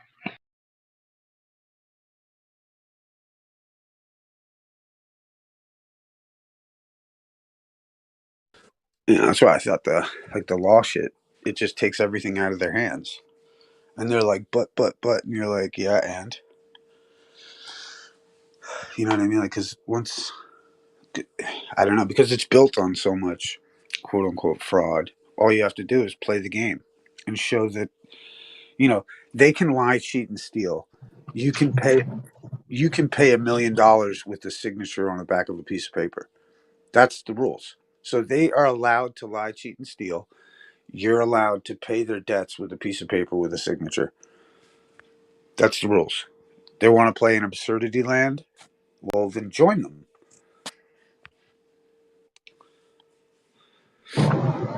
Well, I Hey, think I that have a question. you know, I was wondering if maybe part of what they do is you can't really lie, cheat, and steal like they do, but they give you that example to tempt you.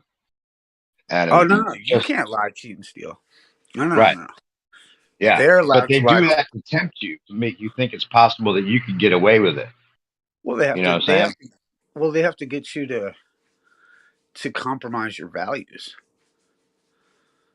Right. And then by compromising your values, then they get all moral about it, and then they try to hang you on your, because Right. you were trying to be like they were, and then now you're You over got there. masturbated. Yeah, that's right. Hey, can I jump back for a second? Yep. You said having gay sex at a young age changes your DNA. What's the mechanism for that? I've heard. That's what I've heard. I'm not a professional. I don't know anything about it, but I've heard that it does something to the brain. I've heard that it changes your DNA. I've heard all kinds of crazy stuff. The effect that it has. Definitely the psychological effect. If you're raped as a young boy, I imagine that would be something that would damage you in psychological ways. I don't know if that's directly affected the DNA or your brain chemistry or whatever as well, but sure it could be. You can say that. You can say that it probably damages your psyche, but I don't think you can say anything about it changing your DNA. So yeah, it sounds a little far-fetched for me to say. You're right. I wasn't saying it because I thought of it. That's what I've heard. I don't know if it's possible, but if it's something that you think is impossible, I like to hear why. Because I've heard other things might change your DNA too, and I'm like, what could actually change your DNA? Like smoking cigarettes. Does that change your DNA? Smoking cigarettes? How? Well, exactly. I could be wrong, but I think introducing free radicals can increase the amount of mutations. So that's the mechanism for that. I could be wrong about that. CRISPR can change your DNA, but other than that, not much. Mutation and purposeful insertion of a new gene. Can the mRNA change your DNA? No. I mean, the only thing I know in nature that can change DNA is like types of radiation. But I don't know how being sodomized and smoking cigarettes is going to change your DNA, Dave. Yeah, so it could be very one of those far. queer porn claims, that people toss around. I've always kind of thought of it that way. Yeah, sunlight, the radiation from sunlight could cause mutations. That's true.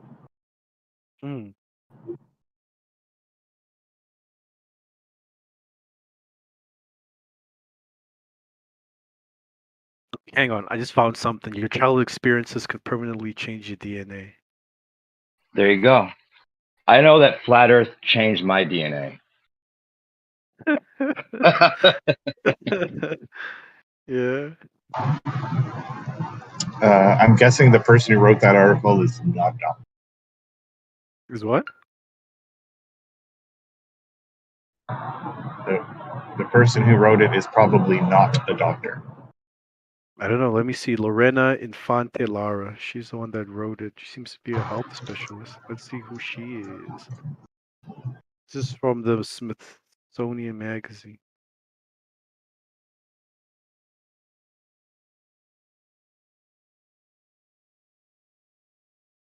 She's a biologist. She's definitely a doctor. Got a PhD. All that and all that. From Vanderbilt University. Yep. She's legit. Alright, so let's see what the article says.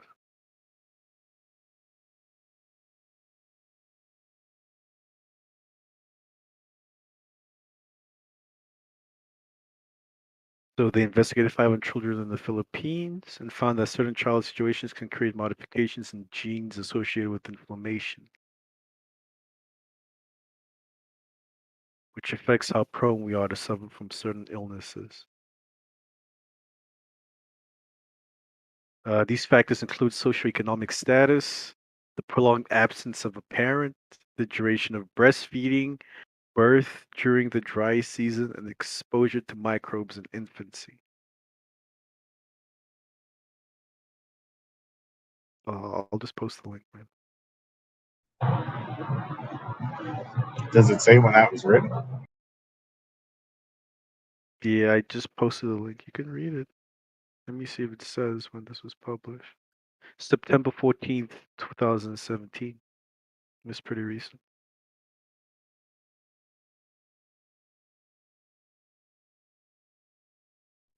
See, that's what I've often thought, that like the reason it's so hard to get boomers off of the fucking globe is because the moon landing changed their fucking DNA probably when they watched it, and we're like, no way. And all the adults were impressed. Everyone in the world was like, finally the world is together.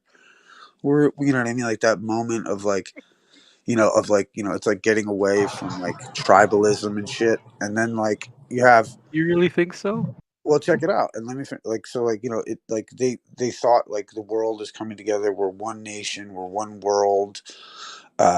Creating peace, like, solving the mysteries of the universe, like, and when, to try and take that away from somebody is like damaging to their whole super ego and ego. You know what I mean? They're just built. There's something profoundly impactful that had on our like collective consciousness. So children of World War II parents and people who lived through the Vietnam War, you think are always, you don't think it has something to do with their education and not their lack of gullibility? No, it's the greatest generation that ever lived. You know what I mean? Like, I got mad respect. My point is that like they were also susceptible to like misinformation. They didn't. I mean, Donald Duck brought in the victory tax, which is why you pay income taxes. What's your theory as to why it's so hard to convert college university graduates to the flat earth? Well, I mean, it's like I may be misquoting, but it's like, how doctors are the hardest person to change their mind about something because they've been so educated about something.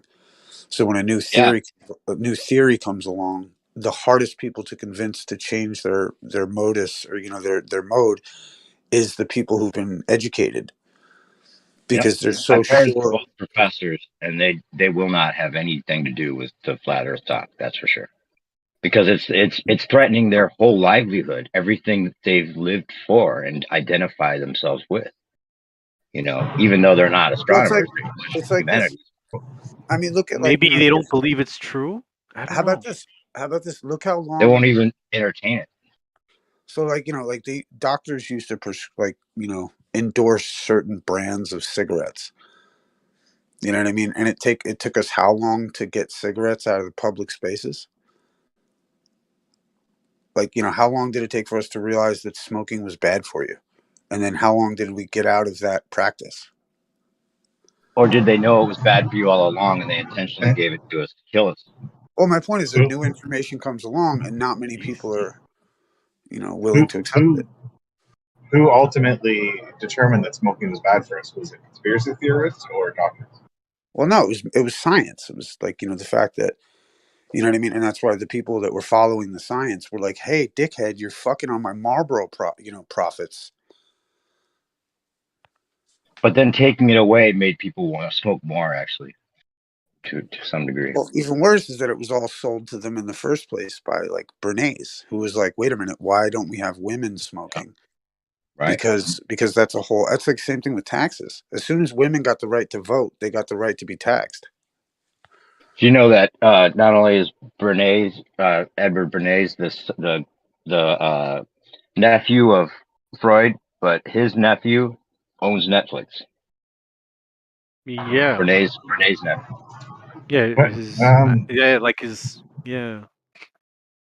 Didn't income taxes start after for World War II, and did women get the right to vote in the 1900s or 20s? Yeah. Like, oh no, I mean, but like, for instance, like, they were double-edged swords in a certain sense, and I'm just pointing to the idea that like, for instance, like, to the science of like smoking cigarettes, like doctors recommended cigarettes to No, let's go back to the taxing versus voting. Okay. You said once they got the right to vote in the 1920s, they had the right to be taxed, but taxing didn't come until the late 1930s, early 40s. Federal taxes didn't come until the 1940s. You still had state taxes, but you didn't have federal taxes because the federal government was not because we have cooperative federalism. The states are foreign to the United States, and so if a woman worked prior to 1920, she did not have any income tax taken. Well, actually, a lot of them. Well, I think, if I'm not mistaken, it's like a lot of them really couldn't even work because they couldn't really be paid the wages unless it was under the table. So it made it official. So was it the ability to work that made them taxable, or was it the ability to vote? It was the ability that by being a citizen, right, you have the right to vote. And when they granted them citizenship and with the right to vote, they became entities of the corporation. Therefore, they owed for their labor to pay back because of the financial system we're living in. So in order to vote, you had to be able to also have the right to work and make money. If you can work and make money, you should have the right to vote in the system you're working in. But you didn't have to work to vote. Didn't have to work to vote. Yeah, you're drawing comparisons here. Well, we initially got into it with the idea. Like, all I was saying was that it takes time. Like, people are gullible. Like, regardless of when women, or forgive me for introducing that concept, but let's just get into the taxes. Then it's like, people were told by Donald Duck to pay the victory tax and all the rest of it, and they did it. You know what I mean? And that's my point. It's like, and if you tell someone now that, well, you shouldn't pay federal income tax, you're going to say, well, they'll defend it. They'll be like, well, who's going to build the roads? You know what I mean? And like, what I'm trying to say is that wasn't even introduced until the 40s. But that was introduced because all the. So why are you bringing up women's suffrage with taxes in the 40s? Well, those are just two separate examples of how it takes time for the educated class of society to adjust to the actual science. Is all I'm saying. We were just getting to that point. So why did you take two separate examples to connect them to make one example? Because I'm used to being in a room with people intellectual enough to follow me along these ideas. That's right. Right. Okay, so why am I intellectually deficient? Because I can't follow two separate, not linked ideas, and you claim they're linked. Because I'm just discussing them. I mean, I suppose your question initially was, why doesn't the established scientific community accept flat Earth? Right? That was your question. That was my question. Right. No, I don't think that was my question, but that was before you linked voting and taxing. Yeah, I was only trying to draw the conclusion on the idea. Like, me and New Perspective, we're just interested in the idea that, like getting women all rallied up to go want and get the right to suffrage exposed them to taxation. You know what I mean? So and not whether that's good or bad, that's not the point. What I mean is just that in their efforts to get suffrage, which is completely awesome, they also came under the scrutiny of taxation. Like, women couldn't go to debtor's prison or something like that before they had the right to vote. And then when they got the right to vote, they could be held in jail for owing somebody money. So it's like, it's just like a double-edged sword of the issue. That's all. If you couldn't work, you didn't pay taxes. If you didn't have to pay taxes, you couldn't owe taxes. So the working and the taxes are what's linked, not the voting and the taxes. Sure.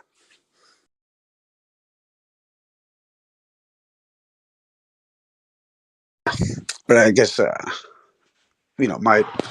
my other point was just the idea I'm just suggesting you make connections where connections exist, and not claim connections where they don't exist.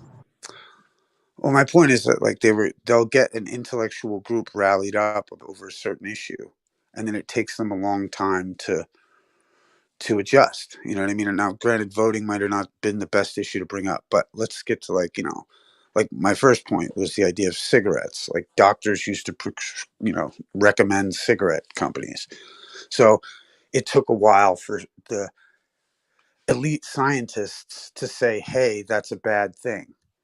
And there was a group of scientists that were like, no, no, no, no, no, fuck you. That's my Marlboro money. And it took them a long time to adjust.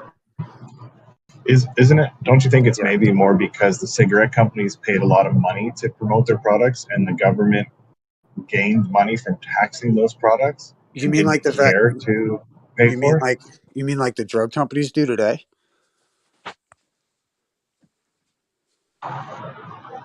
Except for the fact that when did the FDA get established? Well, no, I'm just saying, like, if science, like, if the scientific community is getting paid money by corporations, it might take them a longer time to adjust to the truth because they have a vested interest, you know what I mean, in the way that things are, right? Yes. So therefore, and most government. Well, I was just saying, therefore, it could take a little longer for them to change their opinion because they're invested in the way that things are, right? Yes, but most governments have established you guys have the FDA, we have Canada Health, that are funded by the governments to combat these.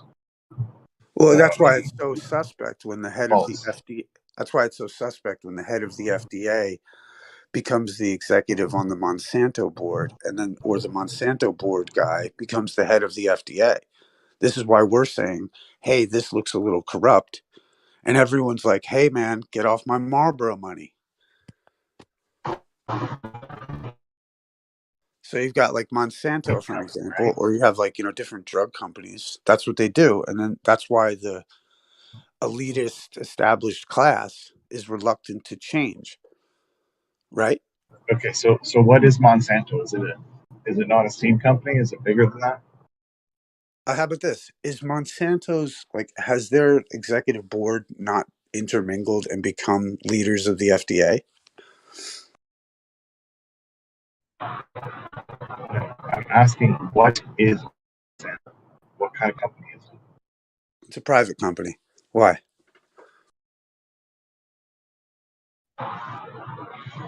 What does Monsanto do? Do they make TVs or do they make seeds? Well, it sounds like you're familiar with them. You know they make seeds, right? Okay, so why wouldn't you want somebody from the FDA on the board? Because they could put kill seeds in it, right? And then they could go after the farmers that have those seeds that have gone with the wind and fertilized, or been a part of some kind of fertilization process. And then Monsanto comes in, checks the seeds of the farmer next door, finds out that the genetic sequence has their Monsanto patent in it, and then they sue that farmer. Have you heard about that? No. So you're saying seeds get generated, and they blow into somebody's field, and they sue that farmer for growing Monsanto seeds? Yes. Or plants? Yeah, they fucking destroyed a lot of farms like that. And they're profiting from selling these plants, these farmers? Well, they're taking their property that they just fucking sued them for that the farmer can't pay on. So the banks and everybody go in and foreclose on the property because they've got an outstanding debt to Monsanto. And then Bill Gates is buying all the farmland right now, right?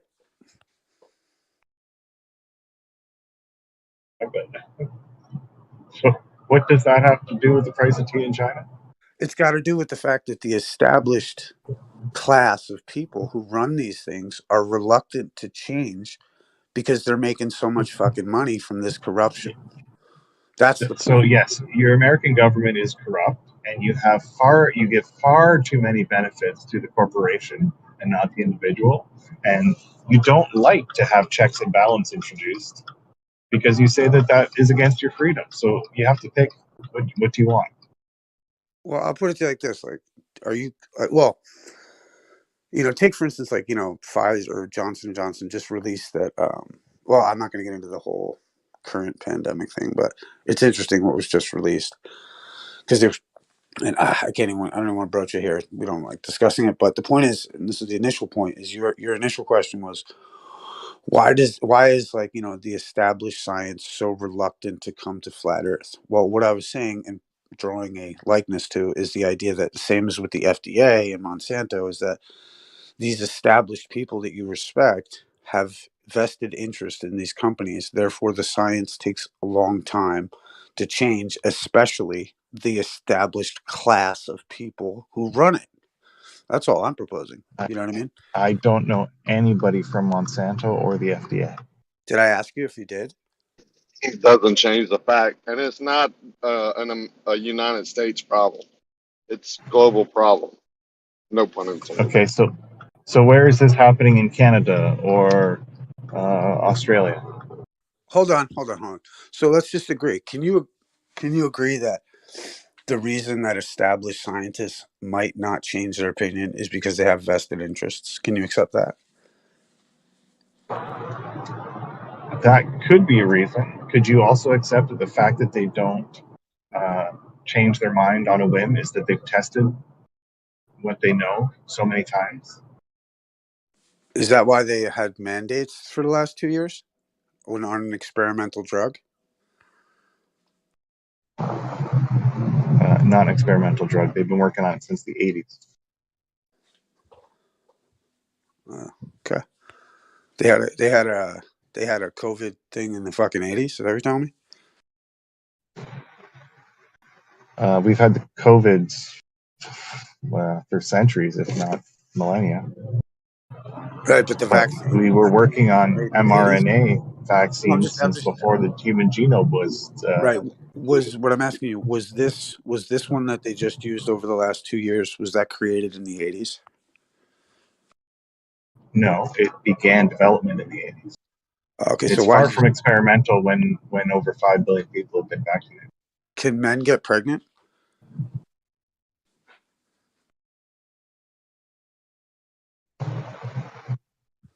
If I say yes, does that change COVID? What the fuck?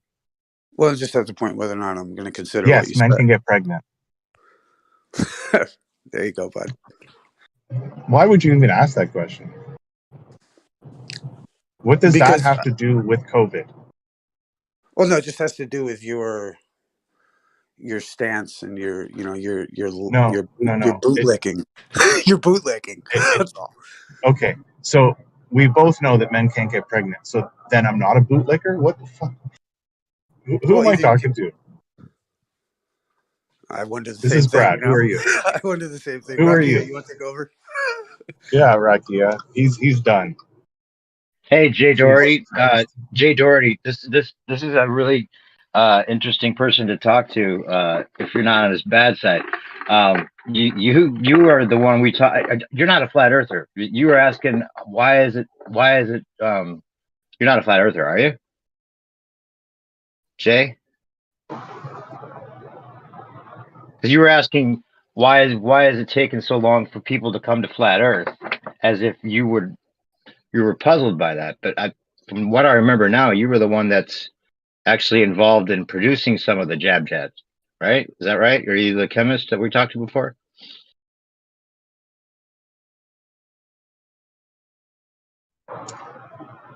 Do you think I'm Jay Doherty?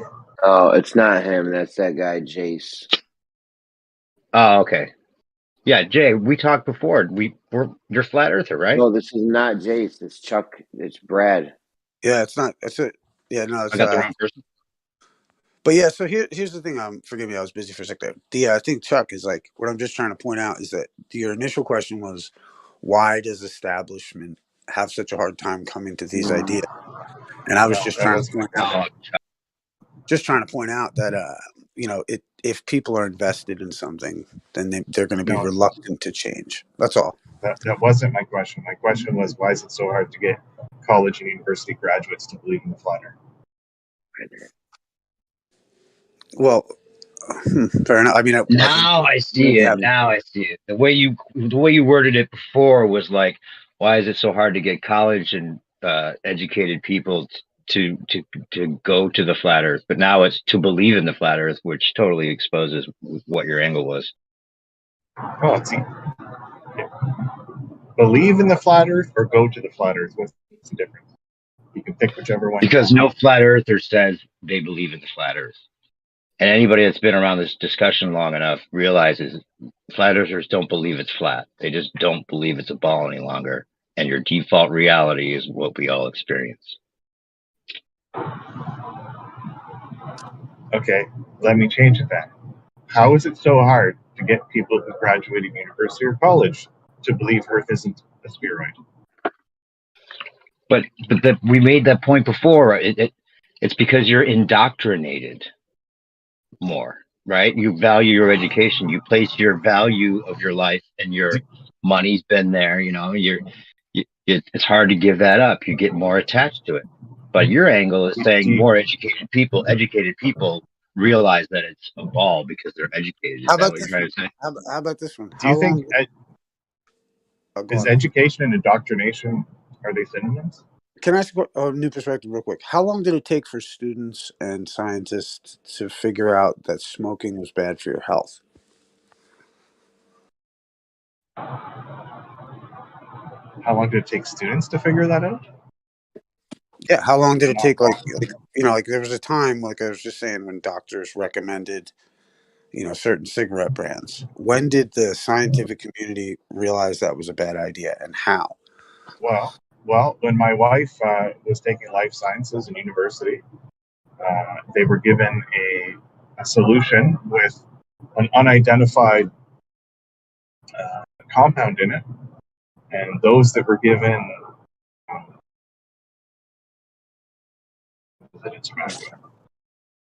brain not working. Anyways, Is your wife like 80 years old, or like I'm talking about like when it happened? No. You know what I mean? Like when Yeah, it well, I happened. wasn't around then, so you tell me.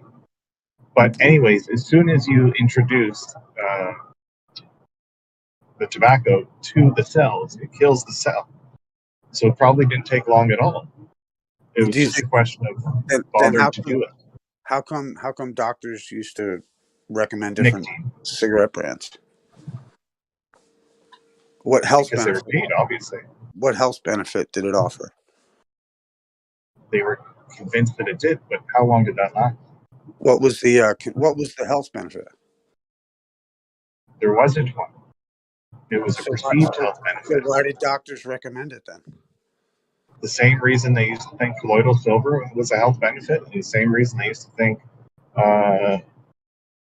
Macintosh powder was beneficial. Colloidal silver is still a health benefit. They use it to this day in hospitals. I mean, what the fuck is your problem? They still use it to this day in hospitals. Yeah, they use it on burns, actually. Yeah, and they use cocaine as well.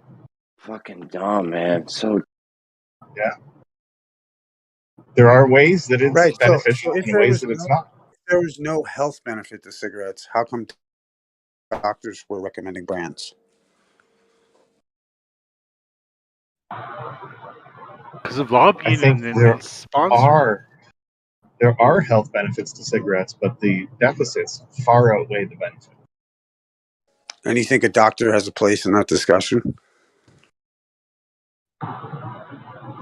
Absolutely. I think it was doctors and scientists that determined that those deficits outweighed the benefits, not a bunch of conspiracy nuts. So was it a bunch of conspiracy doctors that stopped people from recommending cigarette brands? Were they conspiracy theorists when they tried to show their evidence? No. They were paid to find the truth. Oh wait, wasn't there a movie in the 80s where like Marlboro was trying to adjust the science? So this has been a problem all the way up since the 80s, right? Yeah, the truth will set your fee, right? Yeah, and they did the same with lead. Isn't there was also a thing that doctors at that time, they didn't know there was a link between lung cancer and smoking. Right. And I think the majority of doctors smoked as well. Right, just like you guys think you all live on a ball, but it's completely fabricated. That's how I feel about it. But And one day, the thing is when we learn things, after we learn the things, we don't go back and unlearn them, because after we determine they're right. Just like the income tax, right? Just like Donald Duck with the income. Once we start paying taxes, we just don't stop.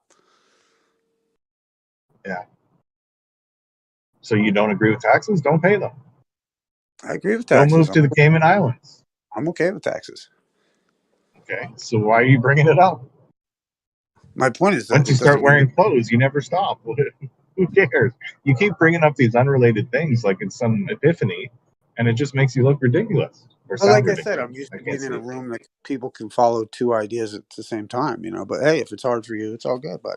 Yeah, it's not hard for me to not follow two unrelated ideas. It's easy for me to know that those ideas are unrelated and irrelevant, and that you bring them up is just your ADD or lack of education.